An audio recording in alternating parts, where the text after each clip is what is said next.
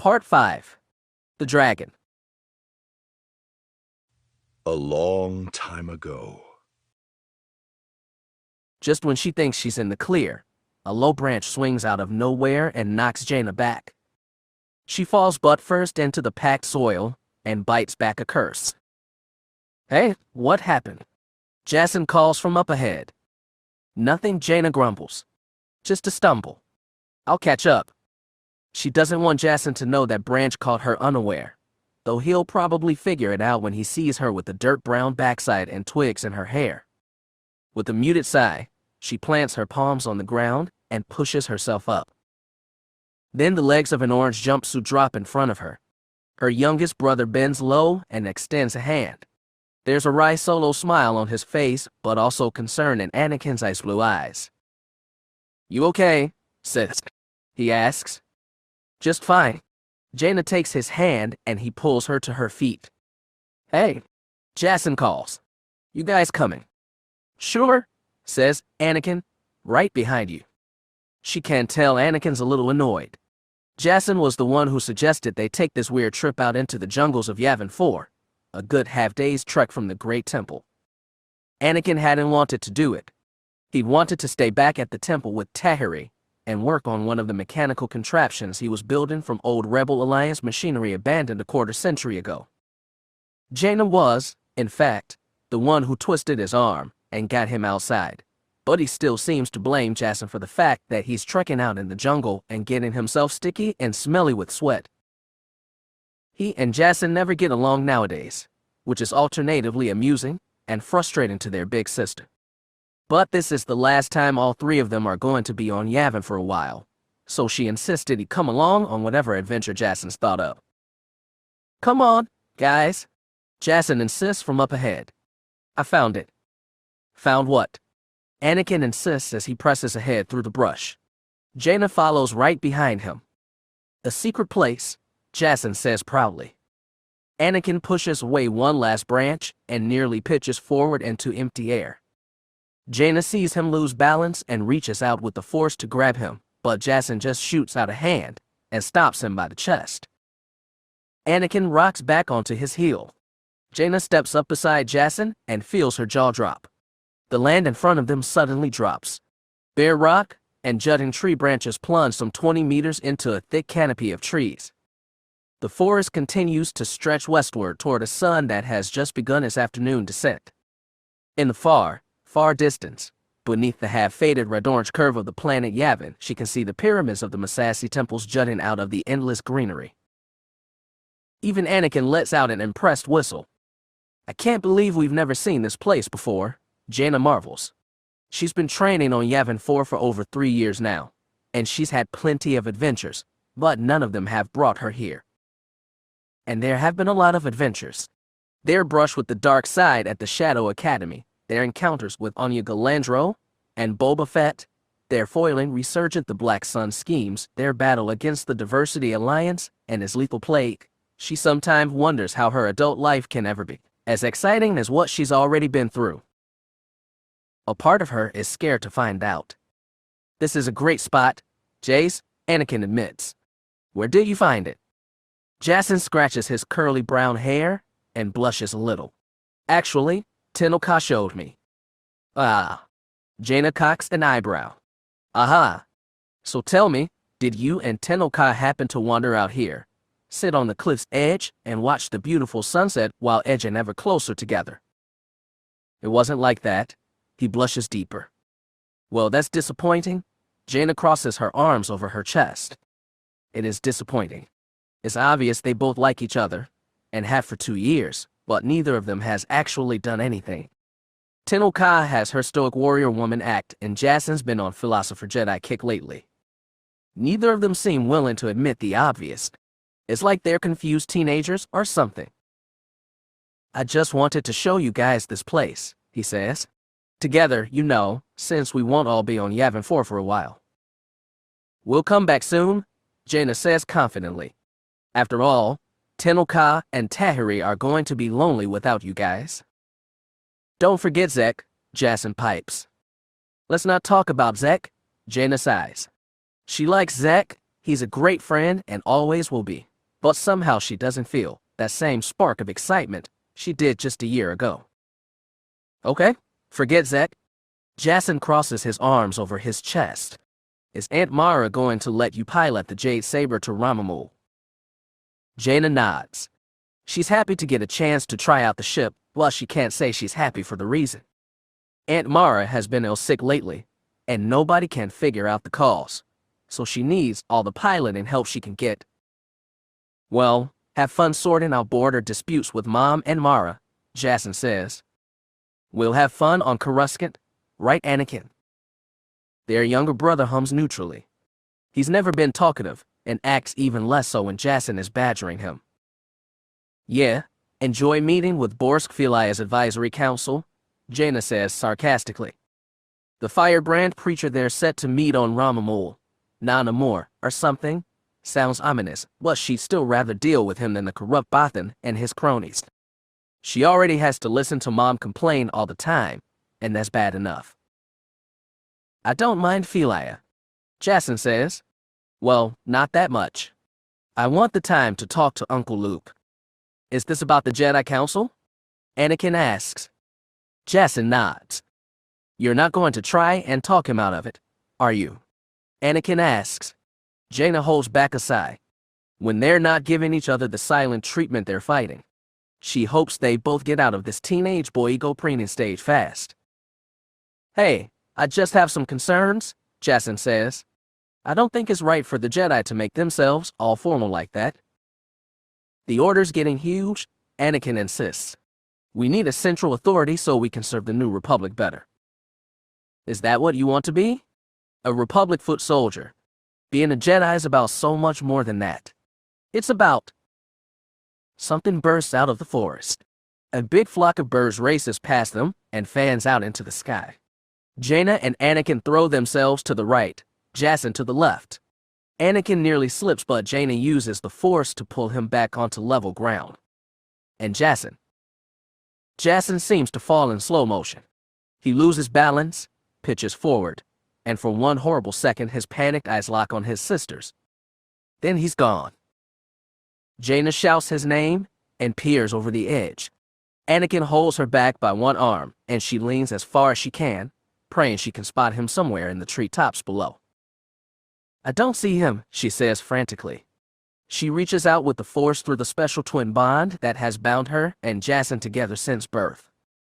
She would sense his death, she's absolutely certain. Right now she feels nothing from him, not even a lack. I don't think he's dead, Anakin says. But I can't sense him either. Let's get down there, Jaina says. How? Anakin looks around. The cliff's steep drop fans out dozens of meters on either side. We go the direct way, Jaina says. She turns around and lowers her legs over the edge of the cliff. Anakin doesn't protest or hesitate. He does the same. Together, they climb down the cliff one step at a time. It's a long trip down. Every move is carefully calculated. Thankfully, the cliff face is made of layers of jagged stone that provide easy foot and hand holds, and when no thin ledge is available, grab hold of dangling roots to help lower themselves down. All the while the afternoon sun burns their backs and their jumpsuits grow dark with sweat stains. Dust gets in their faces and they periodically have to spit it out over their shoulders. Neither of them complain, hesitate, or even slow down. Step by step, layer by layer, they make their way into the jungle. When they put their feet on solid ground, they fan out to explore the shadow-dark forest floor.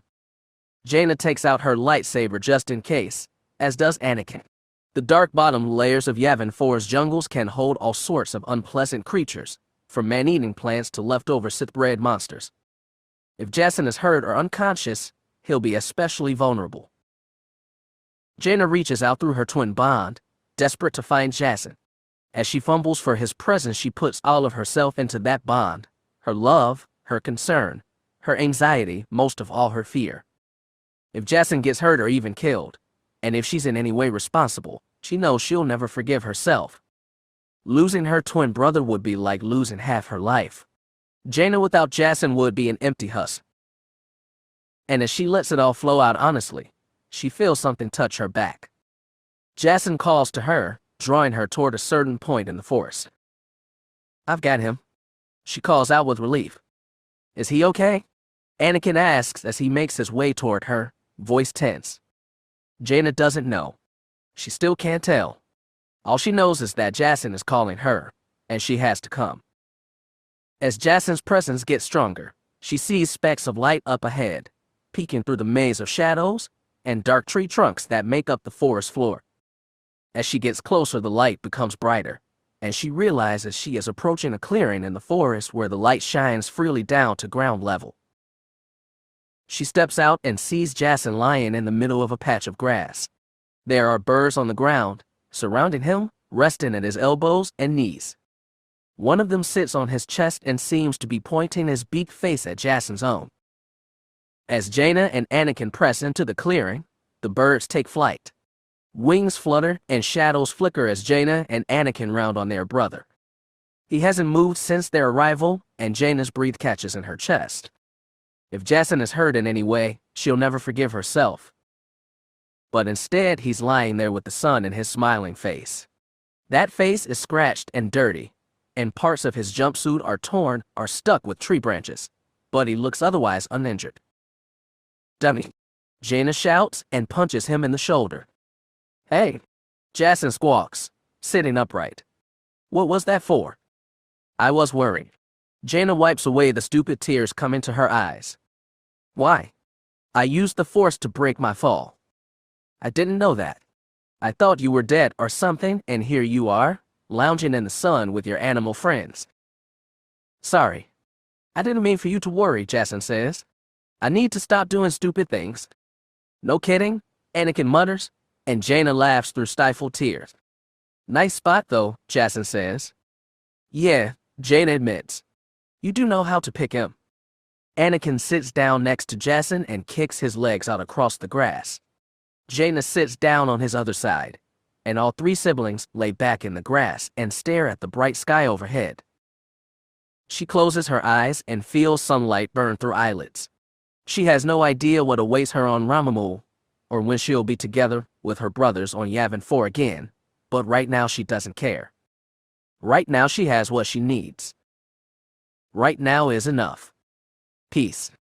Chapter 24. Sometimes when he dreamed, he seemed to move beyond time, even beyond life and death. Some dreams were as vivid as waking life, others were barely dreams at all, but instead a formless flow of sensations, images, thoughts. An instant could take forever to pass, and forever could pass in an instant. Sometimes he seemed to rise with the bright light of a new sun, walk among stars, and sleep in cosmic dust.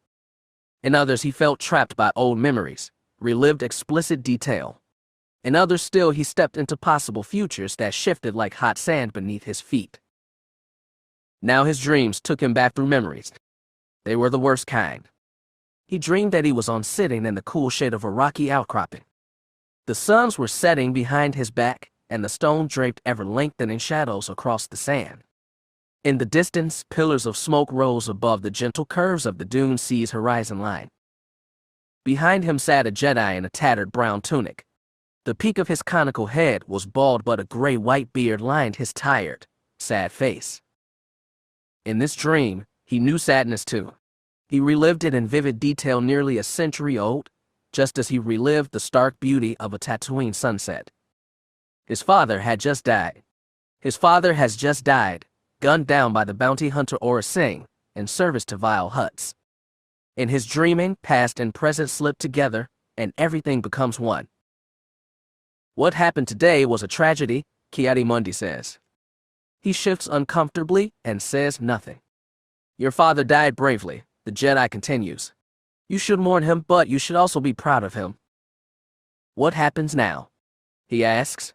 He says it softly, and the mouthpiece of his Tusken headdress muffles his voice just as the wraps and goggles mask his face from the harsh desert and prying eyes of outsider. But the desert is silent, and Ki-Adi-Mundi hears him perfectly. That is for you to decide. Sharad, do you want to stay on Tatooine? My people are gone, he says bitterly.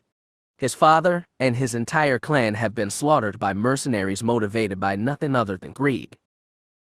Then, if you wish, you may come with me to Coruscant. It is very different from what you know, and it will be startling. But if you wish to follow on your father's path and become a Jedi, I am willing to teach you." He shivers despite the day's lingering heat. He has no idea what he wants to do or where he wants to go. All he ever wanted was to be with his father, but now that possibility is gone. He is alone and helpless like a tiny child again, though he is well into his teenager years and an adult by Tusken standards. He hates this feeling of helplessness, of being dependent on others. It is made all the worse by the knowledge that his father's killer escaped and that Sharad Hett's death in unavenged. A part of him hopes that, in becoming a strong, powerful Jedi Knight, he will never be at the mercy of anything ever again. And yet, being a Jedi did not save his father. "If I come with you," he asks, "can you teach me to become strong?" "Of course," says Ki-Adi-Mundi. "I want to protect people. Protect myself. I don't want what happened here to happen again, ever." "Neither do I," the Jedi says. "Together, I hope we can work to that end." Together, he is still skeptical, but the power of the Jedi is the only power available to him now. So he says, "I want to be a Jedi, like my father before me." "I'm glad."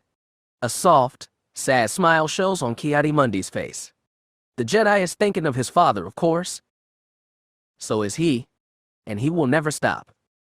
And then, with the easy flow of dreams, it was another place, another time. He was bowed low, knees pressed against the hard, cool tile of a chamber in the Jedi temple. Gold afternoon sunlight filtered through broad, transparent steel windows that show the endless speeder traffic move through the endless forest of skyscrapers that was Galactic City. This planet was the polar opposite of his birth world, and he'd never gotten used to it. When he was raised by the Tuskens, he was always taught to equate power with size and raw animal strength. The leaders of clans settled disputes by physical combat. Children were told to behave, or the dreaded Krayt Dragon would come and gobble them up, and until he saw one with his own eyes, he believed the Krayt was just a myth from bedtime stories. Therefore, he still had a hard time accepting that the most powerful Jedi in the galaxy was the wrinkly green gnome hobbling in front of him. When it came to power he could believe in, he found himself drawn more to the young Jedi bowing at his side. Over the past few months, the young man had become something like his apprentice, though it has never been made official. He was left without a Padawan after Bajul's death on Argoner, while the young man was left without his master after Kenobi's disappearance. Neither of them were generally good at making friends, but they bonded nonetheless. After all, they were both Tatooine boys. Reckless Ewer, Master Yoda grumbles. His walking stick goes tap, tap, tap as he circles the two bowing Jedi. "Put many lives at risk, you did." "With all due respect, Master," Anakin protests, "we saved lives on this mission." The Separatists had encircled the civilian fleet and their plan, that was, holding the convoy as hostages they were. "Coming to negotiate," Master Plo Koon was. "Knew this, you did, yet still you attacked." "It was a trap, Master." He speaks up, though he still keeps his head bowed low so all he can see are the tiles. "Know this, you did, Master Hett?" Yoda asks. Tap, tap, tap. "Sense it through the Force, did you?" "We sense dark intentions, Master," Anakin says. "We both did. We discussed and agreed that when Master Plo Koon's team arrived, he would be in great danger. So charge out of hiding you did.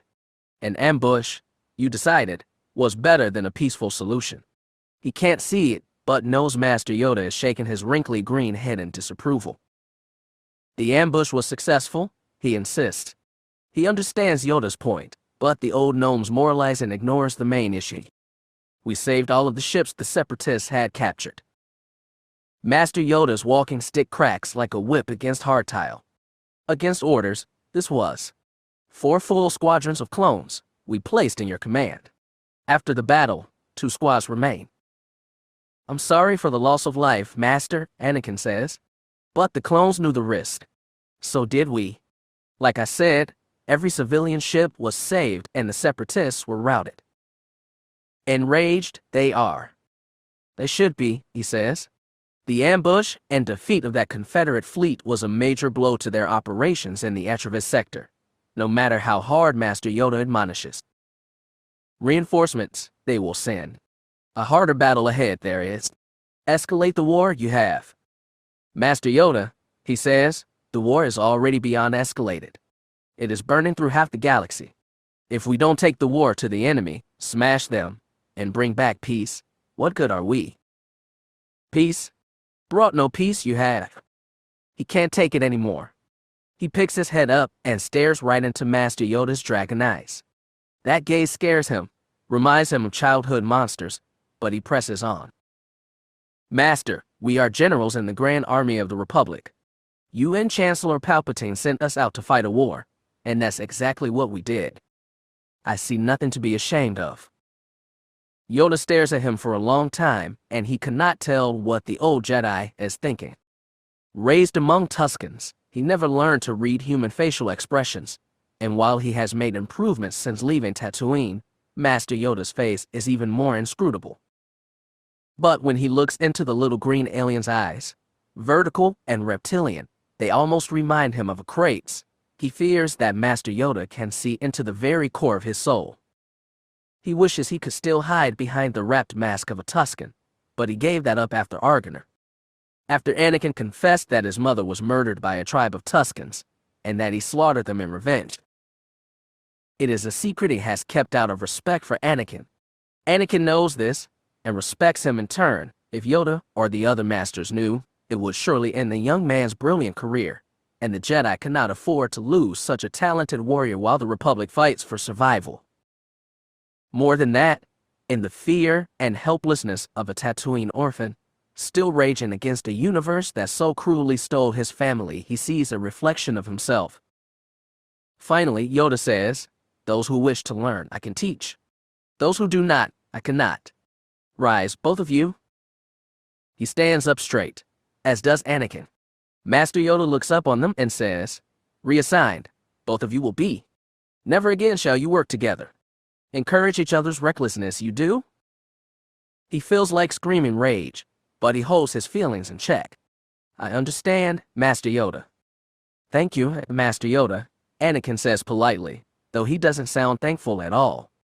After that they leave the chamber and proceed through the halls of the Jedi Temple.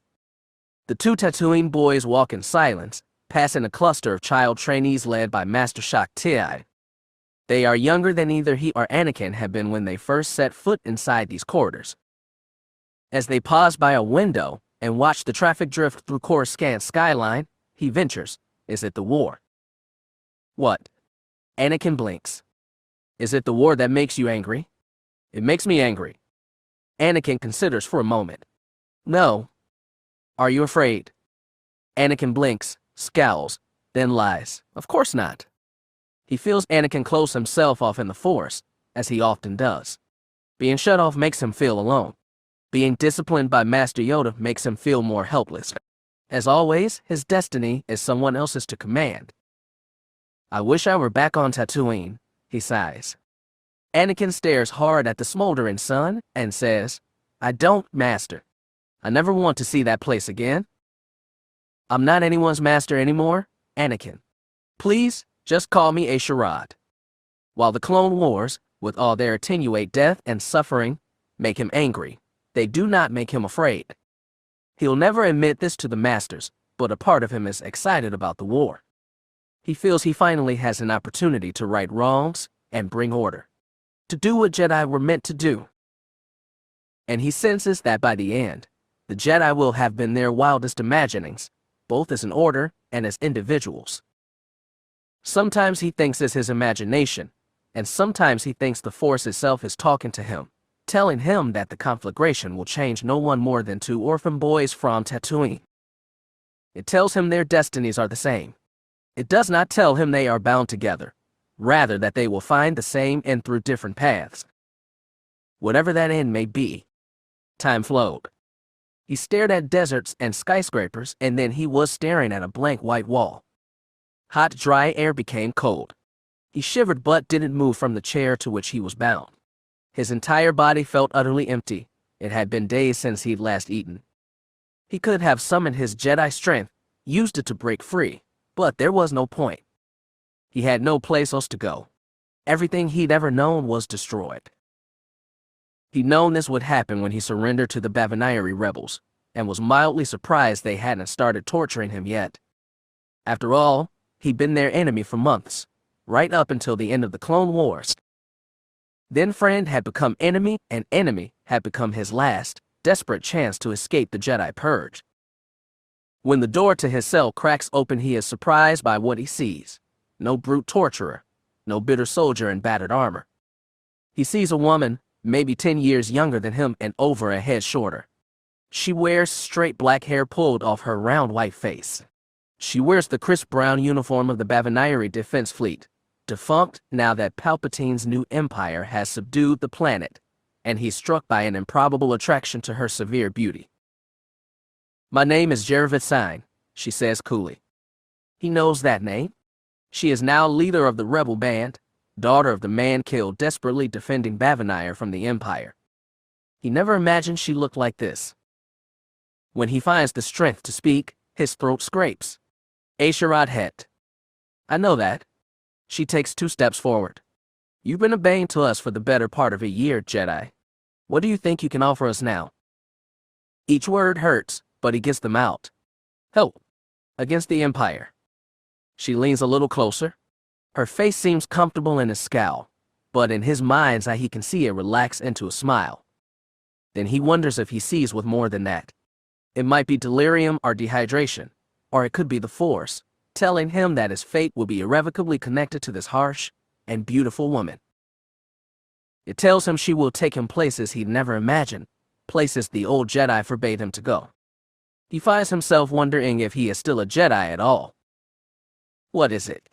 She must have seen something on his face. "Are you trying one of your magic tricks? Stealing from my mind?"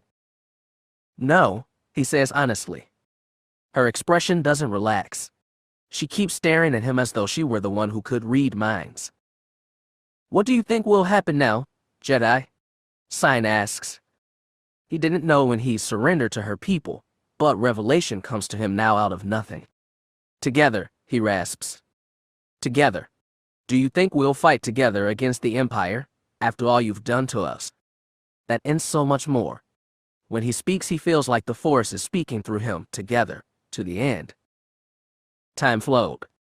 He knew all the things the Jedi had never taught him how to feel, but which his father had known. Aching need, the touch of flesh, another warm body in the night. The rush of revelation and the glory of shared purpose, shared lives. Love, strong enough to light a candle that held back the night. But the candle grew bright, so bright. All of it was gone in a wash of flame, leaving him with only his grief and rage. And after all he had been, and all he'd done, he was back on Tatooine again. 2 suns hovered on the horizon like burning mockery. Hot wind brushed his naked face. His severed right hand sat in the sand. The pain that shot up his arm from the scorched, severed stump was nothing compared to the pain in his heart. A lightsaber hums so close to his neck. One flick and his life is over. "I am finished," he tells Kenobi, not looking back at the Jedi who has just bested him in combat. For months he has been leading his father's old clans on Tatooine, taking back Tusken land stolen by invading settlers and Hutt lackeys. Yet all of that suddenly ceased the moment one man he thought long dead appeared, blocking a mounted charge on a homestead. He tells Kenobi, "You have disgraced me in front of my people. With one hand I can no longer wield a Gadurfi. I am now an outcast among the Tuskens." He closes his eyes, takes a rasping final breath, then says, "I am a dead man. Finish it. Kill me." But the lightsaber retracts to nothing, goes silent. He still doesn't turn to look, but the hem of the Jedi's brown robe brushes the sand in front of him. "No," Kenobi says, "but you can no longer stay on Tatooine. You must leave and give your word, by your father's honor, to never return. Swear it." He wonders what will happen if he refuses. Even after all they've been through, it seems Kenobi is still too Jedi to kill an unarmed man. Humiliate him, cripple him, rob him of his purpose and passion. Yes, a Jedi will do all of those things. But give him the mercy of death. No, That is not for the righteous Jedi. Anger burns inside. He finds himself wishing Darth Sidious had done a better job exterminating the wretched hypocrites. But all he can do now is whisper, "I so swear." Kenobi steps around him, past him, back to the anonymous homestead he stopped a Tusken charge to protect. As he walks away, he tells the crippled man, "The Tuskens were once your people, but so were the Jedi. You have forgotten our ways. Perhaps, with meditation, you will remember them, and yourself." The ache of regret in Kenobi's voice makes it all the harder to hear. "I hope you will. May the Force be with you, Asherad Het." A final hypocrisy, the Jedi has robbed him even of the life Shara Het gave him. His eyes were squeezed shut against the brilliant, blinding sun-bleached desert white of pain. Pain was all he knew, all he was. Pain embraced him, permeated him, and filled his entire being. There was no past, no future, not even dreaming. Only pain? And then suddenly it was gone. Its echoes reverberated through his body for an eternity, and when the echoes grew dim enough, he opened his eyes and saw a squat, bird-like creature staring at him, with mirror black eyes, and an ambiguous half-smile on his wide mouth. "Among our masters," says Vergere, "it is not considered shameful for a warrior in your position to pray for death. It is occasionally granted to those who have displayed great courage. But he can't die, not like this, not torn apart by the monsters who have captured him. Not when he is being taunted, teased, and examined by this strange Jedi who seems even more alien than Master Yoda. Some say our masters worship pain and death, but that is not true. They merely chose to worship life in a manner that does not deny the great pains and tribulations attached to it. They do not hide from their emotions. They do not deny the ugliness of the universe. I found there is much difference between the Yuuzhan Vong and the Jedi, and while some of those differences should be abhorred, others are to be admired. I know there is darkness in you. Are you a Sith?" He croaks. He has asked her this before, and received different answers. Once she told him she was a Jedi who had left with the Yuuzhan Vong from a living planet called Zana Maseket, so she might learn their secrets. Another time she suggested she had been an apprentice to Darth Sidious himself, and had been forced to flee after trying to kill him. By now, he does not believe anything she says. He plays her games only because they distract from the pain. "I am Vergere." She tilts her head and blinks. "What are you? Not a Jedi, I imagine? The Jedi are dead." "Do you mourn them?" he asks. He doesn't anymore. Since Order 66, he's come to realize how cowardly the Jedi were, obsessed with their own righteousness at the cost of better beings' lives. His last flicker of sympathy for them ended. Obi-Wan Kenobi severed his arm outside the Lars homestead so he could safeguard the son of Anakin Skywalker, all the while wrapping himself up in the pompous, hypocritical nobility that embodied everything he'd come to hate about the Jedi Order. Vergere doesn't answer at first. Maybe she is considering. Finally, she says, "I do not miss the hidebound ways of the Order. I do not miss the pretensions of the Jedi Temple. But there were many fine beings whose passings I now mourn." He has found he doesn't mourn anyone, not even his first master Ki-Adi-Mundi. A part of him even wishes Anakin and Palpatine had begun his extermination sooner. His experiences after the Clone Wars taught him that extreme actions are sometimes needed to preserve that which was important, actions old dead Jedi would have called dark and turned away from even when it could have saved billions. "You're more merciful than I," he allows. Vergere cocks her head. "Tell me, what do you think the Force wants for the Yuuzhan Vong?" "I don't know," he spits. "I don't care. I just want to be free from these monsters." "And what will you do then?" "Rebuild the Jedi. The Jedi are better off dead. They deserve to die. I just want to be free." He's already pleaded with her to release him from this painful embrace, but the strange creature showed no mercy. He will not debase himself by begging again. Freedom can be a lonely, frightening thing. She sounds a little disappointed. "I'm used to being alone, and scared, and powerless." He grits his teeth in anger. "But when I am free, I will never be any of those things again." The crest atop her head flares. "Truly. And how do you plan to accomplish those ends?" He has spent so long in the embrace, torn between torment and anger, that he has only one answer left. By destroying anything that gets in my way. Yes, that is disappointment on her face. She turns away and starts for the exit. Wait, he cries hoarsely. You still haven't explained anything. Where did you come from? What do you want? She pauses at the threshold and looks back at him. Something you can never provide. She steps through, and the portal winks shut behind her.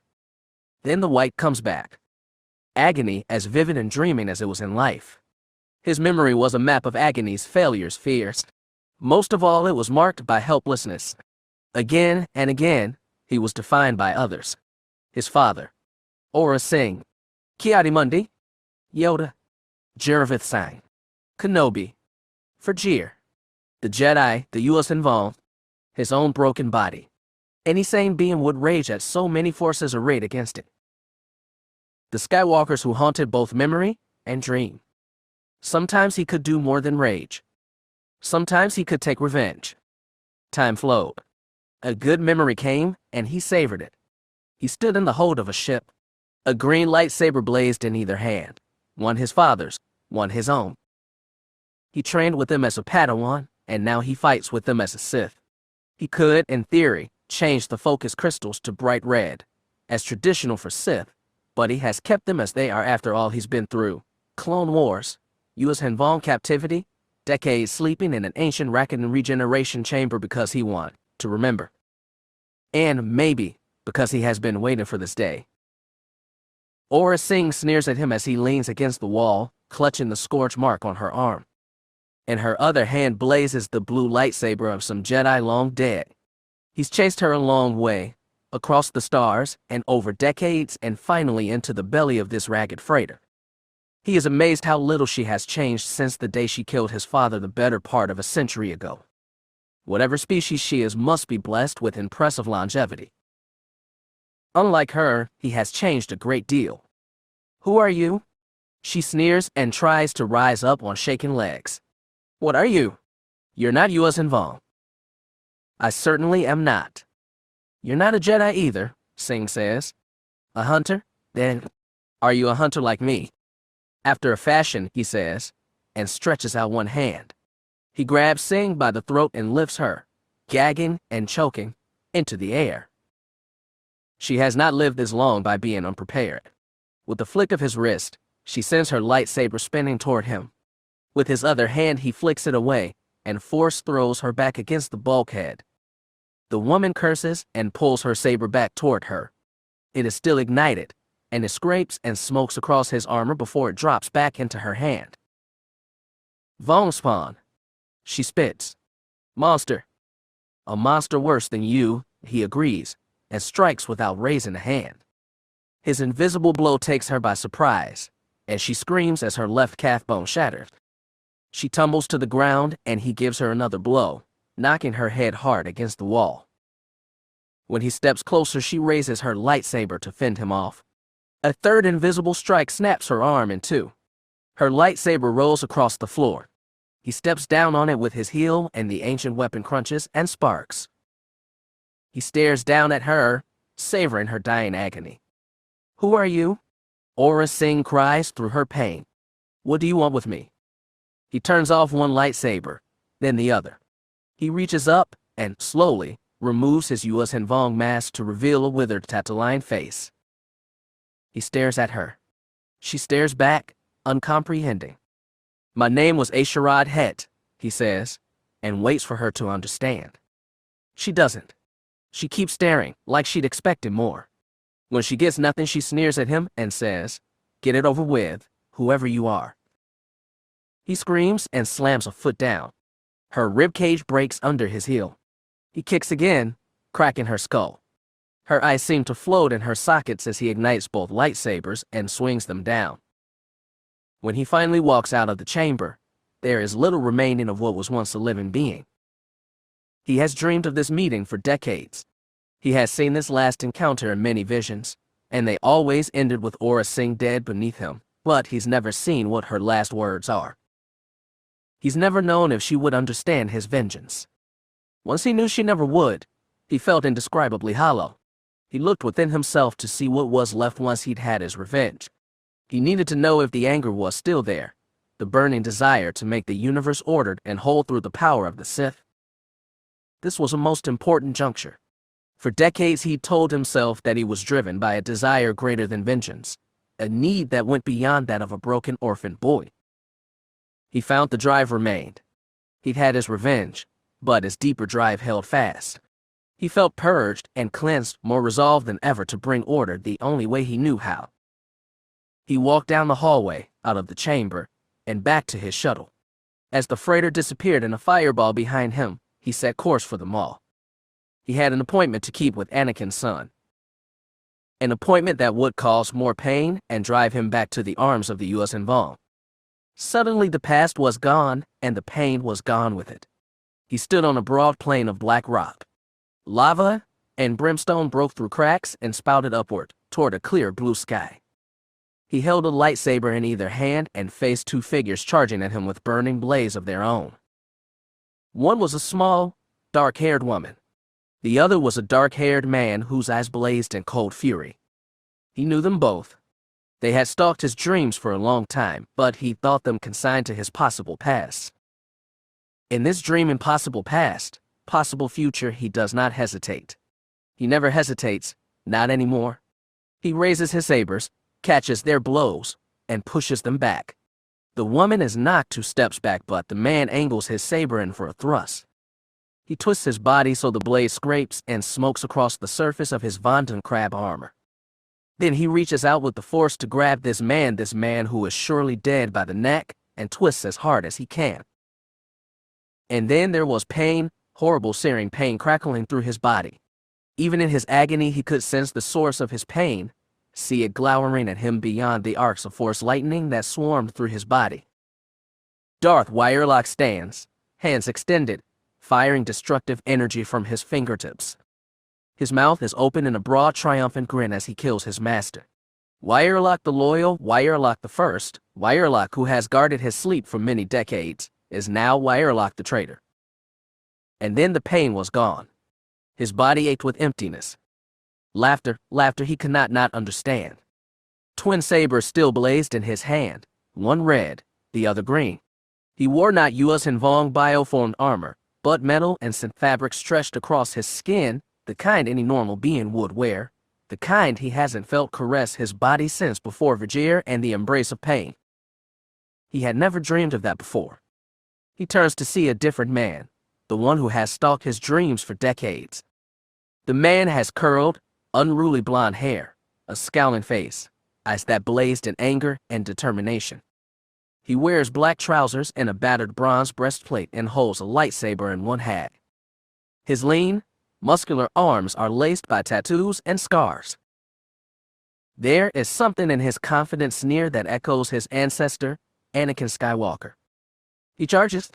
He swings both blades down at the sneering man again and again, but Skywalker is nimble, and he is old. Skywalker dodges one blow, deflects another, and manages to pulse out a force shove that nearly throws him back. And they were floating in space, both of them, amidst a turning sea of endless stars. One bright sun burned hungrily in front of them. There was nothing else. Just the two of them, walking in the sky. Then his dreaming stopped.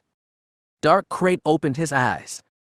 Waking up from dreams usually hurt, but pain was something he had lived with all his life. Strange, this pain seemed less than what he had expected. He reached out to touch the plate of Vondan crab armor on his abdomen, the one Dishon and the Shapers claimed they were going to replace. Putting his life in the hands of the Yuuzhan Vong disgusted him beyond words, and beckoned memories of his long and awful imprisonment. But as he told Vajir almost 70 years ago, nothing was going to stop him from accomplishing his design. No Skywalker, no Solo, and certainly no Yuuzhan Vong. Crate reached out and grabbed the edges of his sleeping coffin. He pulled himself to a seating position, and from there rose to standing. He rose on one leg, then the other, and stepped out of the chamber. Those in the laboratory did not whirl in surprise at his emergence. On the contrary, Dishon and Darth Wirelock bowed low to greet him, while the two Yuuzhan Vong Shapers did the same. All of his Sith could sense, instinctively, when their leader had awoken. "Greetings, my lord," Wyerlok said. "I am glad to see the operation was successful." For the first time, he looked down at the armor plating the Shapers had replaced. It was darker and smoother than the rest of his armor, and the pain that was once there, constantly clawing into the hole in his chest left by a Belith, was gone. He wished he could be rid of the Wandering Crab armor altogether, and his recent dream gave some hope, but in the end it, too, is one more thing to suffer through. Thankfully, he knew how to use his pain. It was the one thing he could thank the U.S. Hanvong for. "Report," he said. The difficult thing about his dreams was that he lost all sense of time. Some seemed to last an hour and took years. Others seemed to last forever and took mere minutes. From the look of the laboratory and the people in it, he had not been gone long.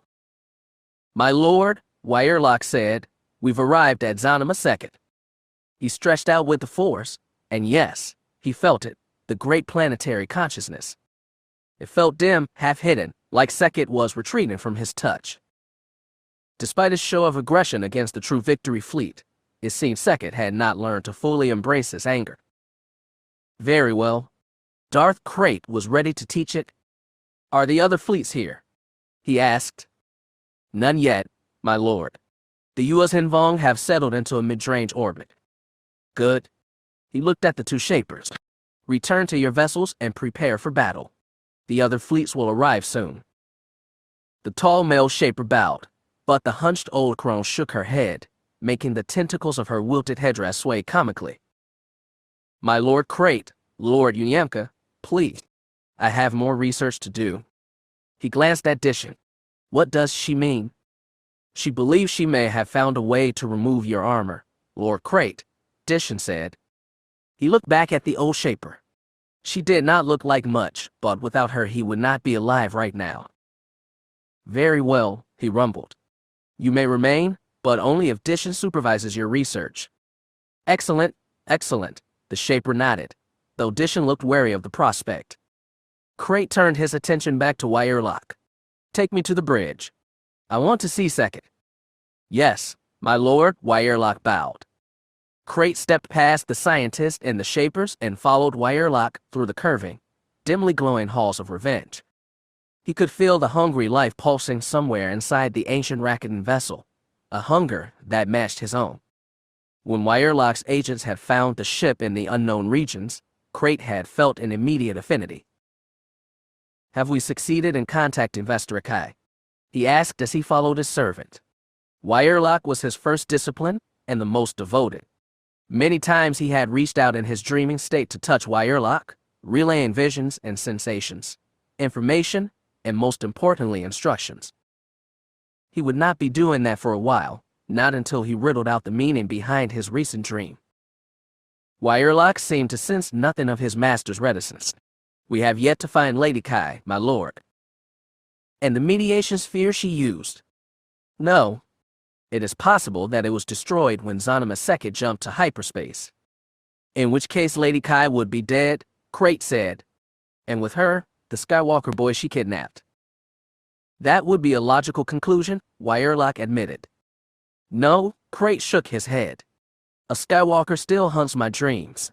His line has not been extinguished." Of course, Darth Kidas had been destroyed, yet Krayt had just dreamed of him too. After so many years and so many dreams, there was still so much he did not understand, and it infuriated him. When they stepped onto the bridge, every robed Sith Lord and acolyte bowed deeply. Krayt barely noticed any of them. His eyes were fixed on the viewport ahead, and the beautiful blue and green planet glowing brilliantly before him. He stepped up to the viewport, reached out, and touched his palm against the transparent steel like he was caressing the curve of the planet's surface. He stretched out with the force and felt his mind again, strong but reticent, and so very alien. And he felt, too, something he'd known for the better part of a century. It was a thread that ran through all the myriad faces of his life, from Jedi Knight to Jedi Master all the way to Dark Lord of the Sith, a thread that even ran through his dreams and taunted the future he strove to build. Skywalker. The boy was still alive. He was down there, somewhere. In destroying him and ending his line forever, Crate would shatter the last of the chains that had helped him. Mine, he snarled, and reached out another hand to cup the planet's shape from both sides. Mine, he repeated, and felt the hunger grown inside him. The hunger to destroy, to dominate, to abase the whole galaxy, bring it to his knees, and force it to worship his invincible strength. Mine. Chapter 25. The storms were gone, and the raining had stopped, but the sky had yet to clear. A film of gray hung over the valley, featureless except for the one point where the white orb of the sun shone faintly through. The air was still humid and the earth still damp. Everything smelled like mud and grass. It was weather for a gloomy, lazy day, but the village was a hive of activity. Yuuz Hinvong, pharaohs, human, Chiss, and other beings hurried every which way. Many were carrying supplies up to the landing field, which was now filled to maximum capacity with both mechanical and second vessels. They said the True Honor fleet had just arrived. It had taken a position orbiting the planet but had not yet attacked, if it planned to attack at all. Venku Skarada had never understood the Yuuz Hinvong, and despite what some people claimed, Zana Maseket had not made him understand them any better. He hoped that, like Mando warriors, they had a certain loyalty to their home planet that would not allow them to fire on it. He stood on the edge of the landing field, leaning against the border fence and watching the preparations. Mariel, Gendry, and Bess were with him too. Since the battle at the hyperdrive engines, they'd had nothing to do except sit around and feel useless. When Venku saw Jaina Solo trekking uphill to the landing field, he broke off from the others and approached her. If anyone was going to give him answers, it was her. Everybody else took one look at his armor and kept their distance. He raised his arm to hail her. "Solo, can you spare a minute?" Jaina stepped off the gravel path to let a pair of pharaohs drag a cart through. She planted her hands on her hips and asked, "What is it?" "We don't have a lot of time." "You fired the beacon and called the fleet here, didn't you?" Jaina nodded. "Looks like the Yuuz Hinvong got here first. They haven't attacked us yet, and Sekhet hasn't attacked either. So you're sending ships up. Do you think that's safe?" She snorted. "I never thought a Mando would lecture me on safety." He conceded the point. "What can you do? No. I heard Sekhet and ships don't even have weapons. We're hoping to fight without fighting." She didn't seem very confident in the prospect, and neither was Venku. "Why isn't Sekhet attacking?" he asked. "Family," Jaina said, and one word explained everything. "We're hoping the Vong feel the same, but when Jag or Daala show up, well, we've got to be ready." "So you're going up there?" He glanced at the shuttles. Jaina Solo was many things, but she'd never lacked for bravery. "I'm not going up there." She shook her head. "I'm going to get Ben." "Your cousin? Did you find him?" "More or less." She didn't sound confident in that either. If anything, she seemed very distant, like neither the coming battle nor, even, her cousin really mattered. "Your brother," Venku said. Jaina drew in a breath, let it out, then nodded. "I hadn't heard. We're trying to keep it quiet. Very quiet. I'll keep my yap shut, then." "Thank you." "But he's alive. Really alive." "Something like that, yeah. We're going after Ben. Together." She seemed less than happy about the prospect. "Is he still a total shabooer?" "I don't know. She shook her head. "Sometimes I wonder if I ever knew Jason at all. He was your brother. Your Jedi twin brother." "I know." Jaina rubbed her eyes tiredly. Still, he couldn't help but envy her. Here on this strange planet, this place that supposedly resurrected the dead, he hadn't seen, heard, or felt anything from Godub since his passing. The Jedi talked of the Force like it was a guide telling them where to go, but to Venku it felt like a big, yawning silence. He wasn't sure if that was the fault of the Force or himself for keeping it at arm's length all his life. Right now he wished for something, anything, to tell him what to do. "Listen," she said, "I have a few things left to get ready. Danny's giving a briefing down in the valley. You should go." "What do you expect me to do?" "That's up to you. But things might get hairy up there." I'm Ben and Jag, and Danny could use people fighting fit. We're Mandas. We usually get paid for that. Jaina frowned. Listen, I can't tell you what to do. But you people have a pretty simple choice as I see it. You can either sit on your shebs here and wait to get bombed, or you can jump in a spaceship and help save lives. It was, he had to admit, a stark choice. Okay, he said. I'll think on it. Jaina nodded, then went back on the path and walked uphill. Venku fought a sight in watching her crest the top and disappear onto the landing field. He shifted his gaze and saw Muriel, Gendry, and Bess still leaning over the fence, watching the preparations. They looked restless, even old Muriel, but he didn't know if they'd feel okay with putting their lives on the line for this place. If he told them to fight, they'd fight. He knew that. It had been like that since he was a teenager. He hadn't asked for their respect and obedience, but they gave it to him because of who his parents were and what they had been through. In that, he was a little like Boba Fett, which wasn't the most pleasant realization. Hey, Venku. He heard Jaina call behind him. He turned around to see her trotting down the hill's water-slick grass with ease. What is it? He asked. Something came up. I need your help. She kept walking downhill, right past him. He did his best to follow her down the slope toward the village. What is it? He asked as he caught up. Should I get the others? No, I just need you for this. She didn't look back. He followed her bobbing brown head down the slope, but instead of heading directly into the village, she ducked into a copse of young, short borer trees rising out of a downhill incline. The mulch-covered earth inside the copse was muddy, and Venku had to grip the tree trunks to keep from sliding down to the bottom of the slope. At some point he lost sight of Jaina, and when he got to the bottom he found himself alone. It seemed impossible. Jaina had been there one moment, then disappeared the next. He looked around the copse but saw no footprints except his own. Through the tree trunks he could see beings still milling about the village and carrying cargo up the trail to the landing field. But this small pocket of forest seemed an oasis of calm amidst the frenzy of preparation. I like this place, a voice said behind him. It was Godub's. His heart stopped in his chest. He turned very slowly. The old man was leaning against a tree trunk. He lacked a helmet but was otherwise dressed in full Mandalorian armor. His arms were crossed over his chest and he had a peaceful, contemplative look on his face. You took it with you? Venku gestured to the armor. Except for the piece you claimed. He shifted his arms to show that the plate from his right forearm was missing. Venku stared but couldn't think of a word to say. He'd been hoping for this, yearning for it, resenting the fact that it hadn't happened.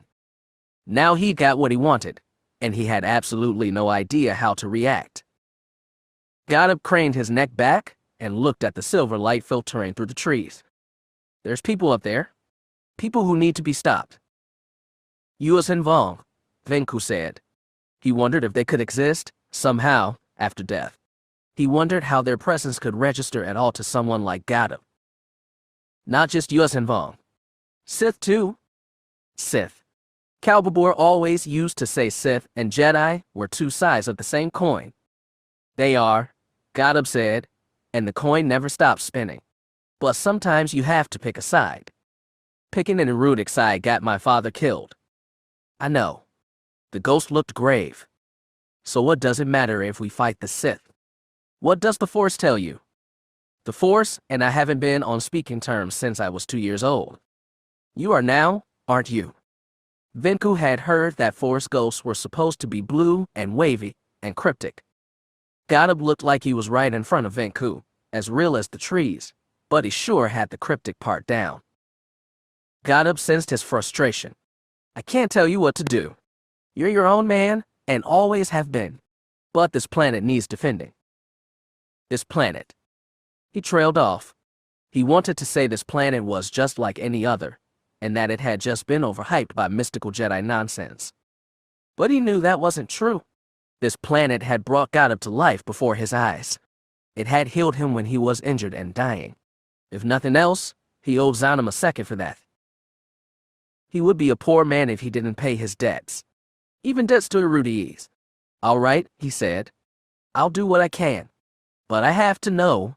That is, I wondered, what is it like, being dead? A tight smile creased the old ghost's face. It's a little hard to describe. I mean, can you touch others who are gone? They both knew what he wanted to ask, but couldn't bear to. The smile tilted slightly, becoming wistful and a little sad. If I want to, yes. And, have you tried to? He had a hard time saying it. That soft smile froze on Gadab's face.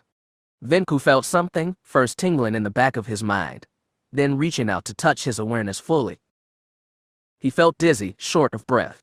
He had not felt this sensation since he was a very small child, but it had lingered with him in the back of his memory for the rest of his life. It felt sad and happy, warm and cool, all at the same time. He felt the palm of a hand, feather soft, run across face. I love you, a voice whispered in his head. And I am proud. Your mother says. I heard her. Tears ran down his rough cheeks. I heard. His vision swam. He wiped his eyes clear with his hand and saw he was alone once again. It took him a while to compose himself, but when he did, he walked all the way up to the top of the slope. Muriel, Bess, and Gendry were still leaning against the fence. None of them noticed his approach. He half fell against the fence right next to Muriel, jerking all three of them out of their thoughts. You were gone a while, Muriel said. I had to talk to someone. He glanced over his shoulder at the town. The Magister's going to give a talk pretty soon. Explain what the shab is going on. We should be there. You thinking of lending a hand, Katika? Muriel raised a gray eyebrow. He looked at the three expectant faces, 2 male, 1 female, 2 young, 1 so very old. At a glance you could tell all of them were family. And so was he. Yes, Venku said. We're going to help. Gendry blinked, like he was surprised. Bess tensed but looked ready for anything. As for Muriel, he gave a wolfish grin and patted Venku on the shoulder. Like Cowboy used to say, if you can't do something smart, do something right. From the inside of the Magister's Demudek, Jason could hear the restless murmur of the crowd gathered in the center of the village. He could picture, in his mind's eye, a confused mass of US Hinvong, Pharaohs, humans, and other aliens of all possible allegiances thrown together by circumstances beyond their imagining for a final battle. If he stood up and walked out the door, he could see it with his own eyes, but Jason remained in the Demudek, thinking. He had explained his plan that morning, and now Danny was going to explain that plan to the waiting throng. There was no reason for him to listen. More importantly, everyone had agreed that he should keep out of public sight for now. His resurrection was hard enough for him to understand. For other beings it would be impossible. He sat cross-legged on Danny's floor, hands clasped on his knees, and stared at the curve of the wall in front of him. He tried to reach into the future, but this time no visions came. He was unsurprised. They never did when he wanted them to. You should be used to that by now, Vergier's voice said softly. Jason looked to see the image of his teacher squatting on bird-like legs beside him. He did not feel her presence in the Force and understood that he was merely looking at another of Zanima Seket's projections. He was disappointed, because there was much he still wanted to ask Vergier, but deep down he knew he would find no truth in her. You are restless, Seket pressed. Do you not have faith in your plan? No, Jason said. Do you? Vergier's feathered crest rose. If you do not believe in your plan, then why did you propose it? It was the best I could think of. You wanted a way to defend yourself without having to kill again? It was the best idea Vergier and I could come up with. I have no idea if it will work. I think it will, Seket said, then added, to a point. Everything works to a point. Jason shrugged irritably. I just wish I could do more. All living beings have to come to terms with their own imperfection. Even the most powerful of us has to work within limits. Even you. Very much so. Over time I think I've become comfortable in my limits. You, however, seem restless still. I am, he admitted. There are too many unknowns. I don't know if I can stop the enemy fleet. I don't know if I can stop the Dark Man. I don't know if I. TSSSK. Second made a very Vergil-like sound. I, not everything in the universe is about you, Jaina Solo, or me, or your dark man. The Force embraces everything. I know, he sighed. I just hate feeling limited, especially when I know I've touched something greater, sometime more unified. Image what it would be like for you if everything you are was shoved into a humanoid body and you had to live a normal life until you died. Wouldn't you feel frustrated? Wouldn't you crave what you once had and do anything to get back there? Second made a sighing sound. I believe one human poet once mused that if a man should dream of paradise, then wake to find a flower in his hand as proof that he had been there. What then? If I could just forget that paradise, I feel my life would have been very different. Vergier's head cocked. You think would not have fallen to the dark? I don't know. He stared at his hands. I might not have gone off on my 5-year journey. I wouldn't have seen the throne of balance, and probably wouldn't have apprenticed under Lumaya. I might have settled for a normal life, maybe gotten together with Tenoka like normal people do. And Alana? He trailed off. So many regrets were making him sick in his stomach. The more he thought, the more he was faced with the horrible enormity of his betrayal. He could not think of a single person he'd loved whom he hadn't damaged in pursuit of his so-called noble goal. Have you touched them with the Force? He shook his head. I can't. I'm sure that if you reached. No. I don't want to hurt them. And it would distract me, which I can't afford if I'm going to fight the Dark Man. Still sacrificing things for the greater good. In this case, I have to. He bristled. You should act more grateful. I'm doing this for you, you know. Vergier's head cocked. Are you now? You don't want to have to take lives. That's why we came up this plan, to keep the moral burden off you. And I'm going to fight the Dark Man, and kill him, to protect you. All of this is for you, second. I don't. He didn't want to hurt the only being he'd loved and not betrayed. Vergier's head inclined in understanding. I am more grateful than I can say, Jaina Solo. Outside, the crowd started to hush. Danny must have mounted the podium. Tahiri, Jaina, and Hara were probably up there as well. I will tell you one last thing, Jason, Second said. As of now, this is no longer about you. It is not about your visions, your moment of perfection, your fall to the dark, or your redemption. My fate, and the galaxy's fate, no longer rest on you. Jason frowned. If Sekit was trying to comfort him or take the pressure off, it wasn't going to work. A feathered hand pressed weight on his shoulder. When you go into battle with the Dark Man, Jaina and Ben will be at your side. So will Tahiri and Danny, Hara, and all your allies in space. So will Kenobi and your grandfather. The feathered hand moved to tap his chest. You need not have searched the galaxy for the unifying force. The unifying force is here. Reach within yourself and you will find that there is no memory, no past, no future, no light and no dark. Call it the unifying force, the universe or existence. Those are only words. They are lies, because the truth is always greater than the words we use to describe it. A hauntingly familiar smile came to Vergier's face. Jason stared into the black wells of her eyes, and was no longer sure if he was looking at a simulacrum, or the true Vergier, or both at once or neither. There is only a dance, and once you accept your place in it you have nothing to fear. From the whirl of quarks to the wheel of galaxies, all is motion, Jaina Solo. All is dance. All is? The crowd that gathered in the center of the village was as motley a collection as Tahiri had ever seen. Though preparations continued in the landing field, the space was nonetheless packed shoulder to shoulder with a variety of beings, all of whom had turned their attention to the wood-cut podium that had been placed in the square center.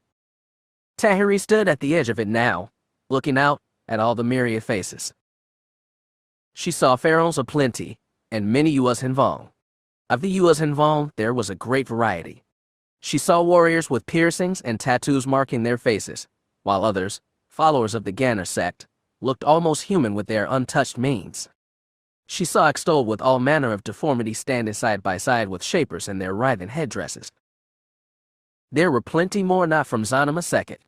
It seemed like everyone sent down from Trinity Fleet had gathered here. She saw Blue Alliance uniforms and olive gray Imperial ones, and 2 chiss with white jackets and glowing red eyes. She saw a cluster of 4 humans in heavy armor, 3 with the T-visor buckets of the Mandalorians, while the last wore a battered white ARC clone trooper helmet from almost 70 years ago. A little way away, she saw a big brown-furred Wookiee standing head and shoulders taller than her companions, a white-haired man, a red Deveronian, a Yuuzhan Vong in a green Alliance jumpsuit, and a tall woman with dirty blonde hair spread over her shoulders and lightsaber dangling from her belt. Then she looked at the platform on which she herself stood. On the far side corner, opposite her, Jaina Solo looked out on the crowd with an alert, controlled expression that betrayed none of the anxiety radiating off her through the Force. Harar, in priest turban and robes, stood at the back of the platform, while Danny Kui was stepping up front to give her address. As for Jaina Solo, she could sense his presence from his viewing spot, cloaked and in the shadows, hiding at the edge of the square. When Danny stepped to the edge of the platform, the crowd stopped chattering and fell silent. A warm, damp breeze blew beneath the sky gray and tossed the pale curls around Danny's head. The Magister froze, like she'd forgotten what to say. Tahiri knew it was more than that. In a lot of ways, Danny was like her. They'd both journeyed through different phases in their lives and been different people. They'd both lost people they'd loved and had to deal with it. They'd both known a strong connection to the Force, and in Tahiri's case been an active Jedi for years, but in the end the Order hadn't been a home for either. They'd both found their only solace on Zanima II, and now had come to time to defend it once again. "Thank you for being here today," Danny began. "I want you to know that your courage, your devotion, won't be forgotten here. Under the wise guidance of the Jedi, we have decided on a plan to meet the people who will be coming." She gestured to Jaina, then Tahiri. "Some of them want to protect us. Some wish us harm. Some, I think, haven't made up their minds. In just a few minutes, every space-worthy vessel on Zanima II will fly into orbit and greet our new arrivals. The fleet known as True Honor is already in orbit but has not yet attacked us. We hope, and pray, that the beings in that fleet will not attack their homeworld. However, the same will not be true of the fleet still en route to Zanima II. Therefore, your ships will form a protective barrier around the Trinity fleet commanded by Jagged Fel. If True Honor wishes to fire on them, it will have to fire through you." Tahiri could feel the tension ripple through the crowd. It was plain on their faces and plain through the Force. "Sekit still want to bring his children home," Danny pressed. "It wants to bring a family together. If True Honor does not attack you, we will have proof that they do not wish to harm the people of Zanima II, and we will welcome them home. If they do attack you," and Danny turned grave, "then Zanima II will defend itself by whatever means it has." That sent another shockwave through the crowd. People began to whisper, and whispers became chatters and shouting. "There is something else." Danny held up both hands. When people had quieted enough, she said, "Amidst the True Honor fleet, working with them, guiding them, and manipulating them for their own evil purposes, are the Sith." That got people even more alarmed. Danny had to shout over them, "We have a plan for dealing with the Sith. With them defeated, I believe we stand an excellent chance of bringing True Honor back home." She gestured to Tahiri. "Jedi Veila, known to many of you as Rena Quad, will lead an assault team into orbit. Once there, she will use the Force to locate the Sith.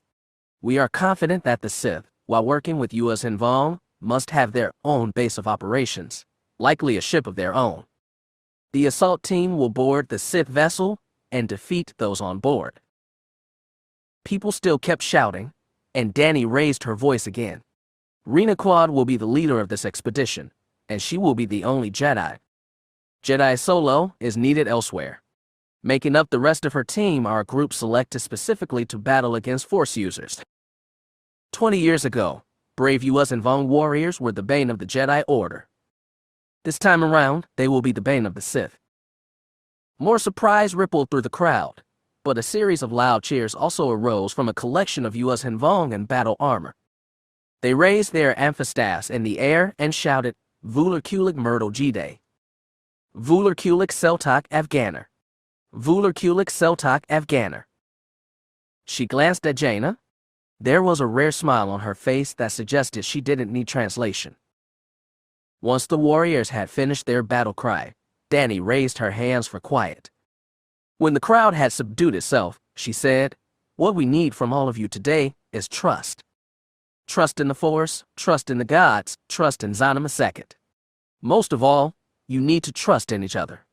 So I want you all to look around. See the people next to you. Some of them have been on this world all their lives. Some of them just showed up 2 days ago. Today we have all come together for a common purpose, a common goal. Today, these are your brothers and sisters. If you do not fail them, they will not fail you. So I thank you all. May the Force, the gods, and good luck be with us all. She stepped back, and the cheers rose. Tahiri only saw a little sigh, but she felt relief and exhaustion pour the Magister. She stepped off the platform, shadowed by horror. Tahiri gave Jaina a nod, and the two of them followed. It took almost 5 minutes to make their way through the jostling, nervous, excited crowd to the Magister's demu deck. When they ducked inside, they saw Jason standing in the alcove in the far side of the room. The shackles on his wrists were gone, and he, like Jaina and Tahiri, wore a black tactical vest and layer of armor over a dark camo jumpsuit. Seeing him immediately stopped up all the elation and energy Tahiri had felt during the speech. Every time she looked at him, she felt an impossible mess of emotions, resentment, bitterness, and outright hatred mixed with sympathy, pity, even the echo of a love that could have been. Most of all, she felt fear. Not fear of what he had already done. She knew he could never hurt her like that again, but fear of the unknown. The man in front of her had been many things in life, and in death he'd been reduced to a scar. In that, he was not unlike his brother. Now, resurrected, he seemed a strangled jumble of all the different Jasons she'd known. She couldn't figure out if he was Jason the confused student, Jason the noble Jedi, Jason the cold manipulator, or Jason the brutal Sith. Right now, though, the thin smile on his lips seemed genuine. That was a very good speech, Dani, he said, and there even seemed to be real warmth in his voice. Tahiri hadn't heard that since the last time they'd both been on Zanima Second. Thank you, Jason. Dani sounded surprised. Are you going to be staying with the village? Horror, and I will stay here. Yes. Dani placed a hand on the priest's shoulder. As long as the communication system remains operable, we think it would be best to direct the mission from here. Of course. Jason took 3 steps forward. Dani flinched, but didn't step away. Jason took 2 more steps closer, putting him within arm's reach. For a minute, they stared each other in the eye and said nothing. There was probably too much to say, but even without the Force, Tahiri knew what it came down to. Regrets, missed chances, might have beans. Finally, Jason extended a hand. Stay safe, Dani. You too, Jason. Her voice broke as she took his hand and shook. I hope you find what you need. I'd wish you the same, but I think you already have. Dani sniffed, stalled for words, and finally said, Thanks, Jason. I think you're right. Dani was the one to release his grip. Jason turned to Horror and offered his hand again. I'm glad you're still around, he said. I'm glad you're still giving guidance to people. A priest exists to serve, Horror said. In that, we are not unlike the Jedi. A sad smile twisted Jason's face. I guess that's right, isn't it? Finally, he turned to Tahiri. Their eyes met, held, and for a second everything they shared flowed between them. Loss, grief, trust, hope, despair, suspicion, resentment, guilt, hatred. Then they both looked down. He didn't dare offer his hand. Both of them stayed at his side, balled in anxious fists. She realized he was having as much difficulty with this as she was. You've gotten stronger, he said at last. I know it's in spite of me, not because of me, but I'm glad. I'm truly, honestly glad for that. You've always deserved better than what you got, Tahiri. I hope you can find some peace after this. The sincerity in his voice caused a tightness in her chest. Her eyes didn't get wet, her vision didn't swim with tears, but she felt like they were about to any moment. She still couldn't look him in the eye. She sucked in breath and said, I think I'm getting closer. Closer than I've been in a long, long time. I've just got to get past one more hurdle. Stay safe up there. Her body shook in a dry laugh. I'm going to be leading a commando raid on a ship full of Sith, Jason. There's going to be nothing safe about it. Well, stay brave then, and stay alive. I'll do my best, she sniffed, and picked up her head at last. Their eyes met again, and everything flowed between them again. I know this doesn't make up for what I've done, Jason said. I know I can't atone, but I want you to know, I'm so sorry for everything I did to you. Words could never balm over so much pain. She wanted to smack him across the face. She wanted to collapse in his embrace. In the end, Tahiri simply drew herself straight and held his eyes for as long as she could. That was only a few seconds. Then she nodded and stepped back. Her vision shifted past Jason's shoulder, to his sister. Jaina was standing to the side, arms wrapped around herself, saying nothing. Tahiri could see the wet gleam in her eyes, and the tension in her body. Stay alive, Jaina. And brave, she said. Jaina simply nodded. The twins were still avoiding each other with their eyes, and with the Force as well. Hey, I've given you some good advice in the past, right? You have? Jaina allowed. She stepped up to the other woman and placed firm hands on her shoulders. You're going to have to trust the Force on this one, really trust it. Trust the Force and trust her brother. Tahiri didn't have to say it. They all knew it, everyone in the room. I'll try, Jaina nodded, still uncertain. I think a little green guy once said something about doing, not trying. I'll do it then, she said. I'll do it. Tahiri stepped back and looked over the room, Danny and Horror, stiff with determination. Jaina and Jason, still apart. She didn't know if she'd see any of them again, but she dearly wanted to. Every one of them, even Jason. I have to get going. She took another step toward the door. I've got a commando mission to run and all that. But, well, may the Force be with you all. I think it just might be, Jason said, a hint of wonder in his voice. For the first time in a very long while. Chapter 26. The second ships moved effortlessly through the atmosphere, cutting through the low-hanging clouds, and bursting out into sunlight like a flock of gleaming birds. The landscape of clouds fell away beneath them, and they climbed higher still, until the pale blue of the sky faded way to the sprawling, star-spangled blackness of space.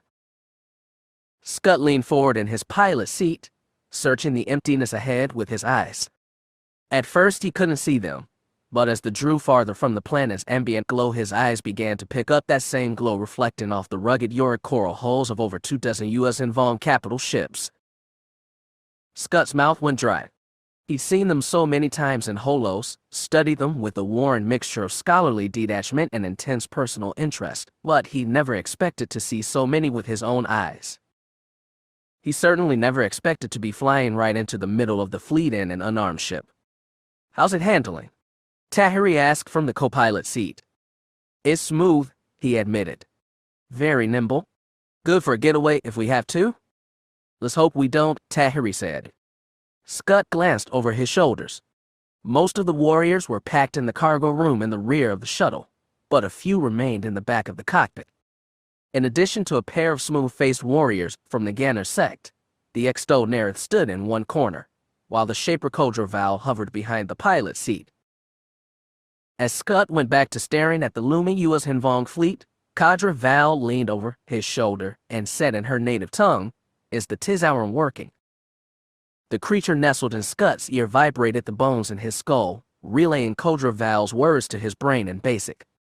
The implant still felt strange and intrusive, but he acknowledged he was going to need it if he was going to be working with the rest of these U.S. Hinvong. It does, he said in Basic. Thank you. Kodra Val nodded, satisfied, but remained over his shoulder. Scott asked Tahiri, any idea where those Sith are? I'm working on it. Her scarred brow was wrinkled in concentration. I'm just trying to pick up basic sensations. I don't want to touch any minds, specifically. That might give us away. You are Yamisk, Rena Quad, Kadra Val said, still in US Hinvong. Not at all, she replied in the same language. Yamisks aren't supposed to be on the front lines. They get protected by everybody else. But believe me, when we get on that Sith ship, I'll be right in front. You are a brave warrior. The way Kadra Val said warrior made the compliment seem begrudging. I'm not a warrior. I'm not anything. I'm just me, Tahiri said. Now please, let me concentrate. Fine, Scott said. Let's just enjoy the ominous silence for a while. If he was with Wraith Squadron, someone would have chimed in with a joke or witty comment. Instead, it was met with the same ominous silence he'd requested, which was the opposite of what he really wanted. Jesmyn, Shar, Drakal, and Huhana were on the line too, crammed into another shuttle. Scott had asked Shar for permission to join Tahiri's attack squad, and his request had been reluctantly granted. Now that he was up here, getting ever closer to the True Honor fleet while his co-pilot plotted a collision course with the Sith, he didn't know what in the galaxy had ever made him think this was a good idea. It had something to do with proving himself, probably. He'd always wanted to prove himself. Usually it was proven to people in the Galactic Alliance that he was like them, not the hated US Hinvong. Now that he was among the US Hinvong, he felt an urge to prove he was like them. Apparently volunteering for an ultra-dangerous, probably suicidal, but extremely important mission was supposed to accomplish that, somehow. Maybe it would all make sense when he wasn't so damned nervous. I feel something, Tahiri muttered beside him. She did it in US Hinvong. Sith? Scott asked. She nodded. I feel this concentration of energy, very dark, cold, very angry. Scott checked his console. The active sensors were running a scan on the fleet up ahead. It rattled off a list of US Hinvong frigate, corvette, and heavy cruiser analogs. The list was as monotonous as it was frightening. Then something strange popped up. The scanner read simply, unidentified ship. Well, that's unusual, he muttered. He punched the buttons and tried to get a more thorough scan, including telemetry for the unknown vessel. Have you found it? Nerith rasped from behind Tahiri's chair. Maybe, could just be wonky sensors, Scott said. He glanced at his co-pilot and saw her staring ahead with a look of furious concentration. We'll be getting within their firing range soon, Kadra Val said. Scott turned on the comlink and punched in the code for the shuttle the rest of the Wraiths were in. Smarty, this is Scott. Do you copy? Smarty here, Cher's voice crackled. You hanging in there? For now. We're close to weapons range. Any sign they have guns hot? Nothing on my scanners. Yours? Nothing. Scott didn't let himself feel hopeful. If they really wanted to destroy the incoming Second Fleet, and fleet was a big overstatement for a few dozen ships, none bigger than bulk freighter, they would wait until they were close enough to be easy targets. Any sign of your target, Scott? Maybe. He glanced at the scanner readout. That ship was still listed as unidentified, but now he had a telemetry readout pointing to the ship's location. Just his luck, it sat smack in the center of the True Honor fleet. That's it, Tahiri said, sudden conviction in her voice. Set course but don't accelerate. I don't want to be obvious. Copy that, Scott said. You hear? Smarty. We heard. We'll stay on your wing so you don't stand out. Thanks, he said, and adjusted course heading. By now they were within firing range of the US Hinvong ships. Scott still wasn't getting any sign that their weapons were aimed at him. He held his breath as one frigate loomed ever closer. As he watched, he began to make out all the jagged spikes and rough curves of his asymmetric, organic surface. He couldn't help but marvel at the feat of bioengineering it took to create a living vessel that large and complex. It was beautiful and terrifying at the same time. He held course and sailed right under his belly. When they passed out from under it, he released a big breath and checked his scanners. Still no sign of weapons aimed at him.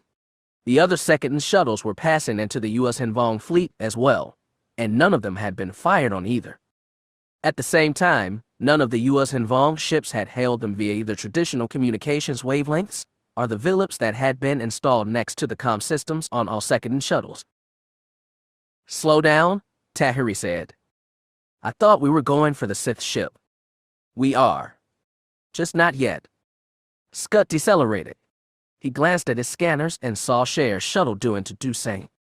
Tahiri reached up, plucked a comm speaker from her console, and brought it to her mouth. "All ships, this is Rena Quad. Cut engines and hold position." She repeated the order in Basic, and the entire fleet slowed to a halt. For a long, quiet, ominous moment, the second vessels hung interspersed in the midst of the U.S. Hinvong fleet. Scud froze with his hands on the shuttle's control sticks, afraid that the slightest movement from him would bring down a rain of hellfire from the nearest frigate. Another long moment passed. Another. Nothing happened. Scud should have felt relieved, but he wasn't. "What are we waiting for?" he whispered. "Friends," Tahiri said simply. "What about the Sith vessel?" Nerith asked. "If we go for it now, you can bet all the true ownerships will start shooting at us." "Well, we don't want that to happen," Scud said. "So we wait until the shooting starts, then make a run for the Sith." "Pretty much," she admitted. "I thought we were trying to prevent a shooting war." Tahiri gave him a look that said how likely she thought that would be. Scud looked back out at the stars, and the U.S. Hinvong capital ships strung out line asteroids in Zanima Seket's orbit. If he didn't know better, he'd think they were asteroids, and just as harmless. He tried to spot the Sith vessel they were heading toward, but he saw nothing. His sensor board started beeping. New signals were appearing in Zanima Seket's orbit, just outside the ring of true honor vessels. "See," Tahiri pointed to the gray-black wedge of Starless at the head of the arriving fleet. "Friends?" When Trinity Fleet emerged from hyperspace, Jagged Fell was immediately very glad and very horrified that his decision to put all crew on red alert had been justified. Standing on the bridge of Starless, right near her forward viewport, he had an excellent view of Zanima Seket, all green and blue and white, which made his heart swell. And drifting in front of the pristine planet was the chain of asteroid-shaped silhouettes that made his heart sink into his gut. "All ships, battle stations," he called. "Bring guns about. All ships, launch fighters." "Copy, Commander," the tactical lieutenant called. "Spade, dagger, torch, and Wraith Squadrons away. Sial," Antilles reported from the crew pit. Jag watched soberly as the burning engine flares of Starless's fighters shot out in a chain beyond the destroyer's bow. Sial's sister was in one of those snub fighters, and his own was launching from Vindicator somewhere to his flagship's starboard side. He would have preferred that Weinsa had remained on Vindicator or Phoenix, as he tried to force on his sister for her own protection. Weinsa, of course, wanted to be on the front lines with her Chiss pilots, like the fine soldier she was. He felt like his heart was going to leap out of his throat. Jag made his way to the tactical station. "Lieutenant, do we have a readout on those Vong ships?" "Aye, sir," said the squat young Celestin. "What have we got?" "Almost 20 ships, sir," the Celestin said as Jag looked over the tactical holo. As reported, the Vong fleet was spread like a chain around Zanima Seket's middle orbit. However, mixed in with the bright red hollow markers were a number of small yellow dots. "What are those unknowns?" he asked. "They're unknown, sir," the lieutenant said awkwardly. "More Vong." "Maybe, sir." "Commander," Sial said as she climbed out of the crew pit, "we've got an incoming comm signal." "Undetermined source." "All right, pipe it to this station," he said. A moment later, a voice crackled over the tactical console speakers. "Starless, this is Smarty." "Repeat, this is Smarty. Do you copy?" Jagged frowned. "Smarty, this is Starless. Identify yourself." "Plainly." Sorry, Commander. This is Charlotte of the Wraiths." Sial Antilles, now at Jag's side, released a short sigh of relief. She asked, Smarty, are those your ships? Copy that, Captain Antilles. We've got about 24 second ships, heading your way now. Mr. Lat, were you just floating in the middle of the enemy fleet? Jack asked sharply. More or less, sir. We've got a lot of US Hanvong aboard, and I guess those guys don't want to fire on their own people. Jack saw a chance and took it. Mr. Lat, I want your people to spread out en forma. Already on it, Commander. We're creating a barrier between your people and the Vong fleet. Jack thought he heard the loud groan of a Wookiee in the background. Oh, right, Lat added. Clymer says you should pull those snub fighters away. If they get too close to the Vong, they might start firing on all of us. Copy that. Complying. Jack switched off the link. Lieutenant, tell all fighters to peel back. On it, Commander. Jag looked at Syal and saw the same relief that was probably on his face. That relief quickly returned to concern. How long do you think we can hold like this? Syal asked. I don't know. We could try and calm the Vong flagship, offer terms of a truce. A truce? With US and Vong fanatics. Well, it's either that or strike one with Daala, because we don't have enough ships to handle their whole fleet. Unless Zanima Second lends a hand again. If the US and Vong won't attack Second probably won't attack his own children either. Jack shook his head.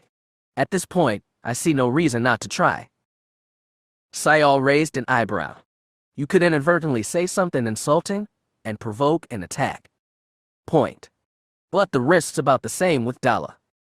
He spun on his heel and headed for the communication station.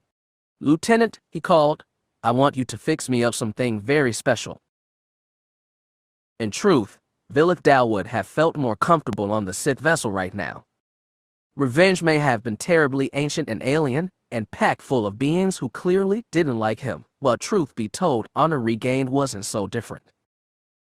Like a lot of US Hanvong, he'd grown up with a strong affinity for his own caste and propensity for looking down on the others. Like a lot of Shapers specifically, he'd long held the belief that the warriors were pig-headed, savage, and generally wouldn't be worth a damn without the weapons bred for them by their scientifically minded betters. Right now, standing on the bridge of Maul La's flagship, he was the only Shaper on a ship full of warriors, all seething with bloodlust at the sight of the new fleet. He was thankful for Maul La, at least. The veteran commander was not yet baying like a hound and charging in. He stood in the middle of the bridge's tactical niche, watching multicolored insects swarm upward on a chatter of wings and imitate the layout of the battle zone. Vilith Dal watched from a slight distance, while the War Master's younger domain sibling Voron La stood anxiously at his side. We should attack, Voron La grinded his teeth. Now, before they can deploy their forces.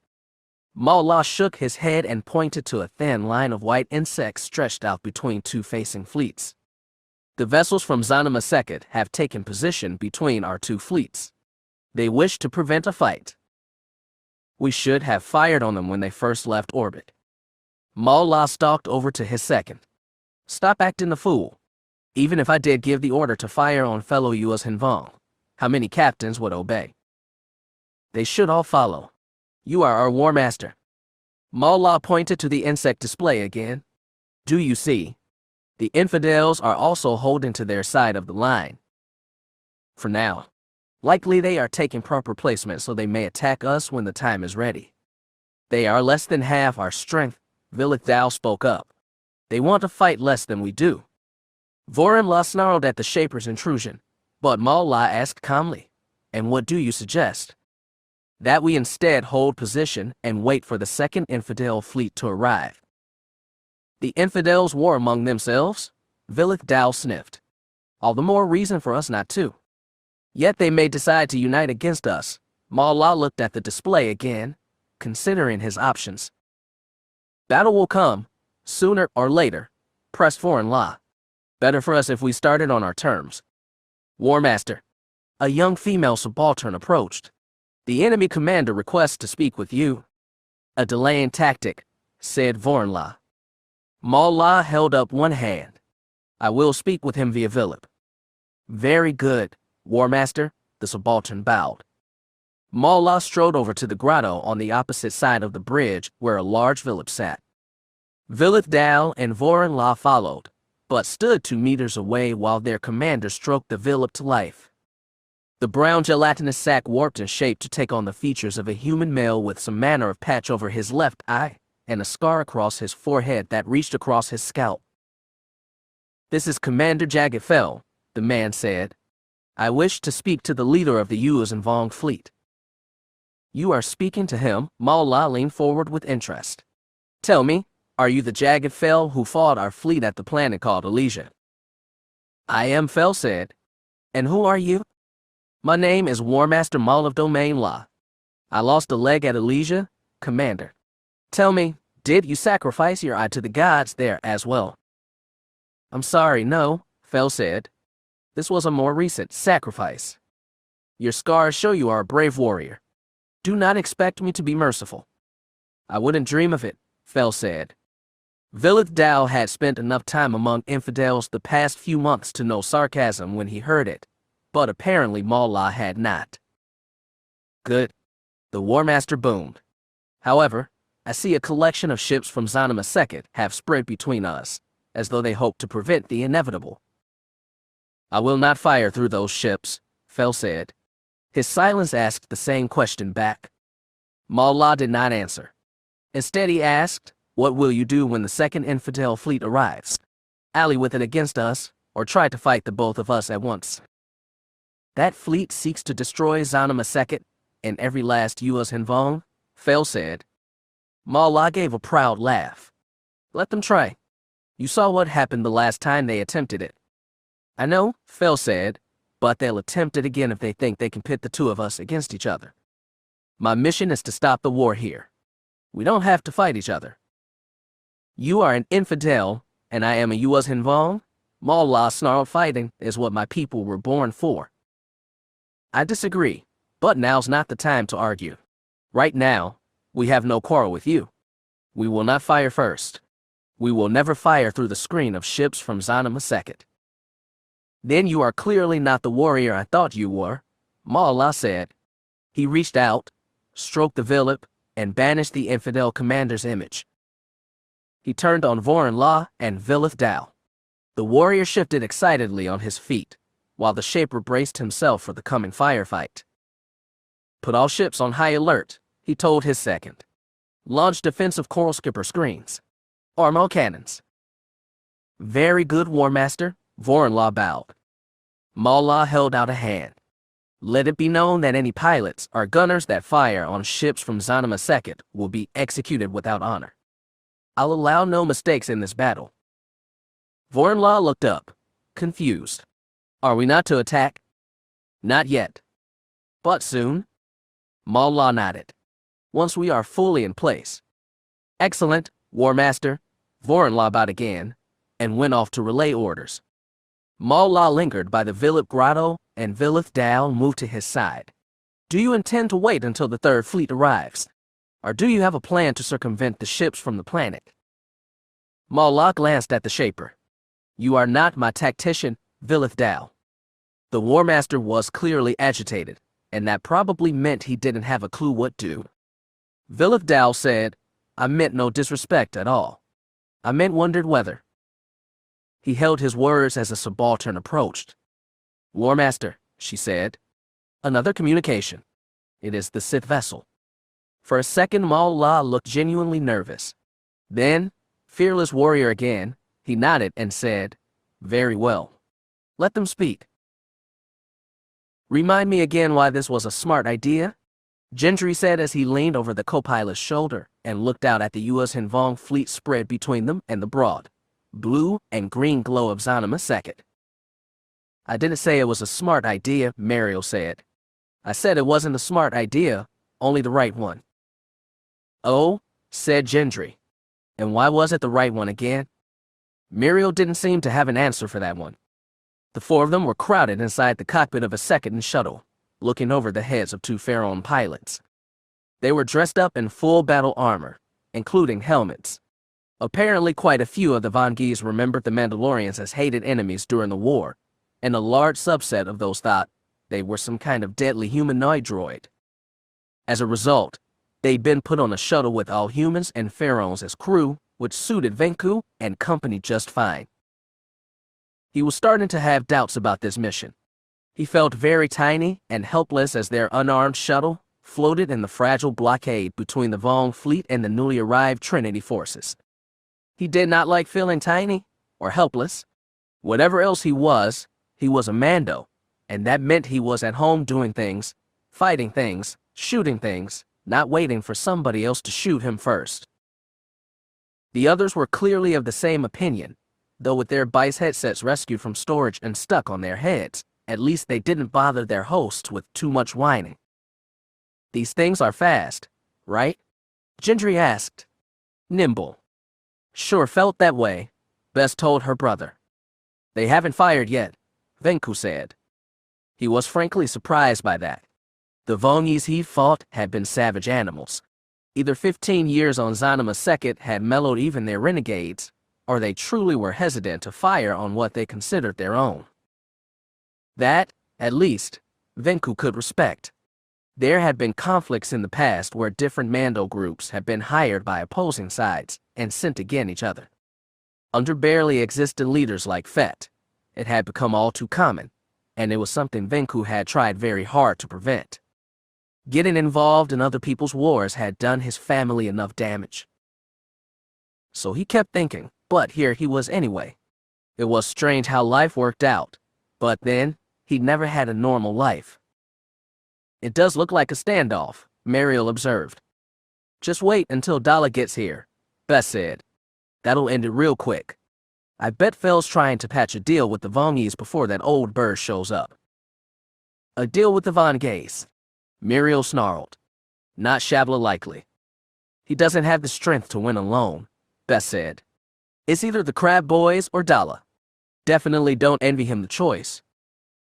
I'd still rather be on a big Star Destroyer than floating around in this, whatever this is, said Gendry. You're telling me, Mariel said. I didn't make it this far to get shot down when I can't shoot back. Venku knew the feeling, but it must have been even stronger for Mariel. The old ARC trooper had seen the Clone Wars, the U.S. and Vong invasion, 2 civil wars, and so many smaller conflicts, and somehow lived to tell the tale. He was a legend in the extended Skirata clan, and one of the last Jango Fett clones still alive. To die like this, in a battle that the rest of the galaxy might never even hear of, would be both a tragedy and a humiliation. He knew Muriel was vain enough to be thinking the same thing. Yet, somehow, Venku didn't believe that would happen. He was not typically an optimist nor a believer in good feelings, but this time was different. Talking with his dead boer, feeling the touch of his mother gone 65 years, had shaken him to the core. It had been enough to force a sudden reversal of the vow he'd sworn to Godab all those years ago, the vow to never get involved in someone else's wars, and live only for the Mando aid. He'd broken that vow, but he wasn't bothered by it. Against all the instincts bred into him by a precarious mercenary's life, he found that he had faith. Faith in Godab, faith in his mother, faith in Zanima Second. Even faith in the Force. Would the wonders never cease? Then, calmly, precisely, the Pharaoh pilot announced incoming signal. 6 capital ships just dropped out of hyperspace. She's here? Chapter 27. Even as he walked through Revenge's winding corridors, Darth Krayt felt as though he had not truly left his dreaming state. Though he marched alongside Darth Wyerlock, he was also engaged in ferocious combat on a plain of black stone, swinging and spinning both his lightsabers against a pair of attackers. They fought, and he neither killed them nor they killed him. It was as though the battle was a hinge of fate that not even his visions could see clearly. He struggled to make sense of the scene. Darth Ketis was dead, murdered by his own sister. The great hero Jaina Solo had fallen to become a mad and pathetic Sith Lord, bringing only chaos and pain to a galaxy instead of the order he'd craved. He had been ultimate proof of the foolishness of the old rule of 2, and his ignominious defeat had driven even more dark side users into the one Sith. Ketis was dead. He could never come back. And yet, impossibly, Krayt had seen the dead failure waiting for him down on Zanima Second. The fact that he'd had no visions of Luke Skywalker's son, despite the boy being his main target, was even more disturbing. He remembered that the planet's living consciousness could supposedly take the image of beings it had met. It was possible that the thing in his vision had been second in Jaina Solo's skin. That was the more likely case, though the idea of Ketis fully returning from the dead was both terrifying and intriguing. Crate tried to focus on the Sith Lord walking beside him, in order to banish the visions before they pulled him back into his dreaming state. Normally Darth Wyerlock's stern, horned face gave him feelings of companionship and strength, but something was different now. He could not forget his brief vision of Wyerlock standing over the prone body of his master, mouth curved in a sadistic grin as he pumped force lightning from his fingertips. "My lord is troubled," Wyerlock offered. Crate shook his head. He would never tell Wyerlock about that vision of betrayal. It was, after all, only a dream, and many of his dreams did not come true. He would put it out of his mind. For now. "Have you sensed Skywalker's son?" Wyerlock asked. Crate almost said that Skywalker's son was on Ossus with the rest of his Jedi Order. Well, of course, to Wyerlock, Skywalker meant Luke. To Crate, Skywalker would always be Anakin. Even in his dreams, he could see Anakin's anger in the blonde man's eyes, the same confident tilt of the head. "I have not felt Ben Skywalker. Not yet.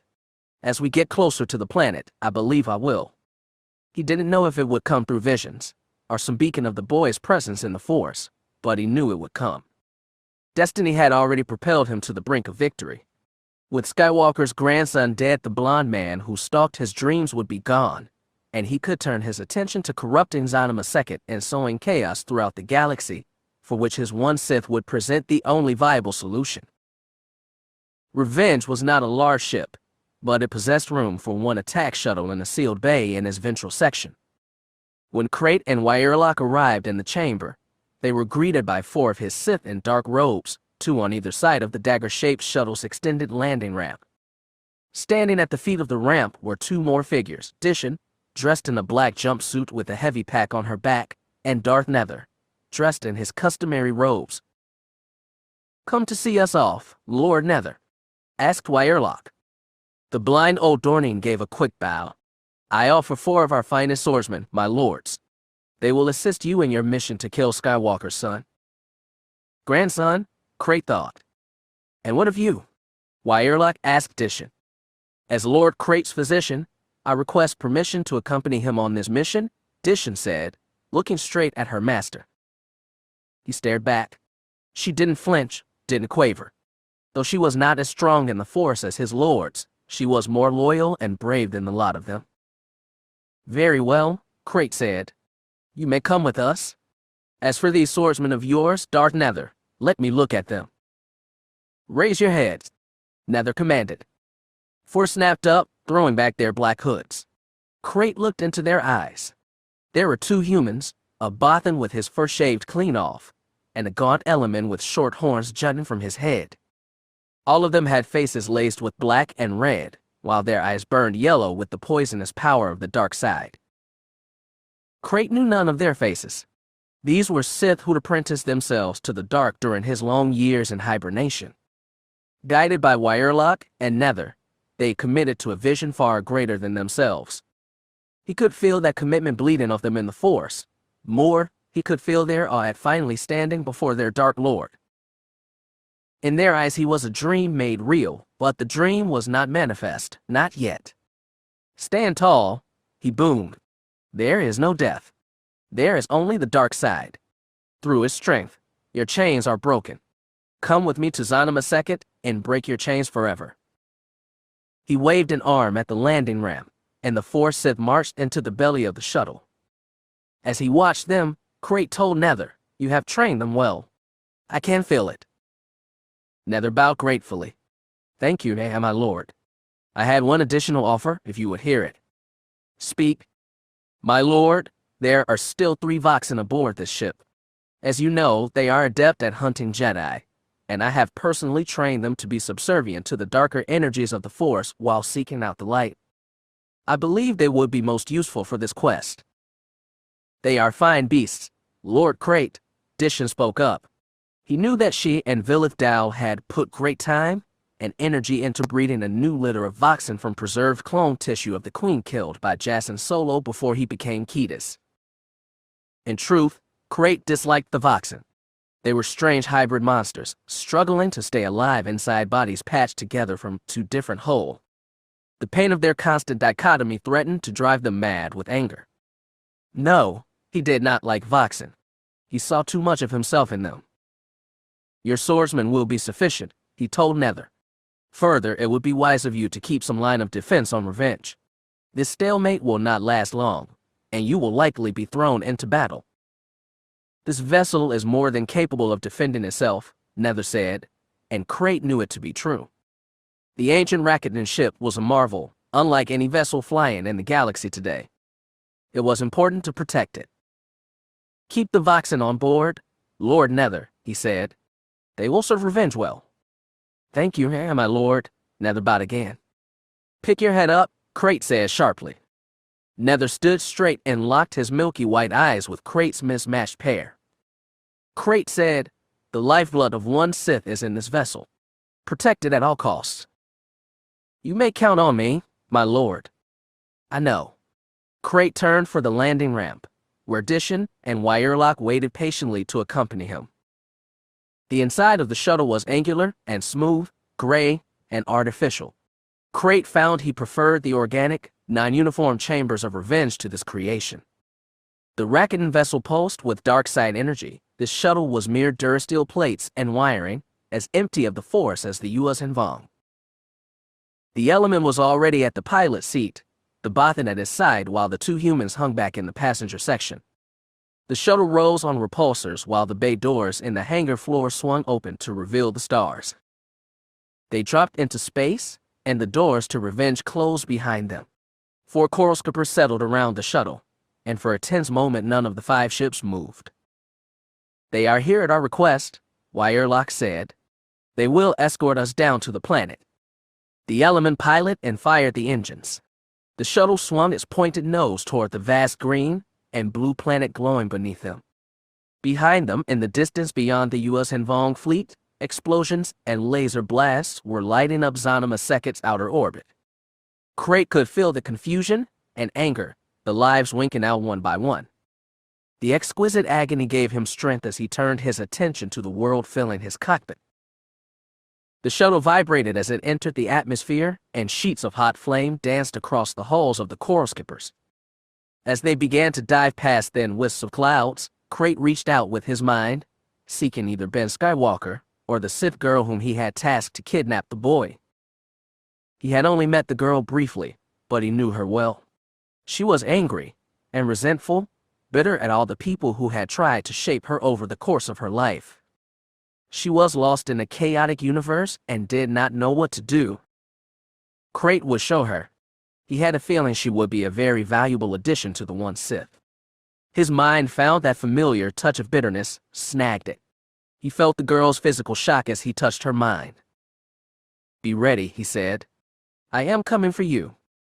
He received no message back, but then she was only a girl, promising but no master of the Force. She remained in his mind, and he allowed himself to be pulled toward her presence.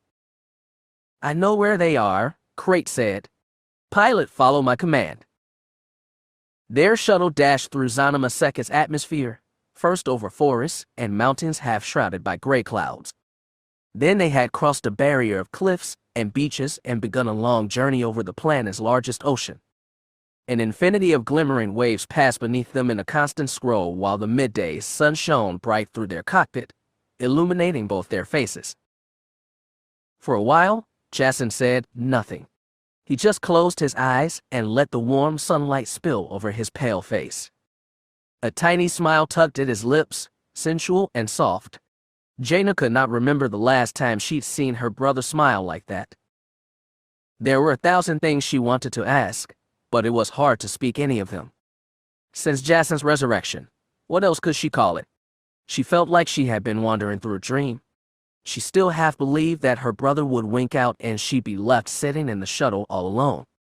The very idea of him emerging from the Force, body and soul joined together, to fight everything she had read or heard about during her lifetime of training as a Jedi Master. But she could not deny the feeling of their twin bond through the Force. She had forgotten it, she had made herself forget it, but now that it was back she felt like she had regained an arm or leg. The brother she had killed was sitting peacefully beside her in the sunlight, smiling, and it was at once the most incredible and terrifying thing she had ever experienced. Of those 1,000 things she wanted to ask, Jaina ended up saying, "What was it like being dead?" He didn't respond when he heard her. He didn't open his eyes or turn his head away from the sun. His smile, however, wilted into a straight and serious line. She waited for him to answer. Eventually, he said, "Frustrating." She didn't know what she'd been expecting, but it hadn't been that. "Frustrating," she echoed. "Yes." His eyes opened slowly and watched the blue sky. "Because you can't do anything when you're dead. After I spoke with Luke, after I watched him fight a Belith with the Dark Man, I knew I still had work to do. And I couldn't do a damn thing." Anger crept into his voice. His jaw tightened. "So all this time," she said, "it was all about the Dark Man you saw on the Throne of Balance." "I didn't even know for sure it was a man at first," he admitted. "I thought he might have been a metaphor for some great catastrophe. Of course, I'd never seen Alana before either. She hadn't even been conceived yet, but the Force told me I had to protect her, personally. Screamed to me, almost. And it told me she would bring me great pain." When it was clear he was finished speaking, she asked, "Jason, why didn't you tell anyone this? Why didn't you talk to me, or Uncle Luke? You said you weren't even sure if the people in your vision were people. You could have asked someone to help interpret your vision, or—" "No," he snapped. "It was my vision. It was my problem to solve." "But why?" she pressed. "Why didn't you tell me anything? I knew if I tried to stop the Dark Man, it would bring me a lot of pain. I was trying to protect you, protect everyone from getting hurt. I thought I could take it all on myself." "You failed," she said. It took effort to keep bitterness from her voice. He said he had done all of it to keep his loved ones from being hurt. Yet he had killed Mara, tortured Ben, turned Tahiri dark, overthrown the government, exacerbated a war that killed millions of people. No good intentions could excuse such horrors. Jason stared out the window and didn't respond. She said, "You could have trusted us. You could have trusted me. I was your twin sister, Jason. Why couldn't you trust me, of all people?" Her voice broke as she spoke. She didn't know if she was sounding like a whiny, egocentric child, but she had to know. The question had been eating at her soul since before Jason's death, and she had to have an answer. "Please, Jason, was it anything I did? Was it something I didn't do? When I became a joiner, I know I shut you out.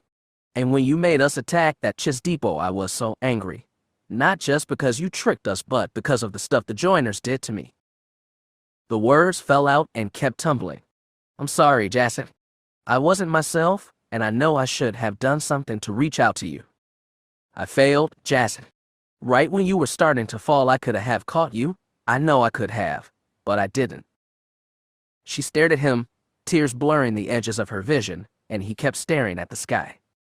Eventually, he said, "I've never been good with trust." "Is that all you can say?" she snapped, suddenly angry.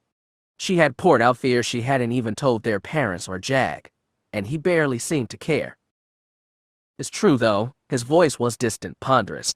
When Luke was starting the Jedi Council, I didn't trust him to do it right even though I was a teenager, and he was the hero who'd brought the whole order back to life. I didn't trust Anakin to lead the Mirror mission, and after he died I didn't trust you to finish the job for him. I guess that means I've been a raging egotist the whole time." "Don't joke," she said harshly. "Jason, please, I have to know. Is there anything I could have done to change things?" He turned his head to look at her finally. When she saw his eyes, she saw the wet slips of brimming tears, just like her own. Then she understood. "Jaina, what happened was my choice. My decision. My arrogance. You only did what you had to, and you don't have to apologize for it. Any of it." It felt like the burden she'd been carrying for 5 years had just been lifted off her shoulders. Turning back to the window, he said, "When I first had that vision, I knew the galaxy was in danger. I just didn't know how. So I rushed to finish up my studies, so I'd be prepared. I went to the Falinasi, the Gensere, and others on my list. They all taught me different ways of using the Force, but I felt impatient. I thought I was wasting my time. I was looking at everything as a weapon against the Dark Man, and none of the things they offered seemed like they would work." "Until Lumaya," Jaina said. "Until the Sith." "Yes," he admitted. "That was different. But before that, I knew what I was learning wouldn't be enough. I just waited for the darkness to come, and then we got the call. Raynor summoned all of us to Korabu. When we went out there, although Raynor might have become the Dark Man somehow, I thought that this had to be the crisis my vision warned me about, and I tried to get Luke to kill him. But it wasn't, and I felt a little disappointed. But I didn't go back to wander in the galaxy. I knew I had to stay here and be vigilant. Plus, I had other work to do, other people I needed to be with." "Ben," she said. "Ben was special," he said, "but it wasn't just him. Tenno Ka.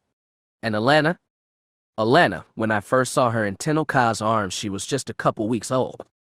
She was a baby, pale and pudgy, this ball of fat and vague potential. But the moment I saw her, I knew she was the woman I'd seen in my vision, and I knew I had to protect her any way I could. After Alana was born, the vision started again. I saw the galaxy sliding into war, and I was scared, Jaina, more scared than I was even in the U.S. Hanvong War. We'd lost Anakin and Chewie, and so many friends, but just the thought of this war was even worse." "You had a daughter," Jaina said. "I imagine that changes things." "It did," he admitted. He glanced at her sidelong and asked, I should have asked, "Do you have children?" She shook her head. "Married Jagged, though. But I told you that, didn't I? Are you happy together? Can you be together when you want?" "Yes." "I'm glad." He turned his face away, but she could feel his aching sadness through the Force. Despite what he told her before, she felt guilt again. Her twin brother, half her life, had fallen in love and fathered a daughter with one of her best friends, and she hadn't known until 5 years later, once he was already free-falling into the dark. During their time on Yavin 4, she'd nudged and prodded him to spend more time with Tenno Ka, just like he had prodded her towards Zek. After the U.S. Hanvong War, Jacen and Tenno Ka had seemed to drift apart while she and Zek had been drawn closer together. Lately, memories of her childhood romance with Zek, holding hands under the table, smiling when they thought nobody was looking, had a certain bittersweet quality to them. When she thought of Jacen's cracking lame jokes for Tenno Ka, his paralyzing regret after he accidentally cut off her arm, or the first time she'd kissed him after their daring escape from the Emperor's old plague laboratory, filled her with a sadness that was physically painful.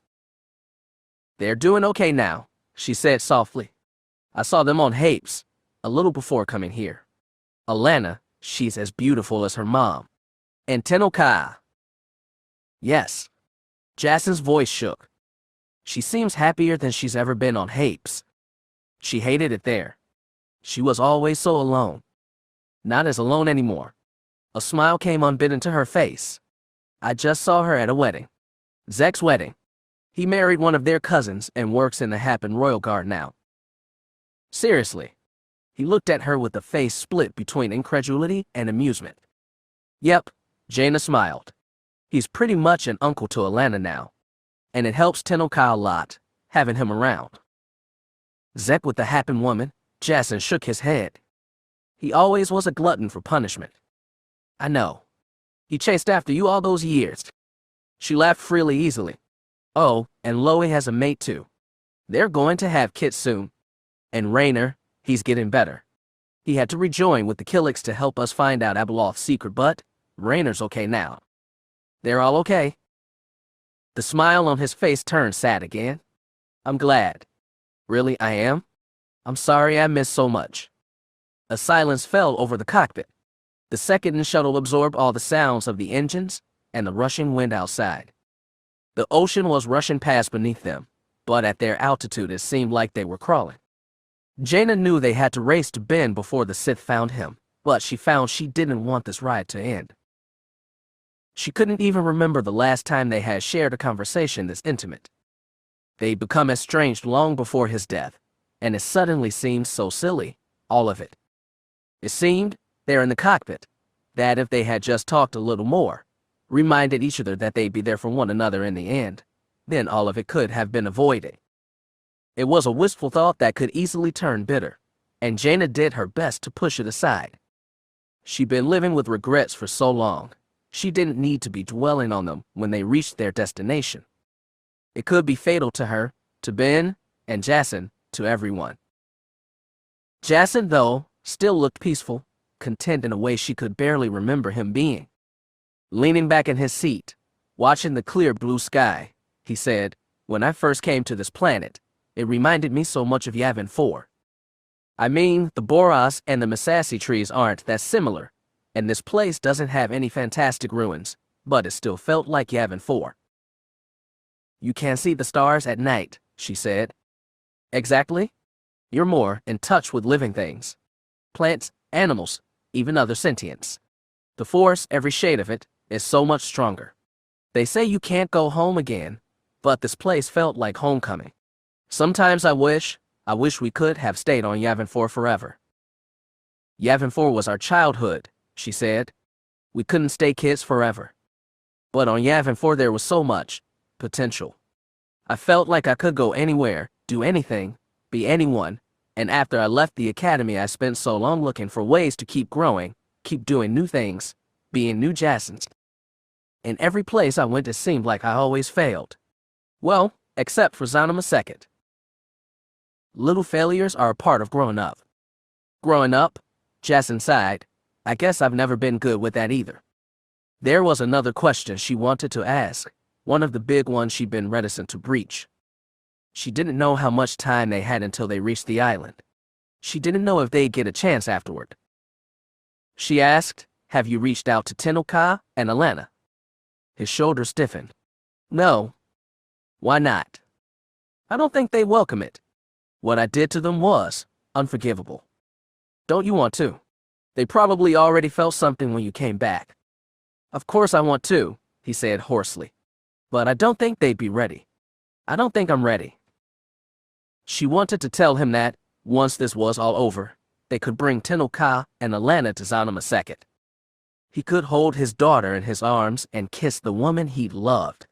They could bring their parents back too, and Uncle Luke, and they could all forgive the bad things they'd done to each other and dwell peacefully on this beautiful verdant planet for the rest of their lives.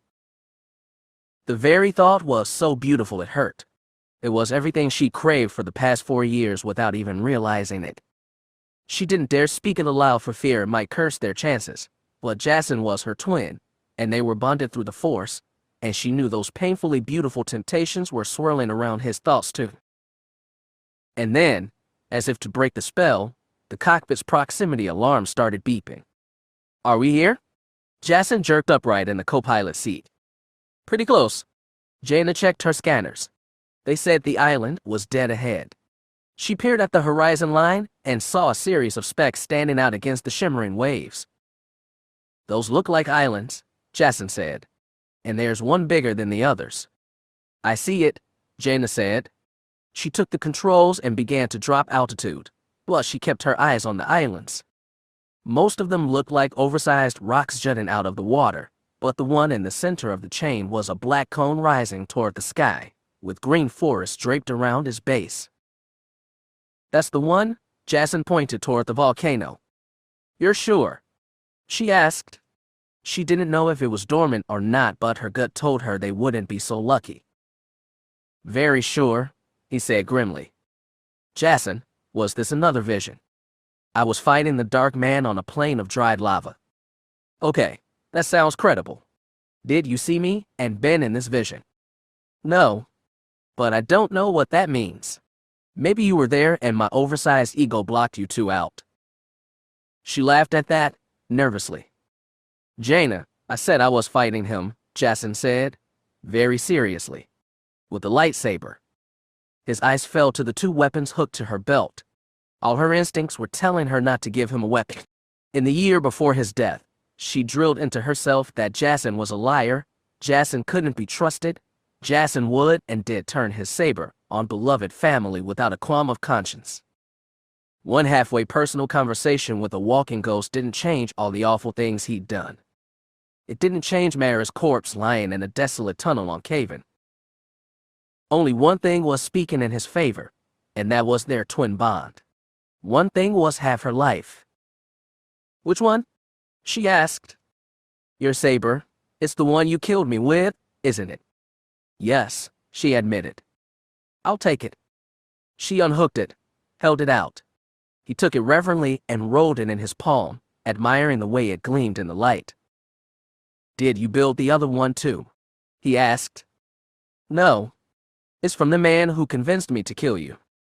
Jacen raised an eyebrow. A Jedi. An ex-Jedi. It's complicated. She paused, then added, he's dead now. He died defending Zanum II. I see. I wish I could have met him. She glanced at her brother and saw that he was serious. Before she could say anything else, another proximity alarm in the cockpit went off. What is it? Jacen asked. Have we found Ben? Jaina looked at her scanners and felt ice drop into her gut. That's not Ben. She didn't have to point. They both saw them diving out of the brilliant blue sky toward the island below, one sleek, dagger-like shuttlecraft of unfamiliar design, plus 4 U.S. Hanvong coral skippers. Jaina, her brother said, I'm sorry for this. What do you? She stopped, gasped, and looked beside her. He was still there, staring grimly at the approaching ships, but she could no longer sense him in the Force. So the dark man can't sense me, Jacen explained. I'm hoping we can surprise him, and I hope Ben's doing the same thing I am. They're going to reach the island before we do? All that matters is whoever finds Ben first. I know, but Sith spawn. The shuttle continued its plunge toward the island, but all 4 coral skippers had broken off and were accelerating toward their shuttle. This thing doesn't have weapons, does it? Jacen asked. Nope. Jaina pushed the shuttle's nose toward the ocean and dove. Jacen lurched forward and was restrained by his crash webbing. Missiles tore through the atmosphere around them. One clipped their starboard wing, and the living ship screamed around them as they began to spiral into a free fall. Jaina's hands flashed over the controls, trying to coax bursts from the port engine to compensate even as centrifugal force threatened to smash her brain inside her skull. Suddenly, the shuttle jerked starboard, arresting its spin but not its descent. Outside, bright ocean waves were rushing to meet them. Are you the same pilot I remember? Jacen gasped. We're about to find out, she said. She gripped the control sticks with Sweat's hands. They jerked against her grip like jolting animals. She pulled hard and the craft began to nose upward, hard enough to slam the back of her head against the pilot's seat. She felt the mind of the living vessel through the Force, frantic and silently screaming with pain. Then she felt it soothe calm. Jacen's touch. The ship pulled up, avoiding a direct collision with the ocean surface. The island's black peak was approaching fast. Maybe they could do this after all. Together. Chapter 28. In the blink of an eye, the starlight blur of hyperspace became the field of battle. From Chimera's bridge, Philaire could see it all, the glowing ion engines of Jagged Fell's fleet, the dark chain of U.S. Hanvong vessels arrayed in an orbital arc, and finally the beautiful planet that shone with verdure and blue seas in the great nothing of space. Tactical, report, Philaire requested from the lieutenant seated at the console beside her. Fleets reported in, the young man said. Stand by for full assessment. It took only a few seconds, but they seemed to stretch out forever. Philaire glanced at the forward viewport, where Daala stood intently with gloved hands clasped behind her back. She had not given any orders yet, but Philaire knew it was just a matter of time. When the tactical holo winked to life, it showed everything Philaire expected to see, the 2 destroyers, 1 interdictor, and 3 corvettes of Daala's fleet, the curving face of the planet, 24 U.S. Hanvong capital ships of varying types, and the remaining ships in Jagged Fell's fleet, Antilles Starless, Pavrik's Karuska Gem, Vernita's Vindicator, and Captain Cole's Lancer-class Swift. Her relief at seeing Bernadette and Call alive was forgotten when she noted the other ships with Fel's fleet, Lysentra, Niathal, and most incredibly of all, Phoenix. Their tactical analysts had been sure that Erefja's flagship had been destroyed by Zanima II. Apparently it had not only survived, but joined forces with Jagged Fel's fleet. She looked out the viewport again and saw the two compact, sleek Nebula-class destroyers turning to face the newcomers. Starless and Phoenix, one twin Darkhold and the other light, would make a formidable match for Chimera and Resolve. She looked at the tactical holo again and noticed a chain of small unknown vessels spread out between the Vol and Trinity fleets like some kind of fragile yet unbreakable barrier. Somehow, Daala's one Hawkeye must have spotted them too.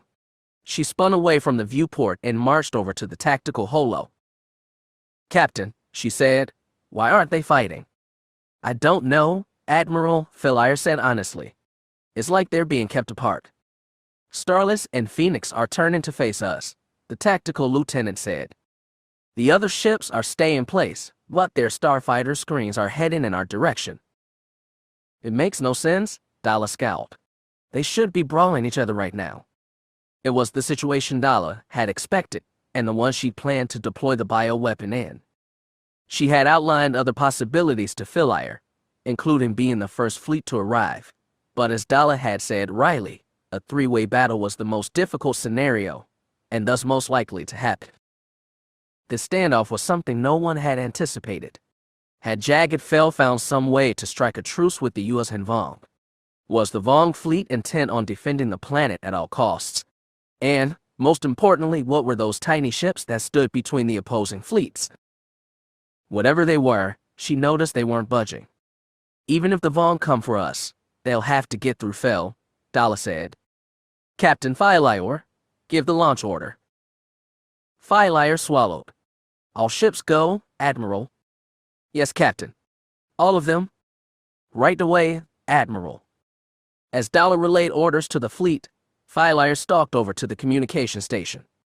She leaned in over the shoulder of the lieutenant and said, "Tell the hangar bay to launch all ships, plan Alpha Green." "Alpha Green?" "Copy," the woman said. As she relayed that order, Daala stepped back to give herself a better view of ahead. Chimera and Resolve were inching ahead, while Repulse lay behind. The three Marauder-class corvettes were lancing forward to head off the first wave of starfighters, while the destroyers launched their own squadrons. As the comm officer reported that the first ties were away, the space between the Trinity and Imperial destroyers lit up with flashes of laser bolts and brief, flowering explosions. Chimera's own ties, mostly cam-winged interceptors, shot out from beneath destroyers' scarred white bow. Daala's breath caught when she saw what she knew would be coming: all 12 of Chimera's TIE defenders. Swift, heavily armed, heavily shielded, and flown by Daala's best pilots, they were still the most deadly starfighters in the Empire, almost half a century after Grand Admiral Zarin had put them into service. Growing up, she'd entertained fantasies of being a Defender pilot after watching too many propaganda holo movies. These TIE defenders were special. Each one was carrying missiles loaded with the bioweapon. It was, all things considered, a brilliant plan on Daala's part. TIE defenders were the ships even veteran Alliance pilots thought twice about before tackling. By not directing fire on the Trinity ships except when necessary, they would draw little in return. As for the Vong, well, they would certainly kill a defender or two, but not before some of their own ships were hit with the Harpoon missile loaded with the bioweapon. As for Zanima II, warhead bursting in the atmosphere was all it would take, and the planet was a big target indeed. The plan was a good one. It would almost certainly work. The entire U.S. and Vong force could be terminally infected in an hour, and after that there would be no need to fight Trinity at all. It could spare the lives of Captain Bernadette and Captain Call. It could spare Jagged Fel. All it would take was a little genocide. In the painfully short, agonizingly long 2-hour hyperspace flight to this location, Daala had been torn over what she should do. She was sworn to serve the citizens of the Empire, and exterminating the U.S. and Vong would, at first glance, protect their security. Yet that was also what Palpatine would have said about Camus, Tarkin about Alderaan. Veila thought again and again about Alderaan in particular. She'd ached to ask Daala her thoughts about it, and about her old lover Tarkin, but it would have given too much away. She looked over her shoulder. Daala was staring at the tactical holo, probably keeping track of every TIE defender as it sliced its way through Trinity starfighter screen. As she looked back to the front viewport, she saw a flurry of light and explosions in the distance. Taking special care that Daala wouldn't notice, Veila had inserted a pre-recorded signal into Chimera's automated communications database. It was keyed to a frequency used only by the Imperial ships in Trinity Fleet and laid out Daala's intentions and plan of attack. There was no point in encrypting it further. Once Bernadette saw it, he'd know what to do. There was no room for hesitation. If she was going to give the signal, she would have to do it now, before the defenders got through the Trinity fighter screen and began tearing through the U.S. Hanvong fleet. She was sworn to protect the citizens of the Empire. If the Empire was going to return to the days of Palpatine and Tarkin, that meant she'd have to protect those citizens from the Empire. Veila would not let it get that far. After making sure Daala was still riveted by the tactical holo, she went back to the communication station, leaned in close to the lieutenant, and said, "Activate signal Pelion 05-9. Security code red." The woman frowned at the unfamiliar designation, but punched it into her console anyway. Veila watched, chest tight.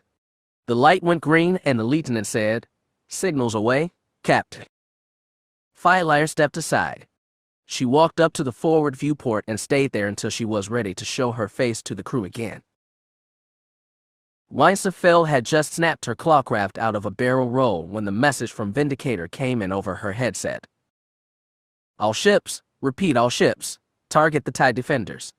Bernadette had uncharacteristic alarm in his voice. "Repeat, stop those TIE defenders." Winston knew a thing or two about the Empire's most elite starfighters, namely, that her own clawcraft had been loosely modeled after it. She also knew that they were fast, agile, well-shielded, and equipped with projectile launchers. She switched her comm frequency to Vindicator's channel and said, "Captain, this is Claw 1. Do you copy?"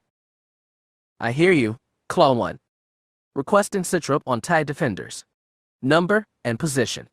She didn't need to know why right now. She just needed to know what. "We read 12 defenders, full squad, grouped in 4 shield trios. 3 planetside from you, 1 near Phoenix." She checked her scanners. The space of Zanima Second's outer orbit had become a dizzying mess of Imperial, Alliance, and Chiss starfighters, but she thought she saw them marked. "Claw 1, they are not to reach the U.S. Hanvong fleet and that are not to reach Zanima Second under any circumstances. Do you copy?" "Copy, Captain. Claw 1 out." Winston flicked her comlink to a different frequency and spun her ship around to face the planet. "Claw Group, form up. We're hunting defenders now." "Acknowledged, lead." "Claw 1, this is Nave Leader," a new voice said. "You just get the same message we did. Kill all TIE defenders, top priority." "That's right. We're engaging the ones near Phoenix now." "Naves, Claws, this is Spade Leader. We're going after the defenders in Orbit Zone B9. Dagger lead here. We're on the guys in B5. That left one set for Winston. Claws, we're on B2. Full speed ahead." She kicked in her ion engines and was knocked back into her seat by the force of acceleration. The great living planet loomed ahead, steadily filling her view screen, while the dark spots of the U.S. Hanvong ships grew ominously larger. It was clear that they had to stop the defenders before they reached the Vong. Even one stray shot could rouse the True Honor fleet out of its surprising slumber and cause them to wreak the havoc they were known for. But why the insistence on stopping them from reaching Zanima Second? As the glow of the defenders' engines grew steadily and slowly larger, a sinking feeling overtook her. It was possible, however unlikely, that Daala's board and crews had obtained samples of Alpha Red before Celestial was destroyed. If she had taken them and understood their purpose, this was exactly the thing she would do. The defenders were quick and nimble. They could cut through the fleet like no other ships could.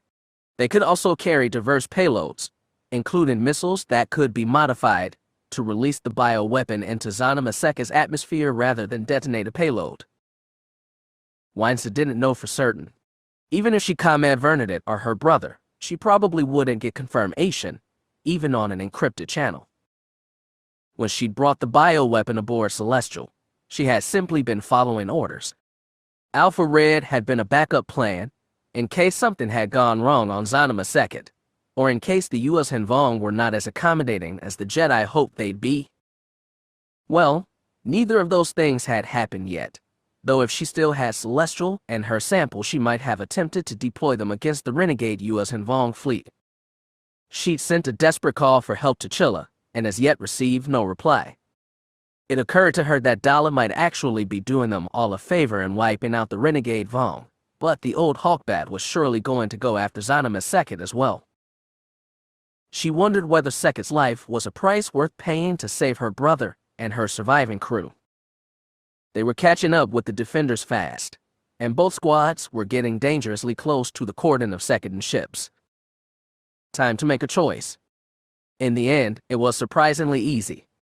At least Jag would be pleased. She brought up her targeting computer and acquired lock at the lead defender. It would be in range in seconds. Acquire targets, she told her pilots. Stand by to fire. 3, 2, 1. Weapons free?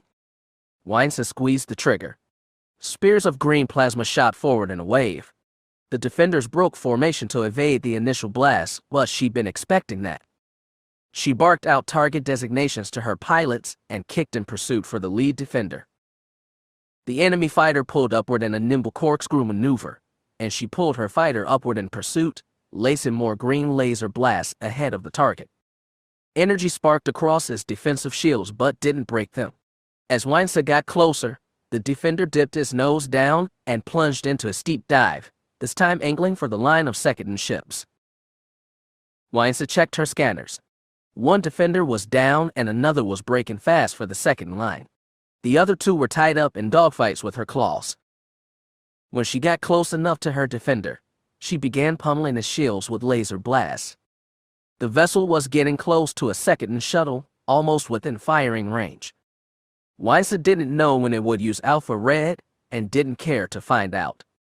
She lit up its shields with another volley, which it tried to evade with a sharp portside roll. She nudged her craft in the same direction and fired again, catching the defender but again not breaking his shields. Claw 1, this is 3, a voice said. Fire starboard volley, on my mark. She didn't think or question. She just trusted her pilot. Mark. The laser blast nearly clipped the defender in his starboard solar panel, but it banked into a sharp roll once again. Before it could come out, a second set of laser blasts speared down from above, punching through his shields and tearing apart his port solar panel. As Claw 3's fighter stabbed down, then pulled up for another pass, Weinstein targeted the spinning, crippled defender with the final volley of last blast. The craft burst into a fireball that continued to tumble through empty space until the vacuum quenched its flames. Excellent shot, 3, Weinstein said. After a second, 3 replied, Thank you, leader. He probably wasn't used to the compliments. Weinstein's feeling of elation was cut short when she glanced at her scanners. One more defender was down, and another was tied up in a dogfight against 4 clawcraft at once, and wouldn't last long.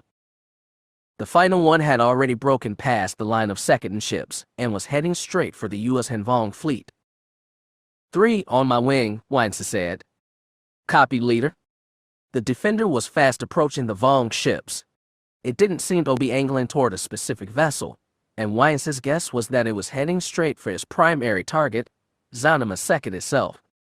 However, the Vong fleet already had coral skippers launched, and a whole swarm of them were heading right for the defender. It was entirely possible they would kill it before she did, then turn right around and kill her. Likely, in fact. She plunged in anyway. Weinstein came at the defender from an angle.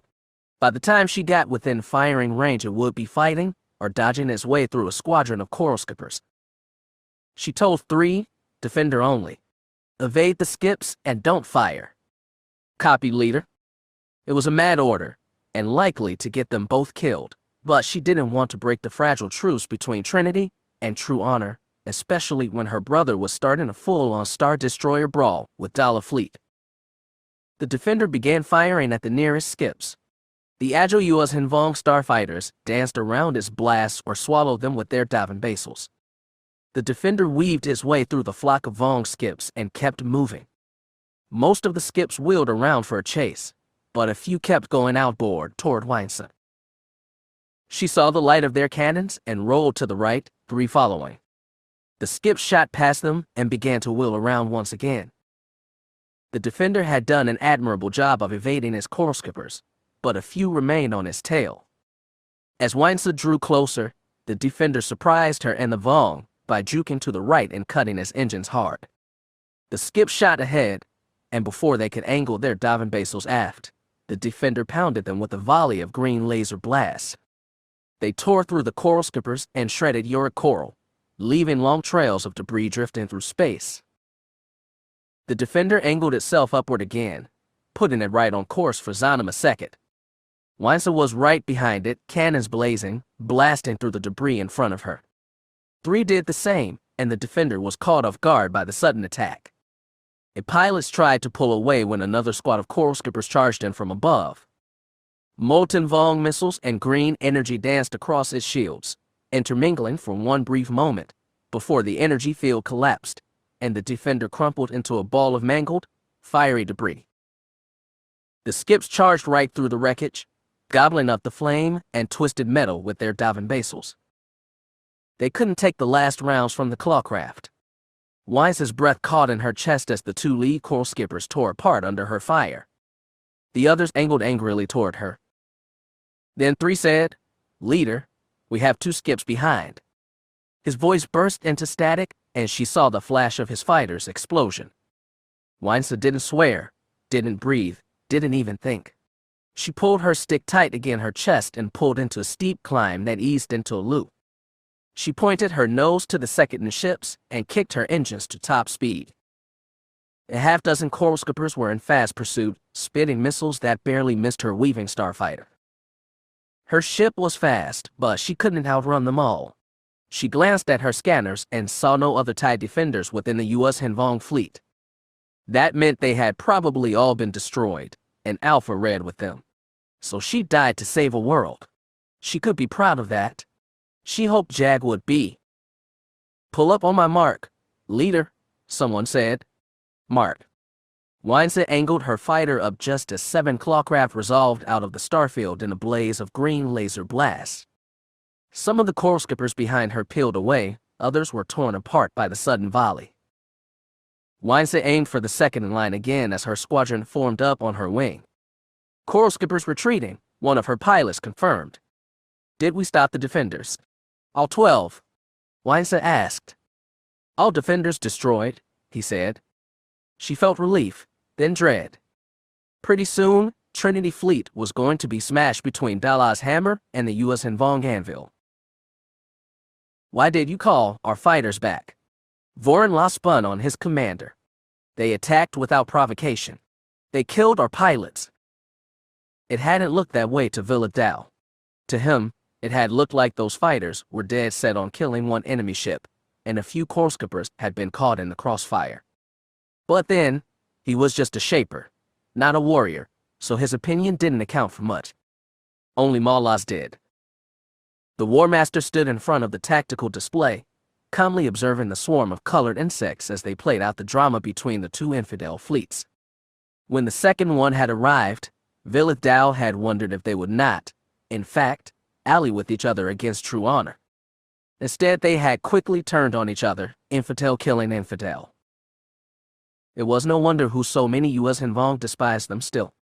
Mawla had been content to let the infidels kill each other, which had seemed perfectly reasonable to Veila Dao, but not to Voron La and, by the look of it, many other warriors on the bridge. Especially the young ones. Now that blood had been drawn, even some of the older warriors looked expectant. Mawla, however, kept observing the situation calmly. Voron La was less than pleased. We must avenge our brothers, he insisted. We could not allow this affront to go unpunished. The War Master finally deigned to look at his second. The infidels keep slaying each other. We shall wipe out the remainders when they are done. It is the safest course of action. Safe. Voron La spat. When does a U.S. and Vong warrior care about safe? You have gone soft. Maul La scowled. Know your place? Second. I am in command here. This is a battle we are set to win. There is no point in wasting lives. Vilith Dal glanced anxiously around the bridge. Half of the crew was watching the altercation. Most of them weren't even bothering to hide it. He could see the anger on a lot of the warriors' faces, and little sympathy for their seemingly recalcitrant commander. You value your life more than honor? Voron La took 1 step, 2 steps closer. Maul La finally angled his body to face his second. An amphistaff uncurled from his arm and stiffened in his hand. Voron La stood with his legs splayed wide, feet angled outward, hands hovering wide over his hips. You will respect your superior, Voron La, the War Master said. If you don't, you are the one without honor. You, said Voron La, are no one's superior, old man. It happened so fast Vilith Dal barely registered it. Voron La lunged forward. Maul La whipped his amphistaff in a broad horizontal slice. Voron La seemingly lost half his height mid-stride. Then he was right in front of his War Master, face to face and eye to eye. A short, white Kalfi extended from his right sleeve and dug into Maul La's chest, right beneath the ribcage. The War Master dropped his amphistaff and tried to grab Voron La by the throat. A second Kalfi appeared in the younger warrior's left sleeve, and he thrust it upward into the place where Maul La's neck met his jaw. The commander made one pathetic gurgling sound. His hands fell limp at his side. Voron La withdrew his blades and stepped back. Maul La seemed to waver for a moment, dead on his feet, the toppled like a giant tree. Vilith Dal stared, speechless. Voron La licked the blood off his blades as he stared at his War Master's body. Then the young warrior turned to his bridge and said, We hide no longer. Now we attack. Some warriors were too stunned to respond. Some looked scared or reluctant.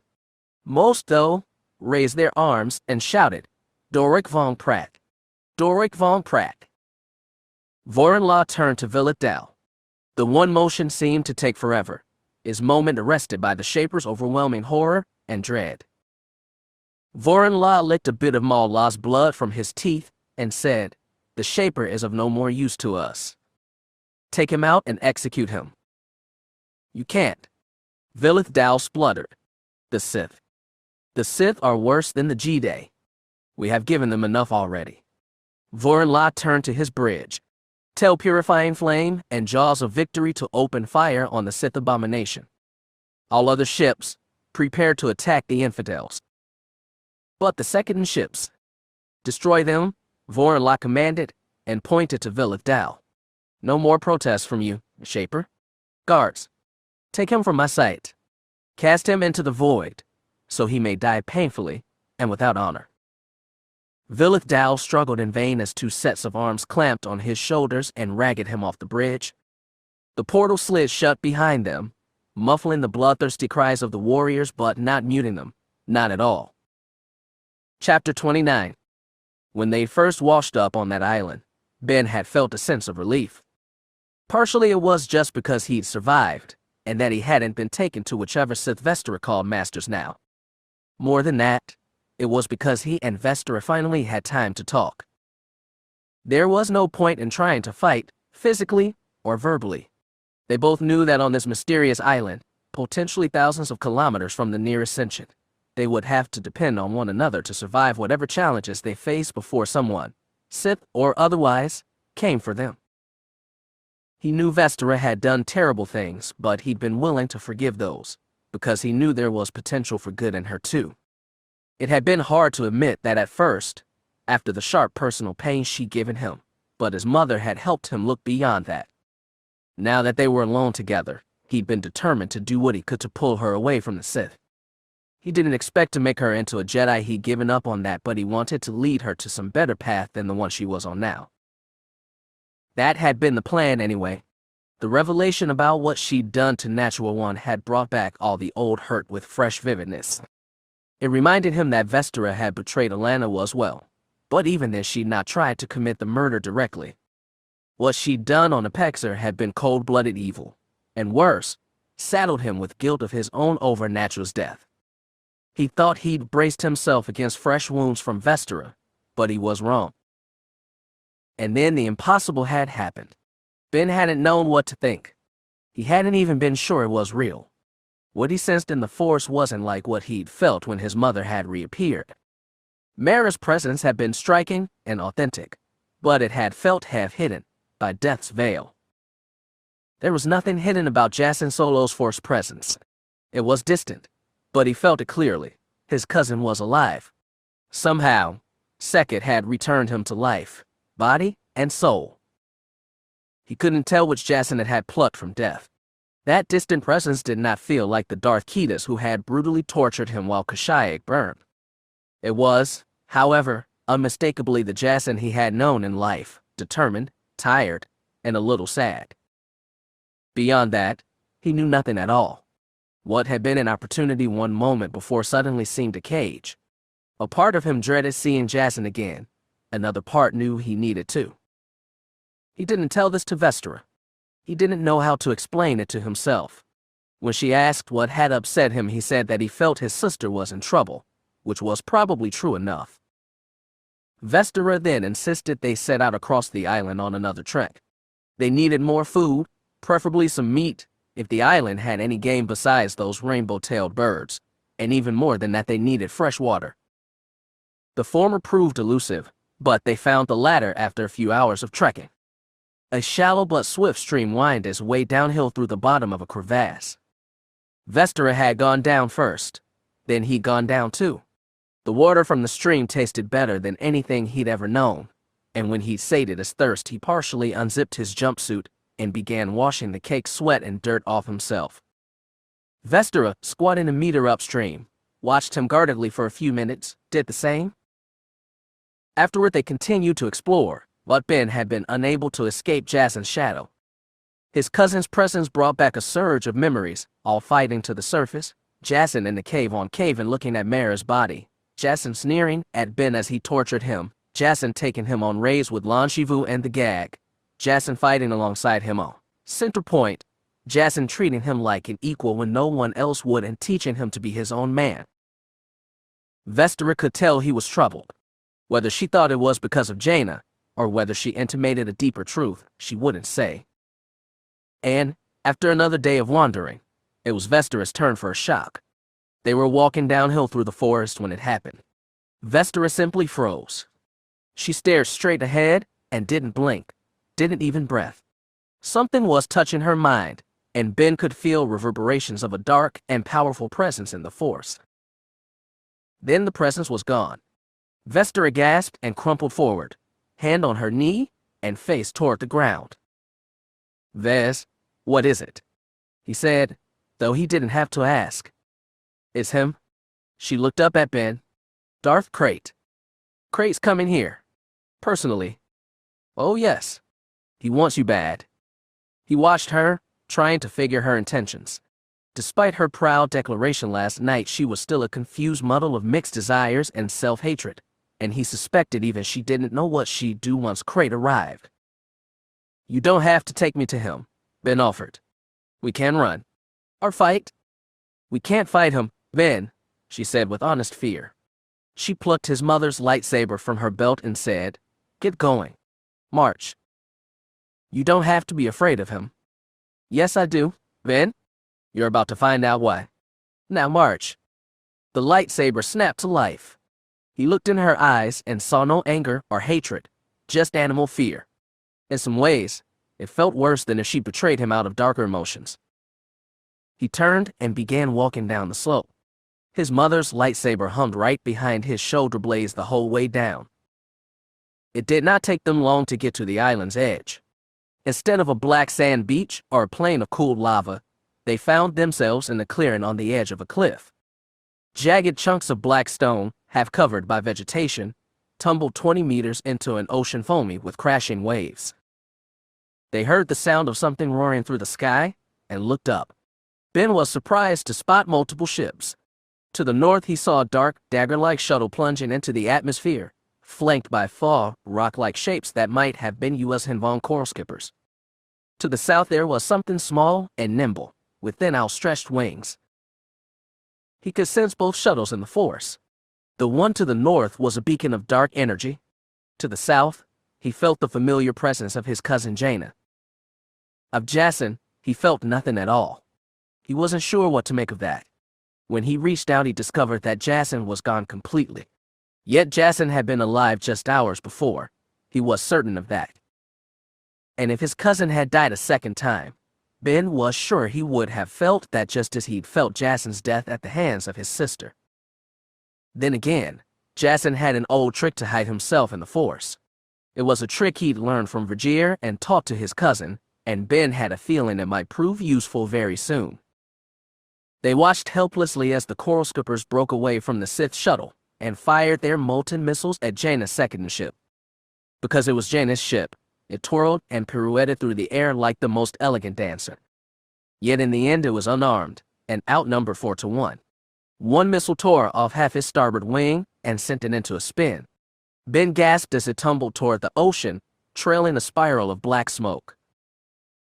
Then it fired one engine, tore itself out of its spin, and plunged in a straight line toward the water. The coral skippers fired more missiles that shot past it and splashed geysers in the ocean surface. When it got close to the main island, Jaina's shuttle pulled up sharply. As it did, another missile slammed into its aft, causing one of its engines to burst into flames. Just for a moment, as the smoking shuttle streaked overhead, he felt a sober, determined presence touch his mind. Stay alive, man. Then Jacen was gone again. The shuttle disappeared over the canopy of the trees behind them. Ben watched desperately for some other sign but saw none. Then he heard the muffled screech of something very heavy tearing through part of the forest and smashing into the side of the mountain. He reached out with the force, desperate for some sign of either cousin. He felt nothing from Jacen, but he could feel Jaina dazed and a little dimmed, but still strong. He grabbed Vestera's shoulder. "We have to go back. We have to find them." "Them?" She jerked it free and held the lightsaber up between them. "Who are they?" "Jaina," he said. "Jaina's on that shuttle. I'm sure of it." "Too bad." "Vez, listen, please. It's not just Jaina. It's... She snarled.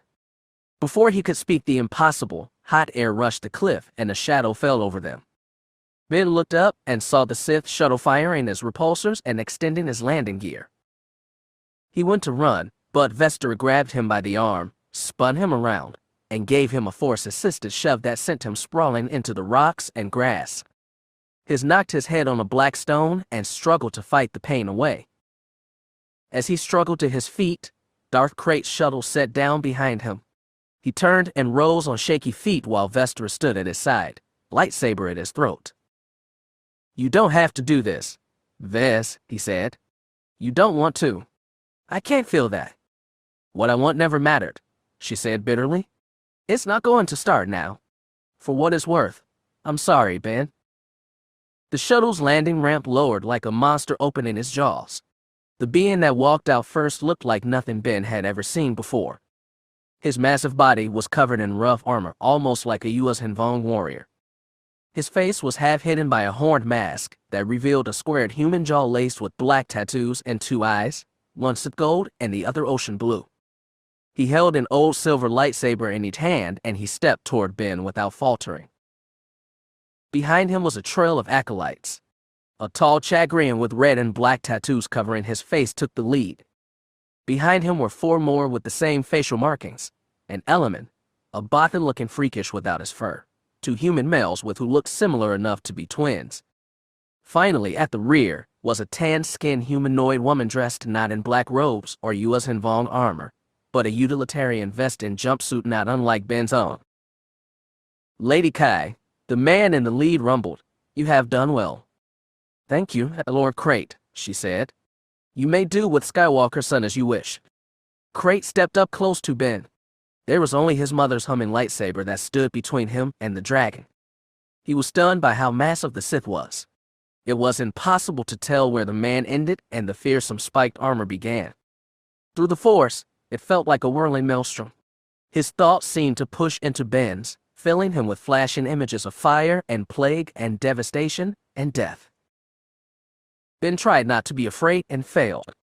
Then Crate said something he never expected. "You have something of your grandfather in you." Ben stared. "You knew Anakin Skywalker?" "Yes. He was my friend." Crate's tone betrayed no emotion. "I had the chance to kill him once. If I had, it could have all been different." The lightsaber in Crate's right hand sprung to life. A long red blade hung at his side. Vestera withdrew Maris, giving him free space to strike. "Now," he said, to correct a mistake. "Hey, wait," Ben said, "you wanted me alive, right? Right? The Skywalkers have haunted my life for a very long time." Slowly, Crate lifted his sabers. "No!" Someone screamed in his head. Not someone. Something he'd given up for dead. Everyone must have heard it, because everyone turned to look beyond the cliff's edge. The ocean churned as it rose from the waters. Its ancient spherical hull was battered and torn. The web-like sail on its starboard side had been torn off completely. Cracks ran through its forward viewport, but ship still gave the appearance of a massive eyeball, gazing scornfully down at the tiny beings on the cliff. "Run!" Ship shouted in Ben's mind. "Your destiny is together." Vestera gasped. It was speaking to her too. As for Crate and the Sith, they were frozen in utter shock. Ship dove. Vestera had already grabbed Ben's hand to pull him away. They were nearly to the tree line when Ship slammed into Crate's shuttle. The explosion knocked them off their feet and sent them tumbling face first into the brush. Ben pulled his face out of the dirt and looked behind him to see a massive fireball gushing black smoke into the sky. In his heart, he felt a stunning lack. After all this time, after everything it had done, Ship had sacrificed itself to save him. Him and Vestera. Because it thought their destiny, great or awful, was together. And maybe because, in its own twisted way, Ship had been fond of them both. Vestera was looking back at the fireball. The pain of loss was obvious in her face. He got to his feet and dragged Vestera up by her arm. "Come on, Vez. We have to go. We have to find Jaina now." "Did it kill him?" Vestera shouted. No. Though he couldn't see anything in the blaze, Ben could feel Crate's presence still. "Come on. We have to go. Now." He moved deeper into the forest and tugged her arm. She hesitated for a moment, but only a moment. Then she plunged in after him. They ran as fast as they could and dared not look back. Pain, fire, and dreaming. "Then, if you wish, you may come with me to Coruscant," Ki-Adi-Mundi says as the two suns set. "It is very different from what you know, and it will be startling. But if you wish to follow on your father's path and become a Jedi, I am willing to teach you." "Peace? Brought no peace, you have," Yoda scowls. Freedom can be a lonely, frightening thing. Vergir stares at him with those piercing eyes that hint at everything and tell him nothing. "The Tuskens were once your people, but so were the Jedi. You have forgotten our ways. Perhaps, with mediation, you will remember them, and yourself," Kenobi says, turning his back, leaving him kneeling in the sand, clutching the stump of his maimed hand and burning with an inner flame that will never die. Pain, fire, destiny. He found himself on the edge of a cliff strewn with burning wreckage. He summoned all the strength in his body and rolled himself wholly onto the dirt and grass. He rose and scoured the scene. He saw Darth Wyerlog rising to his feet and felt a rush of relief, mixed with slight trepidation. He saw the Bothan standing slowly and patting the flames out of his scorched black robe. The element was kneeling over something, and as he stepped closer, he saw that it was the corpse of a human, torso ripped open by flaming shrapnel. He reached out with the Force and felt for Dishan. His physician responded from the opposite edge of the debris field, but her presence was weak. He walked through the field of flame, twisted metal, and scorched black earth until he found her. She was lying face up, staring at a sky that shone perfect blue beyond twirling ribbons of black smoke. She had a chunk of black shrapnel lodged in her torso, just below the rib cage. Dark blood was oozing out of it, while another trail ran down the side of her mouth. Even as he bent next to her, she kept staring up at the smoke and the sky. "I am sorry," he said honestly. Though not powerful enough to be a Sith, she had been a more brave and more essential member of Crate's Union than almost any Lord. He touched her mind in the Force and felt so much pain that it blocked out her thoughts in a white blaze of agony. He could sense that keen mind working somewhere beneath the white, trying to fight its way to the surface. "My lord, our quarry is getting away," Wyerlock said from behind him. "I know." He reached out to place one hand on Dishan's forehead. Through her pain she sensed his touch, and her open jaws twitched as though attempting speech, but the only thing that escaped them was more dark blood.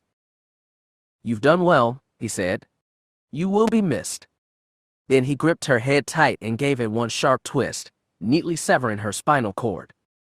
Her bloody chest shuddered once, then went still. He rose to his feet. 4 Sith lords in tattered black robes stood before him, patiently awaiting his orders. He clasped his father's lightsaber in one hand, his own in the other. "We go into the jungle, and we find Ben Skywalker." "And the girl?" Wyerlock asked. "If Kai has betrayed us, then we will keep her alive to watch as we destroy the boy she loves. Then we will kill her." Wyerlock nodded with a thin, pleased smile on his tattooed face. Wyerlock the First, Wyerlock, the loyal, Wyerlock the traitor-to-be? Perhaps.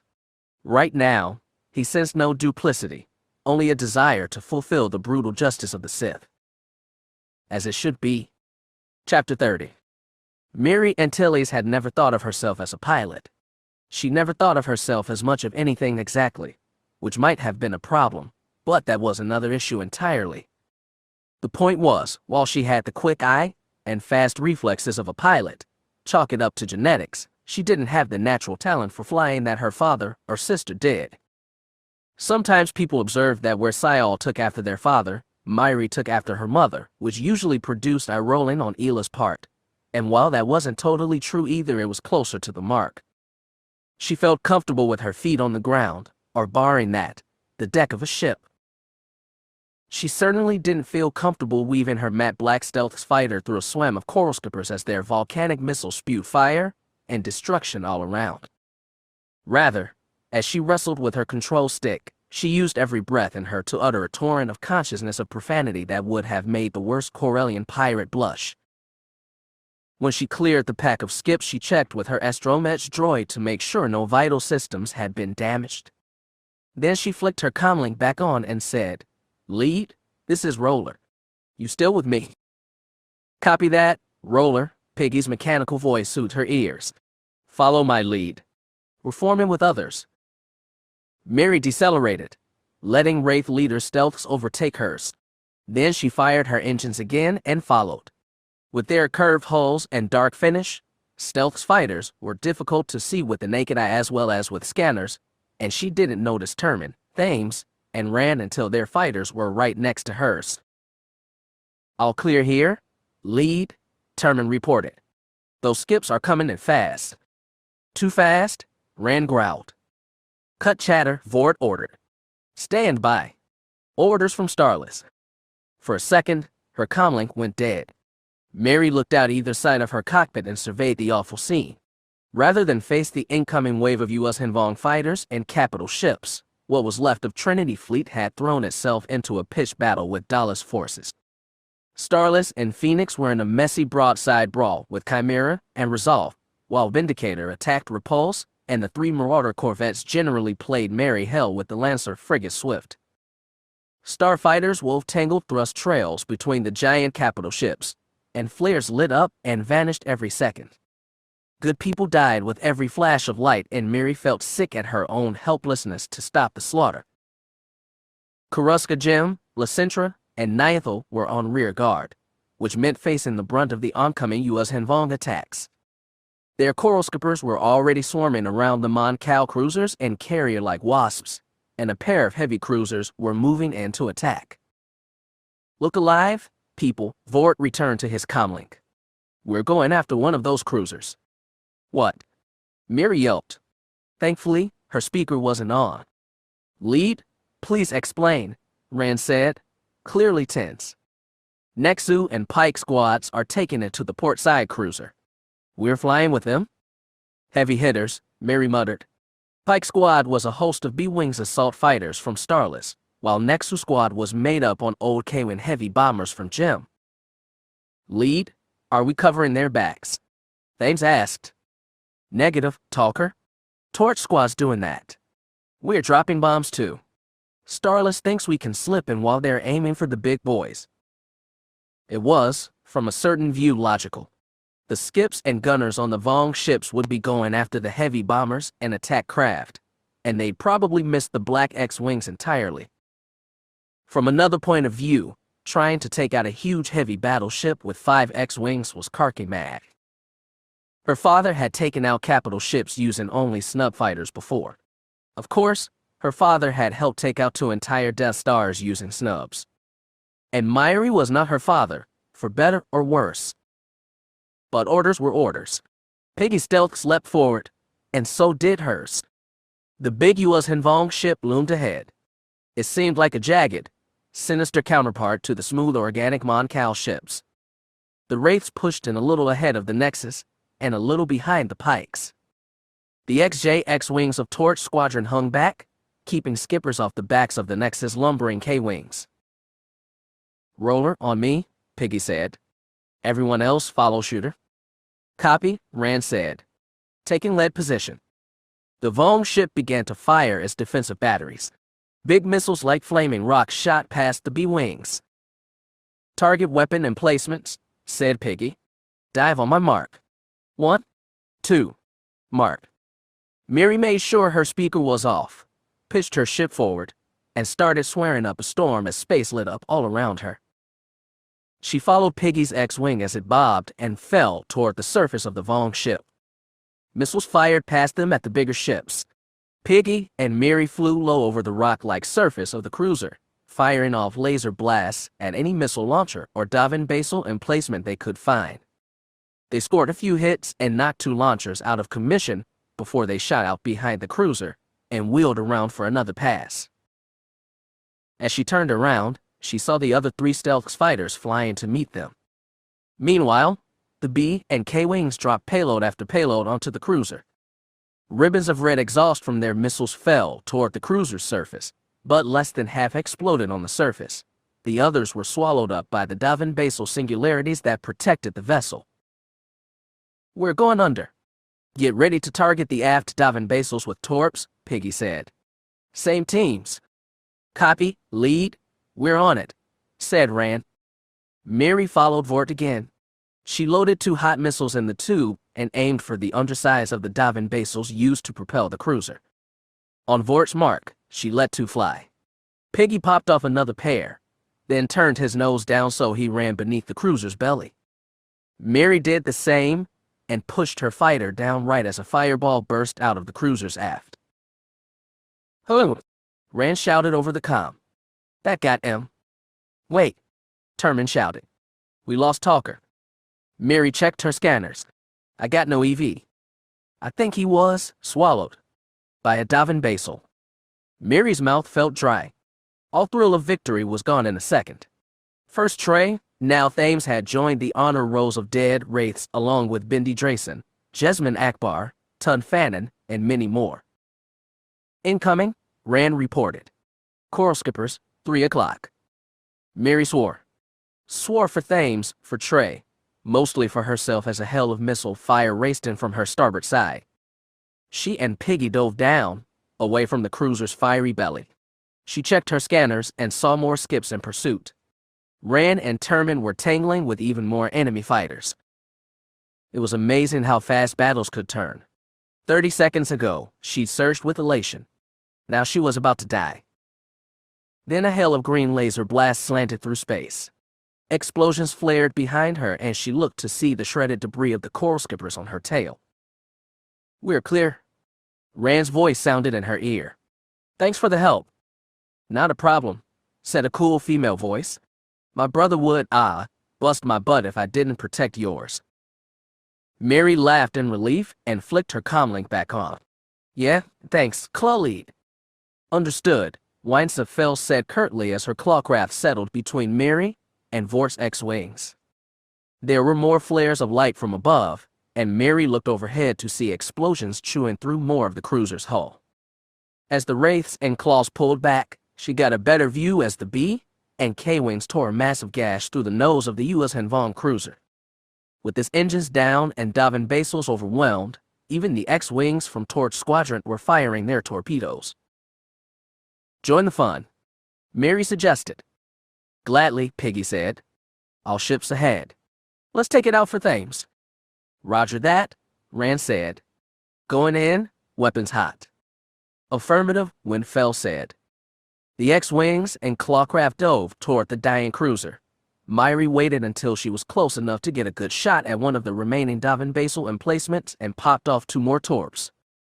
She pulled away just after she got to see them impact and tear through the Yorick Coral hull. As they pulled out, so did the B and K-Wings. The bombers were turning to attack at the remaining U.S. Hanvong heavy cruiser, which was currently exchanging fire with both Lacentra and Nithal. Its Yavin basals were already being overwhelmed and explosions began to gnaw at its surface. Mary felt another surge of exhilaration. Then she looked back toward the planet and saw some 20 more U.S. Hanvong vessels eager for a fight. Another wave of coral skippers and bulkier attack craft were already nearing firing range. This was a long way from over. When the U.S. Hanvong fleet finally attacked, it didn't pay any heed to the long, fragile line of second ships strung out between 2 angry fleets. Of the coral skippers that led the charge, most whipped past the shuttles without even firing. Only a few bothered to launch missiles, most of which were easily avoided by the nimble organic vessels. The one was hit in the wing and spiraled into the passing coral skipper, taking his killer with it. All ships, fall back, Danny Kui broadcasted urgently to all second ships. I repeat, all ships fall back. Seek shelter on the nearest capital ship you can get to. I knew this would happen, Scott grumbled as he kicked the ship's repulsors and tipped it out of the path of a coral skipper swarm. Tahiri had, frankly, been expecting this too. The second ships would now be in a mad scramble to reach Karuska Gem, Starless Phoenix, or whoever else had room for them. It would be a mess, and some would surely die. All their brave line had succeeded in doing was delay the inevitable battle. Not that she'd ever really expected to accomplish anything more. Maybe it would mean something in the end, maybe not. All the other second ships were fleeing toward Trinity Fleet, but they were different. They had a special mission. Scud, take us in, Tahiri said. He took a big breath. Copy that. They had already pinpointed the location of the Sith vessel, and Scud fired their engines to draw them nearer. Tahiri glanced at the scanners, hoping they would provide a more detailed account of whatever kind of ship they'd be facing. It was, in one sense, totally mad to charge a mysterious vessel full of Sith in a single unarmed craft. Tahiri just hoped trust in the Force would get the job done. As they drew closer, Tahiri could make it out with her naked eye. One relatively small vessel, ovoid with some kind of appendages jutting off a smooth, glossy hull unlike anything she'd seen before.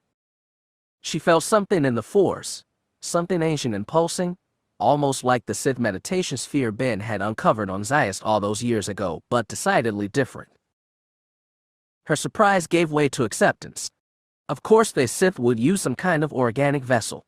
The U.S. Hanvong would never have accepted them otherwise. What is that? Kadra Val asked as the Shaper leaned over Tahiri's shoulder. It looks alive, but hardly second, are U.S. Hanvong. I'm not sure, Tahiri admitted. In the back of her mind she remembered reports from the Jedi Jaden Corps, who said he'd found an ancient organic Rakuten vessel somewhere in the unknown regions. That vessel had been destroyed, but this might have been something from the same set. Before she could ponder what mysteries the galaxy might be hiding, the U.S. Hanvong frigate nearest the Sith vessel opened fire. Molten missiles lanced out, not at Tahiri's own ship but at the Sith. The other frigate nearby began firing as well. The Sith ship moved immediately, as nimble as a starfighter. Despite having no visible means of propulsion, it danced around both volleys and hurled itself toward the closest frigate. Energy crackled out of unseen weapons and scorched the frigate's surface. It kept firing, and another volley clipped the Sith ship on the edge, but it quickly recovered and continued to overwhelm the larger vessel. As the frigate broke apart, the Sith ship spun on the other U.S. Hanvong cruiser and charged. "You want us to board that?" Cadre Val gaped. "I have never seen anything like it." Scott shook his head.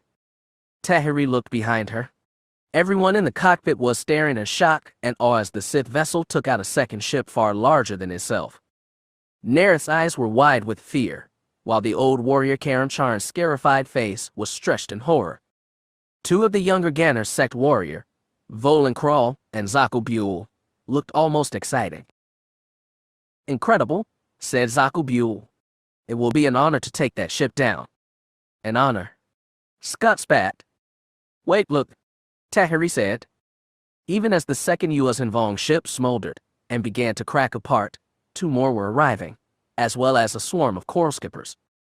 The Sith vessel didn't hesitate to attack the closest cruiser. Its energy weapon again lashed out, nearly breaking off the cruiser's port fins with a single blast. Yet a squadron of coral skippers dropped into a dive bomb, pummeling the Sith ship with missiles. The Sith's dark oval was hit, wavered, stopped firing. Then energy stretched out to the skips, but too late. The coral skippers at the head of the formation were disintegrated, but the others charged through and slammed into the Sith vessel like living missiles, one after another. "Did it work?" Nereth asked. "Is it dead?" Tahiri's gut, or maybe the Force, told her that ship wouldn't be killed by the U.S. Hanvong. That would be too easy. This was only going to end with the blaze of a lightsaber and the hiss of amphistaffs. Yet the Sith vessel was clearly damaged. The two U.S. Hanvong cruisers began pounding it again, and it did not fire back. "It is down," Scott said hopefully. "They have got it." Then another burst of energy spread out.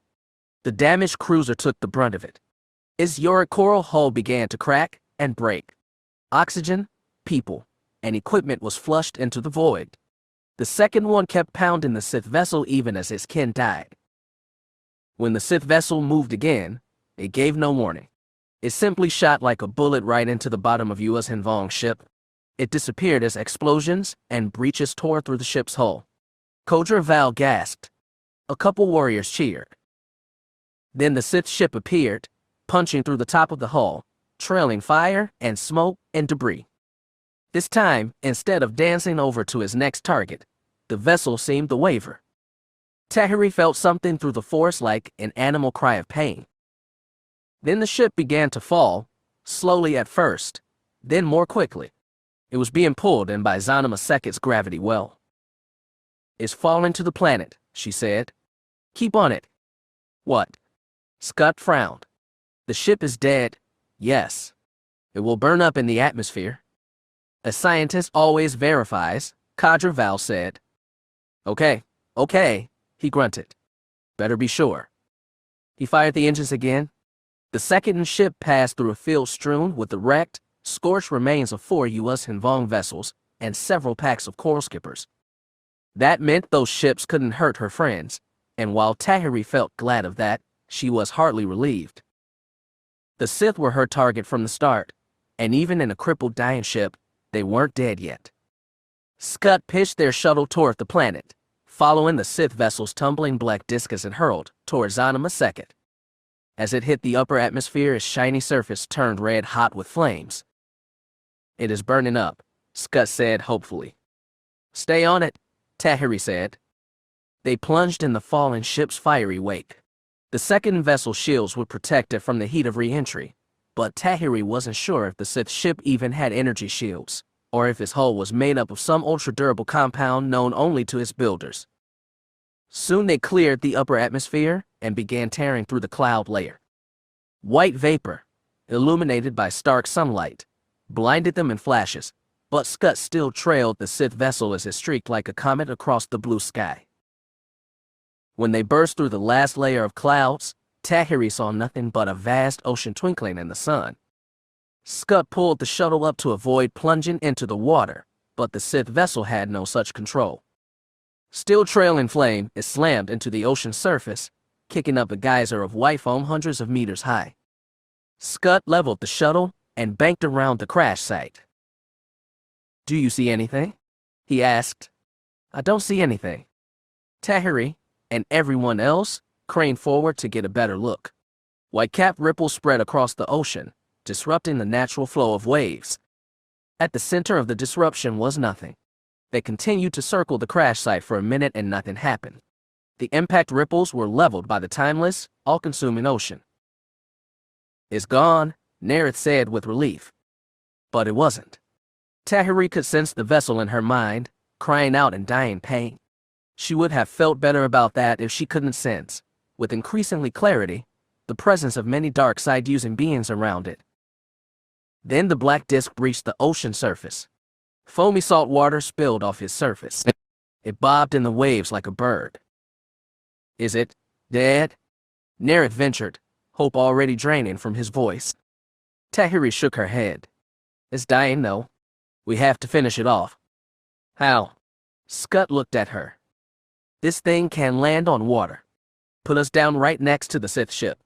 Tahiri unbuckled her crash webbing and got to her feet. She unhooked the lightsaber from her belt and turned to the warriors. "This is what you came for. Are you ready?" Zaku Buell held out an arm. The amp staff wound around and extended his fang face toward Tahiri. "We would be honored to fight with you, Arena Quad." "It's an honor to fight with you," she said truthfully, and extended a hand. The amphistaff leaped from Zaku Buell to her and coiled around her forearm. Tahiri looked at the lightsaber and the amphistaff, and felt more whole than she had in a long time. "Okay," she said, "let's go." Vilith Dal generally considered wallowing in self-pity to be the habit of an inferior mind. A being should be in control of himself at any given time, constantly aware of the world around him and adjusting to act on new data. That being said, as they marched him toward the airlock, he couldn't help but feel like a fool. He joined True Honor because he was bored to madness and horror stayed utopia on Zanima Second. He needed challenge and struggle, and he needed new opportunities to expand himself as a scientist and as a sentient being. In Maula, a rare warrior he knew and respected, he's seen a leader who might create an environment where the U.S. and Vaughn could flourish as they were meant to, spread out across the stars instead of huddling pathetic and defeated on Zanima Second. Somehow, in his quest for excitement, he had forgotten the stupidity, arrogance, and proclivity to mindless violence that marked the warrior caste. As punishment for his arrogance, they intended to take his life in the most agonizing way possible. But because Vilith Dal wasn't aware, thinking, superior being, most of the time, anyway, he stuffed his melancholy back where it belonged, right next to fear and panic in a part of his brain he usually kept tightly sealed. "Please, you must reconsider," he told the warriors dragging him down the hall. "I can still be useful to True Honor. Maula meant nothing to me.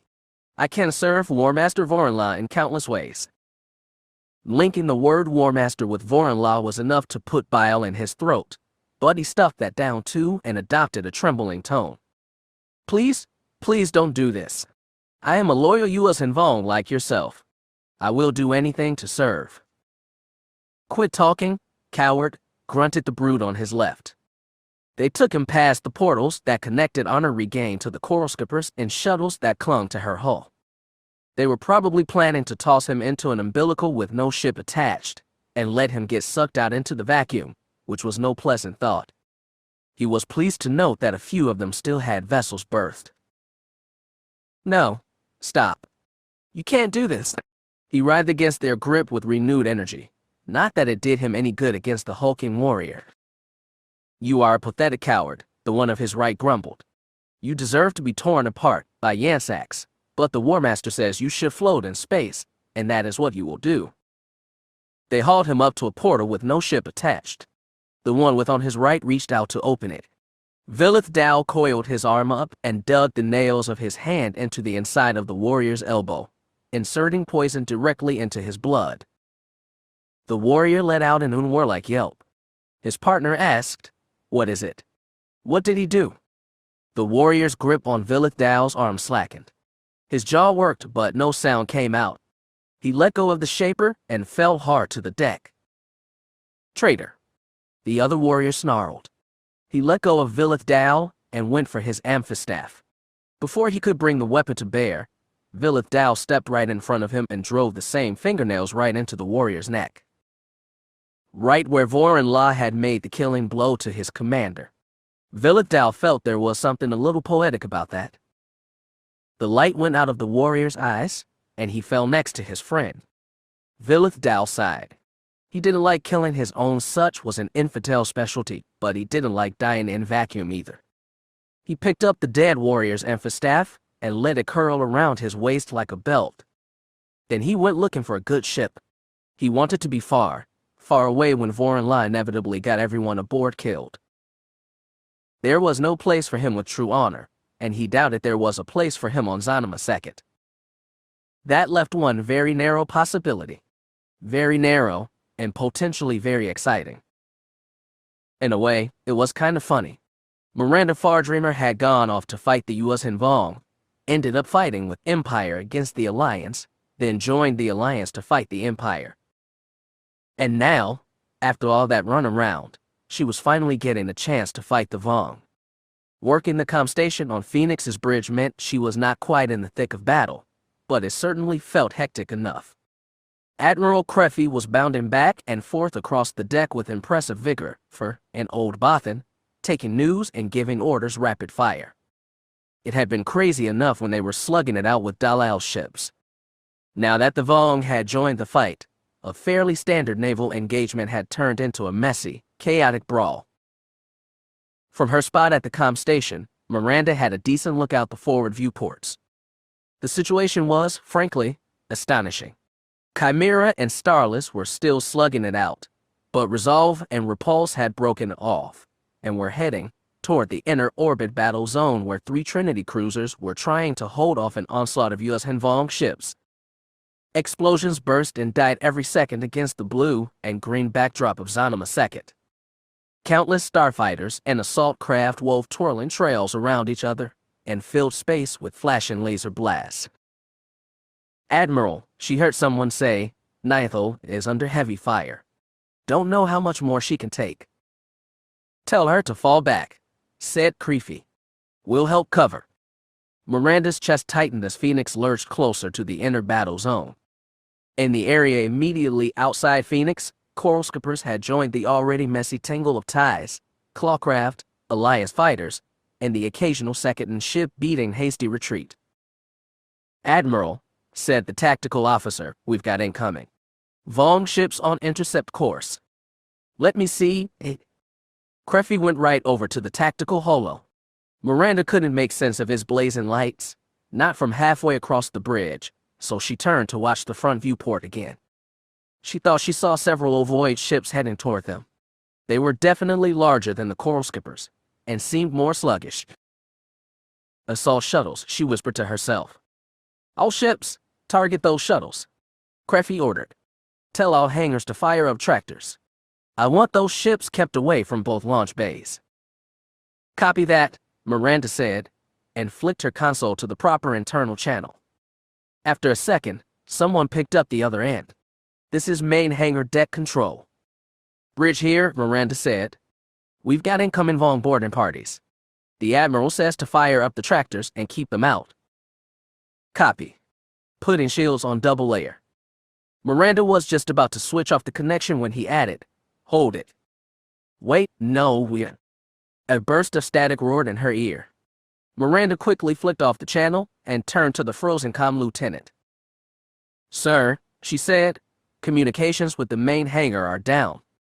The lieutenant's pale fur bristled. Did you try the secondary? Secondary. No, I didn't. Suddenly the entire deck shook. For a second fear stabbed into her and she expected half the deck to be torn open like it had last battle. The shaking stopped a moment later, but alarms began wailing on the bridge. Admiral. Someone said frantically, we're reporting hull breaches on decks F7 and E19.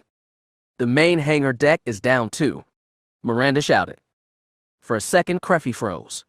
His vigor disappeared and he looked like the tired old Bothan he was. Then his lips curled up to show white fangs and he said, "Tell all troops and guards to go to red alert. Seal off all breached decks and all routes in and out of the hangar bay. Get troops there immediately." "All of them, Admiral?" someone asked. Miranda knew that it might be possible to keep the Vong from boarding through the hull breaches, but there were too many routes in and out of the hangar area. If the Vong had established a beachhead there, it would be almost impossible to contain them. Creffy hesitated for a second, and Miranda realized he was thinking about the ones guarding the True Victory holdouts. "All of them," Creffy said. "Arm the prisoners too. If they want to fight the Vong, let them have a chance." A few True Victory diehards cheered. The rest just looked scared. Miranda's hand slid down to the hard bulge in the pocket of her right trouser leg. Before the battle began, she'd retrieved her confiscated things, including Ben Skywalker's lightsaber. She'd heard they couldn't actually cut through U.S. Vong armor, and she obviously knew nothing about how to properly fight with one. She hoped, very, very hard, that she wouldn't have to use it to defend herself. If that need did come, well, the ship would have been taken, and she'd be as good as dead anyway. Still, she wanted to take as many with her as possible. If she was going to die on the deck of a ship like her mother and father, she might as well die like they hadn't, looking into the face of the enemy.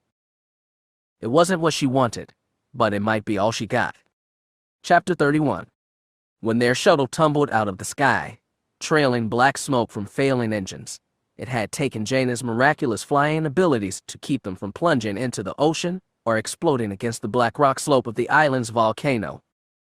When they belly flopped onto the rock, it still tore through the hull of the shuttle and ripped off the remaining wing. Only their crash webbing kept both of them from getting their brains splashed across the inside of the viewport. The shuttle itself had no such protection.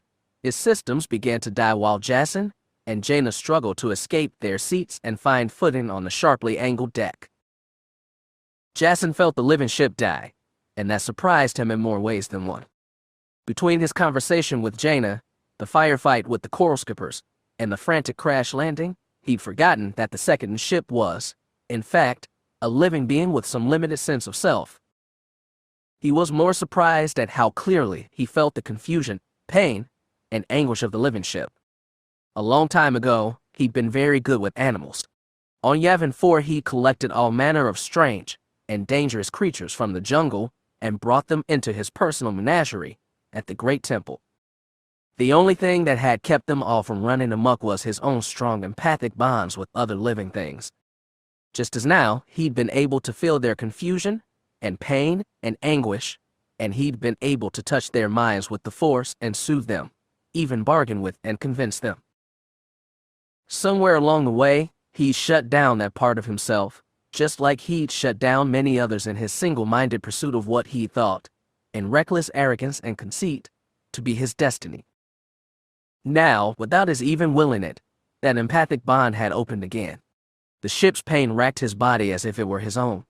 When he recovered from the shock, he touched his mind back and tried to send it calming thoughts. He projected warmth and stillness, enveloping like salty ocean water. Slowly these sensations drowned out those of the dying ship's pain. His body trembled with echoes of the ship's agony, but he kept sending calming thoughts until he felt the ship's consciousness wink out. Then everything was very quiet and very still. "I felt that," Jaina said softly. "It was the least I could do." She looked around the cockpit. Sunlight slanted through the viewport and fell on consoles that all seemed dead. "There's a portable generator in the cargo hold," she said, sensing his thoughts. "We can't hook it up to the comm systems long enough to send a distress signal. I think." "Good," he said. "But I think we have other things to deal with first. Can you sense any of them? Ben or the Sith?" Jason closed his eyes and stretched out. He was still hiding his own Force presence as Vergier had taught him, but it did not affect his ability to sense others. He felt a great blazing fire and angry determination, and knew it was the dark man, edging closer and closer. He sensed another presence, closer still.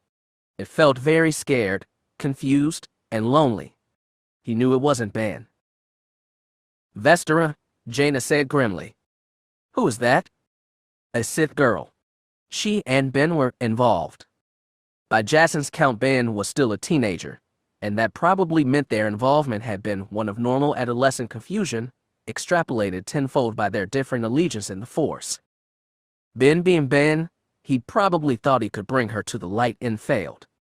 He didn't envy Ben the experience, even compared to his own painful love affair. I don't sense Ben anywhere, Jaina frowned, but I would have felt him die. I know it. He's hiding himself, just like I taught him. He saw Jaina's frown deepen. He knew his withdrawal was reminding her of those awful times when he cut off their twin bond as his fall to the dark accelerated. Well, she was going to have to trust him. He hoped she was better at trust than he was himself. She's coming this way, Jaina said. Do you think Ben is with her? If he was with the Sith, he wouldn't be hiding in the Force. Are you sure? No, he admitted. But either way, we'd better get out and greet her. She won't be happy to see me, Jaina said. Last time we met, I cut off her arm. With that, she turned and walked down the hall, leaving Jason to stare at her back as she moved down the canted corridor, with one hand constantly braced against the wall. He knew Jaina could be very cold.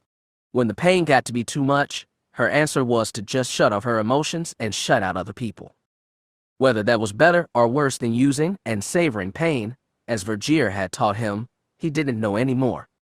What the callous, matter-of-fact way she'd just spoken reminded him of the way she'd behaved after Anakin's death. It had been 4 years. She'd gotten married and become a master. But in killing her twin brother, she'd had to fall back on the cold part of her nature lest she hurt all the time. For the first time, Jason realized just how badly his sister was damaged and how it came down to him. As he followed her down the crooked hallway, he promised himself that they could set all this to rights later. Time would heal wounds, or at least help them scar over. He hoped, prayed, that he would survive this, and that Zanima Sekhet would be able to keep his spirit bonded with this created body. He wanted to see his parents again, and Tenel Ka and his daughter. He wanted to see Zek and Loie and Raynor. He even wanted to see Luke, though he knew such a meeting would be incredibly painful for them both. But pain was a part of being alive. The Yuuzhan Vong had been right about that. He wanted to savor that living as long as he possibly could. Even if he was stuck on Zanima Sekhet, he could still find ways to live out a successful, fulfilling life. Indeed, if he had to be trapped on one planet, this would be the one. He and Sekhet might even work together and find a way to touch the unifying force one more, as he had during that brilliant pinnacle of his life 15 years ago. But hope was a distraction. He purged distractions from his mind and followed Jaina out the hatch and onto the back of their broken ship. Sunlight blazed down through humid air that smelled of equal parts brimstone and distant salt water. It was a strange, tangy concoction, and he savored it in his nose and lungs, just like he savored the hot light on his face. The shuttle had crashed near the bottom of the black volcano slope. The plain of dried lava continued its gradual fall toward the gleaming blue-white line of the ocean. The igneous rock spread far to his right, curving around the side of the volcano, but to his left he saw green grass and the edge of a forest and short young borer trees. They're coming, Jaina said beside him. She stabbed a finger at two figures scrambling across the black slope out of the forest. One appeared to be a woman with long, tangled hair waving in the breeze. She only had one arm, but it pumped furiously as she walked across the black rock. The other was a man, lean but no longer lanky. His red hair was cropped short and his face was to be darkened by ash. Jason's eyes locked with Ben's across the distance. He was hidden from Ben in the Force, and Ben was hidden from him, and at that distance he could not make out the young man's expression. Ben didn't pause in hesitation. He and Vestera kept walking, swift and purposeful, toward the crashed ship. When they got within 10 meters, they both stopped to peer up at Jason and Jaina, still perched atop the dead shuttle's back. Ben was squinting against the sun, hiding his eyes, and his mouth was a tight line revealing no hint of whatever he might be feeling. When Ben had talked to Jason through the Lake of Apparitions, Ben had said that he'd forgiven Jason. He had seemed to mean it at the time, but now he was staring at the living man more or less instead of just the wavering shade of his mother's killer. "Hello, Ben. I'm glad you're all right," he said. It was all he could think of. Ben just nodded. His head shifted slightly toward Jaina. "Vester is with me. Darth Krait's wounded, but he's catching up." "Darth Krait?" Jason asked. "You mean the Dark Man, wearing U.S. Hanvong armor?" "That's him," Ben nodded. "Hiding in the Force means I'm harder to track, but he can still follow Vez." "How many?" asked Jaina. "He had 5 more Sith, plus his scientist, Dishan," Vestra spoke up. The girl looked confused and frightened. "We don't know how many escaped the explosion." "What explosion?" Jaina asked. The ship I've been using crashed into the Sith shuttle," Vestra said. "It sacrificed itself for me." "She's talking about the Sith mediation sphere." Ben tilted his head to Jason. "The one I found on Zyast, and you gave to Lumaya and Alimarar." His voice was bitter but controlled. He wasn't surprised to see Jason alive, and had probably been planning for this meeting in his head. In 4 years, Ben seemed to have grown into a full-fledged adult, a little wiry yet, a little smooth in the face, but his bearing was no longer that of an apprentice desperate to please his master, or of a sulky teenager who resented his father's shadow. Ben seemed like his own man now, and Jason couldn't describe how glad he was to see that. Vestera, however, peered at Jason and frowned. "Who are you?" "That's my cousin Jason," Ben said evenly. "Your cousin?" She looked at Jason suspiciously. "They told me you were dead." "I got better," Jason said. "They told me you were a dead Sith." "Like I said, I got better." "What about you, Vestera? Are you still Sith?" She looked taken aback that the dead man knew her name. She glanced at Ben as if seeking support. To his credit, Ben's face did not soften in a show of sympathy. He surely still had feelings for this young woman, but he wasn't letting them show, and he wasn't letting his feelings control him. Jaina must have noticed too. He felt her relief through the Force, too subtle for the others to notice, but nonetheless clear through their twin bond. When it was clear she was getting no more help from Ben, Vestera looked back at Jason and said, "I don't know what I am. I really don't. But Lord Krait, he terrifies me." "Good," Jason said. "He's terrified me for years." "You know Darth Krait?" Jason shook his head. "I didn't even know his name until just now. At least, not his Sith name. But everything I've done, good and bad, it was all to stop Krait." He shifted his gaze to Ben. "And we're going to stop this. Right here. Right now. Together." "Then what?" Ben asked. Jason blinked. "Excuse me? What happens to you after we kill Krait?" "I don't know," he admitted. "Sekit was able to resurrect my body because we had a bond when I was alive, and because I was restless. I wanted to live again because I knew I still had work to do. And when that work's done, then what?" Ben was pressing hard, asking questions like an investigator. It seemed he kept some parts of his gag training. "I don't know. I can't leave Zanima Sekit, so I'm not going to go around trying to conquer the galaxy again. I don't want to anyway. It was a mistake. I thought I had to do it all alone. I told myself it was to protect the rest of you, but it wasn't. I needed to think I was the only one who could save the galaxy." He looked at Jaina. "I know sorry doesn't cover it, but I am sorry." Ben stared at his boots and the black rock. "I told you before I forgive you, that I let go of all that hate. And now," Jason spread out his hands, "I won't hold it against you, no matter what you say. Now, I don't know. I really don't. But hate isn't something I can afford with Krait breathing down our necks, is it?" "No, it's not," Jason said. He would sit down, talk things out with Ben when all this was over. Right now, though, he turned his attention to Vestera. "What about you? Will you help us fight Krait?" Vestera seemed to pale at the thought. One look at the shuttle must have told her there was no escape. Once again she looked to Ben. This time, the young man reached out. Instead of taking her hand, or tenderly touching her face, he simply put a palm on her shoulder and squeezed it. All right, she swallowed. I'll fight. I'll help protect Ben.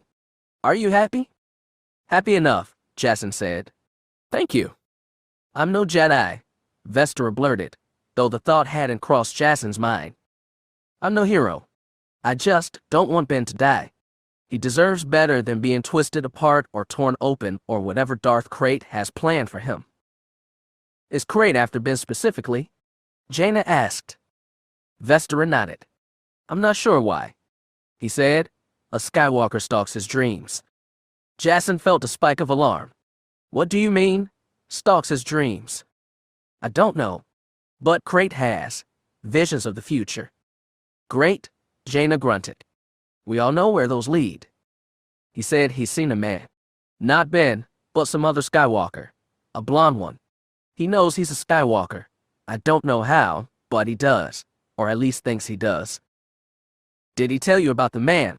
Anything specific? He said, sometimes the man is kneeling before him. Other times they're fighting. And he says he keeps on seeing this man floating alone in space, in a vac suit. In his shock, Jason couldn't find anything to say.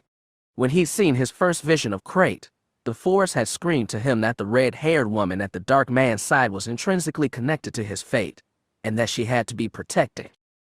This had proven very true, but in his obsession with Alana he had totally neglected to consider the angry blonde-haired man on the other side of the throne. If this man was haunting Krayt's visions too, then he had to be someone from the future. A Skywalker, likely Ben's own descendant. Jason stared at his cousin with new understanding. He tried to recall the features of the blonde man in his visions and sought some reflection of those in his cousin's maturing face. He thought, just maybe, he saw some of it, in the eyebrows, the mouth, the nose, but not the eyes. Ben didn't have the angry eyes of that man, or their grandfather. His monomaniac devotion to protecting Alana had blinded him to something of great importance. Again? What is it? Jaina asked. Even without being able to sense him in the Force, she knew he'd been hit with some awful realization. Oh, Ben, he rasped. I am sorry. I am so sorry. Ben frowned. What do you mean? Do you know this man? No. And I doubt I ever will.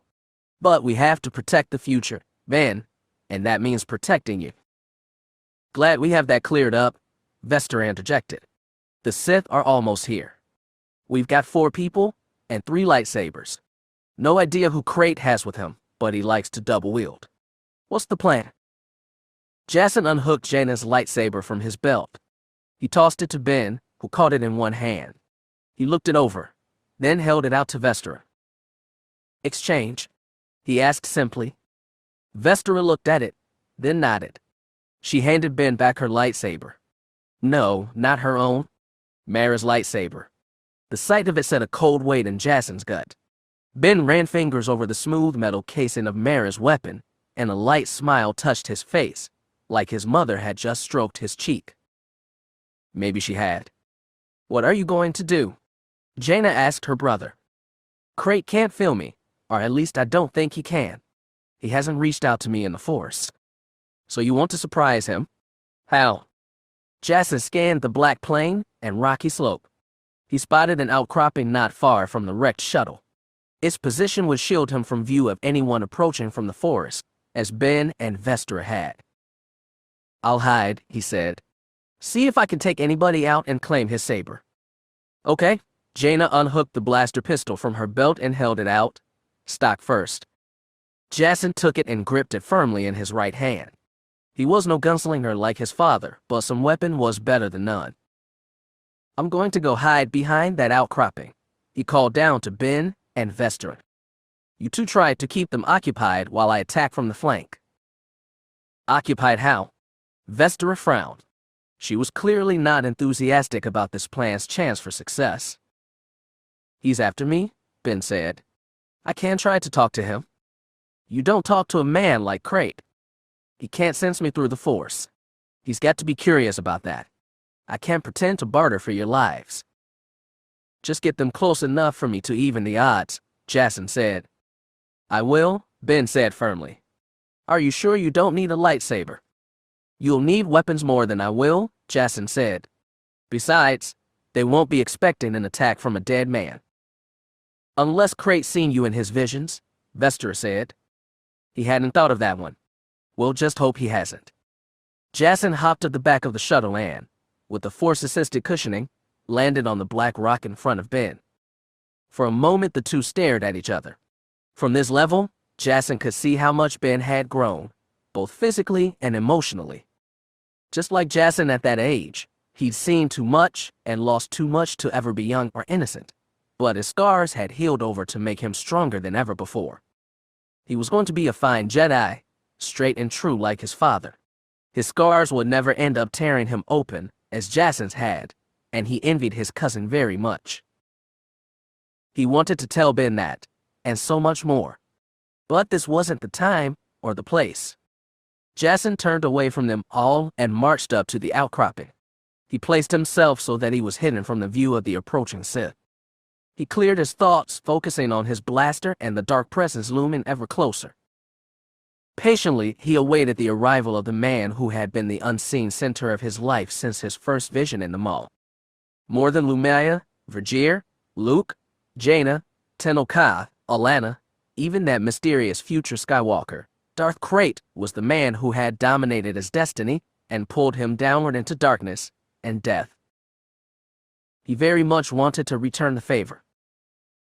It was like dream made reality, or reality dissolved to dream.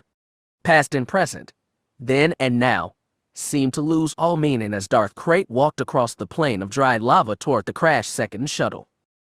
3 figures stood on its back, lightsabers blazing violet, blue, and green. Behind him, 4 Sith Lords followed, their own weapons humming red. He held Sharad Het's lightsaber in his right hand, Sharad's in his left. He swings his father's blade through the neck of the nearest clone trooper, burning with rage at their sudden and unexpected betrayal.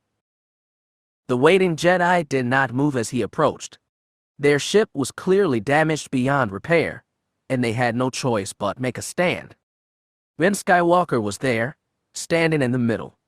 To his left, the one-armed traitor Vestra Kai. To his right, a small woman whose long brown hair blew like a curtain in salty breeze. She charges at him, and her blue blade clashes with Sharad Het's. He lifts his other hand to block an attack from her brother. 3, only 3. He could sense Vestra and the woman, Jaina Solo, blazing defiantly in the Force. Skywalker, however, did not register at all. Skywalker shouts in rage and charges, lightsaber blazing above the curls of his blonde head. He had heard that this living planet could manifest itself in the Force and appear before being's very eyes. His first thought was that this was not the real Ben Skywalker, but some illusion cast up by a second to confound him. And yet, he had not been able to sense Ben Skywalker at all since he and the Kai girl had fled into the forest. It was equally possible that, somehow, Ben Skywalker had learned to hide his presence in the Force. Or, he could just be a Yuuzhan Vong in a masker. There was one way to find out. He reaches deep within the heart of the volcano itself, feels the molten energy of the planet's heart churning angrily beneath the shield of black rock, and with all the power of the dark side he strokes that liquid flame. He stopped 10 meters away from the crashed vessel.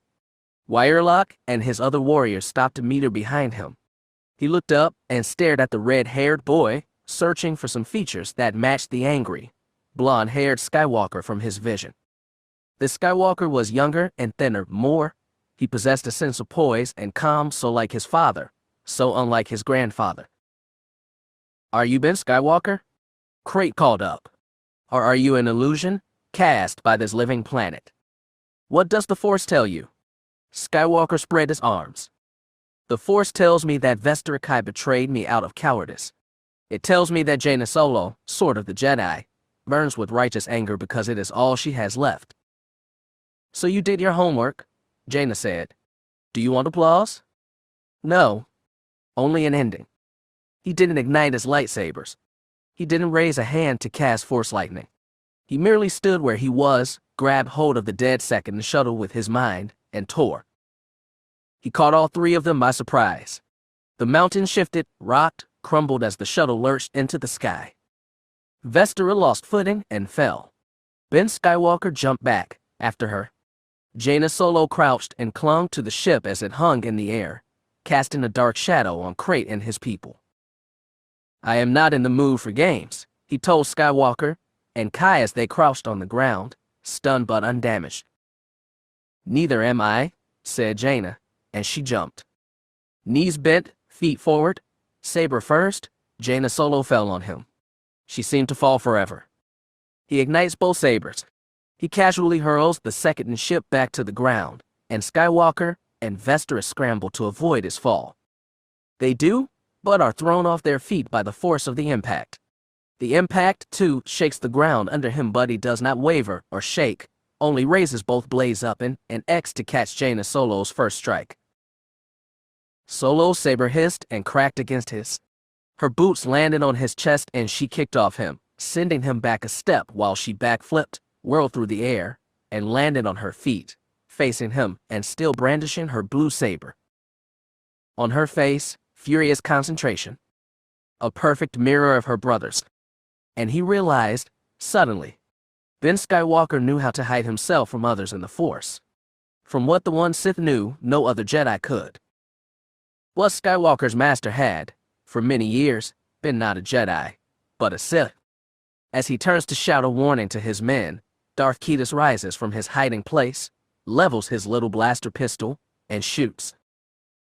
The Bothan, charging forward towards Skywalker and Vestera, tumbled pathetically face first into the rock, smoke pouring from the back of his head. His saber twitched beneath his palm, then jumped to the air and pinwheeled into the hand of a dead man. A red blade springs to life in the hand of Darth Caedus, and Jaina Solo springs to life in the Force. No trick, no illusion. The man himself. The entire battle stopped. Jaina paused just 2 meters away from Crate's humming blades. Wirelock and the Element, advancing towards Skywalker and Vestera, stopped in their tracks and followed their master's gaze to the pale, brown-haired man standing on the high ground. "Impossible," Wirelock spat. "Darth Caedus is dead." "He is," the man said. "I'm just jazzing now." Darth Crate wasn't shocked. He'd seen Darth Caedus in his visions and battled him and his sister on a plain of black rock. Sith lore was filled with tales of Dark Lords who had claimed immortality, either by possessing new bodies or extending the lives of their old ones, as Crate himself had done. But in nearly a century of studying every dark art he could find, he'd never once heard about a being resurrected from the dead, body and soul. Crate demanded, "Where did you learn this trick?" "I didn't," Caedus said easily. "I just had some help from my friends." Crate yearned to know, needed to know. His body, prolonged though it was also dying. The parasite that clung to him could never be removed, short of death. If he could somehow die, then manifest his body again without the horrible Yuuzhan Vong armor, then he would be truly invincible. If he would live and die, again and again, yet remain who he was, then not even the Skywalker of his dreams would matter. Suddenly, Skywalker, past, present, future, seems less important. If he can master whatever skills Jaina Solo had used, he'd need fear no one ever again. Not the Skywalkers, not Darth Wirelock. No one. Not even his own body. "How?" Crate demanded. "How did you do it?" Caedus spread his arms invitingly, just as his cousin had. "If you want my secrets, Sharad het, you're welcome to them." Of all the one Sith, only Wirelock knew his Dark Lord's origins as the son of a Tusken Jedi of the Old Republic. He couldn't hide his surprise, and Caedus grinned. "Come on. I've been waiting for this for 10 years. And suddenly, this failed Sith Lord, turned reborn Jedi, seemed less impressive after all. 10 years, Crate rumbled. "I have been waiting much longer."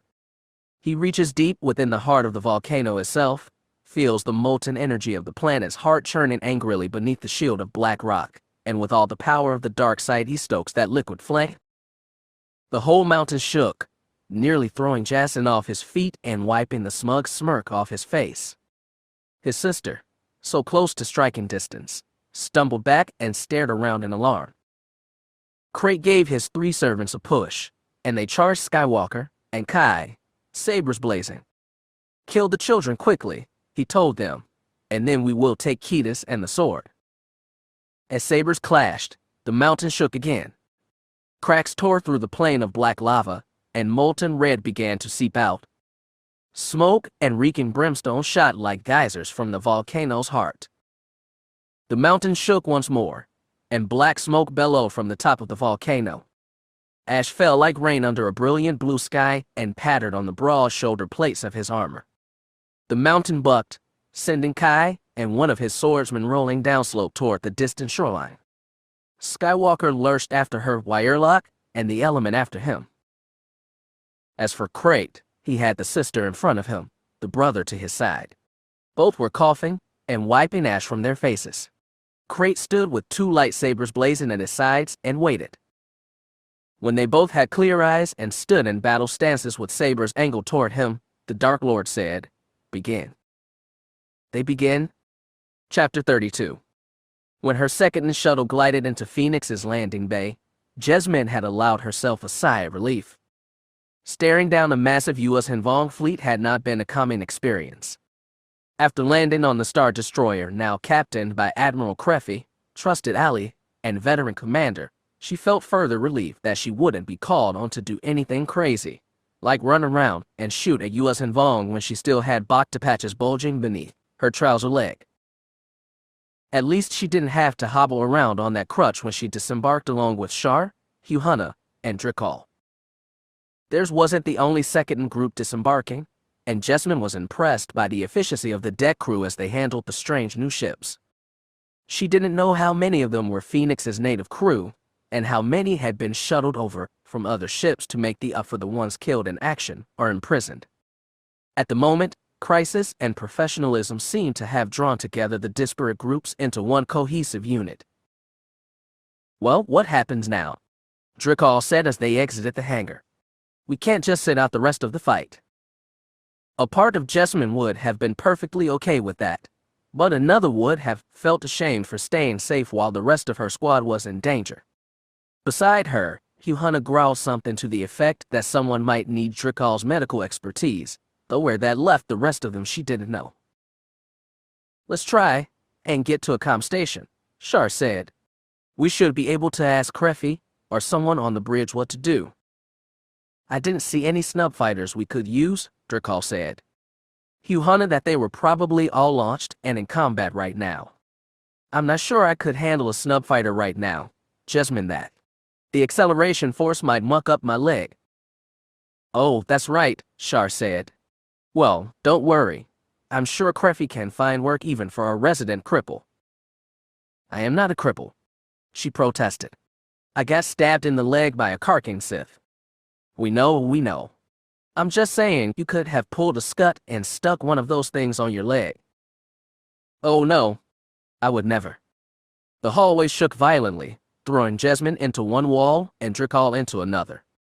Shar tumbled against Huhana's furry chest while the Wookiee let out a roar of surprise.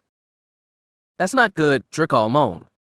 Red light starting flashing in the hallway, and klaxons blared. "Oh, really not good." The hallway shook again, not as violently this time but still enough to tip Jasmine off balance. Shar kept on his feet only to be pushed out of the way by a line of Alliance troopers in plated armor charging in the direction of the hangar. "Hey, what is it?" Shar shouted at their backs. "What's going on?" He got his answer with another violent jerk. This time it was accompanied by the sound of an explosion at the end of the hall. "Are we hit?" Jasmine said. "No decompression." Shar shook his head. "It's like..." The sound of laser blasts filled the air, and beneath them, angry voices shouting "Du Roik Vong Prak. Du Roik Vong Prak." "Boarding parties." "Okay, everyone fall back," Shar shouted. "Fall back now." Drikal was already racing down the hall, away from the fighting near the hangar, with Huhana catching up fast. Jasmine forced her body into motion, ignoring the pain that shot up her leg every time it pushed hard off the deck. She couldn't move as fast as Drikal or Huhana, but Shar hung back with her. Another line of Alliance troops tore down the hallway toward the hangar, and they had to press themselves against the wall to clear the way. "We need weapons," Jessamine told Shar. "If this ship is laid out like Starless, there should be a weapons locker not far from here." "Where?" "Give me a sec. I need to think.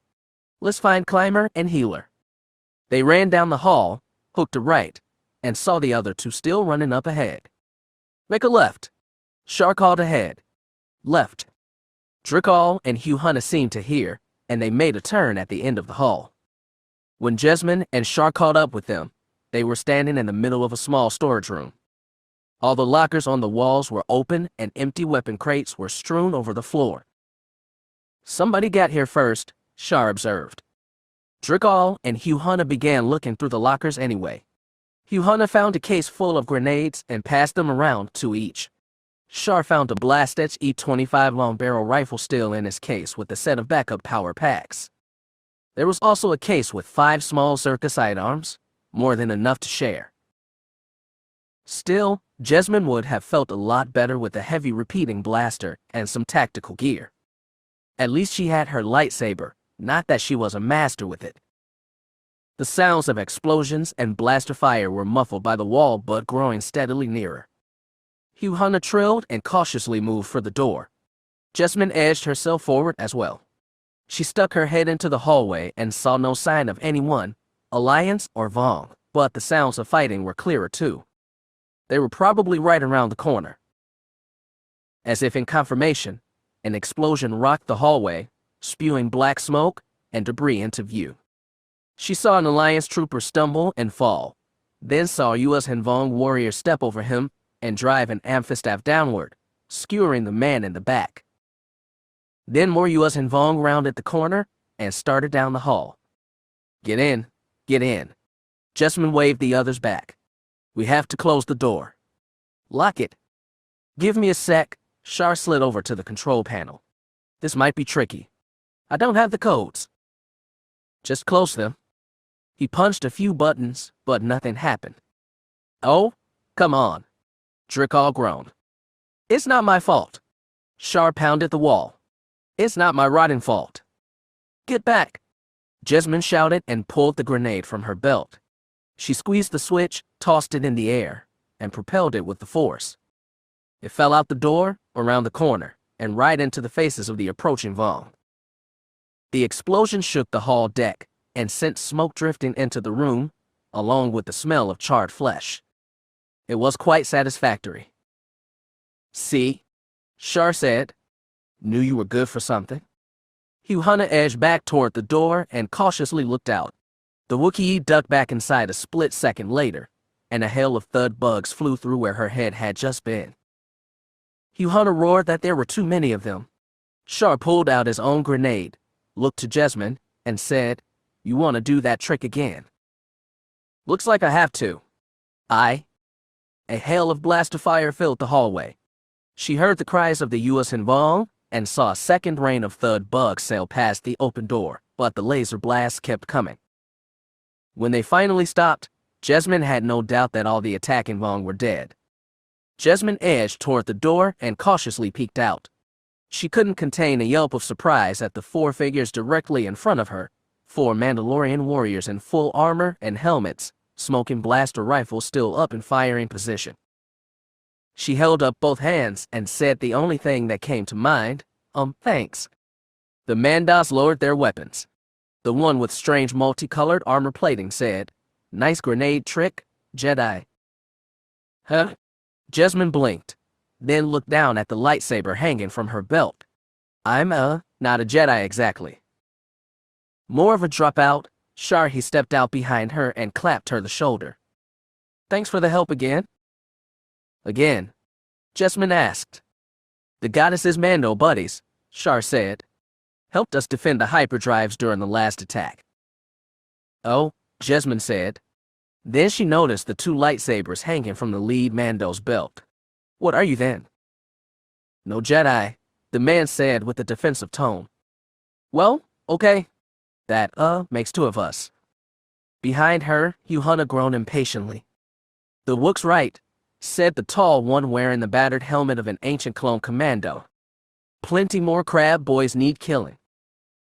Hold, the Mando in blue armor held up her hand. Someone's coming.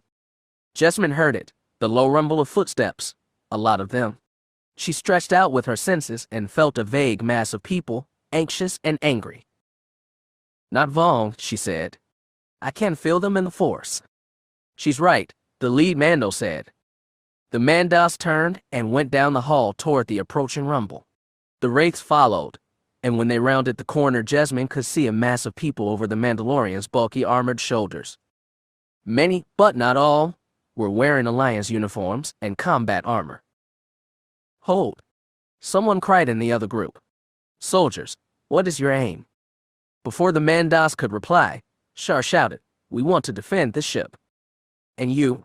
The voice asked, probably to the Mandalorians. The same, the leader said. Good. So is ours. We have extra arms if you need them. My people could use some rifles, Shar called as he elbowed his way through the Mandalorians. The other Wraiths followed, and when Jessamine got next to Shar, she saw a halfway packed with a motley collection of beings, many humans but also various aliens, even Chiss. Regardless of race, all cradled rifles are heavy blasters like sacred possessions. At the head of the group was a silver-furred Bothan dressed in a torn and blood-stained uniform. He had one arm in a sling, but with the other he gestured some of his people forward. They slung heavy blasters off their shoulders and handed them to Jessamine, Huhana, and Drickall. We appreciate the help. We need every able-bodied being to defend this ship. The Bothan bore his fangs in a fierce smile. My ship? The old Bothan gave orders like a seasoned commander. He didn't have the most up-to-date tactical information on the U.S. Vong's location, but he knew every hallway, lift, and access tube in the entire vessel. He split the group into teams and ordered them to block off every exit route from the hangar bay. Venku, Gendry, Bess, and Mariel were assigned to the Bothan's own team, along with the tall blonde with the lightsaber. Their mission was to retake the hangar control station, which would allow them to depressurize that section of the ship and suck the Vong off their beachhead and into the vacuum. Apparently, they were there for protection as much as they were for offense. The Bothan thought those sabers were good defensive tools. The Wookiee, the Devaronian, and the human were sent with another team to secure the medical deck, but Blondie didn't seem distraught at being separated from her Vode. Like a good soldier, she was focused on the task at hand.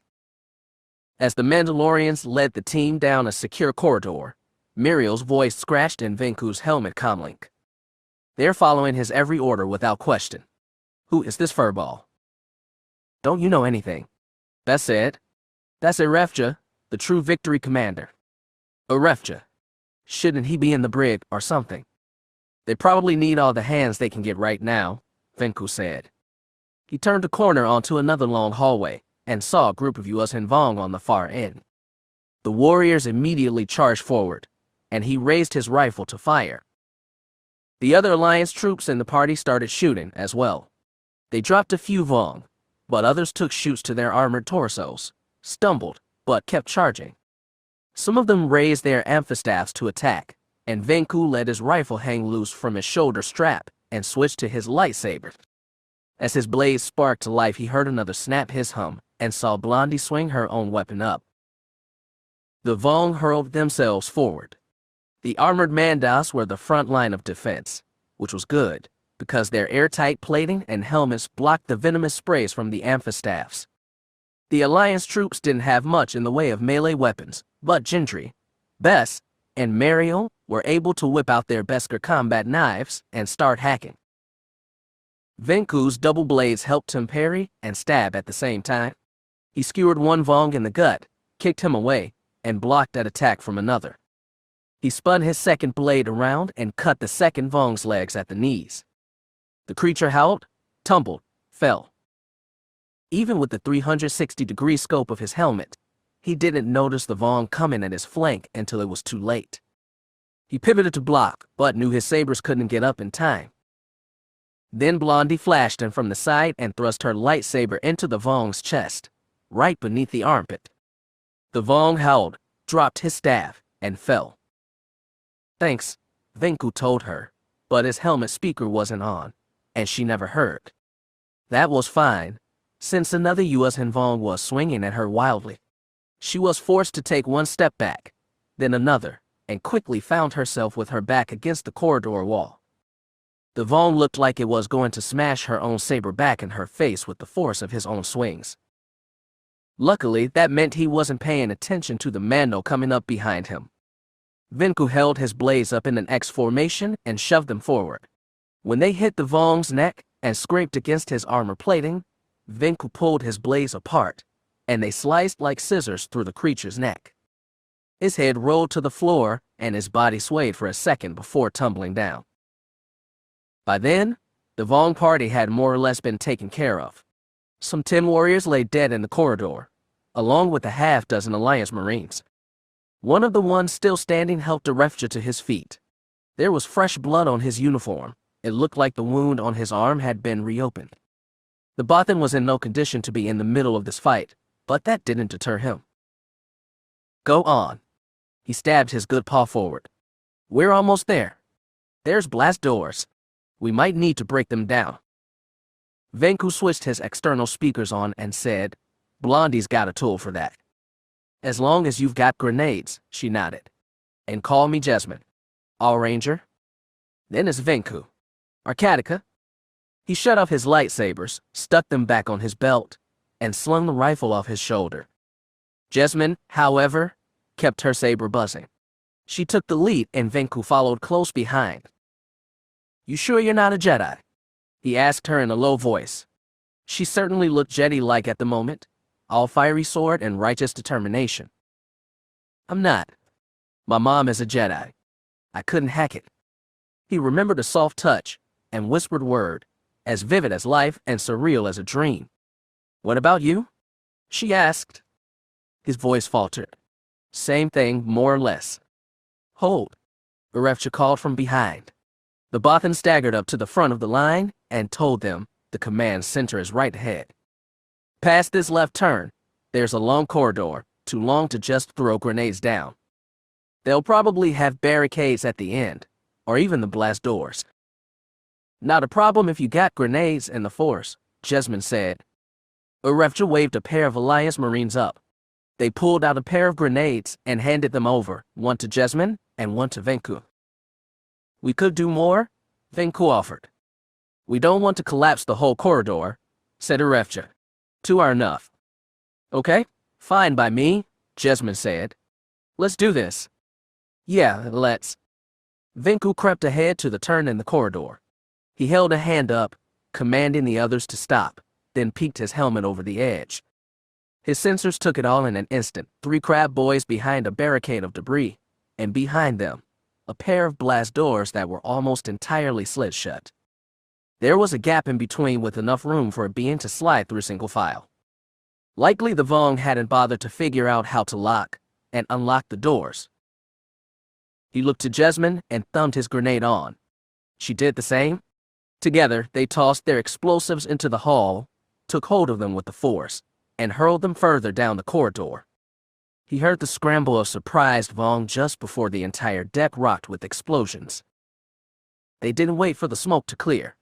Venku switched his helmet visor to infrared and charged ahead, the other Mandos right behind him. The explosions had more than knocked out the guard, but others were charging through the smoking wreckage of the blast doors. Venku dropped one with a headshot, then another. The Alliance Marines joined his Mandos in raining laser fire down the corridor. The few Vong that didn't drop unfurled their amphistaffs threw themselves into the mass of attacking soldiers. Venku pulled his lightsabers and plunged both into the belly of the nearest Vong. He heard the scrape of another staff against Mandalorian armor and the hum of Jasmine's lightsaber. All in all, the U.S. Hanvong didn't stand a chance. When the last one fell, Venku finally switched his visor back to normal visual. The hallway was strewn with more bodies and scorched debris. Alliance Marines were already pushing through the ruined blast doors and into the command center. He saw Jasmine bent over next to a Marine. They stood up slowly, holding Arefja between them. There was more blood on his uniform. His sling was soaked in it, which was bad enough, but Venku saw another spot of it that seemed to be welling from his abdomen. Poor Chacker isn't going to last much longer, Muriel said over their secure comlink. He got us where we needed to be, Bess said soberly. Come on, Venku turned to the blast doors. Let's see if it was worth it. When he entered the command station, he saw that most of the crewmen's seats held bodies that had been bloodily hacked and mutilated. He was glad his helmet was airtight, otherwise he would have to smell the carnage. The Marines were already working the consoles when Jessamine helped drag Irefja inside. They looked around for a seat to put him on, but there wasn't one free. It was Muriel who walked over to the comm station, pulled a headless corpse out of his chair, and gestured for Irefja to sit. They dropped the Bothan into the seat, but he still struggled to hold himself erect. His little golden eyes blinked like he was trying very hard to stay awake. Venku looked at Jessamine, and she shook her head sadly.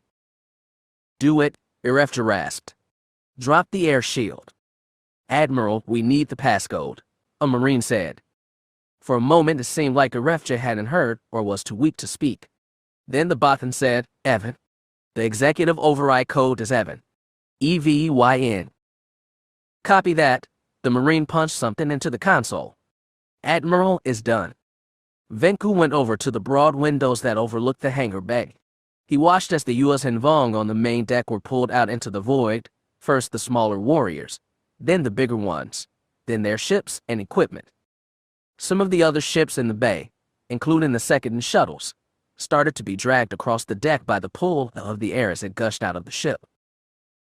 Being sucked into space was an awful way to die, but Venku didn't feel sorry for them.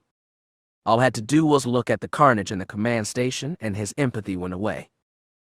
Bess, Muriel, Gendry, and a lot of the Marines had also moved to the windows to watch the Vong get flushed out into space. Not Jessamine, though. She stayed with Irefja, one hand on his shoulder, like she was trying to pour her own strength into the Bothan's dying body. Is it done? Irefja rasped. Yes, Admiral, said a Marine. Good. Irefja nodded. His eyelids closed and Venku didn't expect them to open again. A moment later, though, they fluttered wide and he said, Give me a link to the bridge. Got it, Jessamine said, and punched something into the communications console. She leaned in close to the speaker grill and said, Bridge, this is hangar bay control. Do you copy? At first there was no sound, and Venku was certain the communication line had been cut. Then a female voice said, Control, this is Bridge. We thought you were gone. We've retaken the command deck and shut down the vacuum seal, Jessamine explained. We sucked them all into space. The hangar is secure. Repeat, the hangar is secure. The woman on the other end relayed the message to someone else, and Venku could hear muffled cheering over the comm. Can we speak to Admiral Creefy? Jessamine pressed. Is Creefy there? One moment, the woman said. Here he is. Hangar command, this is Creefy, a new voice came on. Well done. You're to be congratulated. Weakly, Irefja said, couldn't let them take my ship. Bryn, is that you? We did it. Trast. Bryn, what happened? Bryn. The alarming Creefy voice was naked and surprising. I'm sorry, Admiral, Jessamine said. He was wounded in the battle. He's alive. As Jessamine fumbled for the right euphemism, Irefja said, Trast. Good enough. Payback for Evan. The Bolton's head dipped into his chest. His body shuddered very slightly and was still. Bryn, hold on. I'll call a medical team. Bryn. I'm sorry, Admiral, Jessamine said. He's gone. A long, drawn silence held over the comlink. Finally, Creefy said, Very well. How many of you are left? Jessamine looked around the command center for a quick head count. We have 15 people, sir. I see. He sounded grave, but said no more. Admiral, Jessamine pressed. What are our orders? Securing the hangar bay was critical and commendable, the Bothan said. However, enough of the U.S. Henvong have advanced beyond the beachhead to become a threat. What does that mean specifically? Venku asked.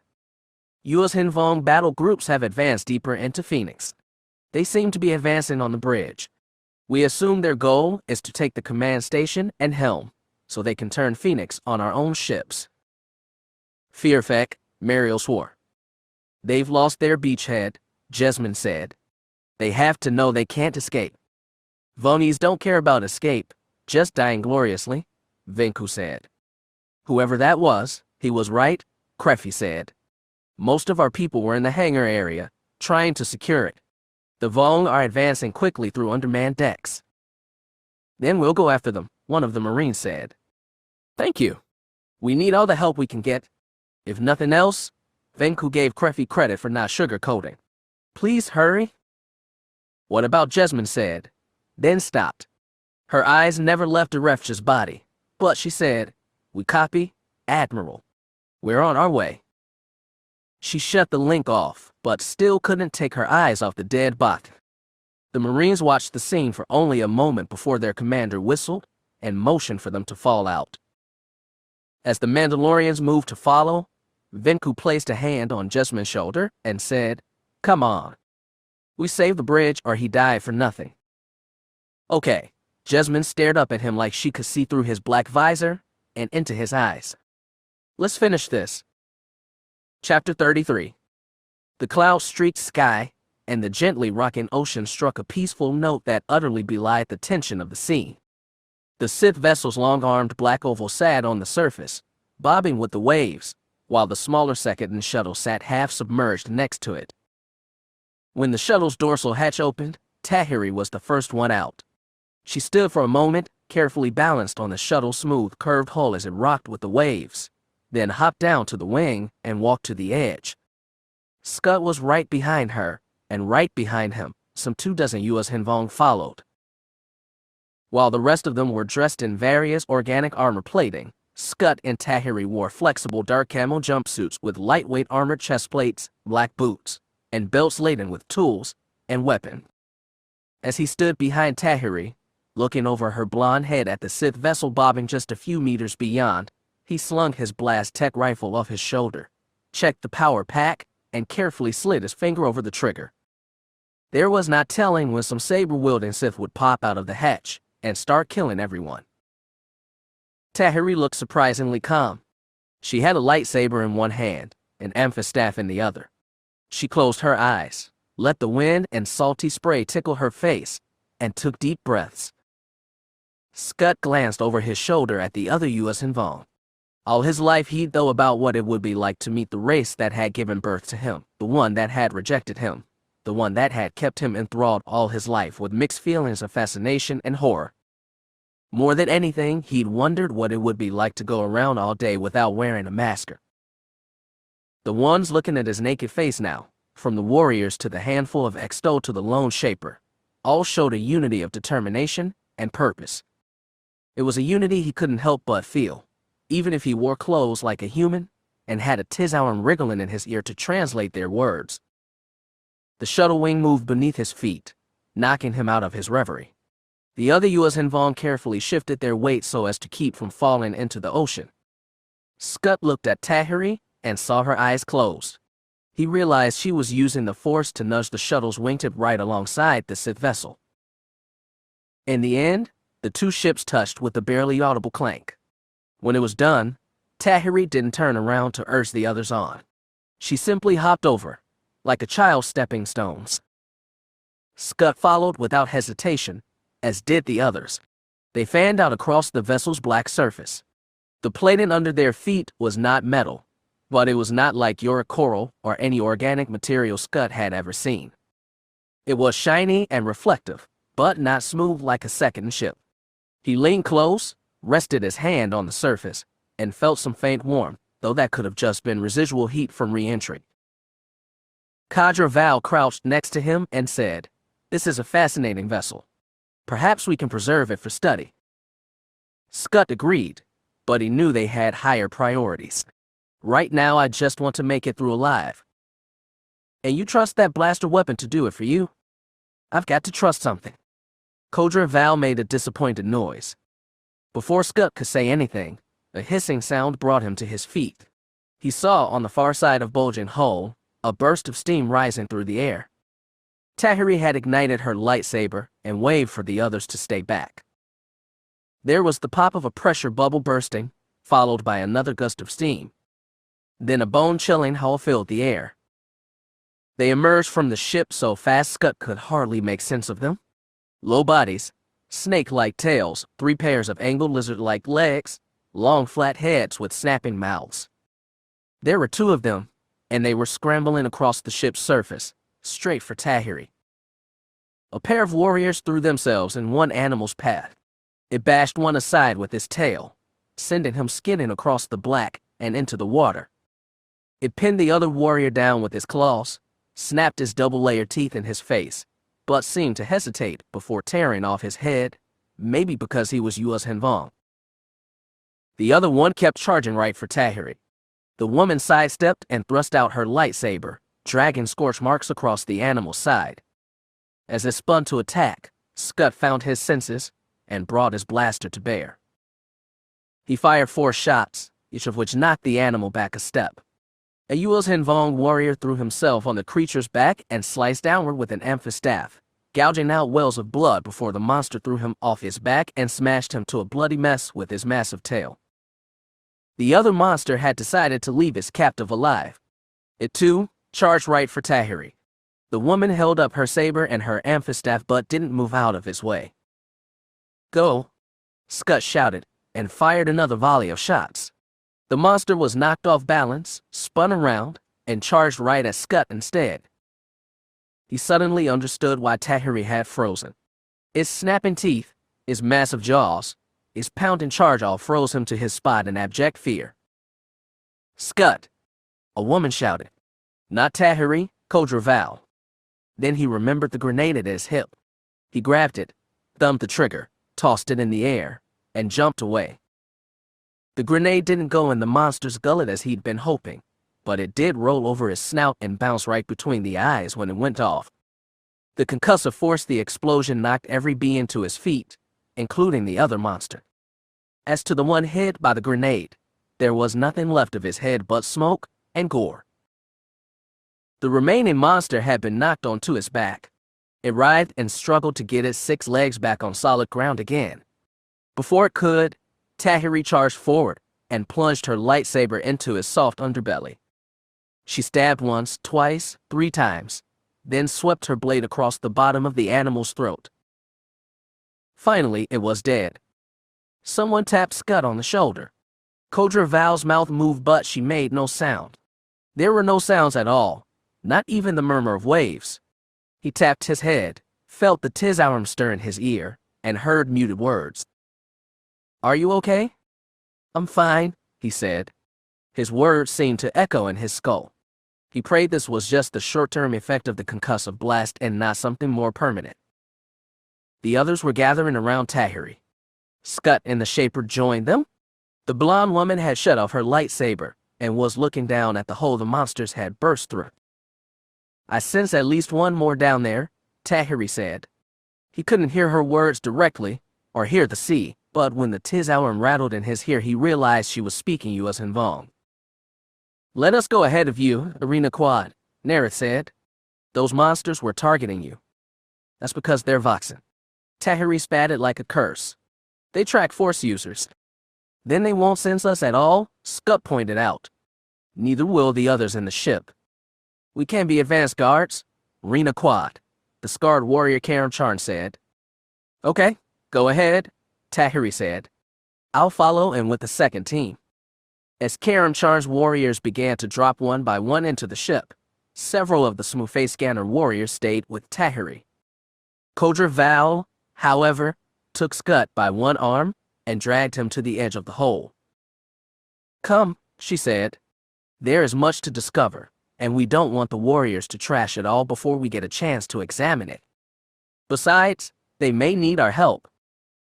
"Our help? You've proven brave as well as clever," Codra Val said seriously. "It's a rare combination and should be quite useful." With that, she stepped into the hole and disappeared. "She was totally flirting with you?" Tahiri deadpanned.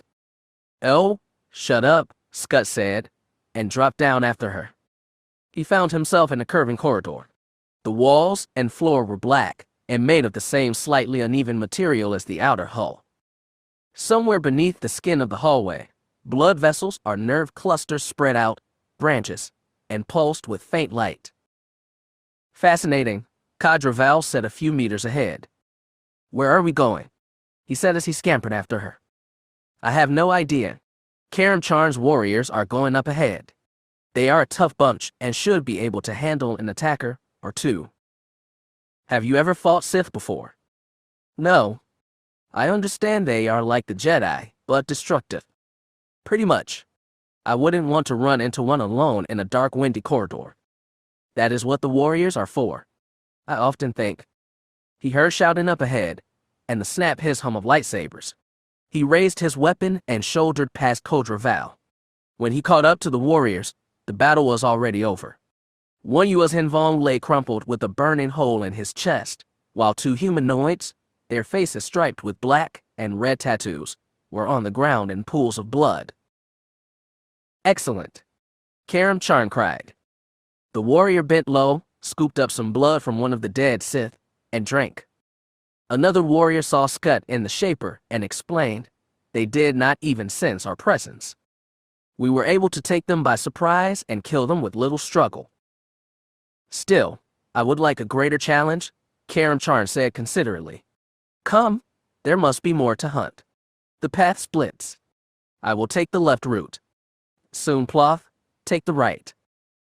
The warriors split on their own accord, leaving Scud and Cadre Val to choose their own paths. Come, Cadre Val started down the left side. I believe Soon Ploth is a little less bellicose. Scud followed Cadre Val and the other warriors down another path. Just when they turned a corner, he heard the buzz of lightsabers and saw echoed flashes of red light.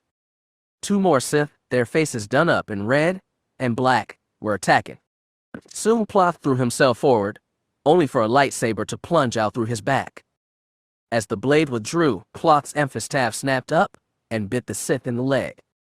The Sith howled in pain, clasped his wounded limb, and pitched forward. The other Sith didn't notice his comrade fall.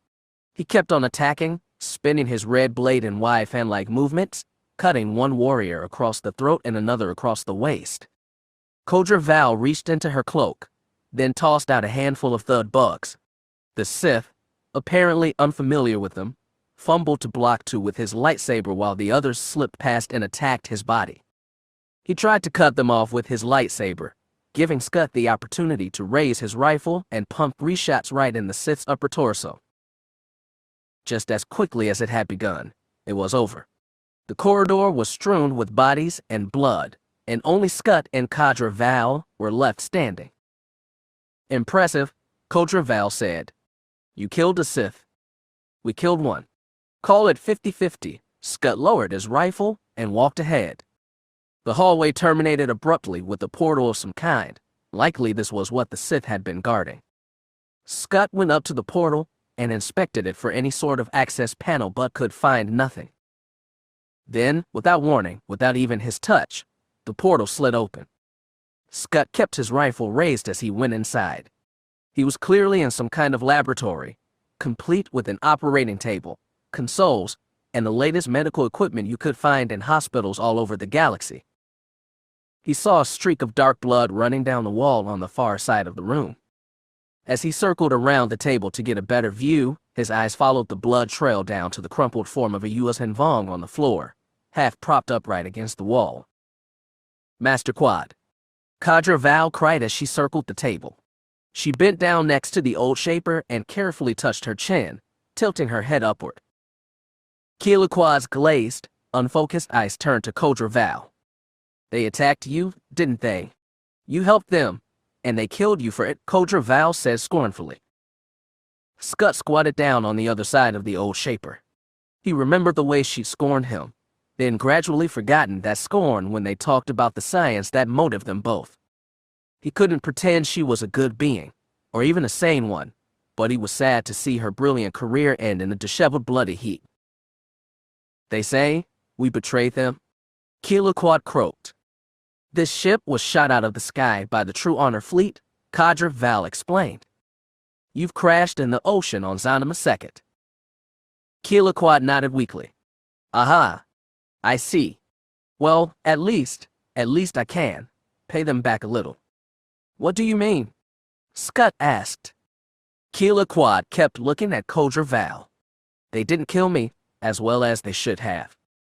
Scott suddenly noticed a second trail of blood. It ran across the floor from their current position, over to a console, then back again. This ship is different from ours. Very fascinating. But the same in some ways. It will be breaking soon. We'll all be at the bottom of the ocean. What about Vilithal? Codra Val asked. Where is he? He went back to the fleet. Probably dead now. She shuddered a dry laugh. Serves him right. I wish I could have finished my. Keelaqua trailed off. Her head rolled to the side and her eyes slid closed. Codra Val sighed.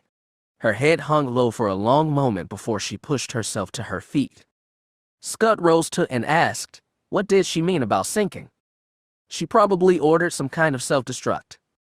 Which means we should get out of here. Agreed. Codra Val looked around the lab one more time. She spotted a casa left untouched on the operations table. She picked it up, stuck it in her cloak, and said, I'd like to stay here longer, but we have to go. Sounds good to me, Scud said. He followed Codra Val to the portal, beyond which lay an even bloodier mess than the one inside the lab. He lingered for a moment on the threshold, looking over his shoulder at the stain on the wall that marked the end of Keelaqua's life. Then the ship began to shudder. He turned and ran. When the ship buckled and bucked beneath their feet, it probably saved Tahiri's life. The Sith Lord she was fighting was knocked off balance, and a swing that would have cut across her shoulder blades became a red blur above her head. She took the advantage where she got it and thrust her own blade up beneath the Sith's rib cage. With a flick of the wrist, her stab became a slice cleaving through bone and organ, and the Sith fell dead at her feet. Panting, she looked around the broad, round chamber. She saw the last Sith fall to his knees as a pair of warriors thrust their blades into his torso again and again. When he finally fell, he joined 5 other Sith and the same number of U.S. Hinvong. Still, a dozen warriors remained standing, including Volan Kral and Zaku Buell. The warriors looked flushed with victory as they surveyed the battle zone. Rena Quad, Volan Kral said, do you sense more Sith? Not nearby, but it's hard to tell, she admitted. The dying vessel's force presence was dimming, but it still had the effect of drowning out, or at least muting, the presence of other individual beings. The only thing she could sense for sure was the familiar, terrifying hunger of one more Voxen somewhere on this ship. Despite losing half their number, Tahiri's squadron of Ganner sect warriors had killed 10 Sith already.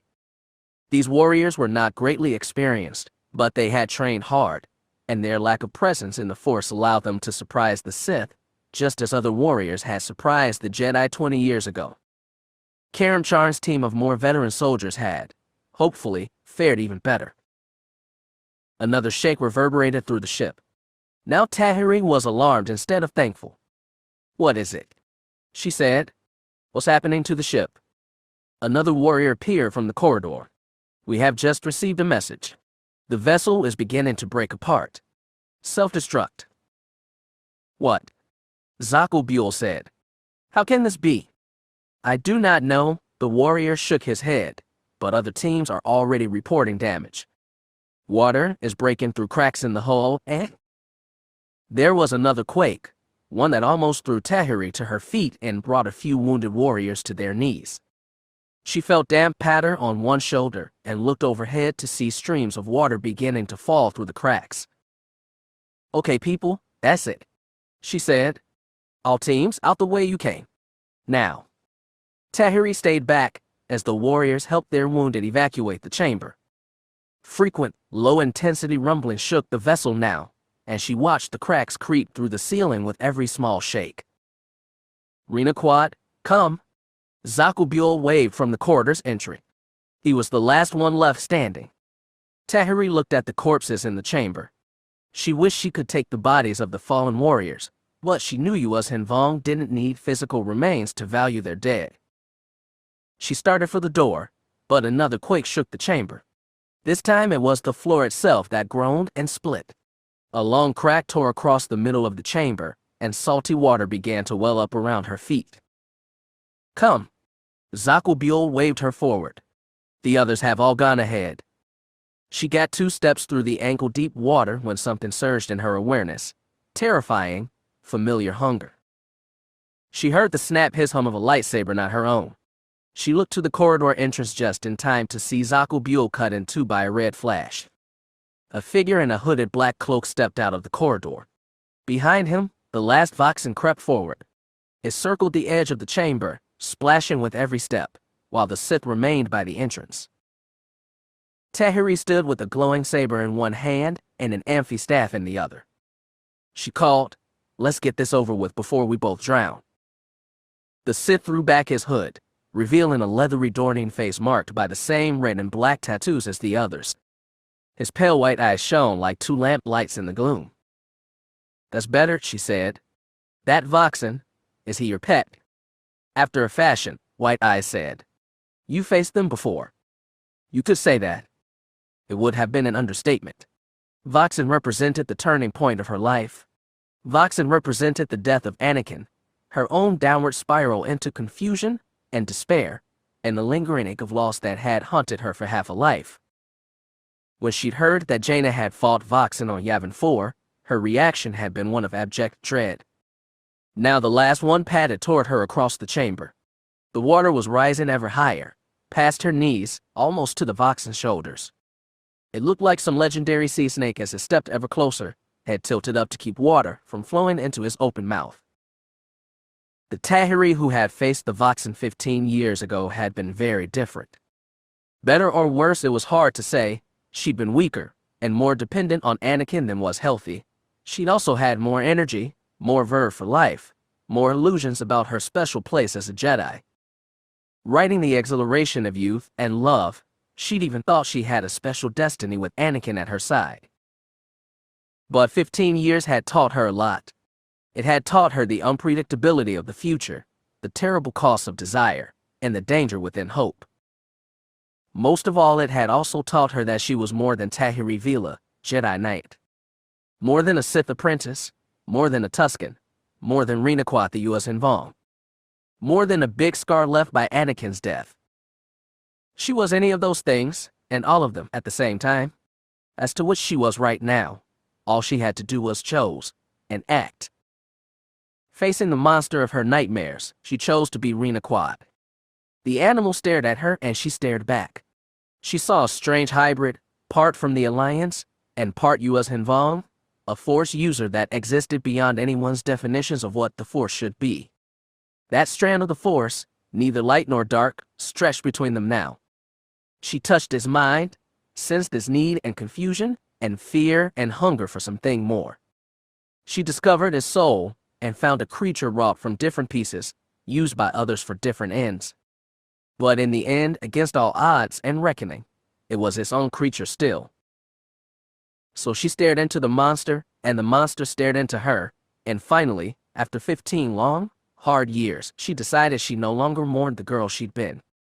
For better or worse, that girl would never come again. There was a new Tahiri now. The monster looked away. "What?" White Eyes said. "What are you doing?" "Kill her. Kill her now." The water had risen to her waist.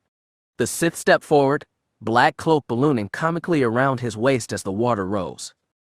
The Voxen turned to face the most powerful Force user in the room. It lunged. Through her link with the Voxen, Tahiri felt the painful stab of the Sith's lightsaber and the crunch of bone beneath hungry jaws. She smelled the blood and heard the steamy hiss of red light and water. She looked at the roof above. The cracks had deepened, and water was flowing down like torrential rain. She broke her connection with the Voxen and stretched out through the Force, feeling for whatever was beyond the chamber roof. She found it and tugged. The room tore apart with cracking thunder. Water flooded into the ship. Tahiri was carried upward on the swelling flood. She felt one last touch from the Voxen, wounded, drowning, but happy for the prize prey it had caught, and then nothing. She swam through the rising water until she was right beneath the crack through which all the water poured. The water tried to shove her deeper down, but she resisted. She drew on the force, and the force flowed through her, and she rose up against the downpour, up through the torrent of falling water that tried to drag her back down into the dark. The Sith vessel fell away behind her, into the endless night of Zonima's ocean depth. Water filled her ears and drowned out all sound. Everything was soundless, weightless, dark like living death. The sunlight overhead was so distant it seemed unreachable, but she couldn't give up on it. She didn't know how long it took for her to breach the surface. She felt as though she had passed beyond time, beyond even life and death, but she kept getting closer to the light. She felt like she was being pulled upward by the hands of another, out of the night of the ocean's depth and into bright day. Right before her head burst through the surface, she thought she felt the light touch of a kiss on her cheek. Then she was alive again. She gasped for breath, paddled her legs, and waved her arms. Salt water ran down her face and into her mouth. Bright warm sunlight poured down on her skin. She kicked her body up and back so as to float on the water, face up to the blinding sun. Then she stopped kicking, stopped struggling, and let herself drift where the water willed. A pool of gold hair drifted around her face. Her clothes were water heavy, and she was soaked all the way to her skin, but all she could think about was the sun. It seemed brighter, purer, than any light she could remember, even the twin stars over Tatooine. For the first time in a very, very long while, she felt glad to be alive. She heard someone calling, "I see here, I see her." She tilted her head and saw a cluster of U.S. Hinvong standing on the back of the second ship. Scud stood at the edge of the wing, and the Shaper beside him. Of the Sith ship, there was no trace at all. Water spread to every horizon. Waves flashed in the light. Tahiri closed her eyes and waited for them to come for her. Chapter 34. High above, black smoke belched into the sky from the distant volcano mouth, blocking out the sun. Beneath them, the ground shuddered and shook. Great cracks tore and thundered through the black stone plain, and red lava began to seep up from the insides of the mountain and flow fast toward the sea, where it churned out fountains of gray steam to match the black smoke. Vestarakai barely noticed as the world around her broke into fiery ruin. Her mind could track 4 variables and no more: Darth Wirelock, the human and element swordsman, and Ben Skywalker. All 4 of them moved in an elegant lethal dance across the buckling, smoking plain. Vestara was constantly hopping from one stone to another, somersaulting, swiping out with her one arm or raising it up to deflect the swing of a red lightsaber. The Sith were determined to finish quickly. Ben struggled to defend himself against Wirelock, who attacked with crashing saber blows and bursts of blue lightning from his free fists. The powerful Chagrian was pushing him away from Vestara, separating them so the element and the human could take the one-armed woman from either side. As she fought, Vestara knew she could not win. These 2 Sith lacked Wirelock's raw power, but they were still faster and more nimble than even the best sabers on Kesh. More, they worked as a perfect team. When she caught the human's blade with her own, the element moved into attack. When the element left himself open for a so tempting strike, Vestara always had to pull back, lest she leave herself open for a thrust by the human. It was only through the Force that she knew Ben was still alive. All her other senses were devoted to staying alive against these 2 warriors. Their connection was vital, and it was strong. For the first time, there was no attempt at deception. Everything flowed freely through their battle meld: the adrenaline rush of anger, the bursts of fear, the exhilaration at surviving every attack. Sometimes Vestara didn't know what feelings were hers and which were Ben's, but they had to share it all, because any hesitation, any conscious thought, any distraction would mean death for them both. Even as they battled desperately for their lives, a part of Vestara was thrilled that finally, at long last, they had come together as one. When a particularly massive groundquake rumbled through the plain, Ben was knocked off balance, slipped on the smooth volcanic rock, and fell. His saber fell from his hand and went bouncing across the rock. Wirelock lunged, blade cleaving downward. Vestara reached out with the Force, grabbed him, threw him in the clear. and barely got her lightsaber up to deflect another attack by the human. The element, suddenly closest to Ben, rushed him, and Vestera screamed warning to him in the Force. At the same time, she caught the human saber, reared back on one foot, and kicked with the other, taking her attacker in the stomach. Rather than press her attack, she swung her attention to Ben. What she saw shocked her. The violet lightsaber glowed once more, but in a new hand. A fifth figure had joined them on the black stone plain. The woman stood tall and straight and blocked the element's path to Ben. Despite the strong breeze, her long red hair stayed still down her back as she stared the Sith down. The element attacked. Instead of parrying, the woman sidestepped his blade, eyeballing fast, then ducked beneath the horizontal swipe. The Sith grew frustrated and unleashed a volley of Force lightning from his fist. The blue-white energy crackled around the woman but didn't seem to touch her. She simply stared at him with hard eyes, and it seemed to Vestera a tiny mocking smile. Then the woman tossed the saber to Ben, laying forgotten at the element's feet. He caught it in an instant, stabbed the blade up, and speared the element through the heart. The Sith tried to return a downward thrust, but Vestera was ready. She grabbed his stiff, dying body with the Force and wrenched it to one side. Ben's blade tore through more flesh as the element toppled. His body has been sliced nearly in half by the time it hit the black stone. The red-haired woman still stood on the plain, unarmed but unworried, in the fight but seemingly beyond it. She looked at Ben, and Ben looked at her, and when she saw the love on both faces, Vestera finally realized who joined them. All nearly killed her. 2 enemies still remained. Wirelock charged Ben. The other Sith nearly caught Vestera with a decapitating blow. She ducked low and the human's blade went over his head, but the man twisted his elbows down and swept his red blade after her body as it rolled across the smooth black rock. Vestera's lightsaber, still blazing, cut a scorching line through the stone, and as she came to her feet and faced the human, red lava began to bubble up through the narrow arc of the lightsaber's cut. The human jumped back to avoid getting his feet scorched, and suddenly Ben's mother was with them. The Sith caught her out of the corner of his eye and instinctively pivoted and swung. The red blade cut straight through Mara Jade Skywalker's chest, leaving no mark at all.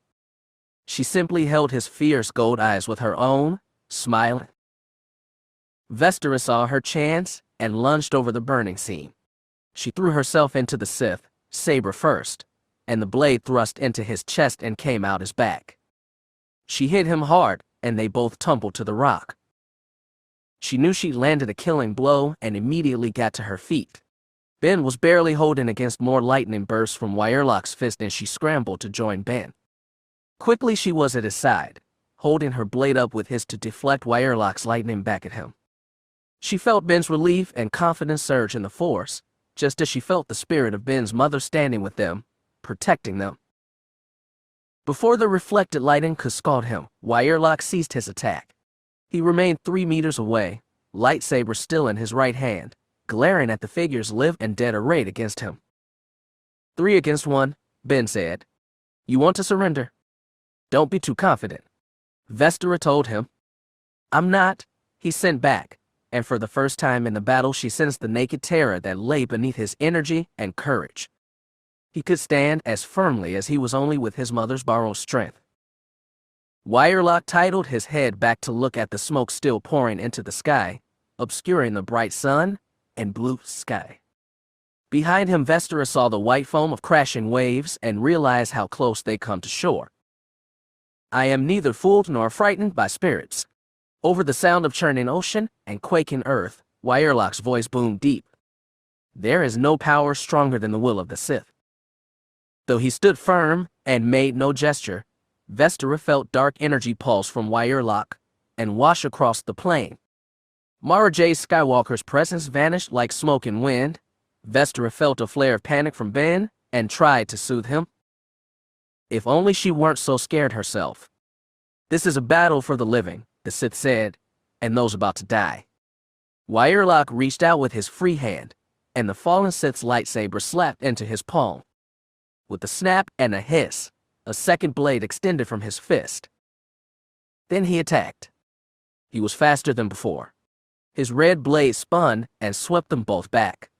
With only one arm, Vestera had to call on the Force to withstand blow after heavy blow from the massive, stronger Sith Lord. Wirelock forced her and Ben back, step by step, toward the edge of the black plain, where jagged chunks of rock fell into the sea. Waves crashed behind her and salty spray tickled her face, but she barely noticed. It was Ben who stumbled first. His boot slipped on the water-slick stone, and his whole body pitched back. For a moment, Ben's shock overwhelmed Vestera's own senses. Then she felt nothing except white, searing pain. When the white receded enough for thoughts to come, she found she was on her knees, staring at the tattered black hem of Wirelock's cloak. She stared at her hand. Her hand clasped her lightsaber, no, not hers, Jaina Solo's lightsaber, the one used to kill Darth Ketis. Hand and saber lay on the wet rock in front of her. She stared at the stump of her remaining arm, cut clean and cauterized just below the wrist. She didn't even have the strength to scream. Darth Wirelock picked up Jaina Solo's lightsaber, examined it with distaste, then casually tossed it over his shoulder, where it clattered across black rock. Then she felt her legs lift off the ground. They dangled beneath her body as she levitated under the Sith Lord's power. Her vision swam, and she could not hold Wirelock's powerful gold-eye gaze even if she wanted to. A lightsaber still blazed in each of his hands. Her body turned in midair, slowly, until she faced the ocean, the wave-battered rock, and Ben. He was standing on one of those black stones. The legs of his trousers were dark with sea spray. A big wave crashed behind him, briefly flashing a foam-white halo behind his head. Behind her, Wirelock said, "Surrender, or I will kill her." Ben didn't move, didn't say a thing. Vestera willed focus back into her eyes until she could hold Ben's own. She could see the terror there, and the shock, and worst of all, the indecision. She tried to mouth the words, "Don't do it," but Wirelock's invisible hand tightened on her throat, freezing her jaw in an open gasp for air. "Make your choice, boy," Wirelock growled. "If you surrender now, neither you nor her will be hurt. In time, you will both become vital members of one Sith. Together." She could see it in Ben's eyes, feel it in the Force. He was considering it. He could never walk the path of the Sith, but he was thinking he could pretend, for a while, because it was the only way the two of them could get out of this alive. When she'd first met Ben, her father and Lord Talon had wanted nothing more than to use her to turn Ben to the dark side. In the beginning, she had wanted that as well. Now nothing seemed more horrible. Ben wasn't like her and could never be. He was too honest, too noble, too forgiving, too good. He looked into the hearts of every being and saw not tools to manipulate or sources of power, but the potential in each heart for something better. He was everything Vestera envied, and everything she'd lost before she knew it could ever be found. She'd once sacrificed a good Jedi's life to protect him. It seemed a small step to give up her own. She didn't know if that was what love truly meant, but it was the closest thing someone like her could ever have. So Vestera did what Ben couldn't do. She cut off their link through the Force, and immediately ached with this loss. Then she threw herself into that loss, and all the other losses she'd experienced, her father, her clan, even ship. She let the pain gnaw into her, relished it, drew power from it as the Sith had taught her to. She let it surge through her body until she was ready to burst. Then she threw her head back and screamed. When Vestera shut off their connection through the Force, Ben felt an instant of shock, like his heart had been torn out of his chest. Then, with a scream, grief and pain and anger poured out of her as raw burst of Force energy, like the lightning Wirelock had just thrown but without the direction and control. Energy crackled through Vestera, dancing across her skin, sparking through her hair, blue blazing white in her dark eyes. The raw force she poured out of herself groped hungrily for another source, like electric current seeking to jump. Ben, stuck on his wet rock, was too far away. Darth Wirelock wasn't. She caught the Sith Lord by surprise. Dark lightning crackled through his body, just as it did hers, and for an agonizing moment both bodies turned luminous with shared destruction. Wirelock's head fell back, his jaw open, and his deep, tortured scream joined Vestera's. Ben leaped forward. He slid onto the black rock ledge, fell, and scrambled to his feet. He reached out with the force, calling Jaina's lightsaber to his free hand. It slapped into his palm, ignited. Two violet blades blazed ahead of him, and he thrust both into Wyerlock's body. There was another blast of force energy, stronger than ever. It threw him backward into the ground. Both lightsabers went clattering across the rocks. His head cracked and his vision flared with red. When the red went away, Ben found himself staring at Wyerlock's body as it stood over the crumpled, smoking form of Vestera. A breeze blew, stirred Wyerlock's black cloak, and his body wavered toward the edge. His head turned slightly, and his red gold eyes found Ben's. Then his eyes lost focus and his jaw slacked open. Smoke escaped from between rows of pointed teeth. Then he tumbled and fell. Ben heard the splash as Wyerlock hit the water. He fought back the pain and scrambled on all fours to the edge. He saw a black cloaked body, face down, being tossed by waves and dashed upon the rocks. A voice in his head asked, very weakly, "Did we do it?" Ben gasped and moved, still on all fours, over to Vestera. Smoke still rose from her tattered clothes, and her long dark hair had been reduced to scorched tangles on her scalp. Ash mixed with the salt water on her face, but Ben reached down and tried to wipe them off her cheeks and forehead. Her eyes were shut, but at his touch they flickered open with great effort. Vez, hang in there," Ben said, though he could feel her fading in the force. He pulled her broken body up in both arms, pressing her face against his chest, as though that would make any difference. In his mind, she said again, "Did we do it?" "We did it," he muttered into the scorched wires of her hair.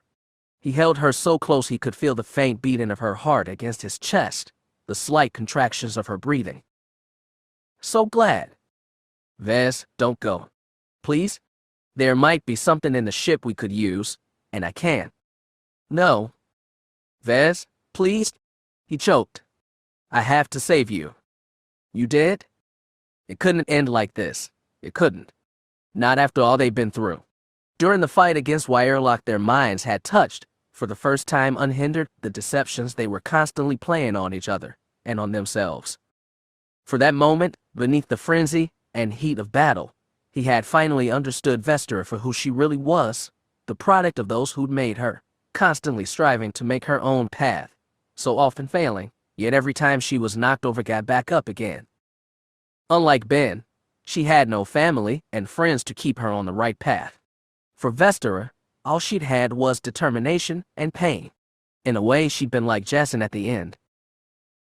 But he understood that now, finally, and just as he'd forgiven Jason, he could truly forgive Vestera. And after understanding and forgiveness, he'd even allowed himself to hope that, just maybe, they could pass together through these trials and emerge, and something new, together. Not to Jedi, certainly not to Sith, but maybe, at long last, real people, the kind they'd always wanted to be, separate and independent from the orders they'd been born into. "Hey, Ben," a voice said softly in his ear. Ben jerked upright. Vestera was standing in front of him, looking down with a sad, wistful smile on her smooth white face. Her two arms were crossed over her chest and the long hair around her shoulders didn't blow with the wind. Standing behind Vestera was his mother. Concern was deep in Mara's green eyes.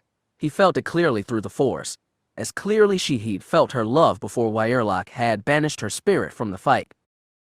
There was nothing in his arms and lap except a pile of rags. Ben's throat constricted as he stared up at them both. It was so hard to speak. "Oh, Vez," he creaked. "I'm so sorry. I should have done something. I should have." Vestera shook her head. "It's okay, Ben. Really. I'm fine with how things turned out." And he could see on her face that she was. Her expression was sad, yes, and it was worn down by so many regrets.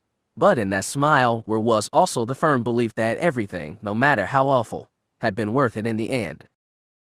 It was so like his mother's. "What happens now?" Ben asked. "We can't stay forever, even here," Mara said. You've got to handle things on your own now, but you've gotten pretty good at that already. I'm going to miss you, he said. Both of you? There's nothing to miss. The Force is life, Ben, even in death. Still, I wish it had turned out different. For both of you, there's always regrets, Vestra told him. I know I'll always have them. But not for what happened here. Vestra, don't go, he shouted, then stopped. He knew what he wanted to say, but he couldn't force the words out of his mouth. Her ghost stared at him, patiently waiting. I loved you, Vez, he croaked. I really did. I figured that out a while ago. Her smile was sad. I wish I had figured out myself sooner. Vestra. It's too late for that, Mara soothed them both. But partings don't last forever either, not in the Force. And one side of Vestra's smile tilted upward, almost wry. We'll be seeing you. A wave crashed on the rocks, and a rain of white spray fell on the shore. Ben wiped water from his eyes and licked salty off his lips. When his vision cleared, both ghosts were gone. Chapter 35. Phylire was nearly thrown to her feet when Chimera's bridge shook under the latest broadside from Starless. The two destroyers had been pounding each other for what seemed like an eternity. The space between them was aglow with the exchange of turbolaser batteries. Both ships' shields were on the verge of collapse, and once they failed, the destroyers would probably continue gnawing at each other until both had been chewed down to black debris. It was all madness. After the destruction of the defenders carrying the bioweapon destruction Phylire had permitted, deaths that weighed on her shoulders, Daala had ordered an all-out assault on Trinity Fleet. Even when the U.S. Hinvong had begun attacking, she had not commented Jagged fell, proposing an alliance or even a temporary truce. Instead, she had plunged the fleet deeper into the fray. Phylire could see it on the tactical holo now. For Jagged fell, the situation was dire. Lycentra had been overtaken and destroyed by two U.S. Hinvong cruisers. Nitha was crippled and trying to hold off two more. Captain Pavrick's Karuska Gem was trying to fend off U.S. Hinvong boarding parties, as was Phoenix. As for the ships that had once trusted Phylire to command them, Captain Vernadette and Vindicator were fighting for their lives against V's resolve, while Captain Call and Swift had vanished in a ball of flame after taking too many direct hits from the Marauder corvettes. And the U.S. Hinvong kept coming. Daala didn't seem to care about any of that, though. She'd ordered Phylire to keep pounding Starless, even as their shields overloaded and their weapon batteries began to fail from overheating. Starless and Chimera swept through space in opposite directions, and as they passed, each destroyer attempted parting shots at the other's engines. Those aft shields could endure a few volleys, though Phylire doubted their flank shields could withstand another broadside exchange. Captain, someone from the tactical section reported, we're picking up incoming snub fighters. What vector? Daala demanded from the far side of the bridge. They're coming from straight ahead, Admiral, the crewman said. What kind? Phylire asked as Daala pounced up next to her. Attack vessels. K-wings, B-wings. As nimble as Huts, Daala sneered. Call our fighters back. Kill them. Admiral, our fighters are, unavailable. What do you mean? Where are they? Admiral, they're, almost all destroyed. We have less than 24 ties left out of the whole fighter wing. Phylire went cold. She looked at the forward viewport and stared at the black starscape for any sign of the incoming attack vessels. Recall more fighters. Daala barked. Pull from Resolve's fighter screen. Admiral, Phylire protested. Captain Veed needs those screens too. We need them more, Daala said firmly. Tell Communicatians too. The deck shuddered again. Phylire lurched over to the crew pit and called for damage reports, but even as the crew ran off the latest news, she could see the gouges of flame pouring out of Chimera's hull. The attack ships had targeted her weapon batteries while her shields were still angled to protect the engines. With her naked eyes, Phylire could make out 4 turbolaser emplacements that had been reduced to flaming ruin. Admiral, she turned to Daala, we can't keep doing this. We need to stop. Now. Stop, the old woman scowled. Call a truce with Fel, or jump to hyperspace, Phylire insisted. She wasn't quite mad enough to suggest Admiral Daala surrender. "We came to this fight to finish," Daala said sternly. "That is exactly what we will do, Captain." "Please." Admiral Veila lurched closer. For a short time, she felt some kinship with Daala, as she knew Daala had felt with her. Now, in the frenzy and desperation of battle, she had no idea how to touch that bond and bring the woman to some kind of sanity. Daala held Filier's gaze for just a moment, and in that moment Veila felt a surge of hope. Then Daala said, "Captain, bring us around for another pass, and tell Resolve to send us his fighter screen before those bombers get more hits in." Filier wanted to hit her, scream, cry, protest. Daala was going to get them all killed for nothing. She had already disobeyed orders once. She could do it again. But when she looked Daala in the eye, all her desperate bravery went away. "Yes, Admiral," she managed to say. Then she did as she was told. "She's still coming around," Sayal told Jag as they examined the tactical hologram. And her voice was a mix of awe and dread. "1 or 2 more runs from the bombers and she'll be helpless." Jagged shook his head. "1 more broadside, and we'll be dead." Jag glanced at Sayal and scowled. His captain shrugged her shoulders, like there was nothing she could do, and truly and painfully she was right. The exchange with Chimera had brought Starless's shields to the brink of collapse. The ugly battle of attrition was about to reach its climax, while Beyond Trinity Fleet was getting torn to pieces by the rush of U.S. Hinvong vessels. It was exactly the situation Jagged had hoped to avoid, and the brave effort of the second pilots had amounted to only a minor delay of the inevitable slaughter. "Sirs," a tactical officer called, "we're picking up and coming. 2 squads of TIE interceptors." Jag scowled. They'd be going for the bombers, surely, and sluggish B and K-Wings would be helpless against the nimble squints. "Tell them to fall back to Sector E2, he said. "Recall Dagger Squadron to the same location. Have them meet up, then go on another attack run." "They won't get here in time," Sayal said quietly. Jag looked out the front viewport and saw the tip of Chimera's pale wedge swinging into view. Instead of moving into position to exchange broadsides once again, Daala seemed to be charging Starless head-on. "Is she mad?" Jag gaped. "That's a collision course."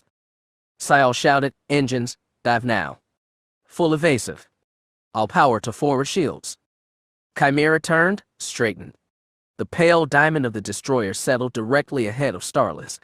For a moment, Jag understood the chilling fear Chimera must have instilled in countless rebels a generation ago. From this attack there would be no way out. Sayal had gone pale beside him.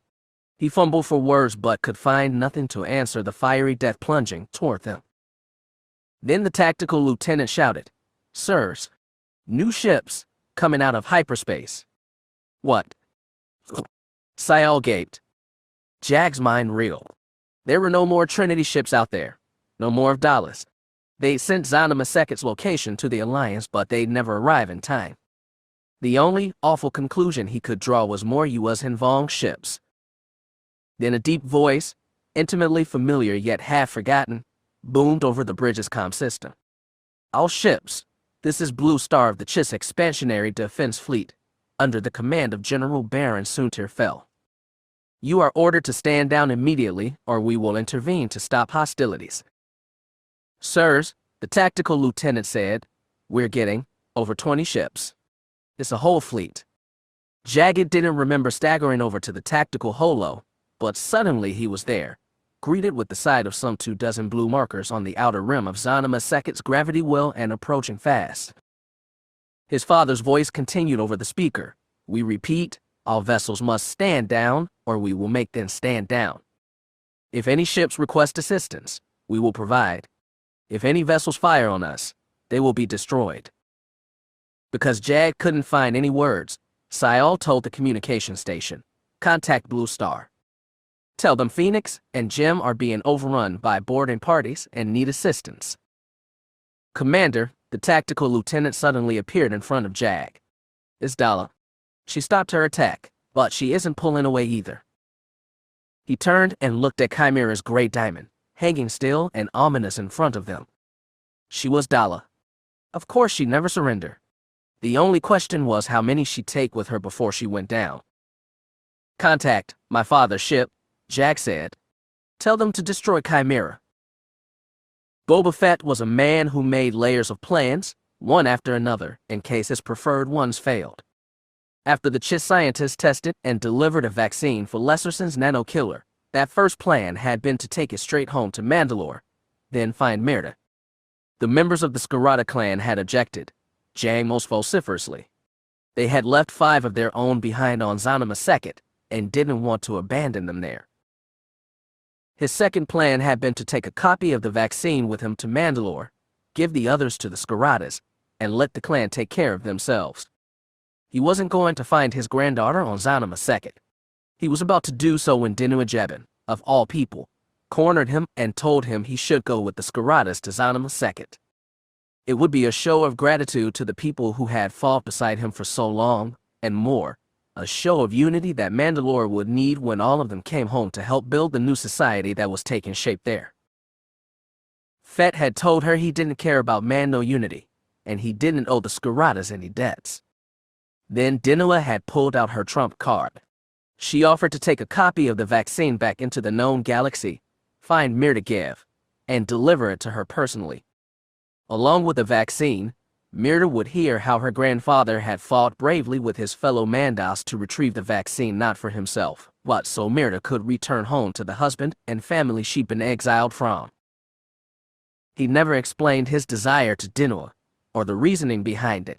Apparently he was easier to read than he thought, and that was a scary concept. So in the end, Dinua Jebin, Ram Zarimer, and a few others had gone back to Mandalore with a copy of the antidote. Boba Fett joined the Skiratas and hitched a ride with the massive Chiss fleet that was rushing out to Zana Maseket. He'd hoped that plan number 3 wouldn't involve jumping into a firefight, but a long life had taught Fett where hope usually got you. When the Chiss flagship dropped out of hyperspace, a flight of clawcraft shot out of its main hangar, followed moments later by 4 Basuliaik and an armored assault shuttle packed with Mando warriors. Fett was in the co-pilot seat next to Balton Carrot, while the cargo compartment in the back was packed with Skiratas. Flanked by his Bessie guards, the shuttle dove right into the messy fray. Fett was amazed to see so many different ships tumbling through space: clawcraft, X-Wings, U-Wings, A9S, TIEs, Coral Skippers. It seemed like half the galaxy had converged on this one remote corner of space. The tiny speck of Mando in him was glad to add the Basuliite to the collection. Apparently Carrot had the same thought. He chuckled and said, "Glad we didn't miss the party. I'd have felt left out." "I just want to get this over with," Fett grunted. "Which ship are Venku's people on?" "Just got a link from Starless. They say his shuttle landed on Phoenix. Can't believe that boat's still flying." Fett could. The rest of the True Victory fleet seemed to have been destroyed, but he's spent several days on Arefja's flagship and seen the devotion in the eyes of his crew, not to mention his captain. He wasn't going to underestimate their fortitude. "Is that one there, right?" Carrot stabbed a finger at the pale wedge-shaped ship at 4 o'clock. "Right? Take us in. See if you can hail them." A squad of Coral Skippers dashed in front of them. Molten missiles exploded on their shields and nearly threw Fett out of his crash webbing. Carrot stayed calm and plowed toward Phoenix, letting the Bessies handle the fighters. "Okay, I got it," Carrot said. Apparently he had the ship's external communications wired into his helmet. "It's trouble. They say they've got Vongese boarders trying to take the bridge." "How do we get in?" "Main hangar's too far. They said it lost Atmo anyway." "So how do we get inside?" "I don't know. I don't know anything about Nebula-class destroyers. I'm used to jacking Empires." Fett growled inside his helmet. The shuttle was designed for forced entry, and if necessary they could do it the hard and sloppy way. But when you cut into the hull of a pressurized spaceship, you never knew what you were going to find inside, or what vital systems you might tear through. "Try calling Phoenix again. Ask them where the Crab Boys are." Carrot went silent. He was probably plugging a call in. Phoenix grew large in their viewport.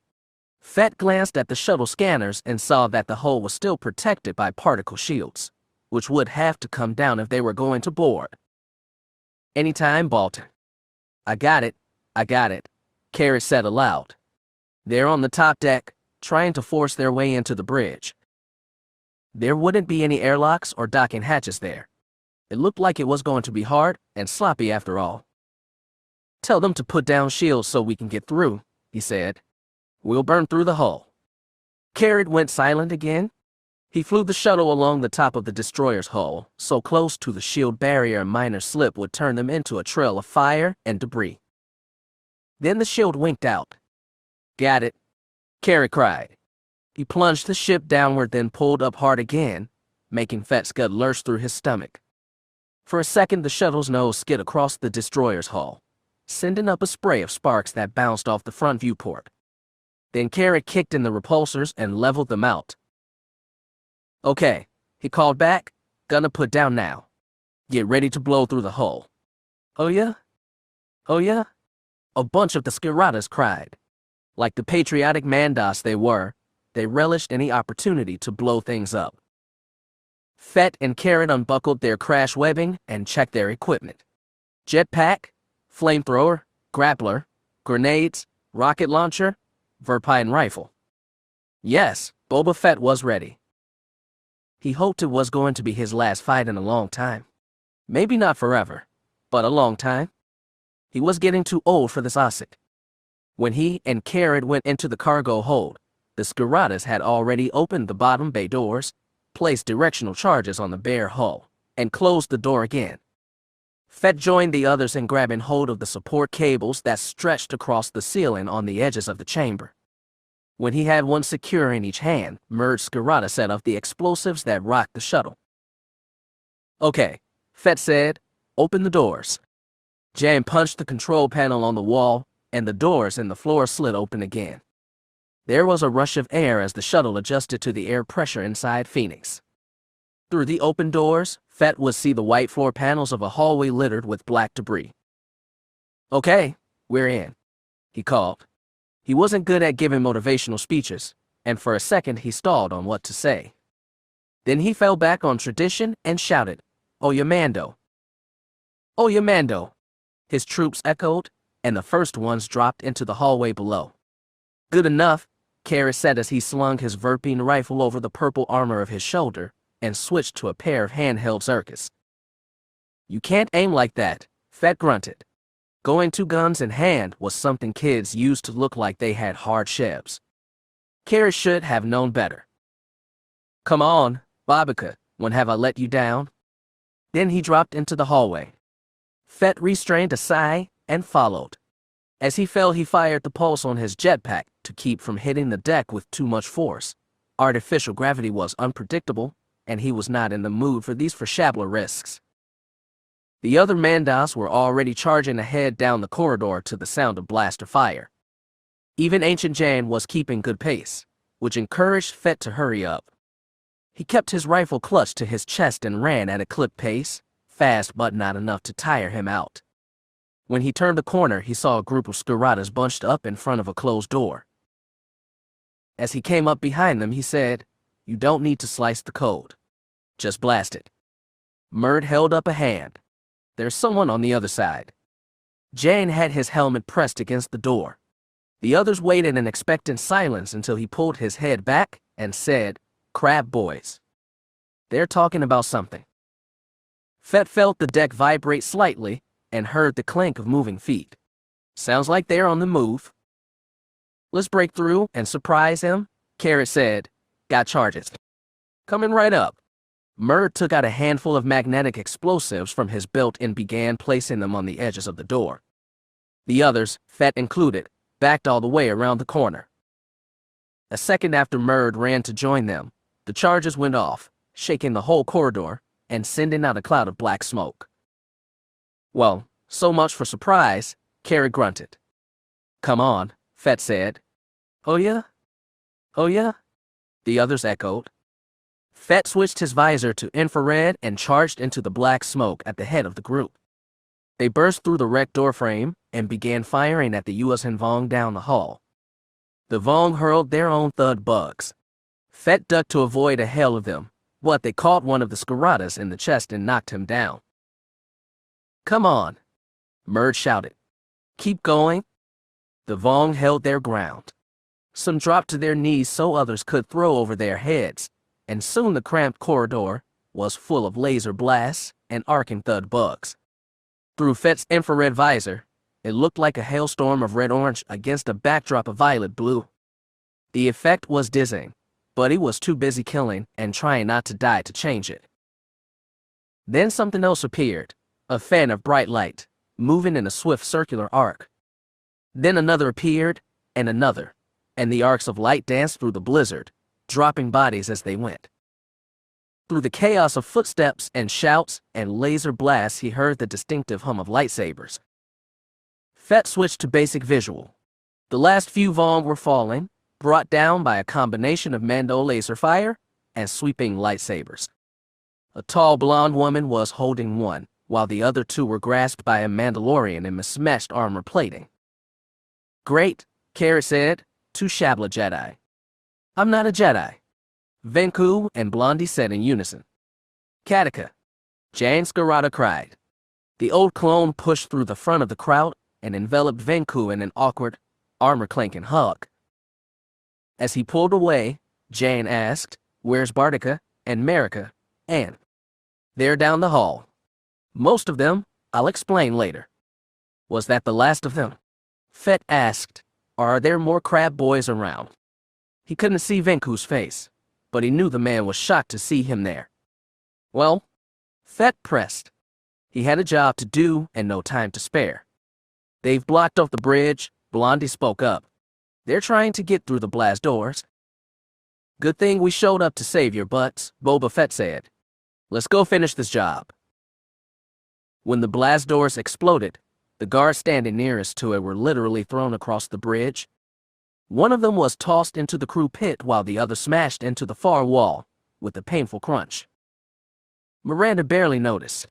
She threw herself into her frozen lieutenant, and the lieutenant fell into the nearest bulkhead as smoke poured onto the bridge. U.S. Vong warriors charged through the smoke, not hurling thud bugs but instead swinging their amphistaffs. They cut down 2 more guards and charged down the bridge's center aisle toward Admiral Kreffy, who stood in front of the forward viewport as lasers flashed and ships exploded beyond his back. Miranda stared in awe as the old Bothan faced down his enemy. The lead U.S. Vong warrior had a heavy claw in place of her right arm, and his entire face was a stomach-churning mess of scars. He was the first of the monsters Miranda had ever seen with her own eyes, and they were even more hideous than she remembered from old holo recordings. Kreffy titled his head back so his violet eyes looked downward at the warrior with disdain. "The battle is finished. A new fleet has arrived and is decimating yours. Surrender." The U.S. Vong snarled and flung a hand forward. His amphistaff snapped out like a whip and grabbed Kreffy by the neck. The Bothan gurgled and sunk to his knees. The warrior stepped closer, until he was the one looking down on the gasping, helpless old admiral. Kreffy opened his jaw to speak, but he could muster no sound except a choked rasp. Then there was a flash of blue light, and the warrior's head rolled off his shoulders. Miranda stood with Ben Skywalker's lightsaber in her hands. She stared at the decapitated corpse with white eyes. Her limbs wouldn't move. Her entire body was frozen in shock at what she'd done. So was every other body on the bridge. Finally, one of the warriors mustered enough wits to raise his own staff and charge at Miranda. She spun on her heel to face him and held the lightsaber up. The warrior batted it aside with his amphistaff, nearly tearing it out of her hands and sending her spinning halfway around. The warrior raised the staff again for a second strike, and a hail of laser blasts shot across the bridge and knocked him to the ground. Miranda heard the clatter of feet and saw a swarm of heavily armored figures emerging from the smoke. The other U.S. Vong on the bridge rushed to intercept them, but they were greeted not just by laser blasts, but by the flashing arcs of 3 more lightsabers. The wounded Vong at her feet stirred and began crawling toward Kreffy's gasping form despite the 4 scorch marks on his chest. Miranda turned and thrust the tip of her lightsaber through its skull. Then, finally, it was still. She looked up and saw that the other Vong on the bridge were dead. The smoke was clearing as she saw a tall blonde woman holding one of the lightsabers, while the other two were, impossibly, held by a Mandalorian in patchwork armor plates. "Bridge is secure," a tall, broad commando in purple armor announced. He stuffed two Zerka blasters into hip holsters and looked around the smoking scene. "Very good." A man in battered green and red armor marched down the center aisle toward Miranda and Christie. If it wasn't so impossible, she would have thought it was Boba Fett himself. Miranda held up Skywalker's lightsaber, knowing full well she couldn't stop this man if he really wanted to get past her. "Got another feisty one, Mandalore," said the man with two lightsabers. "Don't worry," rasped the one who must have been Boba Fett. "We're here to defend the ship. Is the Admiral okay?" "I am fine," Christie coughed and tried to stand. Miranda offered her arm, and he leaned on her as he got to his feet. Fett gave Christie an up-down look and said, "Well, seems like it's mission accomplished." "I don't believe it," the one in purple armor said to Miranda. "You're not another wannabe Jedi, are you?" Miranda looked at the cylinder in her hand, sighed, and said, "It's a really long story." Chapter 36. Light flashed and strove through shadows, drifting smoke, a rain of black ash, green, red, blue, green again. Thrusting, deflecting, parrying, swirling through the air. The battle's fourth combatant rumbled beneath their feet and threatened at any moment to buck all three of them, Jedi, Sith, and something else, into the black clouds that billowed overhead. Jaina knew that, somehow, Darth Krayt was reaching into the very heart of the island and stirring the molten volcanic energies within. She was astonished by the power of it, and even more she was terrified. This half-human monstrosity that had once been a charade had seemed not merely to use the dark side of the Force. He was part of it, and it was part of him, and they gushed forward together like a great unstoppable torrent. In all her years as the Sword of the Jedi, she had never fought an opponent like this, not Savin Long, not Onami, not even her own brother. But because she was the Sword, she had to fight. This time, at least, Jacen was fighting at her side. When the battle began, Jacen had been hiding his presence in the Force. Now he blazed in it. Through her twin bond, she felt it all the more. She felt his determination, his anger, his bitterness, and hope.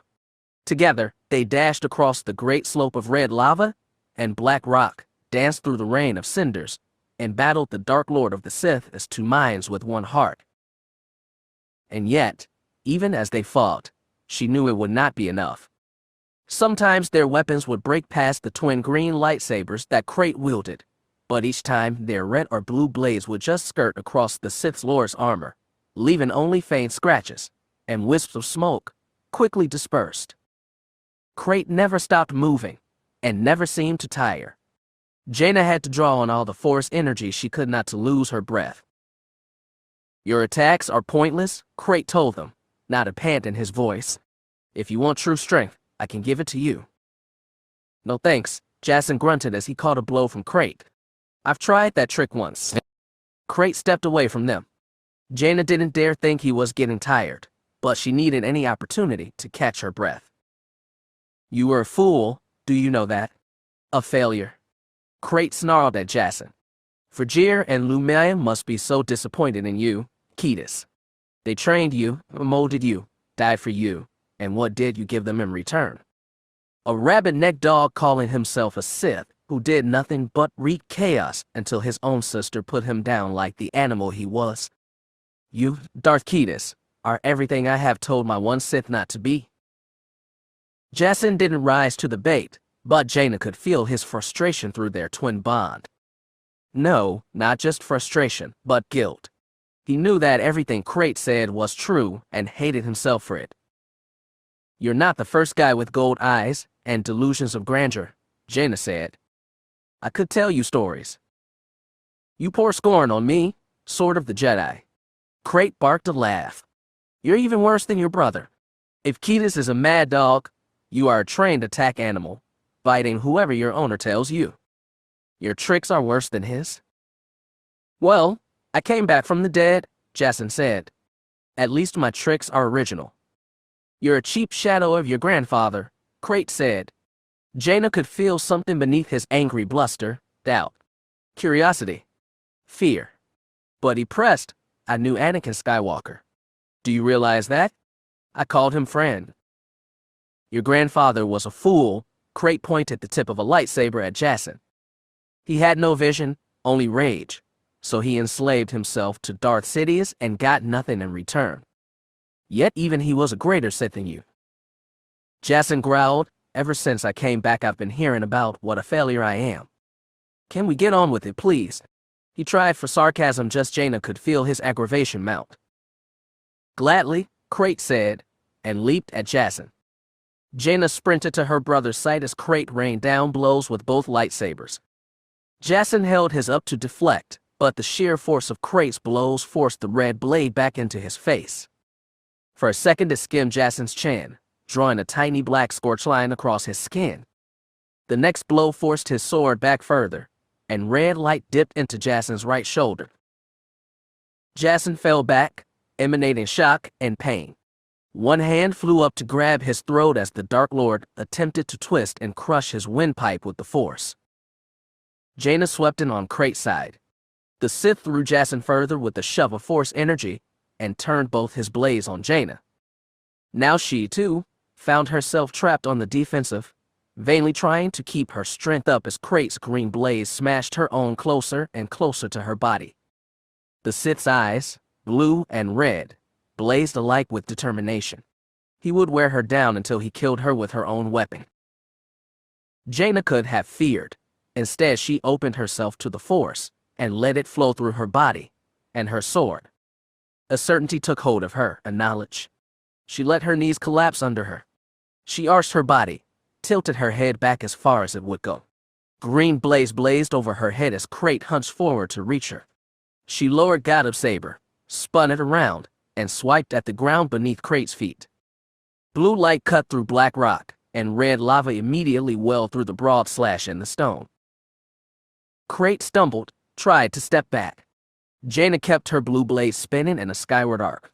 It crashed against the interior of Crate's left forearm, hissed, and sparked against his Yuuzhan Vong armor, then skipped up to his wrist and stabbed into his palm, forcing his hand open. Crate howled in pain as the weapon sparked, fell from his hand, and tumbled down the slope. He stepped back further, and Jaina hopped to her feet to avoid the scalding flow of lava now seeping up to form a glowing red line between her and the Sith Lord. Crate held his wounded hand against his chest, but the other still clutched a green lightsaber. His eyes were bright with fury.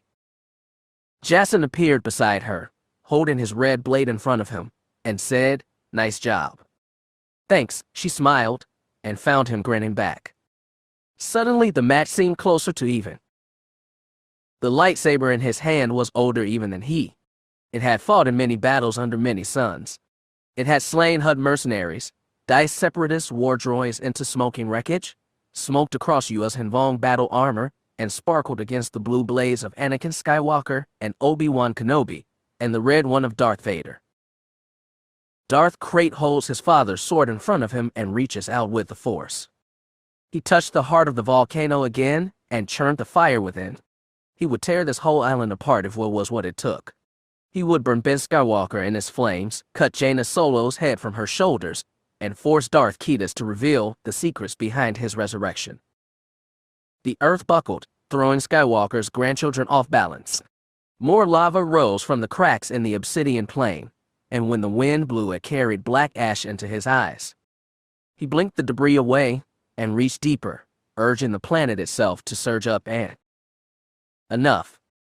And suddenly the black slope stopped shaking. The lava stopped rising, and the molten heart of the island ceased to churn. A great war wrestled against Krates. The planet itself was refusing him. Enough. Asherad, that's enough, a voice said calmly behind him. He turns to see an old man in Jedi robes standing with his arms crossed over his chest. He has a white beard on his face, and blue eyes dark with disapproval, but a sad smile on his lips.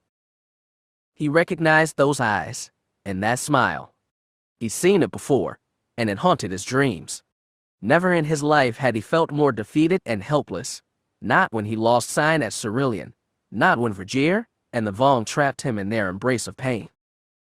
He crumples forward onto Tatooine's hot sands, clutching the severed stump of his arm, while Kenobi looks down on him with scorn and pity. Anger surged within him. Not you. Not again. Kenobi held out both hands. Second will not do your fighting for you, Master Het. It will not follow you into the dark, no matter how hard you try. If it does not serve me, it will burn, he snarled. Just like everything else. Kenobi shook his head sadly. Oh, Master Het. You've lived so long and you are still a child. He screams in rage. He swings his father's blade right through Kenobi's form, and the old man's ghost dissolves into nothing. The force of his charge sent him stumbled across smooth rock. When he finally came to a stop, he found himself at the edge of a great cliff. Black rock suddenly dropped 100 meters into a massive forest. Radiant multicolored trees stretched out across the curve of the island, and beyond them, ocean water twinkled in the sunshine. Overhead, the swirling black smoke begins to clear. The sun shines down on Skywalker's grandchildren as they charge. Darth Krayt threw himself into his rage. He had come so far, fought so hard, survived for so long. He could not allow himself to be destroyed now, not by old ghosts and not by Skywalker's brats. Kida struck first. He deflected the red blade and blocked Jaina's with a raised forearm. As her saber hissed and sparked against his armor, he twisted his arm, forcing her blade to spin downward. He grabbed her forearm and gave it a sharp twist. The woman held as her bones snapped. Krayt pulled her in close enough to thrust Ab's elbow into her face, cracking her cheekbone. He threw her back with the force, and she sprawled across the black rock, her lightsaber tumbling from her grip. Jaina, Kida shouted. Krayt shifted his face him, and with his father's lightsaber with both hands. He swung again and again, forcing Kida's back. The man's eyes blazed in anger and frustration, but every time he attempted an attack of his own, Krayt would carelessly bat it aside. Finally, Kida's attempts a savage forward thrust. He swings his lightsaber upward, knocking Kida's back. A downward flick of the wrist shears the glowing red mouth off his lightsaber. Its light winks out and a bouquet of sparks flowers around Kida's hands. The man jumps back, howling in pain as he throws away the flaming debris. Then Kida slipped at the edge of the cliff. He straightened his body and pulled on the force to keep from tipping over into the forest below. Krayt used the force too and held him tight at the edge. Shock and fear filled Kida's eyes as Krayt took 2 steps closer. His father's lightsaber buzzed at his side, and he reached out with his other hand as though to reel Kida's in. The man summoned his own power, tried to resist. Now, Krayt snarled, you will show me what I need to know, and I will show you the true power of the Sith. And then he stretched out, not just with the force of strength but with his mind. He touched the soul of Anakin Skywalker's grandson. And for a second and an eternity their minds are one. Lightsabers whirl and flash, green, red, blue, and green again. Vergere stares at him with a touch of sympathy in her alien eyes, and he tries to keep the white from overwhelming him.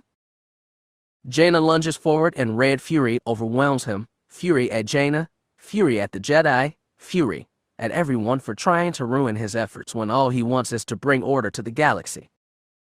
He looks down at the small child writhing in her mother's arms, speechless with awe at the life he's created, the life he'll give anything to protect, until he manages to shift his eyes up to meet those of the woman who changed his life forever. He cradles a battered lightsaber in both hands and wonders whether he can ever live up to the example of the man who used it. When he thumbs the trigger, an emerald green blade stabs upward toward twin suns high in the sky. He looks out across the endless black and endless stars of a desert at nighttime, feels the sand beneath his feet and the lightsabers in his hands, and wonders if here and now, finally, he should bury his weapons, lay it all down, and walk away from his past. Kenobi stands over him as he crouches in the hot Tatooine sand, clutching the cauterized stump of his arm, and he has never felt more helpless, never will feel more helpless, and that helplessness will grow to become the root of all his rage. That was when he understood. As the dragon pried into his mind with invisible claws, Jacen knew he couldn't win. All his years of studying esoteric force techniques, all his endless seeking of knowledge, even his tutelage to the Sith that he thought, and his arrogance, would solve all the galaxy's problems. None of this prepared him for the ancient strength and unbreakable will of the man who'd been a charade head. Darth Krayt would tear his mind apart from the inside out. He would discover the secret of how Jacen had been returned to life, and when that was done, the Dark Lord would kill him again, because neither Jaina Solo nor Darth Kidas had ever possessed the power to stop the Dark Man. Only his arrogance, his egotism, his desperate need to be special had impelled him to sacrifice all those people to stop the unstoppable dragon.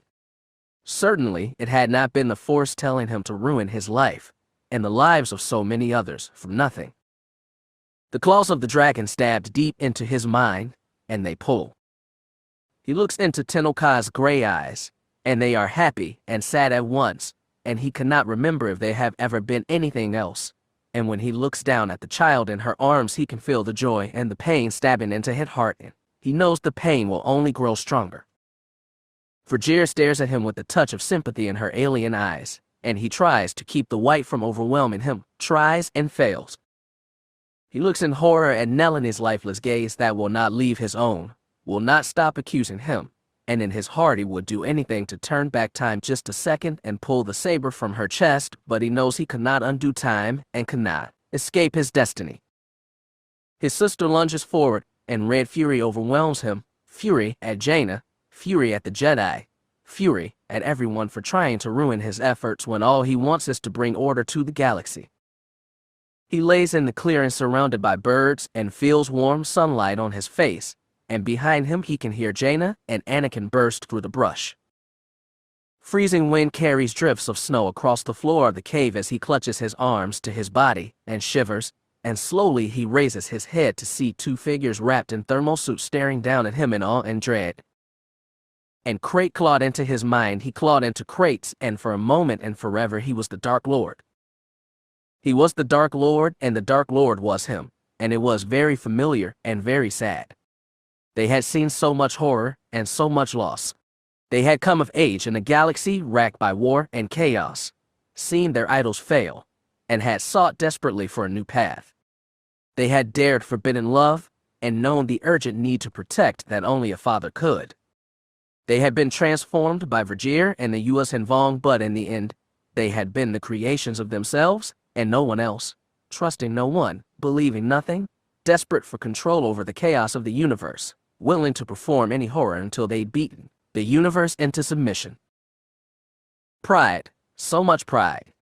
Fear and rage most of all. And yet for Jacen there had been much more. The warm touch of Jaina's constant twin bond, Anakin's rolling eyes, Chewbacca's roaring laughter, his father's slanted grin, his mother's proud smile, his uncle's warm wisdom, his aunt's cool knowledge, Ben's boyish admiration, all the friends who loved and trusted him. Tenno Ka. Alana. When he sought these things in Krayt, he found nothing except a void. No warmth, no hope, no joy. Just a scared young man who'd been helpless as his father had been struck down, sitting beneath a rock and watching the twin suns set over an endless desert, hoping that, if he becomes a Jedi, he will never be scared or helpless ever again. The Dark Man had dominated his life for so long that he never expected to find himself feeling what he did now. Not fear or rage or repulsion or hate, but sympathy, and a deep and somber pity.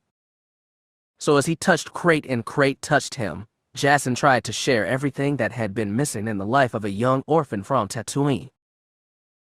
The featureless white out of agony, the red tide of rage, the black hole of despair, the gamma sleet of loss, and the lush verdure of growing things, the grays of stone and durcrete, the glimmer of gemstones and transparent steel, the blue-white sizzle of a noonday sun, and its exact echo in a lightsaber's blade. He shares how much he loves it all, for all these things are one thing: pain and joy, loss and reunion, life and death. Because he is Krayt and Krayt is him, and each is everything else, and Jacen has learned that you can meet the universe and all its irrational pain, which means meeting oneself with fear, or hatred, or despair. Or one can meet it with love. It was a lesson he had learned a long time ago. He should never have forgotten it. And yet he knew Even as Crate touched his mind and he touched Crate's, that love was not enough. His love was met with rage and fear, the only things the orphan from Tatooine knew. Nothing Jason could do was enough, and he despaired. But even then the Force was with him, dispensing revelation. He is in a starship, and his body is dead, but his soul ever restless struggles to heal his broken flesh. And with time it will succeed, and when that happens the whole galaxy will be his to command. And then Jason was in space, watching a ship's ion efflux as it plunged toward the bright flames of a star. He is adrift among nothing, a consciousness but no body, like the times he'd mind-walked and flow-walked, but different entirely. He watches the ship with Crate's body disappear into the sun's glare and knows, finally, after decades or centuries, it is finally over. A great weight lifts from his chest, a weight that has been crushing him ever since his vision in the pool of knowledge so long ago. Then he sees the man beside him. He is in a vacuum suit, without tether or cord, floating free among the stars. He can see his face, and it is a face he knows, a face he first saw in that blasted vision of the Throne of Balance. Every time he has seen this man in his dreams, his lips were set in a scowl, and his eyes were smoldering with rage. Now, it was different. His eyes were soft and moist, his mouth a somber line. And somehow the last Skywalker's thoughts touched his. Just you and me, walking in the sky. And he understood, finally, at long last. He could not defeat the Dark Man here and now on Zanima Second, but he would be defeated all the same. Jason might not be able to strike the final blow, but he could make sure his final vision would come to pass. All it required was the thing it had been so hard for him to give. Trust. The clause left his mind. The warm wind of Zanima Second brushed his face, and bright sunlight filled his eyes.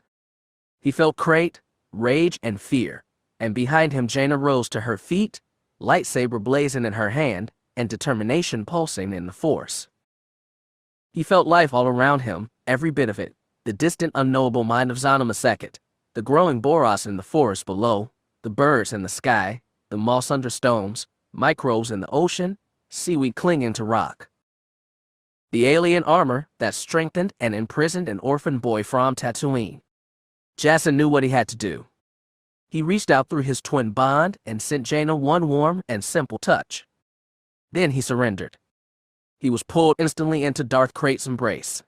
The Dark Lord enfolded him massive arms, and the rough spikes of his Vondoin crab armor stabbed into his sides. Jason barely noticed. As Crate embraced him, more than embraced, squeezed him hard enough to crack ribs and pop his organs, literally crushed the life from him, Jason pressed the bare skin of his hands against the Dark Lord's armor. He found within himself the neural network implanted by the slave seed that had been so crucial when he had been captured, and remade, as crucial as Crate's armor was to him. The U.S. Henvong part of him spoke to the U.S. Henvong part of Crate, and it said a simple thing. Let go. Crate let out a cry of pain as his armor began to tear itself from his body. Every plate, from arms and legs to shoulder and torso, obeyed the command Jason sent it. Each piece tried to tear itself from the human flesh it had spent decades growing into. Rather than release Jason as the agony overtook him, Crate crushed him tighter. He knew that Jason had caused his body to turn on him, and the only way to end this betrayal was to kill the source of treason. Jason felt the hot stab of a lightsaber blade running through his gut, and white pain threatened to overwhelm him. His mind and body weakened, and he felt his arms and ribs crack from Crate's embrace.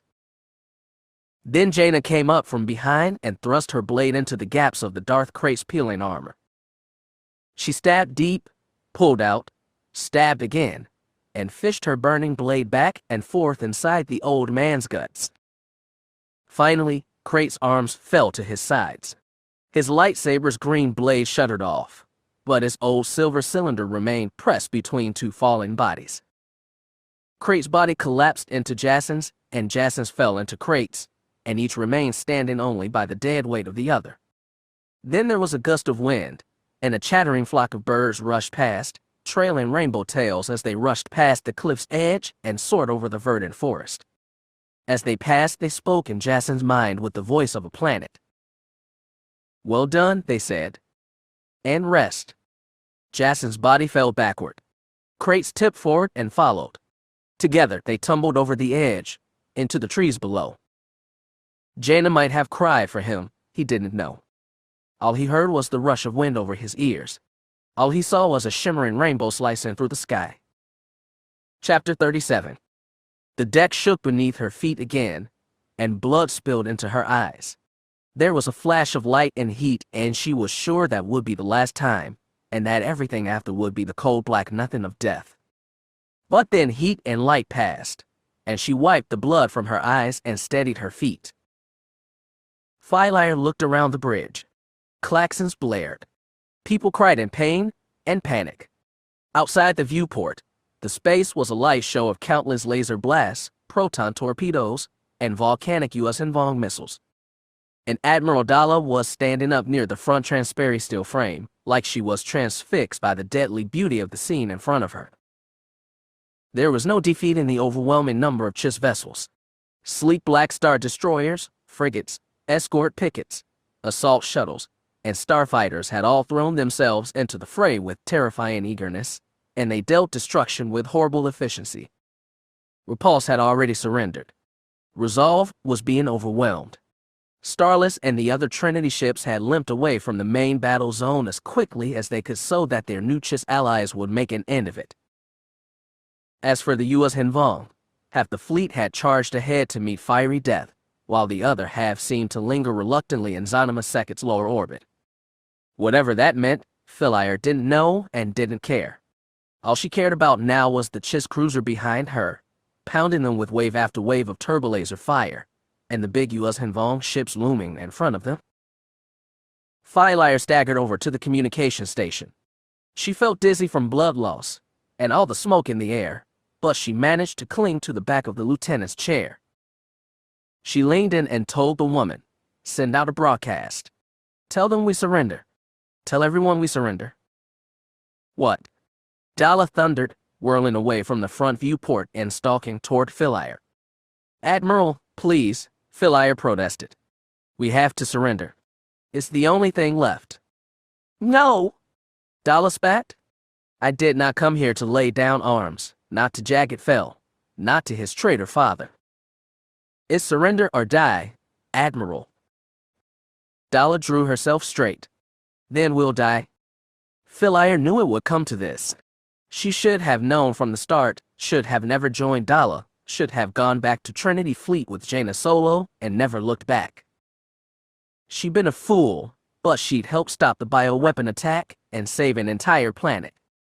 She could be proud of that. She could be proud of this too. Firelighter pulled her service pistol from the holster at her hip and said, "Admiral Daala, I am relieving you of command." For a moment Daala looked shocked. Then she looked hurt, confused, afraid. Against herself, Firelighter felt a pang of sympathy for this fierce, lost old woman. The deck rocked again.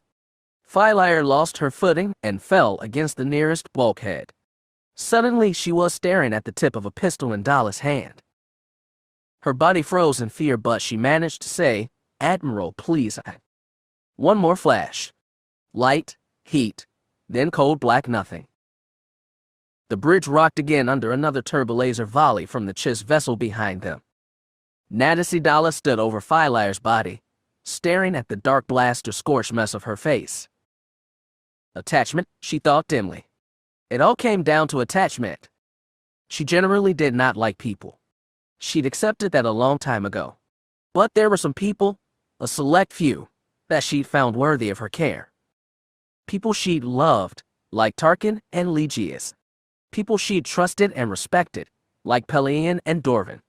And people she'd sensed an ineffable common bond with, people with whom she could share some of the loneliness she felt fighting the universe every single day. They all caused her pain in the end, but that last group was the worst because she always placed fragile hope in their hands. Boba Fett had turned on her. So had Firelighter in the end. And, looking back, she realized that she should have never trusted them in the first place. But, aching for a kindred spirit, she had let them close to her, let down her guard, and allow them to betray her. Enough.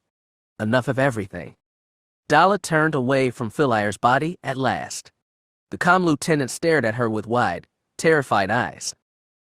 She took a deep breath, carefully tucked her holdout blaster into her belt, and said, "Belay that order, Lieutenant." The woman nodded dumbly. Daala walked over to the crew pit and bent low next to the helmsman station. One crewman was sopping up blood from a head wound, and another was cradling a broken arm, but the others looked operable, albeit scraped and bruised. "Lay course dead ahead," she said. "Maximum speed." The helm crew stared up at her, as stupid and speechless as the comm officer. She barked, "Do it. Do it now." That got them moving. Like whipped animals, they started hurrying around to please their master. Daala sighed and rose to full height. Little people were always so predictable. She felt sorry for them. She turned to face the forward viewport. The U.S. Hinvong ship was still ahead of them and growing closer. She wasn't certain, but she thought it might be their flagship. It was the biggest in the fleet, and the others seemed to be trying to protect it, though that hadn't stopped the Chiss from taking out half of his Davin basals. Now the massive vessel smoldered before her, a helpless waiting target. She would have preferred to take her revenge on Jagged Fell, but striking one last blow against the U.S. Hinvong wouldn't be so bad either. Better than getting killed by a Moff's assassin, shot by in your quarters by a Sith witch, or blown up by some hick Jedi. She'd always hoped to die as she'd lived, on the bridge of a ship, on her feet, with her boots on. Yes, she thought, this would be a good end. Good enough. Sound the evacuation call. All non-essential crew, head for the escape pods, Daala called. Abandon ship. Helm, stay behind. Prepare for ramming speed. She didn't even look behind her to make sure they obeyed. As feet clattered frantically behind her, she watched the U.S. Hinvong ship loomed ever closer. More explosions chewed at Chimera's hull, and another lurched through her suddenly forward. She braced herself against the forward viewport, pressing both palms flat against the cool transparent steel. She stared at the Vong flagship as it grew closer and closer. It brought its weapons to bear, firing volcanic death at her, but nothing could stop her. Debris slammed into the viewport, and hairline cracks slithered through the transparent steel, tickling her palm, but she didn't let go. She leaned in closer. She saw the prow of her vessel stab into the heart of the Vong ship, shearing away Yorick coral and durasteel in equal measure. Chimera groaned, buckled again, but it stabbed deeper and deeper into the enemy craft. She realized then that she had seen this before. She had dreamed this moment over and over again throughout her life. She rarely remembered specifics, save the desperate violence that mirrored so much of her waking life. But it had been this specific moment that had haunted her dreams. She was as certain of that as anything. Daala didn't understand how that could have been. Unless, somehow, that mysterious, elusive thing called the Force had been reaching out to her all along. She didn't know whether to laugh or cry.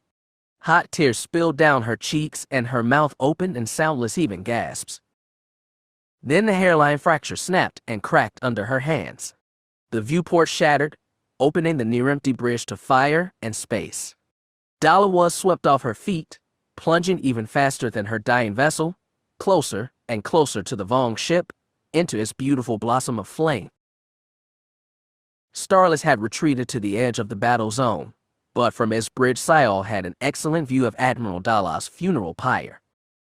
Chimera's small gray wedge plunged into the U.S. Hinvong flagship like a dagger. Flame surged up from their collision point, consuming them both. For a second the flare grew so bright that Syal had to look away. Then the light was gone, and so was the legendary Star Destroyer. "It's over," she said, once to herself, then louder so Jagged could hear.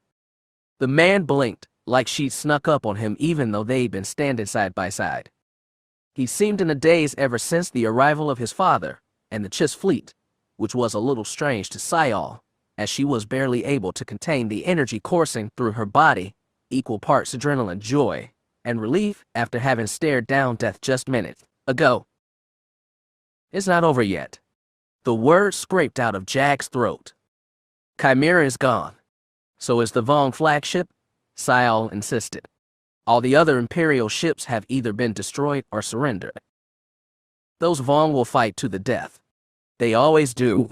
I fought them before. I know. It was a sobering thought. Almost half of their fleet had been destroyed, and with the arrival of the Chiss forces they were well outnumbered. But if they wanted to go down fighting, they could take a lot of lives with them. Maybe not this time, she said. Jag looked frustrated. Captain, you don't understand. I know the Vong. You knew them, she corrected. It's been 15 years. A lot can change. He snorted and shook his head. Not the Vong. She pressed, if they can't change, then everything that happened in that war, all the death and suffering, everything you fought for, everything my parents fought for, all of that meant nothing. I don't believe that, Jag. I don't believe it was all for nothing. He gave her a suspicious look. Sial, how did you become an optimist? She thought she had a clue, but she said, beats me, but I'm banking on another miracle. As she sat in the communications deck, listening breathlessly to a constant stream of chatter and reports from the battle in Zanima Second's orbit, it occurred to Danny Quee that she had been here before. When battle had last come to the planet she called home, it had been 15 years ago. Then, as now, she hadn't been taking part in the fight herself. Rather, she'd remained on the planet's surface to watch the battle play out. People she cared about were dying while she remained behind, impotent, waiting for someone else to save her. For so much of her life she'd existed on the periphery of things. As a scientist, she'd ended up on the outer fringes of space, staring into the extragalactic void. As a Force user, she'd been an ally and helper to the Jedi, but had never taken steps to become one herself. On Zanima Second, she had been Magister Jabbeth's assistant until tragedy had forced authority on her shoulders. For a while that had made her feel good and useful, but now, listening to the fight and watching the readouts, she'd come to realize how peripheral she was once again. She and Horror had sat in the communications deck through it all, the arrival of the True Honor fleet, its standoff with Trinity, the arrival of Admiral Daala, and the attempt to poison Zanima Second with what she could only believe was Alpha Red. And then came the frenzied battle, where ship after ship had been wrecked or destroyed. And then the climax came in the form of a Chiss fleet bristling for a fight. Once Daala's ships were destroyed or subdued, Baronfel's ships began attacking True Honor, and True Honor, in the fashion typical of fanatic U.S. Vong warriors, was happy to fight to the death. Through the view screen, via hyperlink and Philip, Danny and Horror watched and heard True Honor die. The hyperlink relayed the talk between Trinity and Chiss vessels, coordinated tactics, barked orders, stray chatter, all of which was building to a victorious, confident crescendo. The Phillips told another story. They spoke with the voice of True Honor, the U.S. Vong whom Danny had failed to fully welcome into the new society they were making on Zanima Second. She heard equal parts bravery, desperation, anger, and despair as different ships scrambled to fight and survive without guidance from their flagship. It was, all in all, a pathetic end to True Honor. Horror had told her not to blame herself, that the warriors had made their own decisions, but she never entirely believed it. She was Magister, and the people of Zanima Second had broken apart under her leadership. It was a failure that had torn at her for months, and now she had to watch and listen to the bitter end. She felt too exhausted to even cry. At one point, after the cruiser Yamka's fury burst into a ball of flame and debris, Horror put a bony hand on her shoulder and said, "They go to the gods now. Their methods were wrong, but their hearts burned with love for their people. Hopefully that will mean something when they are judged." "It's not enough," Danny said hoarsely. "No," Horror admitted, "it is not. You won't change anything like this," said a female voice, soft and familiar. They both turned around to see Jabbeth standing in front of the closed entry door. She looked not as Danny had last seen her, as she'd been burned into her memory, gaunt, pale, dying from internal injuries. This Jabbeth's skin was a healthy blue. Her face was full and bright and touched with a sly smile. Second, Horror bowed his head. You honor us with your presence. Now it chose to show up. Part of Dany ached to know what had happened to Jacen and Jaina, but she was Magister, and she had to take care of her people first. Can you stop this? She asked. No, Sekit said simply. But you have to, Dany insisted. Your children are dying up there by the thousands. I know how to reach into space, but I only know how to hurt when I do so. Jabbath's shoulders shrugged. There are limits to the miracles I can work. You know that. You can bring people back from the dead, Dany said harshly. Can't you save people while they're still alive? Jabbath's head shook. I'm sorry, but I can't. That is your task, Magister Qui. They won't listen to me, she said bitterly. They never have before. Jabbath's tone was harsh. So because you failed before, you've stopped trying altogether. Dany scowled, but horror squeezed her shoulder and said, Sekit is right. We must at least try to save our people. They won't listen, Dany repeated weakly. They didn't before, Sekit said. But this time, you have something to offer them. And what is that? A smile spread on Jabbath's face. The same thing my children were offered 15 years ago. Me? Dany blinked, and Sekit was gone. She turned to Horror's gaunt face. He nodded and laid one hand on the closest Vilip. It winked to life under his palm. Dany leaned close to the Vilip and put her own hand on it. She felt its surface ripple under her palm. These things had disgusted her when she was first exposed to them on frozen Helska 20 years and a lifetime ago. Now this one beckoned to her. It was the only hope she had left. I am Dany Qui, Magister of Zanima II, she spoke, and felt the Vilip hum beneath her hand as it relayed her words to the True Honor fleet in orbit. Today I speak to all who will listen. Your commander is dead. Your forces are shattered. Very soon, you will be exterminated. I know some of you desire exquisite death. I know more of you are scared and angry and confused, because you didn't expect things to turn out like this. Well, life rarely does. I know mine. She trailed off, found a different tack. All of you should know that Zanima II offers you the same thing it did 15 years ago. It offers you forgiveness. It offers you a home. It offers you a community and a purpose. I know it may not be the purpose you thought you wanted. I know it wasn't mine. But this is the place we've built together, and it will always welcome you back. Please don't feel ashamed. This is not surrender. This is just returning to the place where you belong. So please, please, stop fighting. Come down to Zanima. Land your ships on its surface. Step out and surrender your arms. I promise those attacking you will not follow because Sekit will not let them. So please, please, save yourselves. Save me. Come back to the place where you belong. Because there's no other place in the galaxy like this. This place is a place of new beginnings. So please, return to Zanima II, and we can begin again. She took her hand off the Vilip and felt all breath and energy drain out of her. She sat forward and horror helped prop her up. She staggered back and sat down in her seat.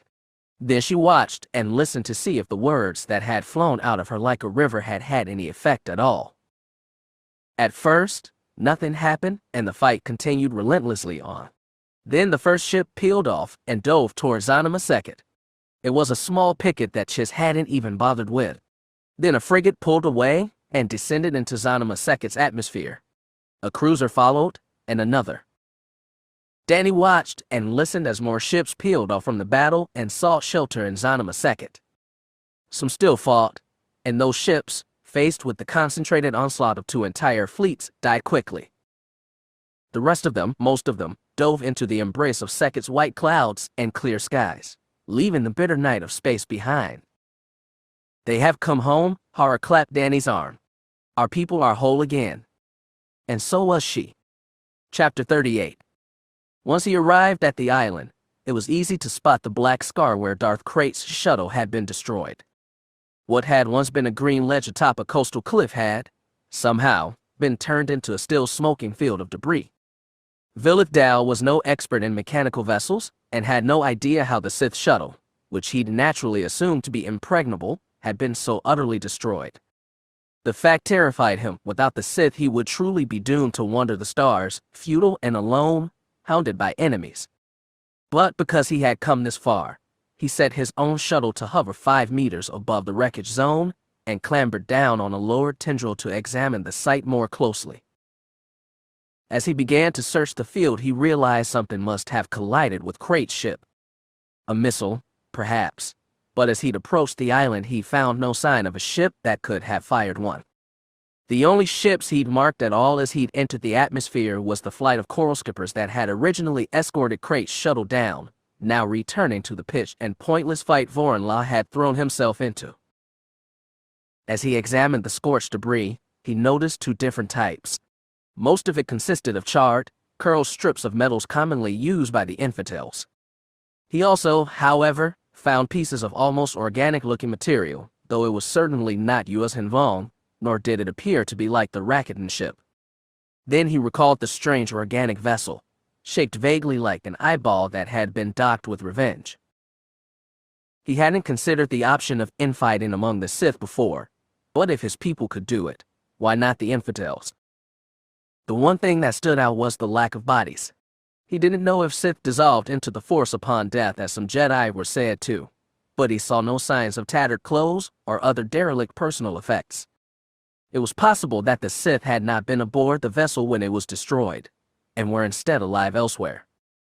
He direly hoped as much.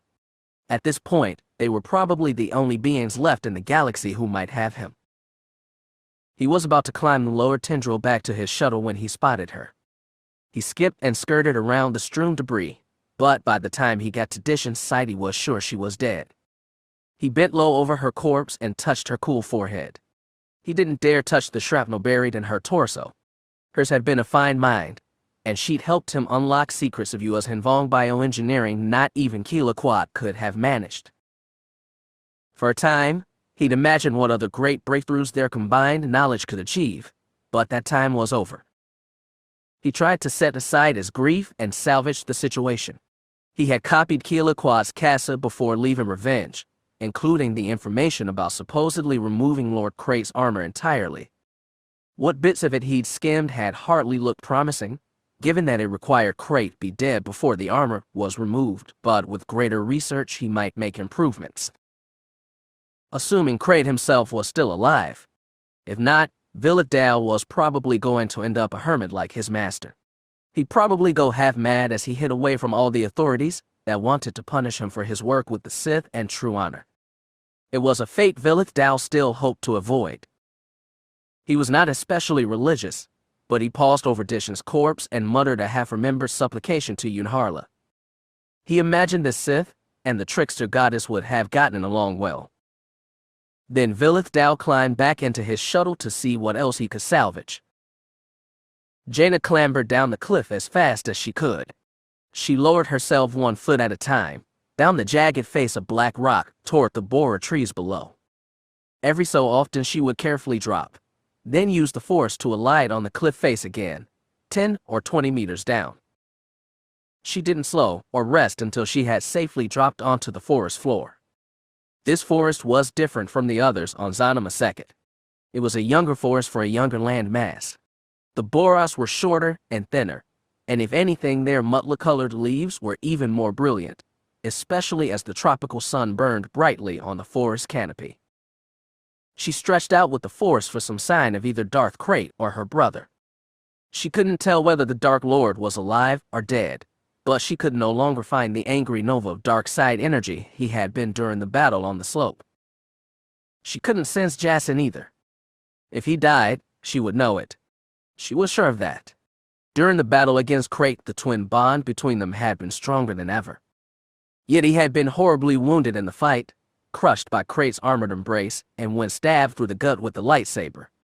Even if he'd somehow managed to call on the Force and cushion his fall into the forest, he would still be grievously wounded and vulnerable to Sith or whatever natural predators lived in these woods. He was her twin brother, and no matter what he had done, no matter what she had done to him, she would never forgive herself if she let more harm come to him. Jaina plunged deeper into the forest. The further she went, the older the trees were and the thicker their branches. Step by step, she walked out of sunlight and deeper into shadow. He was, frankly, a pathetic sight. During the brief time Vilith Daala had known him, Darth Wyerlock had been Crate's most loyal and fearsome emissary. He carried himself erect and regal, and spoken with the deep commanding voice that did not need force tricks to compel you to obey. Though Vilith Daala had never seen him in action, he was sure Wyerlock was a great warrior as well. Well, not anymore. Vilith Daala lowered his shuttle over the shoals and dropped 2 tendrils to pluck the Chagrian's body out of the surf. As the tendrils raised it, salt water drained out of his heavy black cloak and splashed down onto the jutting igneous rocks. The tendrils let Wyerlock's body settle in the belly of the shuttle's cargo hold. Vilith Daala bent over it to examine the wounds. The Chagrian's tattooed face seemed scorched, not by flame but by something closer to electricity. Vilith Daala ran 2 hands over Wyerlock's torso, searching for signs of more physical damage, though he knew Jedi lightsabers left wounds that cauterized automatically. When he felt the slow movement of breath, he pulled both hands away in shock. Wyerlock's eyes strained to open. His mouth and throat strained to speak. He did not seem to have the strength to lift his limbs, and Vilith Daala doubted he would survive much longer. "Where is Lord Crate?" the Shaper asked. Wyerlock wheezed, then seemed to choke on something. "I will find your master," Vilith Daala promised. "Just tell me where he is, please." "Volume, volcano," Wyerlock rasped. Did that mean he had thrown himself into the lava flowing down from the tip of the mountain? Vilith Daala didn't know but had to at least search. The Sith struggled to lift one hand. Vilith Daala took it and said, "It is all right. You served your master well." He only hoped it was true. Wyerlock croaked, "Find my daughter? Are you telling me you have a child? Where's she?"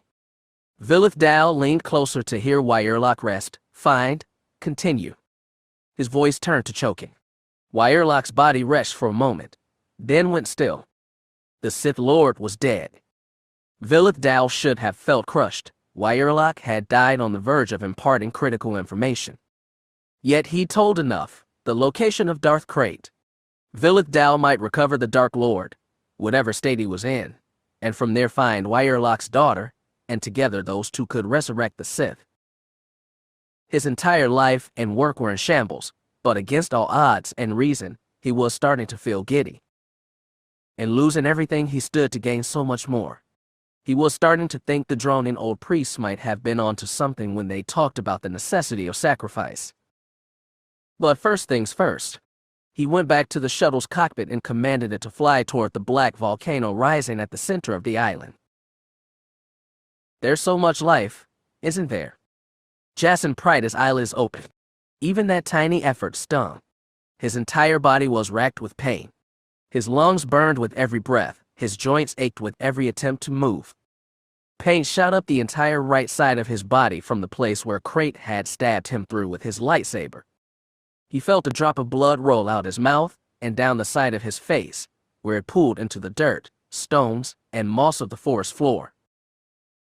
Jacen stared up at the high branches of the borer trees as they shifted in the breeze. Flecks of light broke through the shadows of the deep forest and danced like warm dots across his face. Crouched at his side, Vergere regarded him with inscrutable avian eyes. He didn't know if it was his old master, or Sekhet taking her image. Perhaps it didn't matter.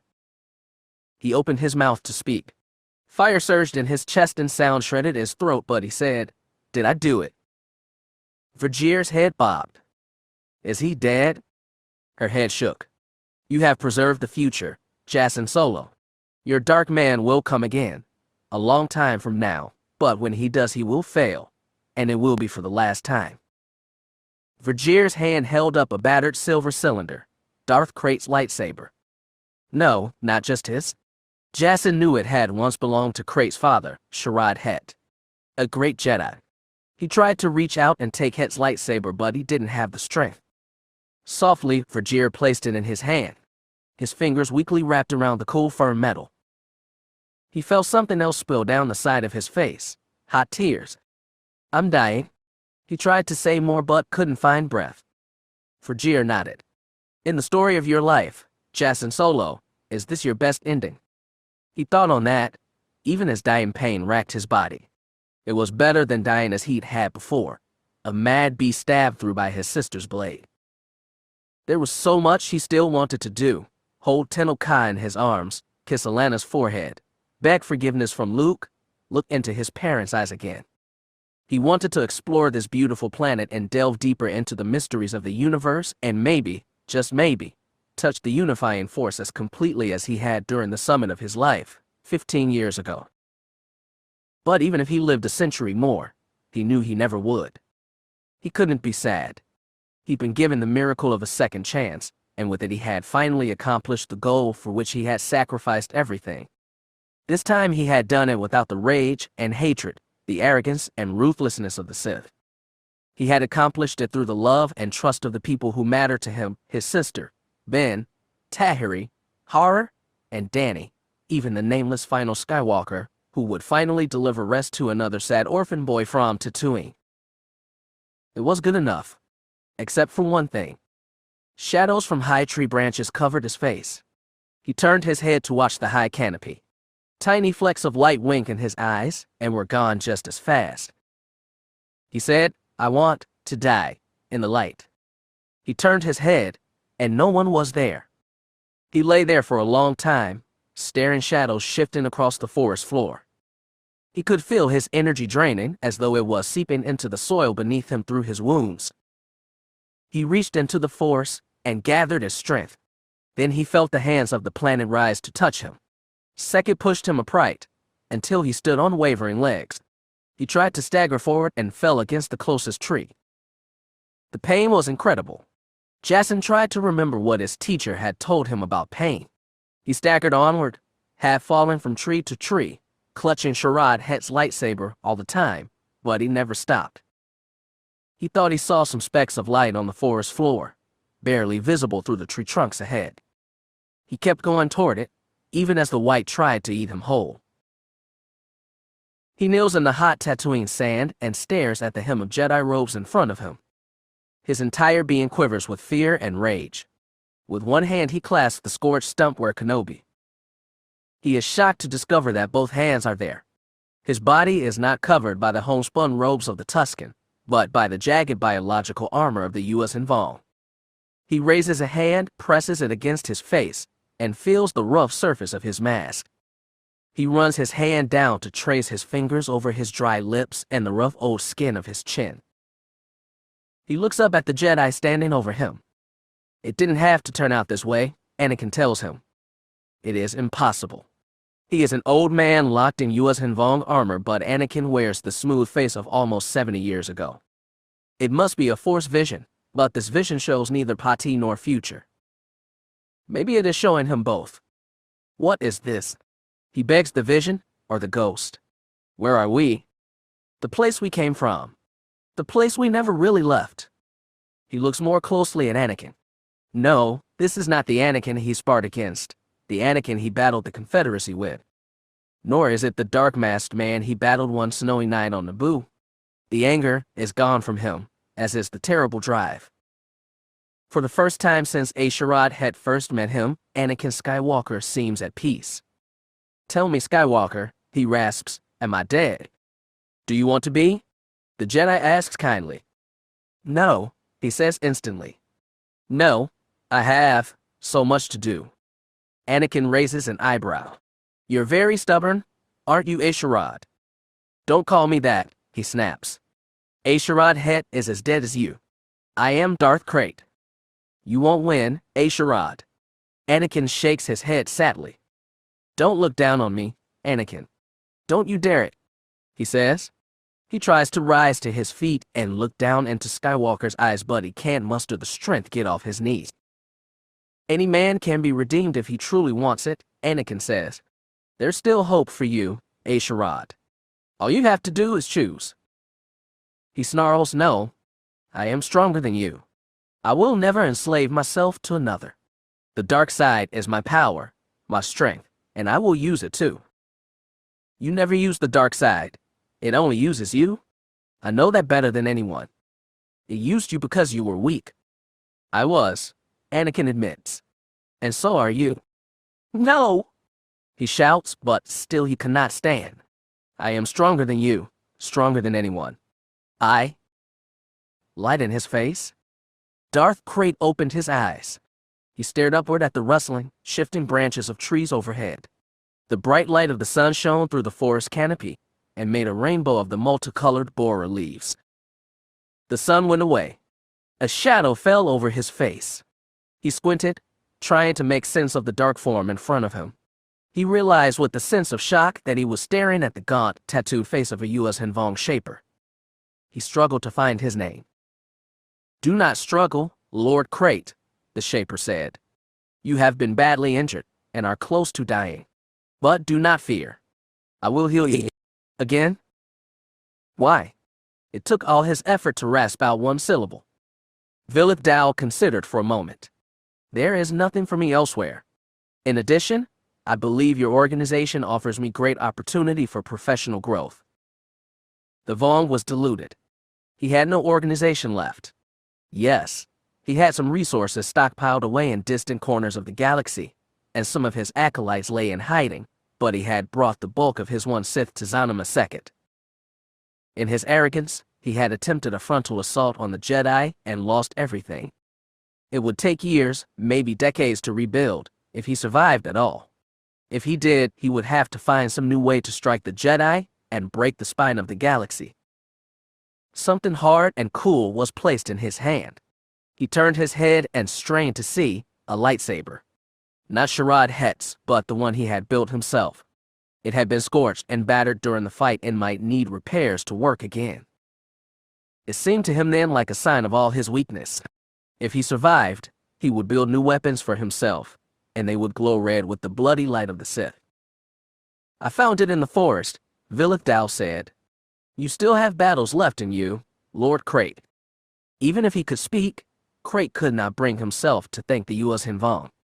The torture they had inflicted on him once had transformed him forever, and now his broken body would be helpless before whatever greater punishments this Vong would inflict.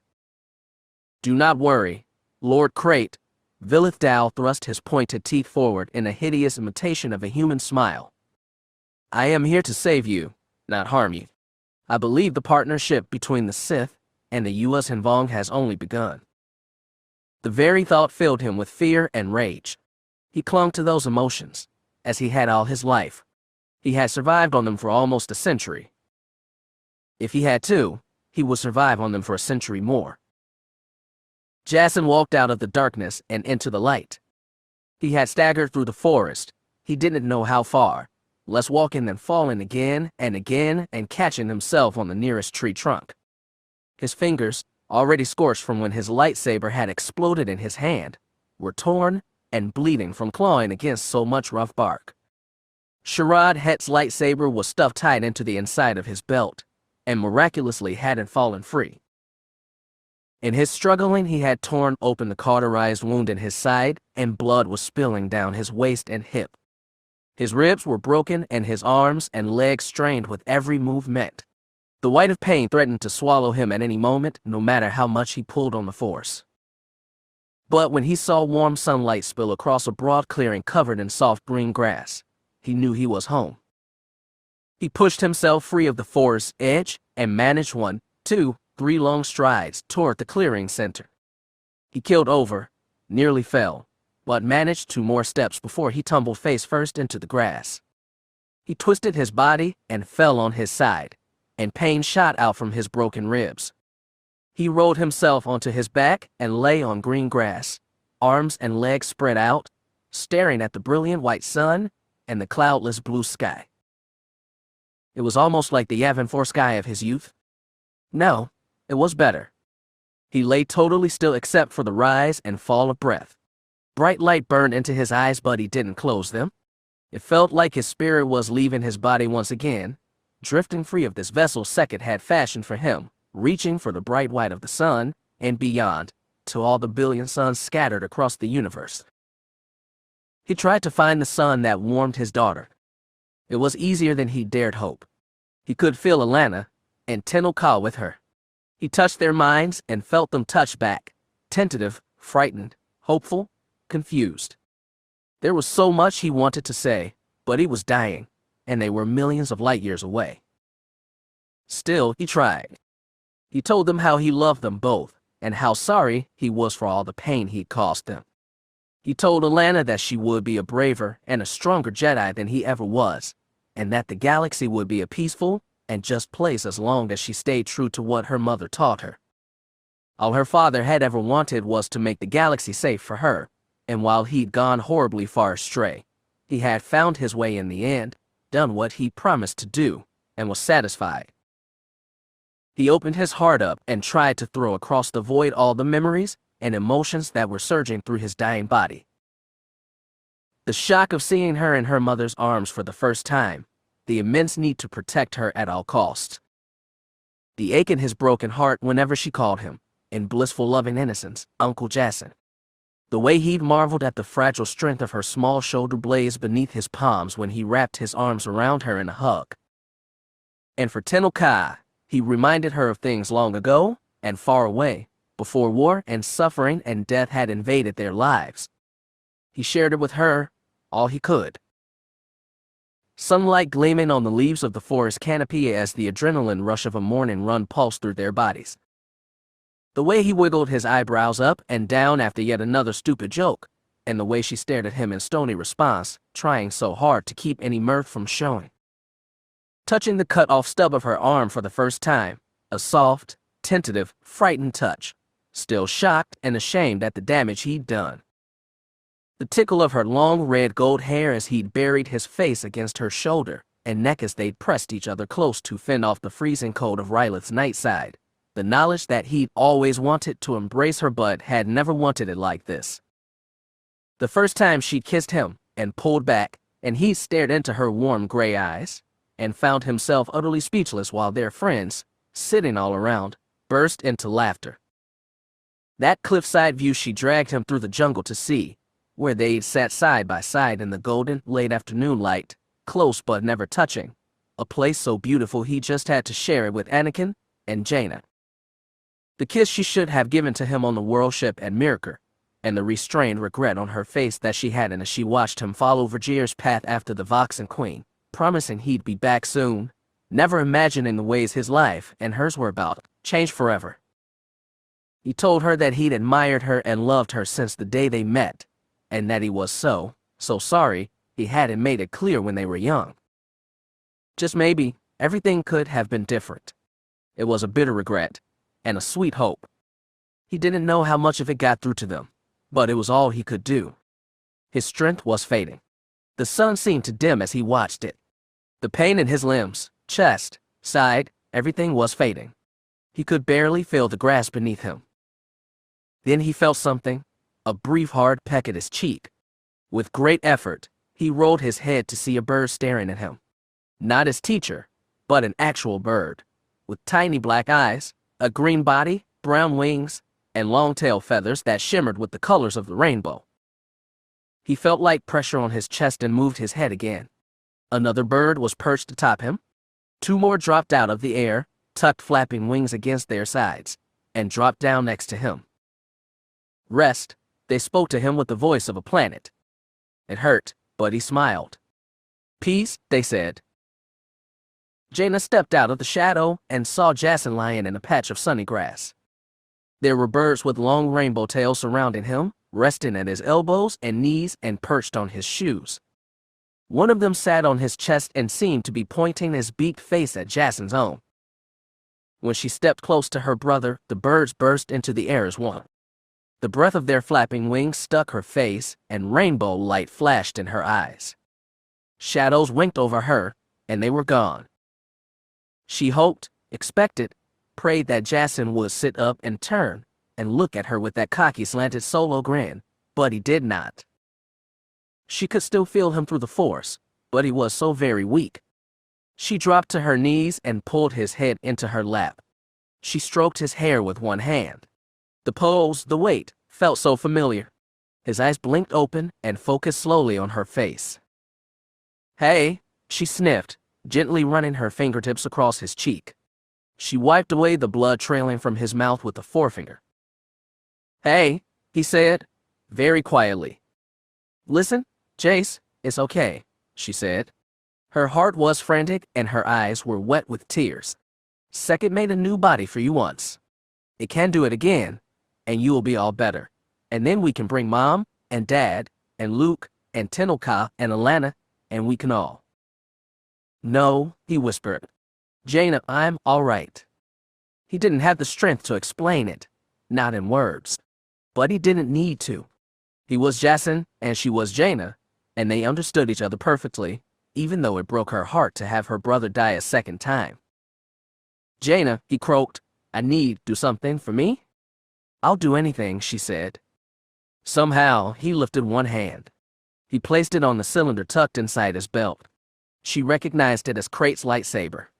At first, she didn't understand, but then Jason touched her mind and showed her what to do. No problem, she said. You got it. A weak smile creased his face. His hand fell to his side. She could feel him fading fast. She wiped away tears with her good arm and placed a kiss on his dirty forehead. Nice spot, though, Jason whispered. Yeah, Jaina admitted. You do know how to pick him. She pulled her legs out from beneath his head and rested it on the ground so he could stare up at the sky. She kicked her legs out across the grass next to him and stared at the bright sun overhead. She stroked Jason's dirty hair with one hand, closed her eyes, and felt the light burn through her eyelids. She stretched out with the force and felt life all around her, not just her brother's fading spark, but the trees and grasses, the birds and the insects, the entire symphony of a living world that would continue onward even after her brother's spark and her own burned out. Jaina had been told so many times, but now, after so much loss, she finally understood. There is no death. There is only the Force. Something feather-light touched her cheek, and she felt a presence she hadn't known for over 15 years. She looked down at Jason and saw a white smile crease his face. Tears of joy spilled from her eyes. He felt it too. She heard a voice say, Welcome home, brother. For the last time, Jason closed his eyes. Peace. Epilogue. The light at the end. The gentle curve of Zana Maseket's surface could not be seen through the mouth of the main hangar bay on Starless, but one could spot the faint corona of light that seemed to emanate from the planet's surface. Weinstein knew the planet itself was not aglow, merely reflecting the light of its primary star off its daytime surface, but its brightness still felt welcoming across the blackness of space.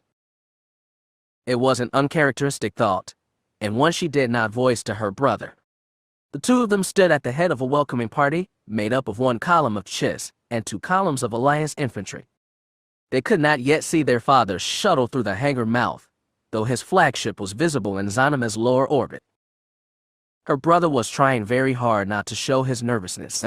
That disciplined Chiss, Imperial, fell, wherever it came from, kept his posture stiff and his face a guarded mask. As she watched him from the corner of her eye, Weinstein could not get over how much he looked like a younger, smaller version of their father.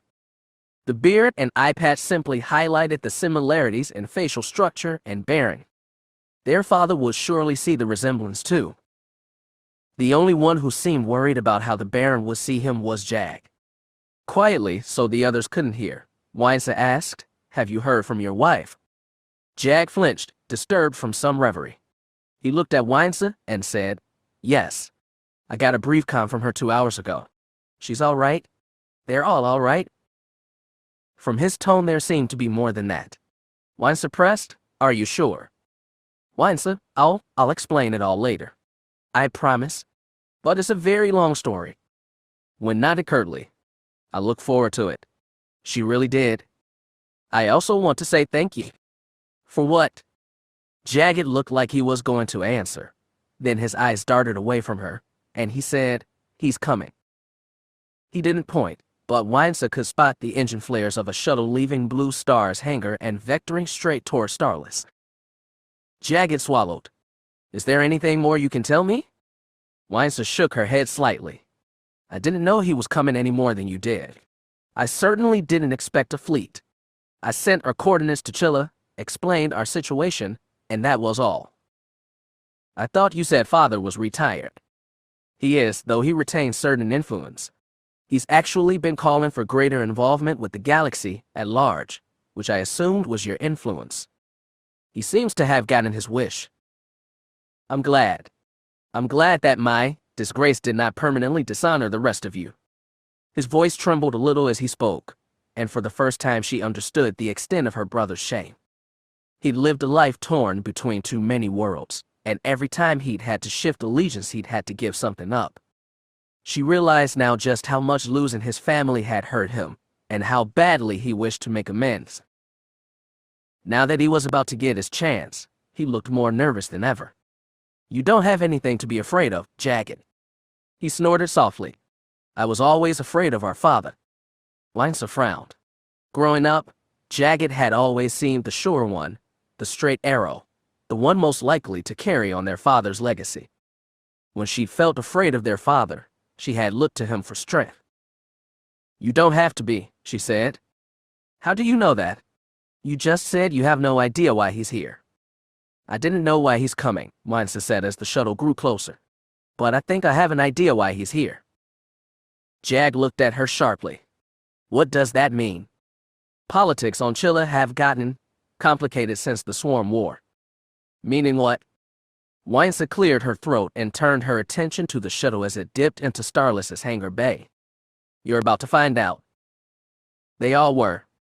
The shuttle passed through the energy envelope and fired its repulsors. It set down gently on the hangar deck 10 meters in front of Jag and Wynn.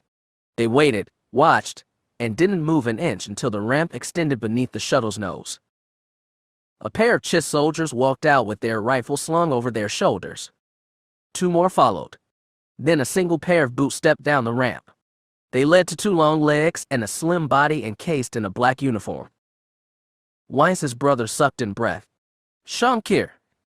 The Chiss Admiral stood at the base of the landing ramp, hands tucked behind her back. Lynsa snapped to a salute, which Shankir acknowledged with a tiny nod. She shifted her glowing red gaze to Jagged and said, It's very good to see you again, Commander, is it? That's right, Jagged laughed nervously. I have a hard time keeping track myself. I had no idea you were an Admiral now, Shankir nodded. Yes, of course. Jag's eyes darted to the silver rank insignia pinned to the collar of her uniform. With a relieved smile, he said, Thanks for having my wing again. It was my pleasure, though you shouldn't thank me. I wasn't the one who convinced the houses to send the fleet. Shankir stepped aside and glanced up the landing ramp. Lynsa, still holding her salute, watched as Baron Suntir Fel stepped into view with his hands clasped behind his back. He wore the black Chiss naval uniform Lynsa had grown up seeing him in, but which he hadn't put on in a number of years. It looked natural on him. Like Jagged, he wore a black patch over one eye. His hair and beard had mostly gone white, and his long face was heavily lined, but he still retained the broad shoulders, stiff back, and lean body he'd had since they were children. The line of Chiss behind Lynsa saluted. Jagged hesitated, then raised his hand as well. Their father stared at them both, dark eye minutely shifting from one to the other then back again. Finally, he said, Put your hand down, Jagged. You need salute no one. Stiffly, Jag lowered his hand to his side. Lynsa kept hers up. Jagged said, Welcome aboard, Starless, sir. It's a fine ship you have. Thank you, sir. The Baron shook his head. I'm not a sir anymore. You're your own man, Jagged. Jag swallowed and said nothing. He looked ashamed. Lynsa knew that 10 years' distance was not going to be bridged instantly or easily. The Baron shifted attention to his daughter. Commodore Fel, report. I regret to report that Celestial was destroyed in the previous battle, Lynsa said, still saluting. However, 60% of the crew was evacuated. After the last battle, we retained 50% of our shuttle capacity and 74% of our fighter wing. Location of your remaining crew and hardware? Asked Shankir. All clawcraft and crew are aboard Vindicator, standing by for transfer orders. Very good. At ease, Commodore. Yes, sir. Lynsa lowered her hand finally. The Baron shifted his attention back to Jagged. I believe we have a lot to talk about. Have the other parties arrived? The captains from Karuska Gym, Resolve, and Vindicator have arrived. We are awaiting the party from the planet. Captain Antilles is preparing the conference room now. Antilles. Syal Antilles, Jagged said meaningfully. Emotion flitted over their father's face. I should very much like to meet her. Then follow me. Jag paused, then said, General Baron. Jagged turned and began walking toward the exit. His father and Shankar followed, and Weinsa took the rear. Yes, it was going to take some time. Call it what you like. Imperial Chiss felt that discipline didn't break easily. Weinsa knew that better than anyone. But with time and effort, she was sure it would crack. To her own surprise, Danny Kui felt confident when she joined the peace conference aboard Starless. Jaina had explained what had happened to Jason on the island. Strangely, learning of his second death had given Danny a sense of closure. When they said goodbye before the battle, something instinct or the Force had told her she would never see Jason again. Already his brief resurrection was taking on the quality of a dream. She felt calmed by the knowledge that Jason had cast off the practices of the Sith and found some kind of redemption, even if the specifics were beyond her. For reasons she did not explain, Jaina elected to stay on Zanima, leaving Danny, Horror, and Ben to fly up to the conference. On the way up, Horror had involved the cessation of what aboard Rauru's all those years ago. The end of this conflict was a much humbler thing. There was Jagged Fell, looking older and worn with his eye patch and beard at the head of the table, his sister Weinsa, his cousin Syal, and the Baron General, looking like a bigger, older version of his son. Also attending were the captains of the surviving large ships, plus a blue-skinned Chiss Admiral, and an old white-furred Bothan whom Danny definitely recognized. We've re-established contact with the communication station at Isfandia, Syal Antilles explained to them. As such, we've been able to give Coruscant an update on our status. And what was their recommendation? Phoenix's Captain Welby asked. The woman wore one arm in a sling and she sounded weary, resigned to her fate. Buatu and Lauren are discussing options with Windorvan, Antilles said, but the most likely option is that all surviving True Victory officers will stand trial in a military court for mutiny. Welby nodded acceptance. And what of our crew? Buatu is proposing a blanket amnesty for all who pass an initial review, Antilles said. Lauren has some objections. That's something else to work out with Dorvan. Officers and convicted crewmen will have the right to representation at the military courts.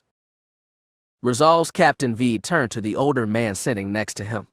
And what's our fate to be, Sol?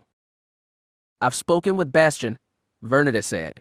Head of State Regis, less forgiving than his Alliance counterparts. I expected as much, Veed said with a sneer. What did he say? Crewmen will be sentenced to 2 years of labor. Officers will be reviewed on a case-by-case basis by a military judge. All sentences are on the table, including execution for mutiny. Veed nodded. Harsh. Almost enough to make me respect him. For what it's worth, Captain, I argued for more lenient sentences. It's not good for our people to fight their own. You can expect more of it if Riech continues his flirtation with democracy. Veed said it like a dirty word and cast a sidelong glare at Jagged Fell. Fell didn't flinch. He said, Captain Veed, I was wondering if you've had a chance to debrief the crew from Chimera that escaped before her destruction. We have. Veed nodded curtly. What is it you want to know? One of our people, Lieutenant Colonel Philier from Justifier, was taken captive by Daala. I was wondering if you had any word on her fate. Executed by Daala herself for attempted mutiny, Veed said with a touch of pride. Mutiny. So she did join Daala's crew for a time. Daala made her captain of Chimera. Veed shook his head, like he couldn't fathom such a decision. Jag flinched visibly. His jaw slipped open in surprise, and Danny noticed a similar expression on his sister's face. Whatever they just realized, though, they kept to themselves. Jag's father cleared his throat. The Chiss Ascendancy has also been in contact with Vitor Riech. We are pleased to announce the normalizing of diplomatic relations with the Galactic Empire and the intent to establish an embassy on Bastion. That sent a murmur of surprise around the table. Even Jagged looked shocked. I'm sorry, but what does that mean exactly? Captain Pavrik asked. Are the Chiss going to be establishing trade with the rest of the galaxy? Exchange of intelligence. Military equipment. Imperial military technology has been adopted by the Chiss since Grand Admiral Thrawn's time, Baron Fell said. Because of that, and other ties to the Empire, the houses have decided that Bastion is the ideal place to establish the Ascendancy's first consulate. And what of the Alliance? Creffy spoke up. Will you be establishing relations with Coruscant as well? We have not decided yet, but I've made arrangements to speak with Wyn Dorvan on the matter. Personally. Jagged Fell looked dizzy. Danny knew the feeling. However, he raised his voice above the murmur and said, the details of this can be discussed later, with a more select audience. However, there is another matter in need of discussion. The Ronto in the room, Ben muttered. Veed looked at Danny. Yes, what are they going to do with you? I'm a little curious about that. Danny felt other eyes settle on her. She leaned forward, clasped her hands on the tabletop, and said, all of the ships from the True Honor fleet have either surrendered or been destroyed. Just as you are dealing with your mutineers, we will deal with ours. How? Pavrik said pointedly. Much the same way you have. The high-ranking True Honor leaders will be sentenced to harsh punishments. The rest will be decided on a case-by-case basis. You would give amnesty to majority of the crew. Pavrik's feathers ruffled. The U.S. Hinvong are a race of fanatics. I know the U.S. Hinvong better than anyone in this room except for horror, Danny said firmly. I also know how deep their culture runs and how dangerous they can be. That's why former True Honor members will be sent to our southern continent to work with ongoing land reclamation projects. The crews will be mixed with loyal U.S. Hinvong and Pharaohs so they can better integrate into Zanima society. It will take time, it will not be easy, and we will always be on the lookout for trouble, but I believe it can be done. Baron Fell said, as I understand it, Zanima Sekhet was designated by the Jedi as a place to house defeated U.S. Hinvong. This planet was given to them? Zanima Sekhet is their rightful home. Still, they were allowed to have it at the end of the last war, despite their position as loser in the conflict primarily due to the generosity of Luke Skywalker and Admiral Creefy. He kept his eye on Danny instead of the Bothan. Yet now you speak as though you are independent and on equal footing with three great political powers. Frankly, I find this incredible. Veed snorted. In another 10 years we'll have more Vong renegades to deal with. You people never learn. I think they've learned pretty well, Ben Skywalker spoke up. He looked around the table and said, Zanima Sekhet isn't equal to the rest of you. It's greater. It already wiped out one fleet that was trying to destroy it. If you try to force your will on it, it can destroy you or flee across the galaxy. Letting the Magister handle it her way is your only option if you want to keep your hide. Danny was surprised how forcefully Ben put it, more forcefully than she, horror, or Sekhet itself ever would have, yet what he said was unvarnished truth. An awkward silence settled over the room. Finally, the Chiss Admiral said, the boy has a point. It appears our only option is to handle our own problems internally, Creefy said. At the same time, all parties must work hard to build trust, so that another conflict like this never arises. Jagged said, it occurs to me that if Chilla can make greater strides to integrate itself into the rest of the galaxy, then Zanima Sekhet can also. Danny raised an eyebrow. You expect us to make an embassy on Bastion? Perhaps not that much, Vernadette said, but the exchange of emissaries may decrease the misunderstandings between all our peoples. I will consider that, Danny said evenly. By consider she meant have a long and difficult talk with Sekhet, and there was no way of knowing how that would end. The living world was eternally unpredictable, but while it might or might not care about interstellar politics, but it did care about expanding its horizons. That was cause to hope. Not all of the people at the table took Danny's meaning, but Jagged seemed to. He said, I look forward to your final answer. However, I don't think any parties here would object to placing an observer or two on Zanima's surface. His father gave the slightest nod. Harar, who had been quiet until now, said, I believe we may have found groundwork for an enduring compromise. I hope so, Jagged said, and as he looked around the room she knew he referred to more than just Zanima II.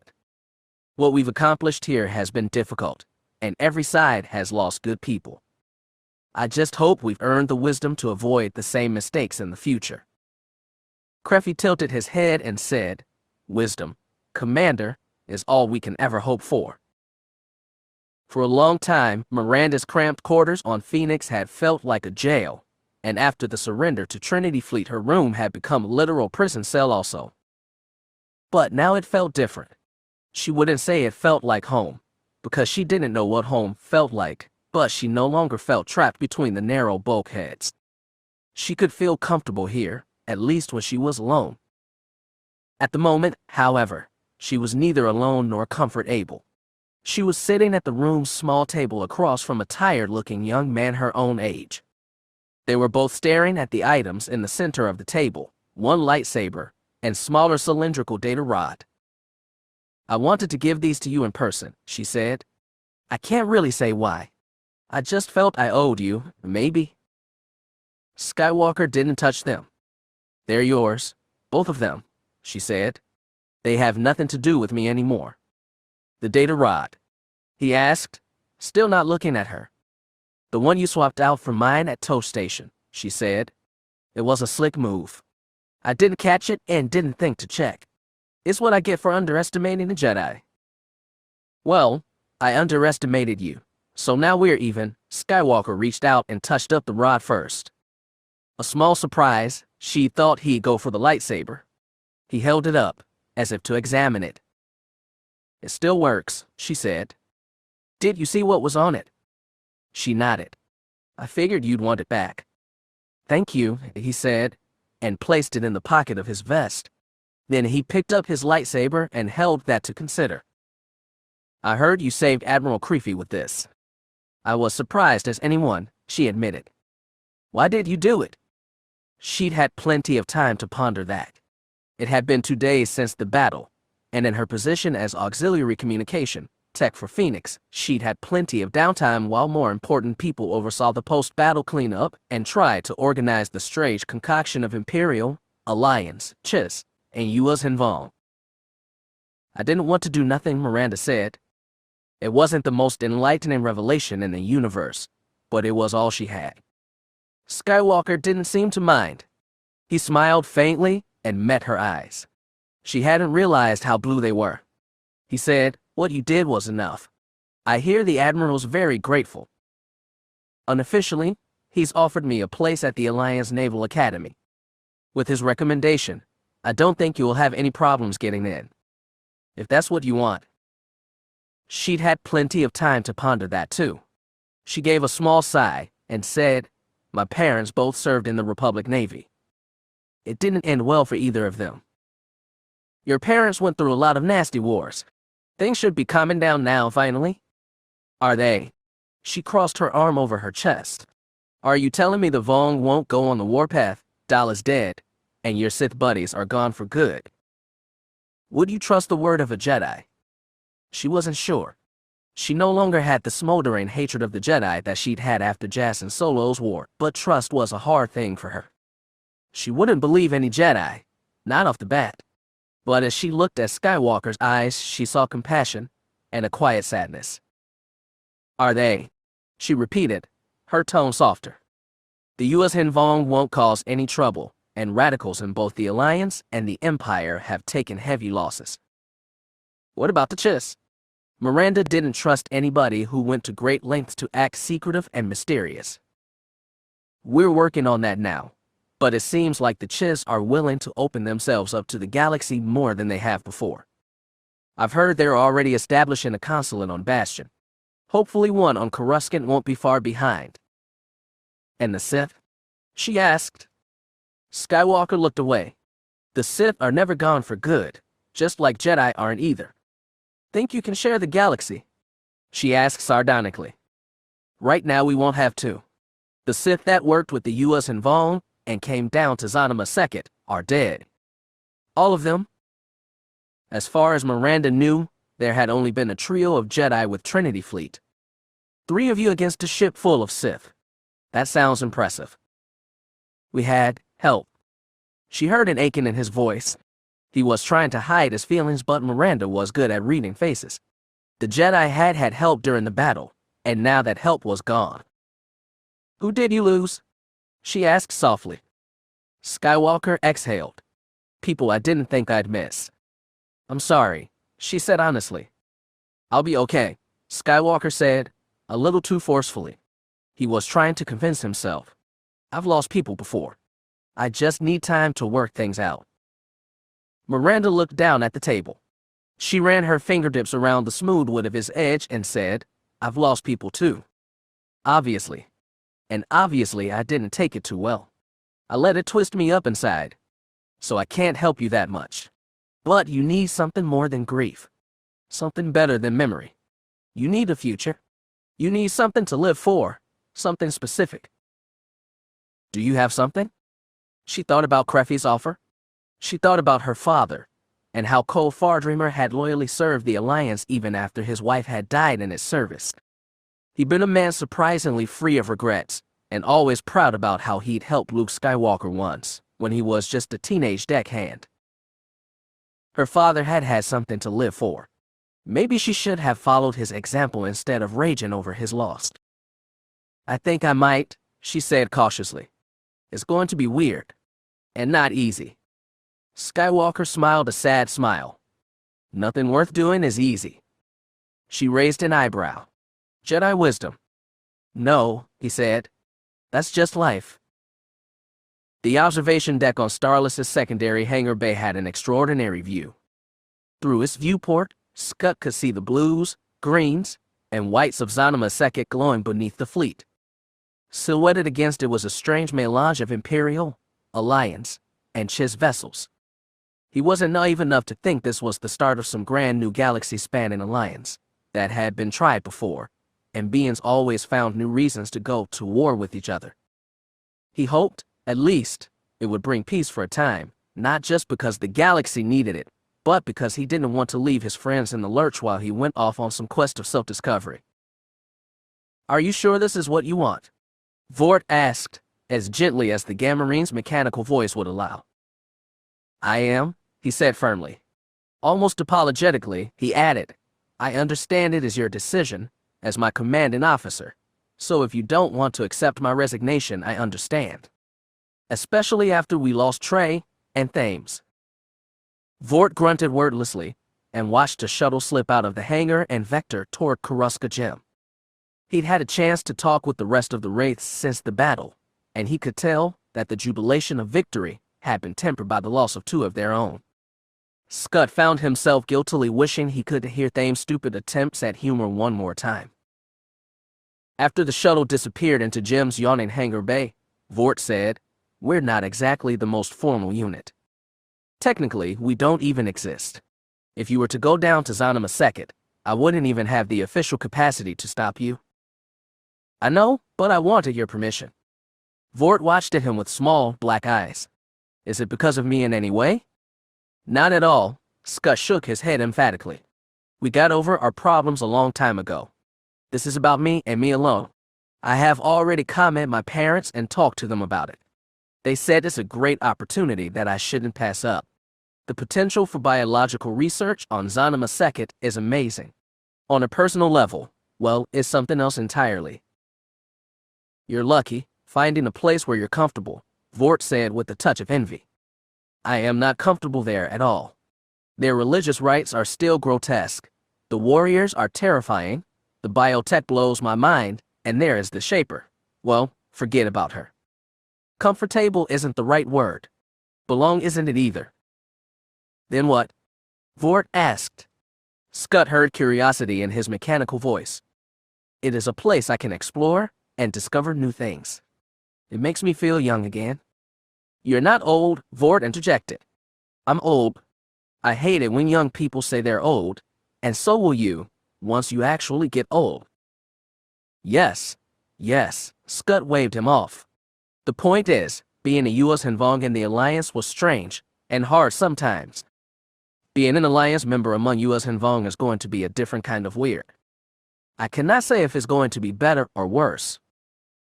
I bet it's exciting, though. Yes, he chuckled. I won't deny that. Then you can have your honorable discharge. Vort's lips curved around his tusks into something close to a smile. Do you want to tell the others, or should I? I will tell them myself, he said. I want to explain my reasons for leaving them. They're your unit, Scut.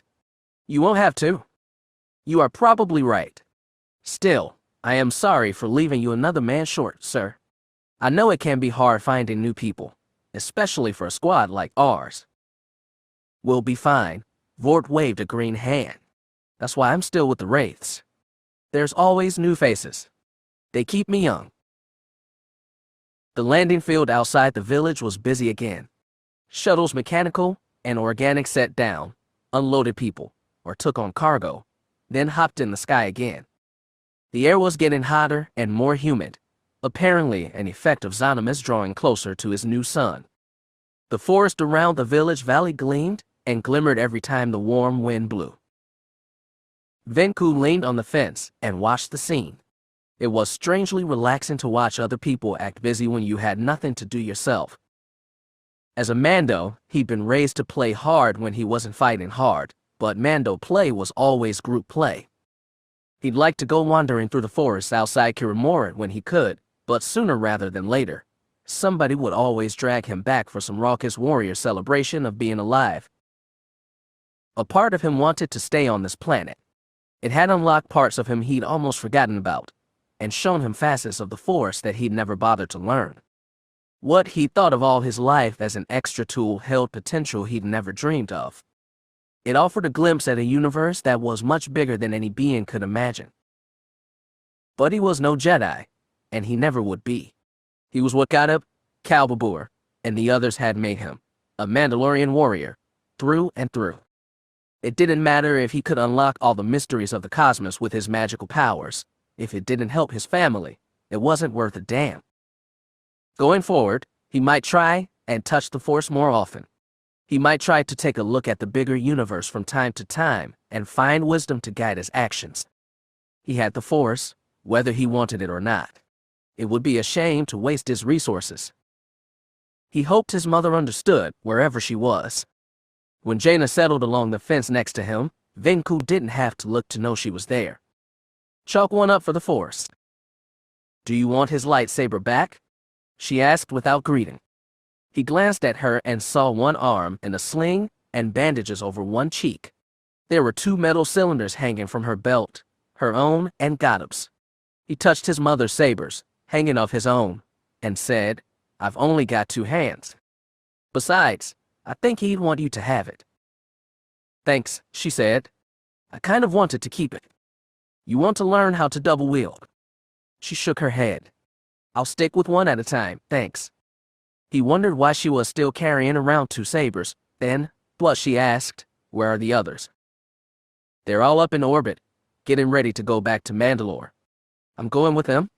I just wanted to come down here one more time to say goodbye. To me, the planet, or someone else. Venku shrugged. When she didn't respond, he turned and looked at her again. It was hard to read the expression on her battle-damaged face, so he touched her with the Force. He sensed great weariness and a sadness that would never go away, but she also felt calm in a way he'd never known her to be. Whenever his paths had crossed with Jaina Solo, she'd been in the midst of one crisis or another, and usually racked between her Jedi sense of duty and her human conscience. He didn't ask what had happened. Even if she told him the whole story, he doubted he would understand it. He'd heard nothing about Jaina Solo since the battle, but then, he'd only heard about him before from Jaina herself. The woman clearly hadn't been lying to him, and he didn't doubt Zonimus Second's ability to perform miracles. He could gather that they succeeded in their mission, that Jaina Solo was gone, and that Jaina wanted to keep the true story of what had happened quiet. Some miracles were best kept secret. He hadn't told any of his vote about Godob and his mother, and he probably never would. So instead of asking for a blow-by-blow of the climactic battle, he said, What are you going to do now? Jaina didn't answer. She looked away from the landing field and down toward the village. Its streets were a busy tussle of beings, Yua's Hinvong, Pharaoh, human, Chiss, and plenty other aliens. The natives were probably rankling at the sudden influx of visitors and probably just wanted everyone to leave so they could have their planet back. Venku never thought he'd sympathize with any Vangese, but he did just then. That was a miracle too, albeit a small one. Finally, Jaina said, "I've talked a little with Jag. We think there might be work for us. I need to talk to Uncle Luke once we get back into known space." "What kind of work?" She glanced at him, a sly smile slanted on her face. "Plugging me for information on the Jedi Order. I don't like the thought of that." It was just a question. He couldn't blame her for the jibe, though. Jedi and Mandas had been enemies for centuries, something he'd found no problem with until a few days ago. "What are you going to do?" she asked. "I heard you got your antidote. You can go home." "That's right." He thought of walking through the forest outside Kiramorit, sitting down at the Oiba for ale, strutting through the streets of Keldate. He'd almost gotten used to exile, but now he couldn't wait to get back. "What will you do once you get your people home?" she asked cautiously. They'd been Venku and Jaina for a second, but now they were back to Mando and Jedi. Some things could only change so much. "What do you think I'll do?" he asked, intentionally harsh. "Round up all our tough boys, fly over to Assus, and start shooting up Jedi?" "I don't know," she said plainly. "When Jag told me about the deal he made with Boba Fett, a part of me didn't want him to go through with it. The Mandalorians have given the Jedi a lot of trouble recently, and having their Mandalore back would strengthen them." "Not my people," he said firmly. "That was Fett getting in bed with Daala, and BVI playing along. I've always said we should stay at home and stop fighting wars for other people. I think that's truer now than ever." "Then you don't think of the Jedi as your enemies?" He could hear her curiosity and need. "I don't know. What do you think of us?" "What I feel is all kinds of complicated, and you know it. I'm grateful for how you've helped me, here and 4 years back.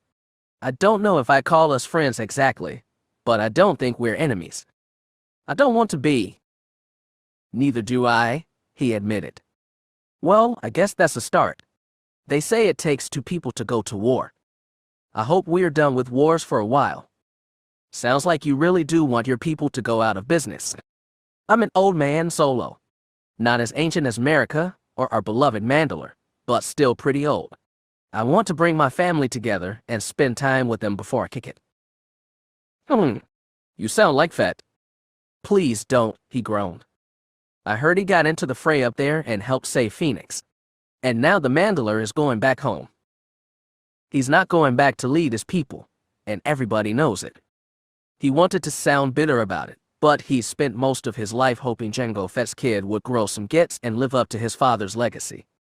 He understood now that Fett was too old to change, but he had a hard time hating a man who ultimately wanted the same thing he did. "Well," she said, "hopefully that'll mean quiet for a while." Venku sighed. "How about a deal, Jedi? We'll stay on Mandalore if you stay on Assus. Guaranteed we won't knock heads that way." "I doubt either of those is going to happen." "Yeah, I mean neither. But I can try." "You should. If you and Fett both want the same thing, people might actually listen. Maybe. If there's one thing every Mando understands, it's family, whether it's a whole clan or just one person." A wistful look came over her. It echoed through the force. He knew she wouldn't tell him all her secrets, and frankly he didn't want to know, but he figured they were close enough for a little honesty. He asked, was he okay in the end? Jaina closed her eyes, let the wind blow, and dark hair tickle her face. She took a deep breath, opened them again, and said, "Yes, he was." Venku felt a spike of envy. He didn't let himself think about his father often, but when he did, it was always with an ache of regret for mistakes he could never rectify. After everything he'd gone through on Zanima II, there were some pains he'd still have to live with. At least now, he had the healing memory of his mother's touch. "It's the past now," he muttered, mostly to himself. "You're right," Jaina nodded. I feel like I'm looking ahead of me now, not over my shoulder. I haven't felt like that in a very long time. Though his ghost had not been given flesh before his eyes, Vinku had found the same feeling settling over him over the past few days. He didn't tell her, but he knew she understood. Tahiri pirouetted on one toe and snapped her opposite leg into a chest-high kick. She lowered it, skipped back 2 steps, and raised her lightsaber to block. At the same time, she willed the amphistaff curled around her arm to snap out like a whip. Then she lunged forward, thrusting her saber up high and her amphistaff down low. She froze with one leg bent, one outstretched, her body pitched forward and her weapons thrust into empty air. Then she drew her body straight, let her arms fall to her side, and looked up at the tree branches spanned out overhead. The forest around her was silent except for the chatter of rustling borer leaves. The air was getting more hot and humid, and her workout had left her sweating. She let go of the amphistaff, and it obediently curled up on the forest floor. She clipped her lightsaber at her belt, went over to the fallen log where she'd left her pack, and fetched her canteen. The cool water felt exquisite as it dropped into her gut. She felt a familiar presence, and turned to see 3 figures walking toward her across the shadow-dappled forest floor. Jaina was in the lead, and Danny and Hara were behind her. "We knew you were out here somewhere," Danny said. "You took a little finding." "I wanted to be alone to practice," Tahiri said. She planted her fists on her hips and asked, "What's going on?" "I'm going to be going up to Starless soon," Jaina said. "I don't know if I'll be coming back down before we leave." "Oh," Tahiri frowned. "I haven't changed my mind if that's what you were wondering." "I wasn't," Jaina said. Tahiri knew she was telling the truth. When they talked the day after the battle, she'd explained to both Jaina and Ben that she felt more at home on Zanima Second than any place else she'd ever been. Things had started to go downhill for her the moment she left the living world to join the other Jedi at Korribu, all those years ago. To their credit, neither Ben nor Jaina had been the least bit surprised. "This time we won't run the risk of getting lost," Danny told Jaina. "We've repaired the long-range transceiver and installed a backup. Plus, the Alliance will be keeping one capital ship in orbit at all times. So you have no excuse for not tracking us down and visiting us every now and then." "Don't worry, we'll see each other again," Jaina smiled warmly. It felt good, seeing Jaina smile like that. Does Sekit plan on hopping around the stars anymore? Danny gave a little sigh. Sekit does what Sekit wants. But I think we're done moving around for a while. Using that hyperdrive is never easy. "Doesn't it seem a little risky though?" Tahiri asked. "I mean, right now we have people from the Jedi, Empire, Alliance, and Chiss Ascendancy, all in orbit. They all know the planet's location. I'm sure they'll keep it secret, but that knowledge is going to be out there. There's still people like Daala and Irefja around."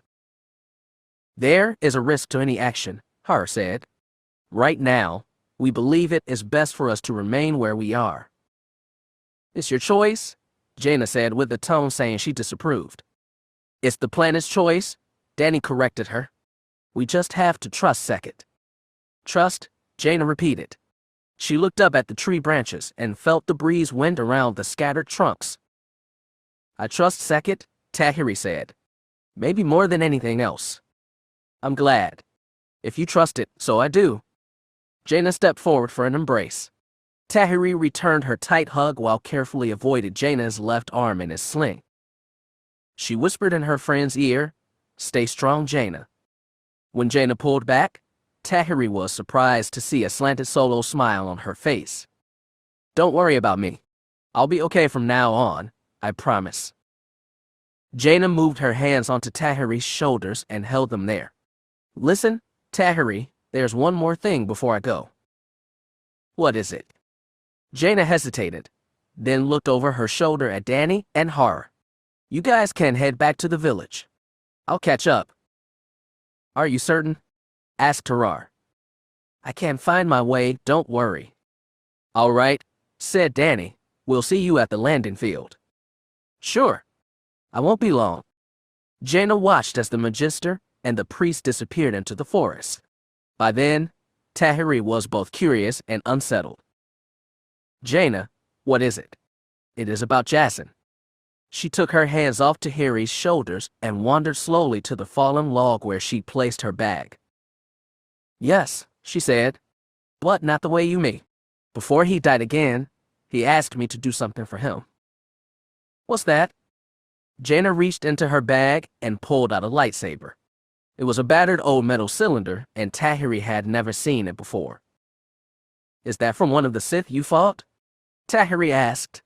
Jaina and Ben both had already explained everything about the fight, and about the sacrifices Jacin and Vestera had both made to defeat Darth Krayt. Jaina thumbed the switch, and a glowing emerald blade shot up into the air. She held it vertically between them and said, this was the lightsaber Darth Krayt was using at the end. It's what he stabbed Jacin with. Tahiri frowned. She knew that Jaina had kept using the weapon she killed Ketis with as a kind of reminder of what she'd done. It had always struck Tahiri was very grim and self-punishing. She still had that one dangling off her belt next to the dead Mandalorian's weapon, and if she was going to also haul around the other saber that killed her brother, well, that was more grimness that seemed at odds with the lighter, more confident Jaina she'd seen over the past few days. This wasn't always Krayt's, Jaina said. When Jacin was dying, he sent me images about what he wanted me to do with it. I think you can help me fill in the missing pieces. I don't understand. What can I do? From what I gathered from Jacin, Darth Krayt was the son of a Jedi. A Tusken Jedi named Sharad Het. Does that ring any bells? Tahiri thought back to the conversation she'd had with the clan of Tuskens during her and Ben's trip to Tatooine. That mission seemed an eternity ago. I do remember something, she said. There's a legend among the Tuskens about Jedi who came from a world, married a Tusken woman, and fought for their clan. The story said he was killed fighting for his people against the Hutts. Go on, Jaina said. Tahiri hadn't said there was anything more to the story, but apparently Jaina already knew parts of it. According to what I heard, the dead Jedi had a son. The son went off-world to become a Jedi himself, and when he came back he fought with the Tuskens again. Then one day he disappeared, and none of his people knew what happened to him. Did you ever hear his name? No, but I think you figured it out. Jaina shut off the lightsaber. I think this belonged to Sharad Het, the father. There were a lot of weapons with long histories. Anakin's had been made at the Academy, remade with the U.S. Hinvong Lambent, lost at Miraker, found, and used by Ganner Risso to defend the Well of the World brain wielded by Shimmer during the fall of U.S. Hunter, and finally left on Kashyyyk as part of Chewbacca Memorial. This weapon, though, was something else. Tahiri couldn't begin to imagine all it had been through over nearly a century. What does he want you to do with it?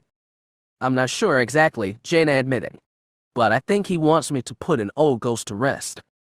That sounds like a good idea, Tahiri said. You can't be looking over your shoulder forever. That's right, Jaina said, and put the saber back in her pocket. Are you sure you'll be okay here? Tahiri craned her neck back and looked at sunlight falling through the trees. Pretty positive. But come back and visit more often. Bring Alana, too. I bet she'd love this place. Her father did, Jaina said, calmly, without sadness or regret. I'll see you again, Tahiri.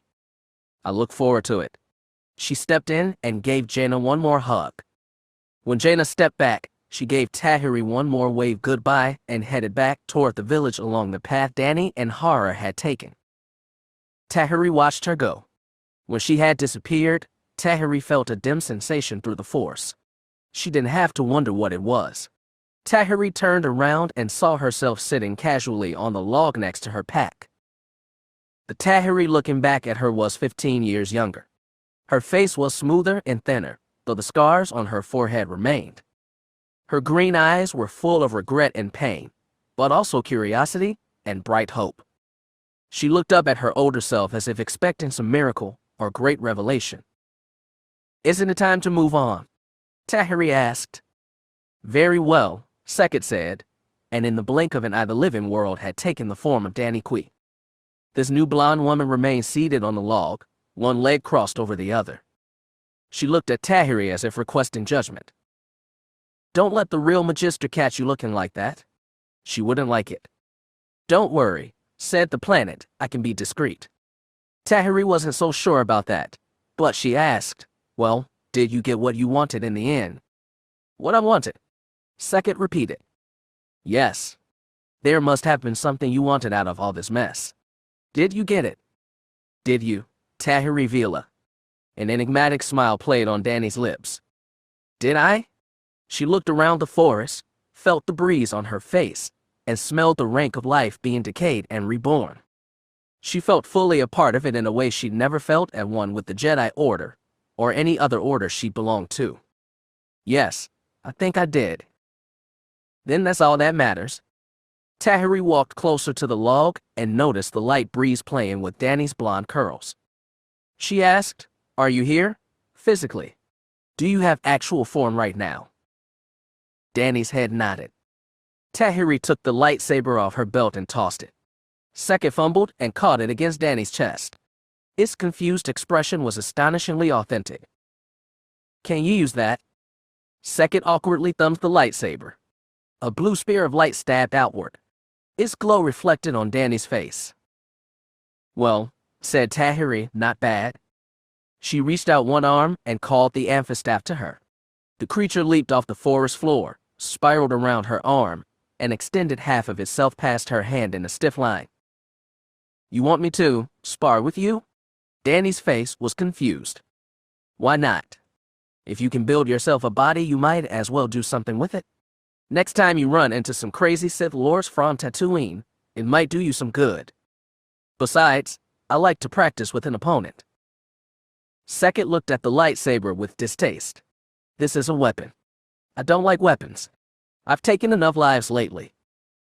It's a weapon, Tahiri agreed. And it's a tool. It can even be used for healing, if you know how to do it right. Sekit rose from the log and stepped closer to Tahiri. It held up the lightsaber in two unsteady hands, and its expression was exactly what Dany's would have been in the same situation. Come on, Tahiri grinned and hefted her amphistaff. Let's try something new. The sun was going down over Galactic City, and the lights were coming up. Outside the window of Garrett Lauren's office, you could see countless lights burning and countless windows of countless spires, while the headlights of moving airspeeders formed a luminous grid suspended amidst the skyscrapers. Every time you looked away and looked back, 1,000 tiny things had changed, but the great planet city moved on as it had for thousands of years. Sayal didn't think she'd miss Coruscant, but she had. There was something comforting in its timeless bustle. You could lose your worries in its ordered frenzy, and take comfort in how small your problems were when piled along those of 1 trillion other beings. For the moment, her troubles were small indeed. Certainly, compared to all she'd been through over the past few weeks, delivering a thorough report to her superiors was as trivial as it could get. Finally, Sayal said as she wrapped things up, the repair yards at Rothana say they'll give the communication systems on Starless a complete refit with updated systems, so as to avoid another ill-timed malfunction. How long will those refits take? Admiral Buatu asked from his seat next to Lauren's desk. An additional 4 days, sir. Sayal put her datapad on the desk. May I ask if you have new missions planned? Buatu glanced at Lauren, and the human picked up Sayal's datapad and scrolled through the information. As he read, Lauren said, we believe we may have further uses for Starless and for her captain, but right now we're giving you and your crew some downtime. Sayal certainly wouldn't mind a vacation. How long will we be on furlough, sirs? That depends on several things, including how Chief of State Dorban's talk with the Chiss delegation is going. When you do get your next assignment, it's quite likely I'll be sending along some old friends. Is that okay with you, Biggie? Sayal glanced over her shoulder. After spilling out her whole mission report, she'd almost forgotten the big green-skinned Gamorrean and the old white-furred Bothan standing behind her. We'll go wherever you send us, Face, Vort said, but I'm down 3 after that last mission. It's going to take some work to bring the squadron up to full manpower. I understand. Wraiths are always hard to replace, Lauren said, a little sadly. He put the datapad on the desktop and shifted his attention to Christie. Do you have any thoughts about our offer, Admiral? I appreciate it, but I'm no admiral, just an old Bothan. Christie shook his head. I especially appreciate it from you, Admiral Buatu. I know our politics have often been at odds, but I want you to know I have the utmost respect for you as an officer. Buatu nodded. You've done our people proud, Admiral. Well, said Lauren, if you won't take a position as instructor at the academy, can I ask what you'll be doing? Retirement, Christie said with finality. This recent adventure has reminded me of everything I loved and hated about commanding a starship. While there's a certain thrill involved, I'm tired of losing people important to me. I'm also tired of nearly dying. From here on, I am leaving the naval dairy doing to the young. Will that be necessary? Sayal spoke up, a little awkwardly. Are you asking if we see storm clouds on the horizon? Lauren raised an eyebrow. Sayal nodded. For the moment, no, Buatu answered. But there's always things to keep an eye on, especially if the Chiss are coming in from the cold and getting more involved in galactic affairs. I heard they're setting up a consulate with the Empire, Vort said. Any news about getting one here? That is what Dorvin is speaking to the Fells about right now, said Lauren. We'll just have to wait and see how that plays out. The Empire is in an interesting spot right now, Christie observed. Daala and most of her hardliners are dead. Vitor Riage's position looks more secure than ever. Thankfully, he does not seem to be in the expansionist mood. We're lucky for that, Lauren said. The recent rumors about a new U.S. involved war displayed a lot of discontent within the Alliance member worlds. We heard there were riots, Sayal said. Some, Lauren admitted, but most of them were quieted down by Dorvin himself. He went on all the holo networks and explained the situation, including the joint fleet sent out to investigate. It calmed people's nerves, at least a little. Telling the truth does that, Buatu said. Politicians should try it more often. Win is a rare breed, Lauren said. However, it's not all over. Some people are going to make a martyr out of Daala. Polls say approval ratings are already 3 times what they were when she was chief of state. 3 times 0 is still 0, Vort grunted.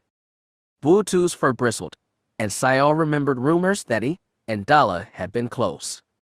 Well, she supposed somebody was bound to mourn the old hawkbag. What about Bren? Christie asked, a little tremor in his voice. Are my people making him into a martyr also? That's complicated, Lauren sighed. Some Bothans are claiming you had him executed for treason, then said he died in action.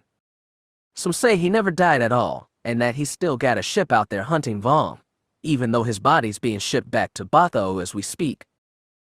I will talk to my connections in Drevstarn, Christie said. I will make sure the truth is told. What truth is that?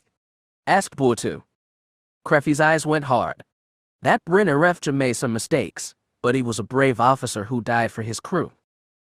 Nobody knew what to say to that. The old Bothan had spoken with conviction that was impossible to shake. Sayal doubted she, or anyone else, could change his mind about his friend. And, perhaps, none of them should. Lauren broke the awkward silence. He slapped a hand on his desk and said, Well, I believe our time is about up. I know that I have places to be. Very well, Buatu said, and rose from his chair. Admiral Christie, may I ask your plans for the evening? I was planning to turn in early, the other Bothan said guardedly. My transport to Botho leaves at dawn. Going so soon? Lauren asked. I'd like to get back to my retirement. I have not missed Coruscant, though maybe next year I will be back for the armistice anniversary on Raurust. The whole Navy will appreciate that, Buatu said. If you have the time, however, I'd like to invite you to the Kremtaya. The Kremtaya? The Bothan's white ears flattened on his skull. They haven't shut that dive down in all this time. It's as popular with Bothan officers as ever. Buatu bore his fangs in the equivalent of a welcoming smile. I know many would like to meet you. Christie's fur rippled in agitation or embarrassment. Sayal couldn't tell. He said, All right, but not for long. Don't worry, Admiral. I'm sure it's just the same as you left it. The two Bothans headed out first, side by side in an awkward attempt at comradeship. When the door closed behind them, Lauren blew a long breath and said, "Ever been to a party with a bunch of drunken Bothan sailors?" "No," Vort said, "and I never, ever want to." "Then it's good that we have plans." Lauren looked right at Sayal. "Captain, you can lead the way." "Me?" She blinked. "I was going to go back to my apartment and sleep." A look passed between Lauren and Vort, some weird mix of embarrassment and amusement. "What?" She pressed. "My parents are staying there too." "What did Mom and Dad do?" Lauren sighed and placed a hand on her shoulder. "You've got to keep an eye on those old folks, Sayal. Give them free rein, and they'll invite all their friends for a party." Vort deadpan. "Okay, Lauren shrugged. Dia's already there, so we should get moving. She hates it when I'm late." "My parents are throwing a party at my place." Sayal had to say the words out loud to believe them. "A party?" "Yep." Lauren patted her shoulder. "Sorry, Captain, but you're not getting much rack time tonight." Jasmine decided that it was a sign of maturity that she could drink with her parents.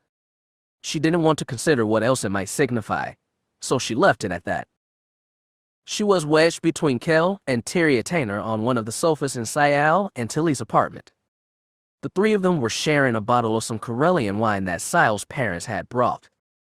The room was full of warmth and noise. Winter Selchu was in the kitchen, talking with the Corn pilot Ren Vakil and his Twi'lek wife Koi Comet. Yavin Darklighter and his wife, Sarah Fuller, were sitting at the living room table and talking to Merrick's Horn and Dia Pasic. Corin Horn had grabbed a chair from the table and scooted it over to the sofa so he could hear Jasmine recount her adventures. "I've got to say I'm impressed," her mother said.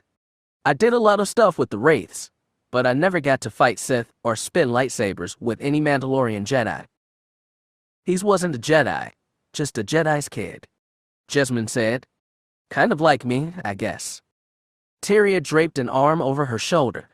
"Did it feel any different when you were on Zana Maseket?" Jasmine shook her head. "Not really. Not like what you and Dorn talked about. I guess I really don't have it in me. I mean, I already pretty much knew, but..."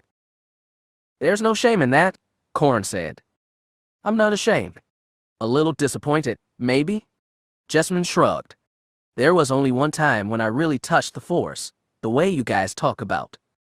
It was, well, it's a long story, but I made it count."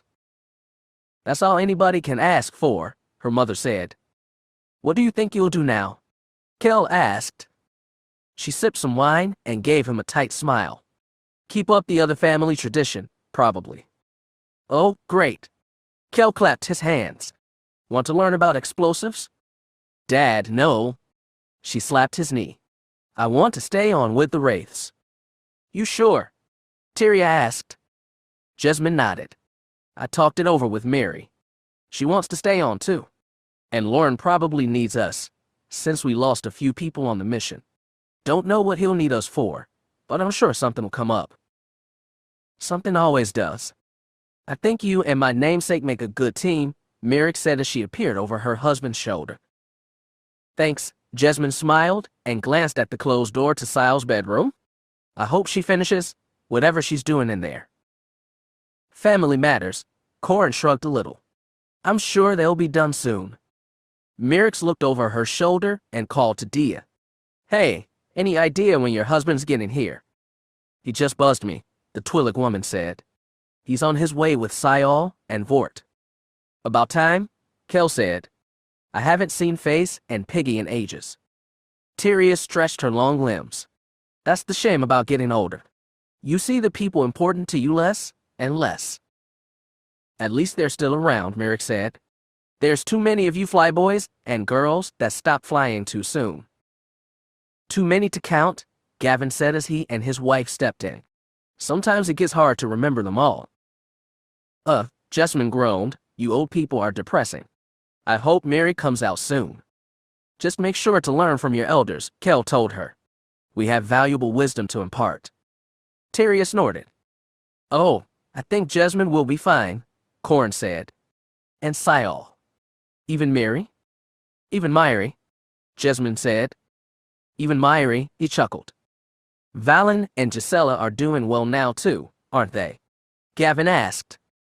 Corn nodded. Running super secret missions for Master Skywalker. Not even I get to hear about them. It shows Luke trusts them, Tyria said. I know. I'm not complaining at all. I'm happy for them. After everything they went through, I'm glad things turned out right. What are your boys up to? Kel asked Gavin. One pilot, one civvy, he said. So, following family business on both counts. They're all good kids. Sarah hooked her arm around Gavin's.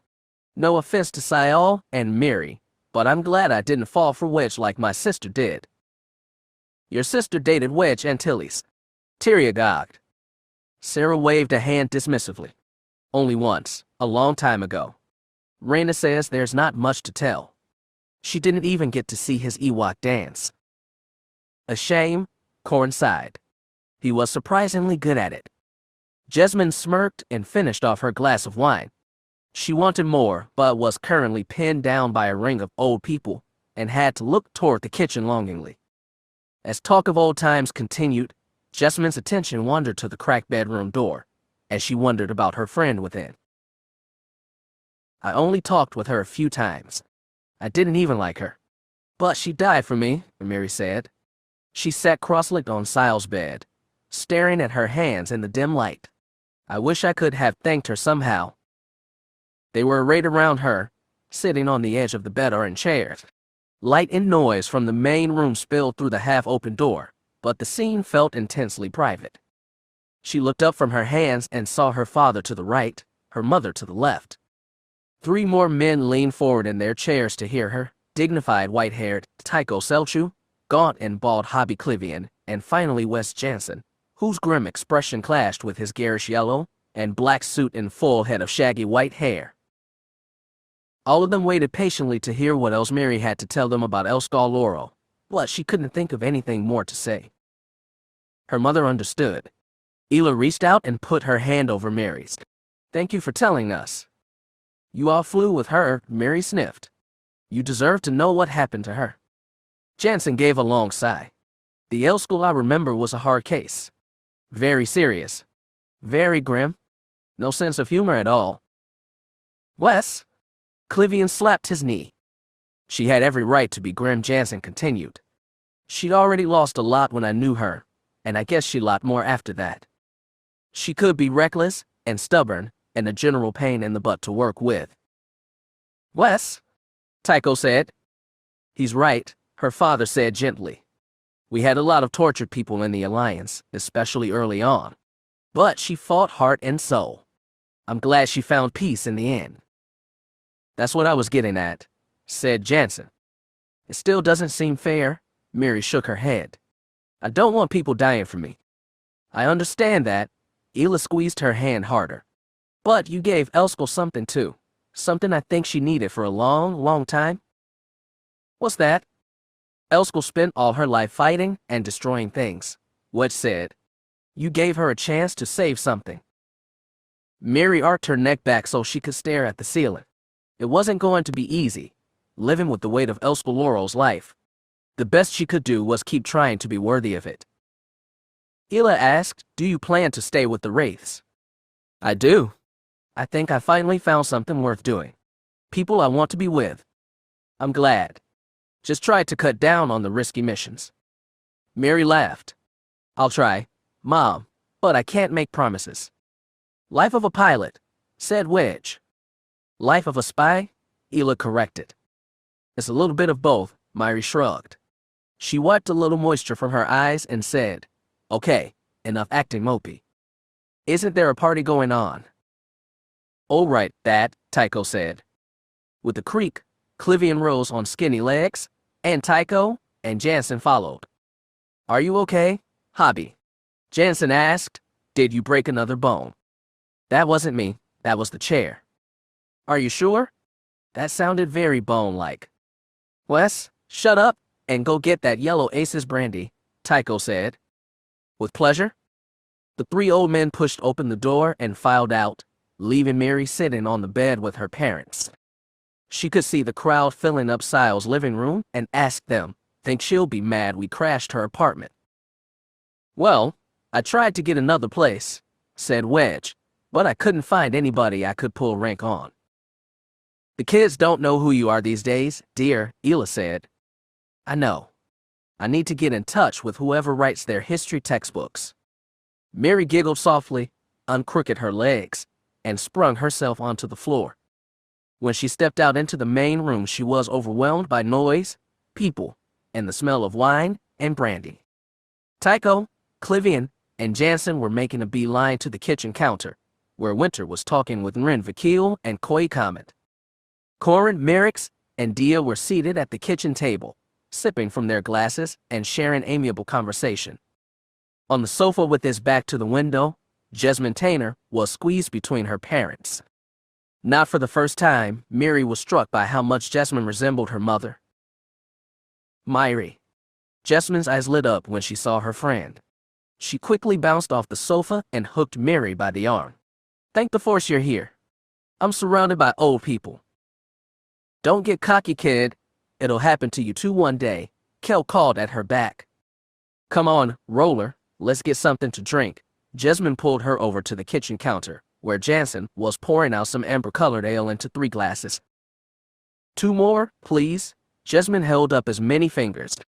Sure, always glad to share my delicacy," Jansen said, and fetched more glasses from the cupboard. "Your delicacy?" Mary asked. "Of course." Jansen shifted around the bottle to show off the label. It featured a cartoonish image of a man in an X-Wing pilot's helmet, grinning broadly and thrusting one thumb up, set against a yellow and black checkerboard backdrop. Jesmond squinted at the label. "That almost looks like you." "Not old enough," said Tycho. "No ugly enough," said Clivian. "Oh, shut up, Jansen said as he poured 2 more glasses. "This is a very popular brand on Tanab. I'm trying to get into the larger export market, but you know how crowded that is." "At least you're productive in your waning years," Rin said from behind him. "Always busy, that's me." Mary and Jesmond took their glasses and sipped. It was strong, very strong, but had a uniquely sweet taste. "Not bad," Mary admitted. "Great." Jansen clapped his hands. "Tell your friends about it. Tell them to buy it. I'm actually thinking of a new flavor called Ketchup Special or Yub Yub Delight, or something like that." "Will it taste like engine fuel?" asked Rin. "I wanted to give it a cinnamon tang, actually." Tycho shook his head mournful. "Won't be authentic Rogue Squadron homebrew, then?" "Well, I could always add some engine fuel." The door slid open, and our conversation stopped. Everyone turned to look at Sial standing in the doorway, Phase Lauren, and Vort Sabinrin visible in the hallway behind her. Sial froze and stared at her jam-packed apartment. Then she sighed and said, "I need a drink." "You're in luck," Mary called. "Come on, sis, over here." Sial walked over to the kitchen counter, while Face and Piggy went over to the sofa. Sial looked at Mary and asked, "Was this your idea?" "Nope," she shook her head. "All daddy's." She groaned. "I thought old people were supposed to be responsible." Clivian nearly spit up his drink, and Jansen said, "I don't know where you ever got that idea. Here, have some Yellow Ace brandy, my personal special." "It's actually good," Jesmond piped. "You bet it is." Jansen handed a quarter-filled glass to Sial. To Mary's surprise, her sister scooped it up and downed it on one gulp. She made a face, but held the glass out and said, "More, please." Jansen refilled all 3 cups, finishing off the bottle.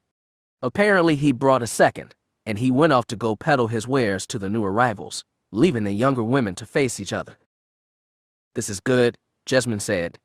"Now there's 3 of us." "3 of what?" Sial asked. "Not old people," Mary said, and took another sip. The brandy was warm and went quickly to her head.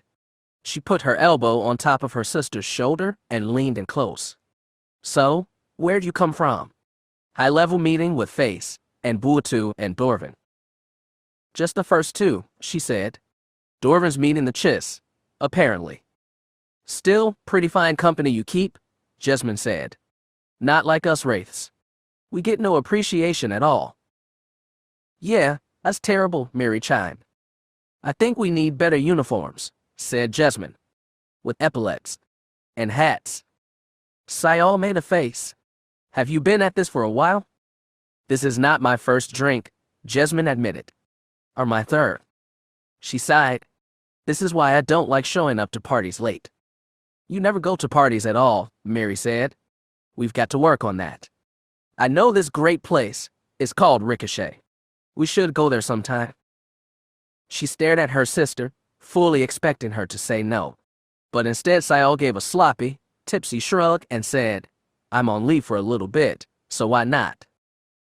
Hey Jezzy, you should come too, Myri giggled. By the way, what's it like using the Force when you're drunk? I can barely use it when I'm sober. Go ask Corrin or my mom.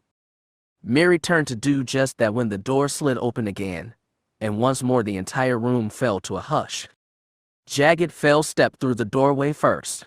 He was dressed in a dark suit, and still wore a patch over his right eye. Behind him was a bigger, older man looking so very similar, right down to the eye patch, though Baron Fell was dressed in the black uniform of the Chiss Expansionary Defense Fleet. While Jagged's black hair bore only one white streak rising from the scar on his forehead, his father's was a peppered mix of gray and white. Soontir. Someone bleated.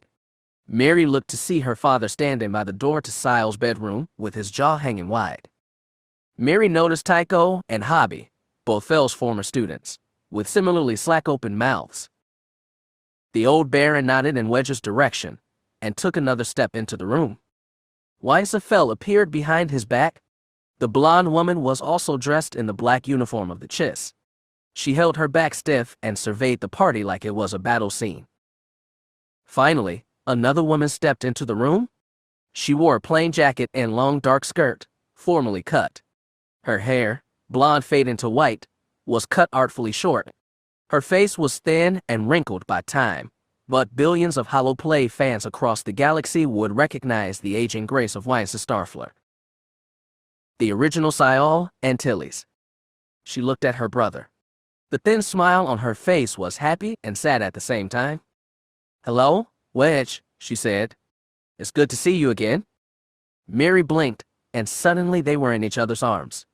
The entire apartment was silent as death. All eyes were on the old man and the old woman, wrapped in the tightest hug they could manage, burying their faces in each other's shoulders and crying silent tears. It had been over most of a lifetime since they had seen each other. Their lives had split apart when they were children and touched only indirectly a few times during the war with the Empire. Mary knew her father had given up on seeing his sister a long, long time ago. For her aunt, the experience had probably been even more tumultuous. Wedge and Sayal didn't even try to speak. Mary knew no words could do their feelings justice. Mary slid an arm around her own sister's waist.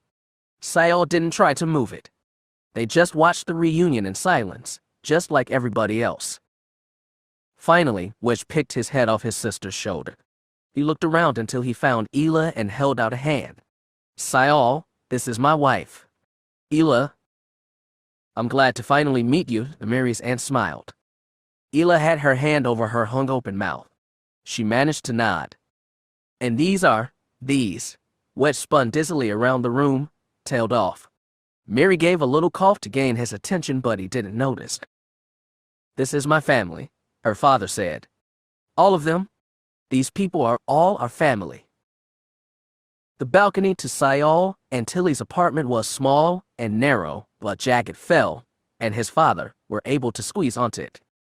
Cool wind rushed between skyscrapers, and Jag was grateful for it.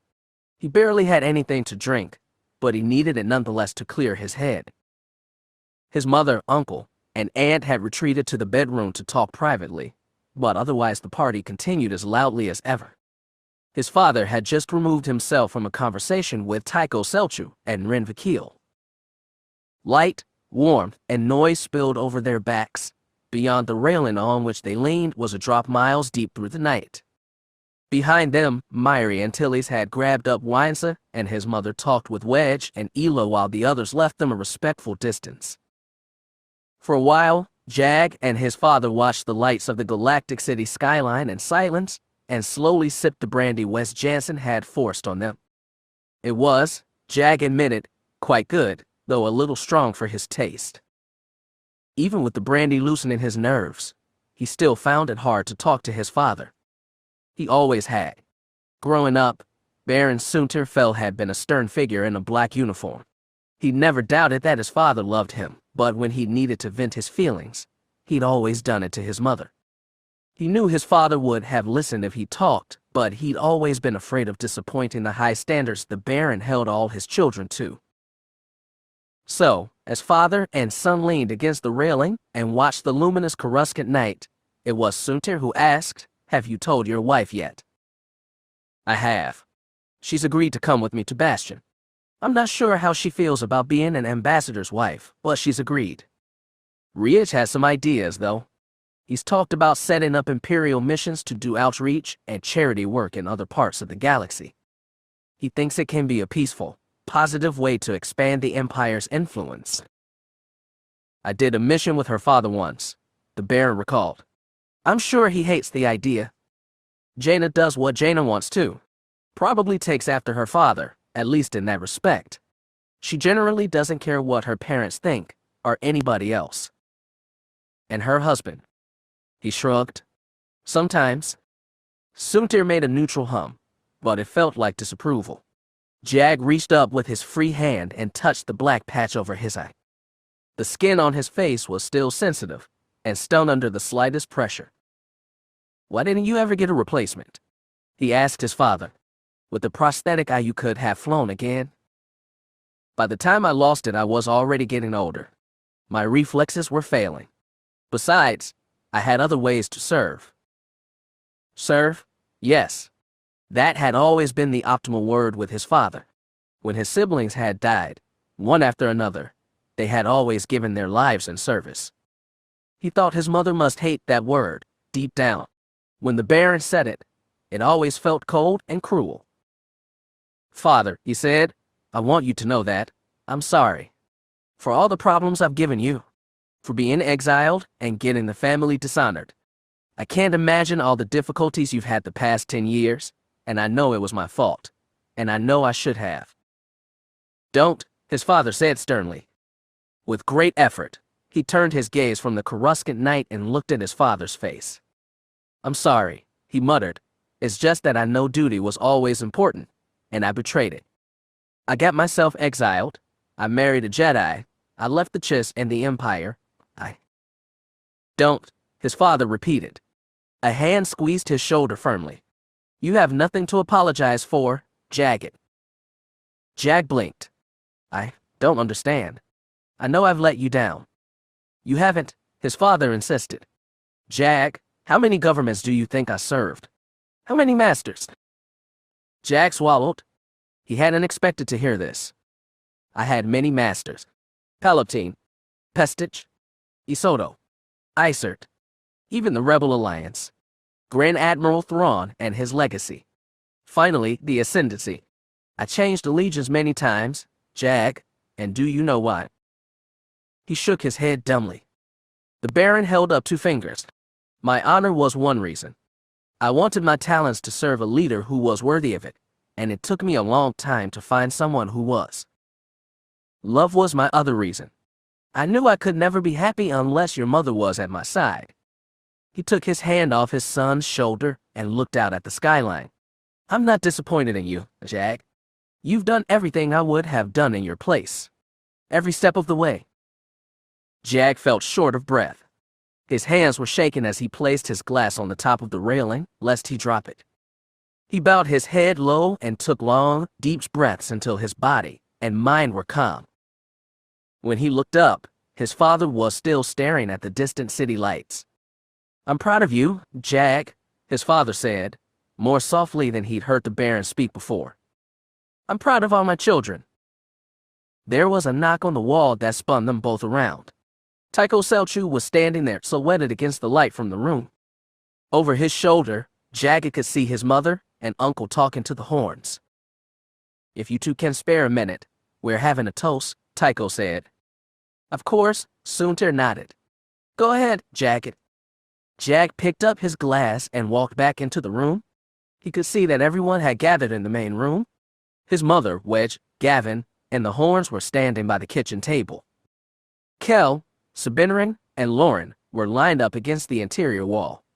The three-person sofa was packed with Jasmine Tainer, both Antilles girls, and most amusingly Wynsa, who looked a little lightheaded as Mary plied her with drinks, saying, "Come on, cousin, we're gonna get you loaded." Already entertained, Jag edged closer to the sofa and perched his backside on the armrest next to Jasmine, though none of the young ladies seemed to notice. Meanwhile, Nrin, Koi, Sarah, Winter, and Hobby Clivian were leaning on the kitchen counter. Dia Ila and Tyria stood by the wall by the bedroom. His father joined his mother, and both moved off to the side. The horns joined the kitchen counter crowd. Finally, Wes Jansen was scampering around the loop as fast as his old joints allowed, topping off people's glasses with the night's third bottle of Yellow Aces brandy. Jag pretty was sure he had a fourth stash somewhere. That left Wedge and Tilly standing in the center of the room. When Jansen had topped off the last cup, he clanged a fork against his near-empty brandy bottle until he'd gotten everyone's attention. When all had gone silent, Wedge said, "I want to thank everyone for being here tonight. I just said that everyone in this room is family to me, and I meant that." "Even Wes," Clivian called. "Especially Wes." Yub, Commander," Jansen raised his glass. Wedge raised his glass over the laughter. "This isn't just a reunion. We have brave young people here today who just got back from a dangerous mission." Mary and Jasmine gave a proud whoop. Sayal soundlessly tipped her cup a little higher. "Brave old people too," Kel said, and slapped Piggy's heavy shoulder. "Okay, yes, we have all kinds of brave people in this room. People who still go out and risk their lives for what's right and just." He tipped his glass toward the sofa, almost spilling amber brandy. Then he raised the glass again and said, "A toast to every rogue and wraith, past, present, and future, especially the ones who've gone beyond." Jasmine raised her glass. "To Thames and Trey." "To Elskaloro," Mary said. Clivian called, "To DLLR and Harrian." "To Ivtisum," Naren said softly. Tyria hoisted her glass. "To Jasmine Akbar." Lauren did the same. "To Tun Fannin." "To Caston Don," Dia added. Kel said, "To Grinder and Fallon." "To Bendy and Runt," said Piggy. "To Jack Porkins." Jansen lifted his bottle high. Corin Horn raised his cup. "To Lou Jane Forge and Taldera." With equal gravity, Gavin said, "To Asir and Biggs." For a moment it seemed like everyone was done. Then Ela raised her glass and said, "To Derek." Sayal followed her mother's lead. "To Tim." "To Alderin," said Tycho, and Winter squeezed his arm. Jag's glass shot up. "To Davin." "And Cheris," Wynsa said, and lifted her wobbling cup. "Chak," said their father. "Sim," said their mother. The room was silent again. Everyone's glasses were in the air. Wedge Antilles looked across the room with a bittersweet expression. He was an old man now, wrinkled and white-haired. He'd fought a lifetime of battles and lost too many friends, but at the end of it all he found himself surrounded by people he loved and who loved him back, even people he'd long since given up hope of seeing again. Jag could only hope his story would end so well. Finally, Wedge raised his glass a little higher. A toast to absent friends, and memory still bright. Everyone tipped their glasses higher, then brought them down again. Just as quickly as it had fallen, the reverent mood lifted. Hobby cracked a joke, and Jansen cracked one back. Tycho rolled his eyes, and Wedge shook his head. Myri cackled about something, Jag couldn't hear what. He looked sidelong at his parents. His mother was resting her head on the Baron's shoulder, and wore a look of beatific calm. To Jag's great surprise, his father was smiling too. He took another drink of brandy and leaned back, The only thing he was missing was his wife, but he'd see Jaina soon enough. As it was, tonight felt perfectly close to perfect. The sun was slanting in the west, turning the sky shades of pink and red and lighting thin strips of clouds a dazzling violet. Even the twinkling of light on water gained a rosy hue.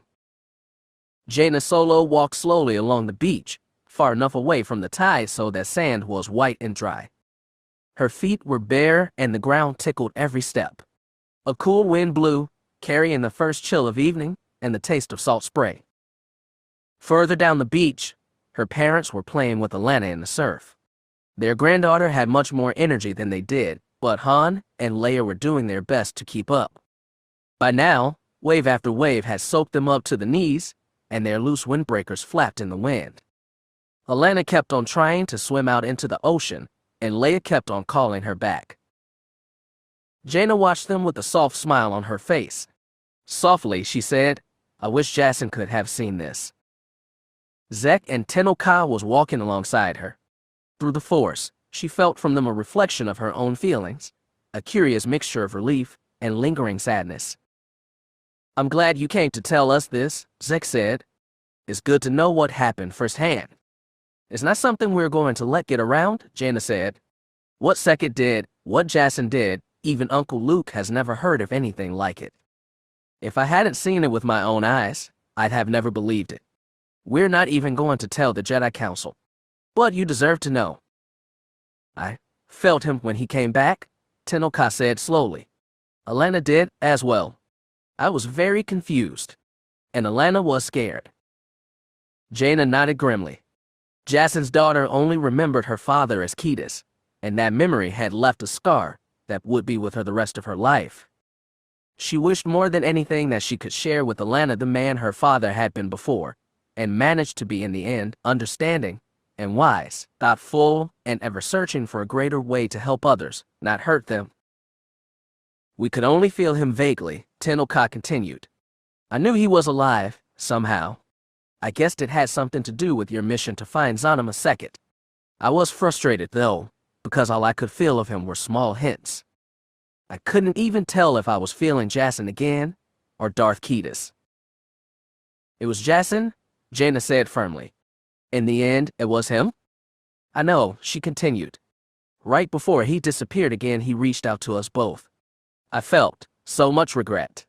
He was trying to tell us he was sorry, and that he loved us." Tenno Ka stopped walking to watch her daughter. She hugged herself with one arm and said, "Alana was very scared at first. But she was sad when he was gone.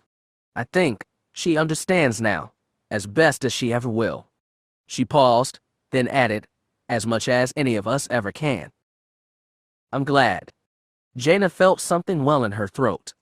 She was relieved Tenno Ka did not ask if she could come to Zanima Sekit to see Jason again. To her, as well as Jaina herself, Jason's last moments had felt like a final parting in the Force. Tenno Ka placed her hand on the other woman's shoulder. "Are you all right, friend Jaina?" "As much as I'll ever be. What happened on Zanima Sekit? Well, I don't think I'll ever fully understand. But it gave me something I needed." She didn't have to tell them what it was. It was the same thing they'd all needed. Tenno Ka, Zek, Alana, her parents, Ben, Luke. Jason most of all. "So what happens now?" Zek asked. "I've heard you're joining the Empire." Jaina glanced at him. "Who told you that?" "Oh, please, Jaina. I'm an agent of the Happen Royal Guard. There isn't a rumor in the galaxy I don't know about." "It was Lobaka, actually," Tenno Ka said. "Oh yeah," Jaina said. "I commented him on my way here. He says his kid's due in a couple months. I can't wait for a big furry nephew," Zek said. She elbowed him in the side. "Yeah, once he grows up you can hold wrestling matches and roughhouse him." "Sounds fun to me," Zek laughed. "So tell us, Jaina," Tenno Ka pressed, "what are you and Jagged going to be doing in the Remnant?" "Well, after Jag proved his impeccable command and diplomatic multitasking skills with Trinity Fleet, he's been appointed liaison between the Chiss and the Remnant. He'll be working closely with the embassy they're setting up on Bastion." "What are you going to do, friend Jaina?" I've talked with Jack about that. And Uncle Luke. There's got to be a lot of people in remnant space who have the Force, and never had the opportunity to learn. I'll start by trying to find them. You mean the Empire is going to let you recruit Jedi? Zek sounded incredulous. Within limits, she admitted. Reed sounds like he wants some oversight over the whole thing. Be careful, Tenoka warned. I will. Plus, I'm sure I'll help Jag on his liaison duties. Does that mean you'll get to go to Chilla at some point and see the family? Asked Zek. Maybe. I've already met some of them. The reception's been a little chilly. But hopefully I can thaw things out now that they're going to be more involved in galactic affairs. Unlikely, said Zek. Scylla's a cold planet after all. Gee, thanks for the vote of confidence. Glad I could help. What prompted the Chiss to change course? Tenoka asked with the controlled, professional tone she used when making inquiries as Queen Mother. Well, Chiss internal politics tends to go over my head, she admitted, but Jag says their participation in Trinity Fleet brought the conflict between the isolationist and reformist factions to a head. Trinity Fleet won, and so did the reformers. Jag's dad still has a lot of sway with members of the hierarchy. So is this a good thing or a bad one? Zek asked. Our interactions with the Chiss haven't always been friendly, remember. It does a people no good to be isolated forever, Tenoka said. Sooner or later, the galaxy will always request you play a role in its drama. She spoke with the gravity and wisdom of a great leader, which Jaina knew was exactly what Tenoka had become. She heard her name being called and looked back to the shoreline. Alana, Han, and Leia were marching up the beach, preceded by long shadows as the sun set behind them. Jaina saw the exhausted looks on her parents' faces and suppressed a smile. Her father caught it anyway. Hey, don't laugh, kiddo. This is going to be you one day. I know, she admitted, but not for a while. Jaina dropped to a crouch to greet Alana. The girl seemed to be getting taller every time Jaina saw her. For a moment she just observed Alana's face, catching hints of Jacen and Tenoka in equal measure. Jacen had sacrificed himself 2 times over to make sure Alana would receive the best of her parents, and none of the worst. Right now, she found herself trusting that Jacen had succeeded. What is it? Alana tilted her head. You're looking at me funny. Sorry, Jaina chuckled and squeezed her arm. You doing okay, Alana? I heard you've been through a lot lately. I'm okay now, the girl nodded with a gravity that belied her years. It's you I'm worried about. Me? Jaina blinked. Grandma and Grandpa say you're going away to the Empire, Alana frowned. Why would you want to go and live with them? That's where Jag's going, she said. He's got a lot of work to do, and I'm going to help him. And do some Jedi stuff for Uncle Luke on the side. Say hello to Emperor Riage for me, Han grumbled. Jaina rose to her feet. He's not Emperor, Dad. He's head of state, just like Jag was. And he's doing a good job. He's willing to cooperate with the Alliance and allow the Jedi and Chiss a presence. Leia slipped an arm around Hands and said, Don't mind him, dear. We spent a long time fighting the Empire. It's a hard fight to let go of. Yeah, Jaina admitted. I know what you mean. Well, what are you two doing? Zek asked them. Keep flying around on the Falcon, enjoying retirement. Well, it's worked pretty good so far, Han said. You should come by more, Alana said. Don't worry, we will, Leia patted her red head and told Jaina. I might even convince your father to swing by Bastion every now and then. I'm gonna need a lot of convincing, Han said. Don't worry, dear. I've had practice. I'm sure we'll all get together again, Jaina said. Maybe when Loi's kid is born. Oh yeah, said Han. I forgot to send congrats for the new furball. You should probably phrase it better than that, Leia said. Well, you're the diplomat. You can figure out what to say. I'm sure you'll think of something. Jaina hugged herself against a cool wind. She looked out at the deepening colors of sunset and the flashes of light on water. It's not like this isn't ending. It feels more like a beginning than anything else. Another breeze washed over the beach. Jaina enjoyed the cool air, the sound of waves, the light in the west. Then Alana tugged her mother's arm and said, "I want to go in the water one more time." "You take care of her," Han said. "She's got us beat." "You're growing up to be very bossy, Alana," Tenoka warned. As she tugged his mother toward the shore, Alana replied, "I'm a princess. I can be as bossy as I want."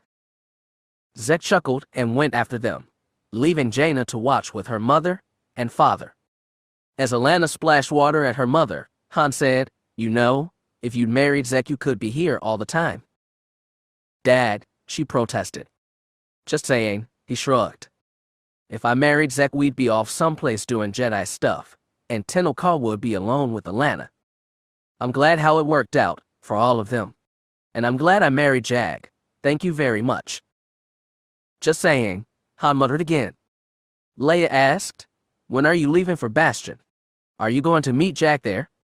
Jaina nodded. "His new position starts in about a week, but I'm leaving a little early."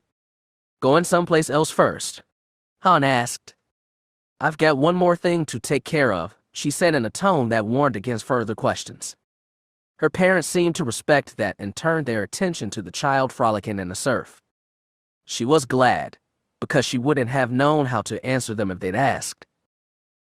She didn't know exactly what Jason had asked of her, or how she was going to do it, but she thought she understood the why, and for Jason at least, why had been the most important thing. It was early springtime in that part of Mandalore. White and green blossoms sprouted from gnarled tree branches but had yet to spread into full leaves. The air was warm and humid without being hot. The sky over the BVN Vassar farm was a dull overcast gray, and the furrowed earth was damp and pliant under Boba Fett's boots.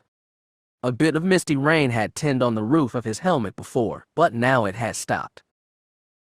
He found Goran BVN digging in a ditch. In lieu of his Mando armor, he wore a brown jumpsuit and knee-high boots caked with rich soil.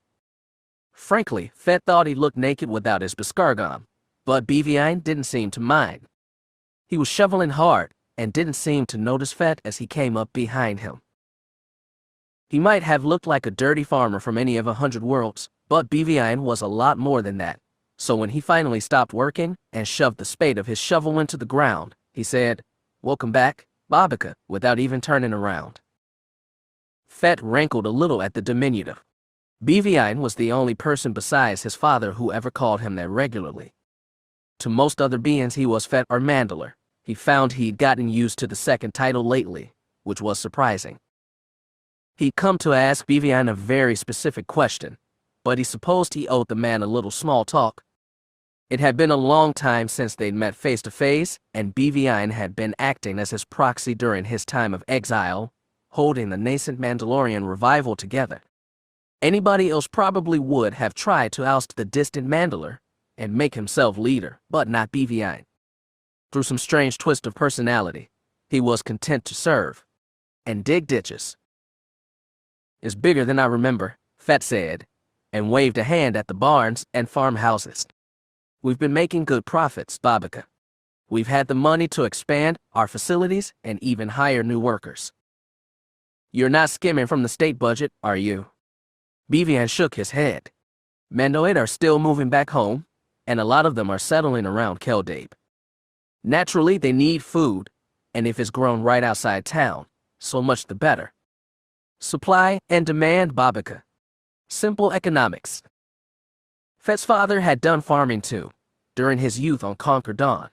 A lot of Mandas seemed to like working the soil, but Boba Fett knew didn't have the patience for it.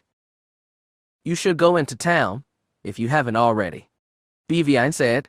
"There's a lot of new construction there too." I landed there. It almost looks like a normal city. Shops, housing blocks, pubs that serve more than just booze. New paved streets. Even lots of outsiders looking to sell stuff. He couldn't quite bring himself to use the word Eridus, not out loud. They hadn't made that much of a Mando out of him. BVN's face crinkled in a show of shared distaste. "Well, at least the Ubers the same?" Fett nodded. "There's that at least."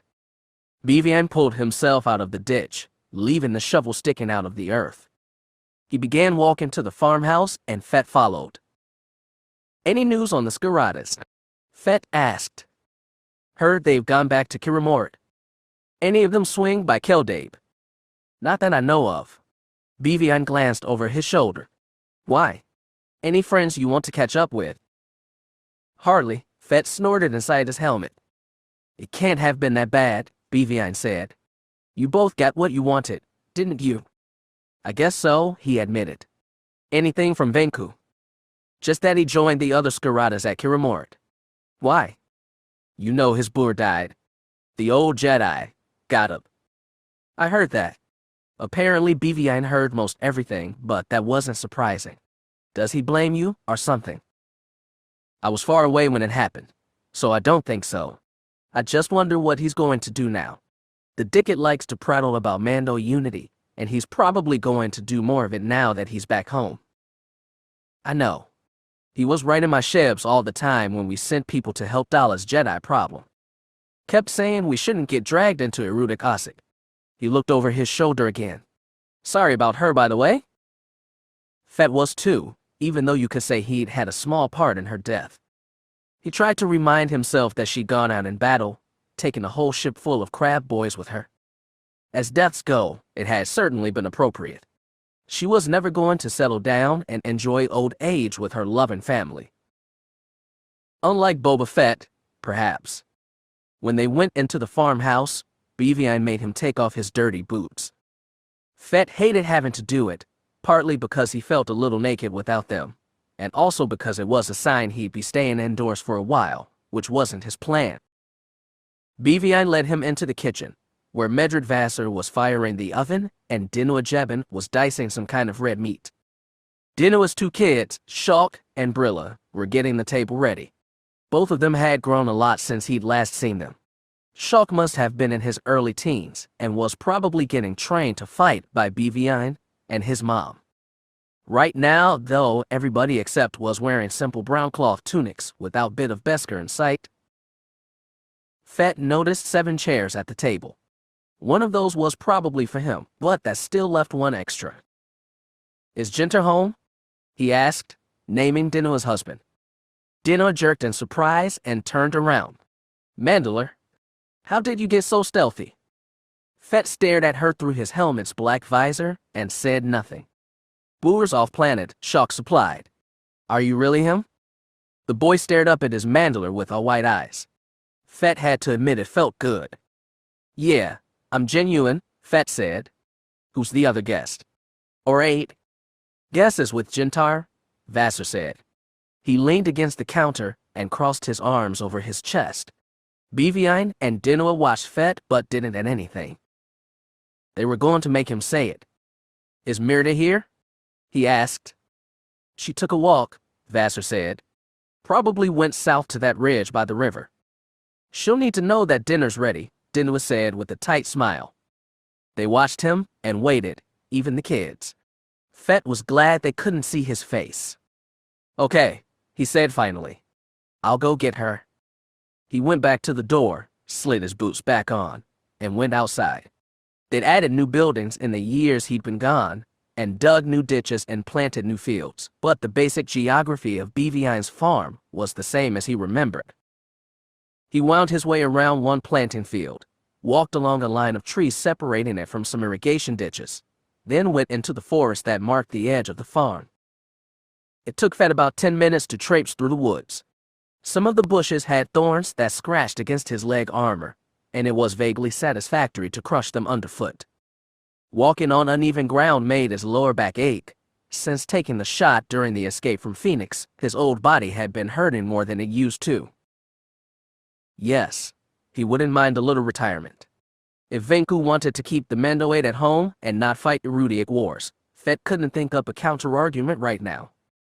He imagined a lot of other beings would thank him. He found his granddaughter beyond the edge of the forest. Mirda was dressed in her Beskar but had her helmet tucked under one arm. She was looking out past the crest of the ridge to the winding brown river and the rise of Keldabe's modest skyline in the distance. Her dark hair rustled in the breeze. It had been 4 years, and he could see them on as he looked at her unturned profile. Her last bits of youth were gone, and she'd become a severe adult. Fett only hoped she hadn't let her hatred consume her like her mother Eileen had. There was only one way to find out. Maybe this would work, maybe it wouldn't. Maybe they'd be at each other's throats within a week and he'd get back on his ship and wander the stars once more, killing criminals and hunting bounties, living alone until he died alone. But maybe it would be different. Again, there was only one way to find out. Boba Fett reached up and took off his helmet. He held it against his chest with both hands and breathed the moist spring air. It almost made him feel young again. Mirta turned around. For a long moment they stared at each other, blank-faced and unmoving. It was a moment Fett had been waiting for, striving for, over the past 4 years. Now that it was here, he had no idea what to do. Of course, words had never been his strong suit. Family either. In the end, he managed to say, "Supper's ready." Mirta regarded her grandfather with cool, inscrutable eyes. He wished she'd say something, anything. Finally, she did. "Okay, let's go, Babur." She stared walking toward him, then past him and into the forest. Fett considered putting his helmet back on before going back into the tangle of bush and branches, then decided against it. If he got hurt a little, it wasn't the end of the world. He followed her into the forest and kept good pace all the way to Bevine's farm. When they got close, the faint scent of cooked meat rolled on the breeze. It reminded him of a warm stomach, sloshing ale, laughter. It was a good smell. Ben Skywalker sat on the balcony outside his father's chambers, looking up at the stars spread across the night sky. On a world as sparsely populated as Ossus, every point of light seemed to have its own unique shade and twinkle, in that it reminded him a little of Zana Maseket. His father stepped out onto the balcony with a steaming cup in either hand. Ben took one cup and drank. It warmed his body against the chilly, dry night air. His father settled along the edge of the balcony, and for a while they sipped hot caf in companionable silence. Eventually, Ben said, "I met Mom on the planet." His father didn't seem surprised. Then again, he had already felt Jacyn's brief resurrection through the Force and had gotten a complete report from Jaina before she left for Hapes. Luke asked, "What did she tell you?" "She said that I should try and save Vestera, not kill her."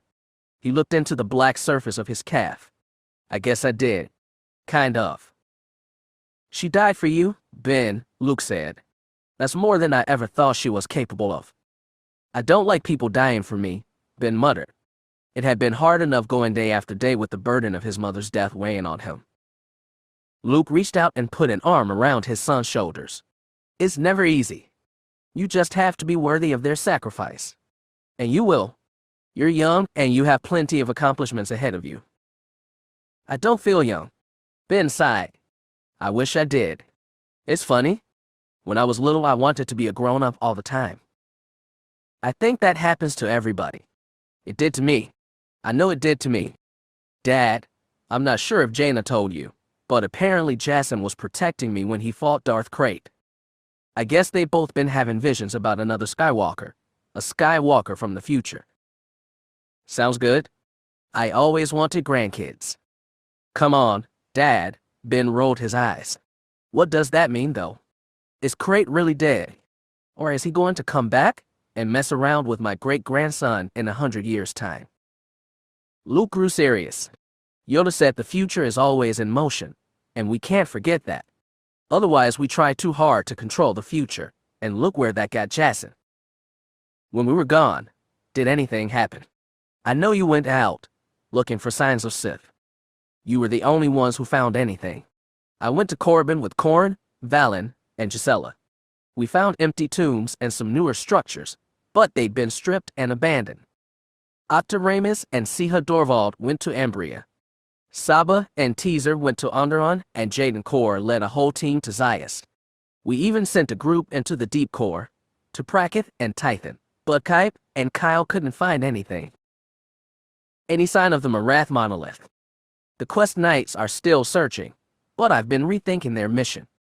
It's important to find it, because it's insurance against Abelith if she ever comes back. But for a while I was thinking that just possessing the knife that can kill a Belith would help bring balance to the Force. I think I was scared after what had happened with the Belith, the Lost Tribe, and Darth Ketis. If we really want to tip the galaxy back into light, it won't happen because we find some magic talisman. It's going to happen by devoting ourselves to the Force on a person-by-person basis. Ben tilted his head. What does that mean exactly? After the U.S. Hinvong War, I allowed Jedi to go off and meditate and learn on their own. That worked fine for a while, but when the Alliance needed a coherent response to the Swarm War, I had to bring everyone back under direct control. I made people choose between the Order and their personal duties and beliefs. That made us lose good people like Tenel Ka and Danny Kui, and looking back we lost Jacen then as well. Ben wanted to tell his father not to blame himself for Jacen's downfall, but Luke continued, I think that was necessary to deal with the crisis, but afterward I made the opposite mistake. I made the Jedi too centralized. I locked us in a temple on Coruscant and made us self-appointed protectors of the Alliance, whether we were wanted or not. You were just trying to help people and keep them safe. So was Jacen, and look where that led him. We ended up alienating the people we wanted to protect. And getting so tangled up with politics, we left ourselves vulnerable to a Belith and the Lost Tribe. It seemed a problem without a solution. Ben asked, what do we do now? We're doing what we should have done from the start. A long time ago, Mon Mothma told me she wanted to a Jedi on every street corner. She wanted Force users to coexist with normal beings, working normal jobs, and living normal lives. She certainly didn't want us to be warrior priests who never showed in public. Are we leaving Ossus? Luke shook his head. No. This will stay our headquarters, and in time I think we should move the Academy back here as well. But I want most of our Jedi to be out in the galaxy, doing good wherever they can. I've already talked with Wynn Dorvin, and he'll be introducing policy that will allow individual worlds to choose whether they want to allow a delegation of 1 or 2 Jedi each. How about the Chiss and the Empire? Ben asked. Think they want Jedi on their street corners? Well, we're going to have 1 Jedi in Bastion very soon. Luke smiled a little. It won't be easy for Jaina, but I'm sure she'll pull through. I'm also curious to see what Force users she'll be able to find in Imperial space. I'm sure there are people with latent talents we've never had the opportunity to contact. Imperial Knights? Ben said. That's a weird thought. The Jedi shouldn't be locked away in a tower, and neither should the Force. Jedi need to be free to explore the galaxy and learn new ways of working with people and solving problems. Jacen was right about that, at least. Ben sighed and took another sip of his cocoa, finishing the cup. He set it down and reached into his jacket to pull out a slim data pad. He'd be waiting a long time to do this. For a while it had looked like he never would. What is this? Luke asked as he took it in his hands. When we were on Tatooine, Tahiri and I got stuck in a sandstorm. We had to take shelter in this abandoned homestead. He took out that old data rot and slid it into the pad. This got lost for a little while, but I got it back in the end. What is it? His father frowned. Just watch, Ben said, and flicked the player on. A young man with a dark mustache appeared on the screen. He said, Hey, Luke, how have you been? Well, we're doing fine here on Rand Ecliptic. Still protecting and serving the galaxy, if you can believe that. It's a lot different from the Academy, though. I mean, you expect service to be different than the Academy, but you're never really prepared for it. Ben watched his father's jaw drop. He moved one hand to cover it and kept his eyes locked on the image in front of him. A tall, thin man came up and said, Hey, Biggs, who are you talking to? Just leaving a message for a friend back home, Biggs Darklighter said. Ooh, is it a pretty girl? A third man said. What was her name? Cammy. No, it's not her, Biggs sighed. Sorry to disappoint, Clivian. Never hurts to ask. Anyway, Biggs said to the screen, We're all doing okay here. I know you feel like you missed out, not going to the Academy and everything, but, well, maybe it wasn't a bad choice. I never thought I'd miss that old dustball you're on, But once you get into the thick of things, well, the galaxy can be a pretty complicated place. You wouldn't believe it, but I really miss Anchorhead sometimes. Listen, Luke, we're in for a busy couple of weeks, so I don't know when I'll get a chance to send another message. Hey, keep it simple, Biggs, another man said. Okay.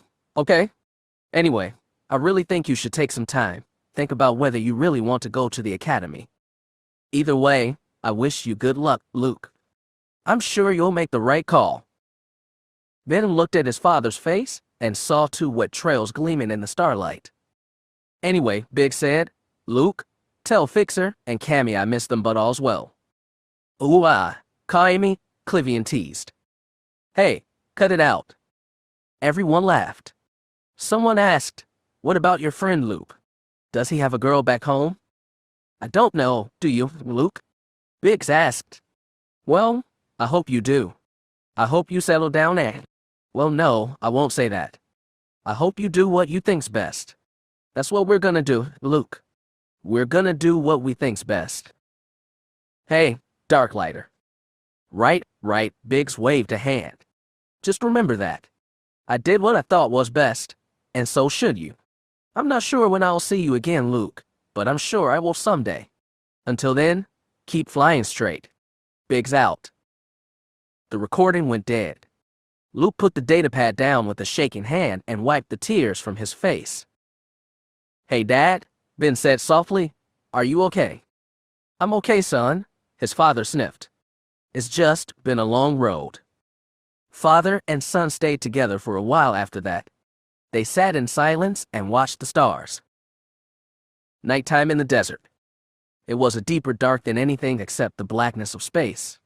When the wind blew, it was dry and bone-chilling. The sandy plain swept into invisible forever. The stars were myriad, and the more she looked, the more she saw. If she stared up at them long enough, it felt like her body and left the ground, and she was floating weightless in the endless expanse of the universe. There was one signal of space and time. In the east, a dim and violet light hinted at the arrival of twin suns. In all her life, Jaina had never stepped foot on Tatooine. She'd heard plenty of stories from her uncle and Tahiri, recounting the good and the bad of this dry, poor, lonely planet so far from the bright center of the universe. Somehow, despite being so dry, poor, and lonely, Tatooine had moved the galaxy time and again. A slave boy from Tatooine had become a great and evil scourge, only to redeem himself and bring the Force balance in the end. The adopted son of a moisture farmer had rebuilt the Jedi Order and saved the galaxy time and time again. And two, a Jedi of the Old Republic had abandoned civilization to live with the native Tuskens, only to die defending his people. And that Jedi's son had become a Jedi himself, and then a Sith, and the fight to stop his evil had entangled Jaina's family and most of the galaxy. As she leaned on the cooling back hood of her land speeder in the middle of the desert, Jaina Solo tried to figure out what made this place so special. The galaxy was full of backwaters where poor young beings dreamed of great futures. Yet somehow, time and again, lonely orphans from Tatooine had managed to shake and remake the galaxy. As the child of a princess, raised in a palace on Coruscant and heir to a great Jedi tradition, Jaina Solo found this very humbling. Maybe Jacen, in his dying moments, had sent her here to ponder that, but she knew there was more. She reached into her pocket and drew out the battered old cylinder Jacen had carried with him even when he was stumbling and dying through the forest of Zanima II. She ran her hands over its cold metal surface and tried to figure out what Jacen had been trying to tell her. She looked to the east. A rosy tint had joined the violets, and soon red and gold would come. Tahiri had said that nothing was more dramatic in the desert than sunrises and sunsets. She squeezed the lightsaber that had belonged to Sharad Het, and Asherad after him, and finally Darth Krayt. When two emerald lightsabers had ignited in the hands of the fearsome Dark Lord, a part of her had been surprised that they weren't the ominous blood red typical of the Sith. It seemed that Asherad had kept his father's lightsaber for the better part of a century, not giving it up even when he transformed himself into a dragon. Jacen had shared that much with her as he lay dying, pried from Krait's mind and passed to hers. As he died, Jacen had passed other thoughts and images that she'd barely been able to process, let alone understand.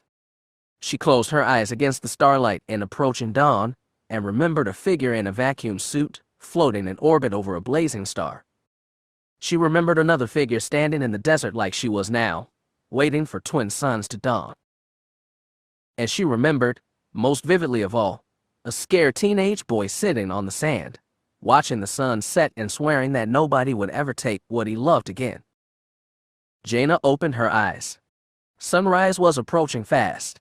Her mind lingered on that boy, his fear and his anger, and the bitter resolve that would drive him for the better part of a century. It seemed very sad to her. Her brother must have felt the same way. It seemed possible, even likely, that Jacen had understood A'Sharad in a deep and fundamental way that she, who had never crossed over to the dark, never could. Jaina didn't want to either, but she felt she had some understanding of the desire that had driven them both, and the way one moment tragedy or triumph could define a life thereafter. Yet for everything they'd had in common, Jacen had been no Dark Lord in the end. Whereas Krait had drawn on his rage and fear until the end, Jacen had chosen the path of understanding. In dying, he'd left one last act of compassion for Jaina to perform in his stead. Sharad Het's lightsaber had been a scared boy's last relic of his father, and that boy had clung to the past as he became a man, and ultimately a monster. It was time to put the past to rest. As she held Het's weapon in her left hand, her right drifted to her hip where two more lightsabers dangled off her belt. One had been built by a Jedi Padawan of the Old Republic the better part of a century ago and carried through the decades by a man who'd left the Jedi behind but never the Force. Not really. Her other lightsaber had been built on Yavin 4 as a child, and she had used it to fight and kill so many times against the Shadow Academy, the Yuuzhan Vong, the Lost Tribe, Saving La, even her own brother. There was so much history in all those weapons, good and bad, and for a moment she felt impossibly weighted by the burden of all those legacies. I name you the Sword of the Jedi. You are like tempered steel, purposeful and razor keen. Always you shall be in the front rank, a burning brand to your enemies, a brilliant fire to your friends. Yours is a restless life, and never shall you know peace, though you shall be blessed for the peace that you bring to others. Take comfort in the fact that, though you stand tall and alone, others take shelter in the shadow that you cast. Uncle Luke had told her those words at the ceremony for the survivors of the Mirkor mission. He said afterwards that they had come out of nowhere, as though the Force itself was speaking to him. He left her wondering just what it all meant, where her destiny as a sword would lead her. Even then, after all the awful things she'd been through, she couldn't have imagined just what kind of burden it would be. She squeezed her weapon tight and wondered what would happen if the Sword of the Jedi finally laid down her sword. She wondered what it would be like to finally live free of awful destiny. That was something her brothers had never learned, either of them. But they were gone now, and she was alive, and she could live the life they never had. She could live it for them. The light at night's end spilled rose gold across the desert. Jaina had to shield her eyes from the brilliance. In a matter of minutes, the rim of one sun peeked over the horizon, then another. The black of the desert became a vast landscape of dunes, bleds, ridges, and distant mountains, all painted in shades of red and gold etched with violet shadows. Jaina crouched to the ground and began digging with both hands until she'd made a large hole in the sand. She took out Sharad Het's lightsaber again and looked it over one more time. It was a well-crafted device. It carried the scars of a century of wars and tribulations, losses and triumphs, heroic deeds and evil acts. It was time to bury them all. Jaina placed Sharad Het's lightsaber in the hole. Then she pulled from her belt the weapon she built herself so long ago on Yavin 4. She looked it over one last time, then dropped her sword into the pit. When it fell from her hand, she felt sweet relief. Finally, she took the third lightsaber, pondered it for only a moment, then hooked it back on her belt. It was a legacy she was glad to carry. Jaina filled in the hole as thoroughly as she could. When she was done, she stood up and dusted the sand off her hands. She kicked at the ground, flattened it. She erased all signs of her presence, leaving a desert plain that was stark and blank and full of possibility. Then she sat down and watched the rising suns.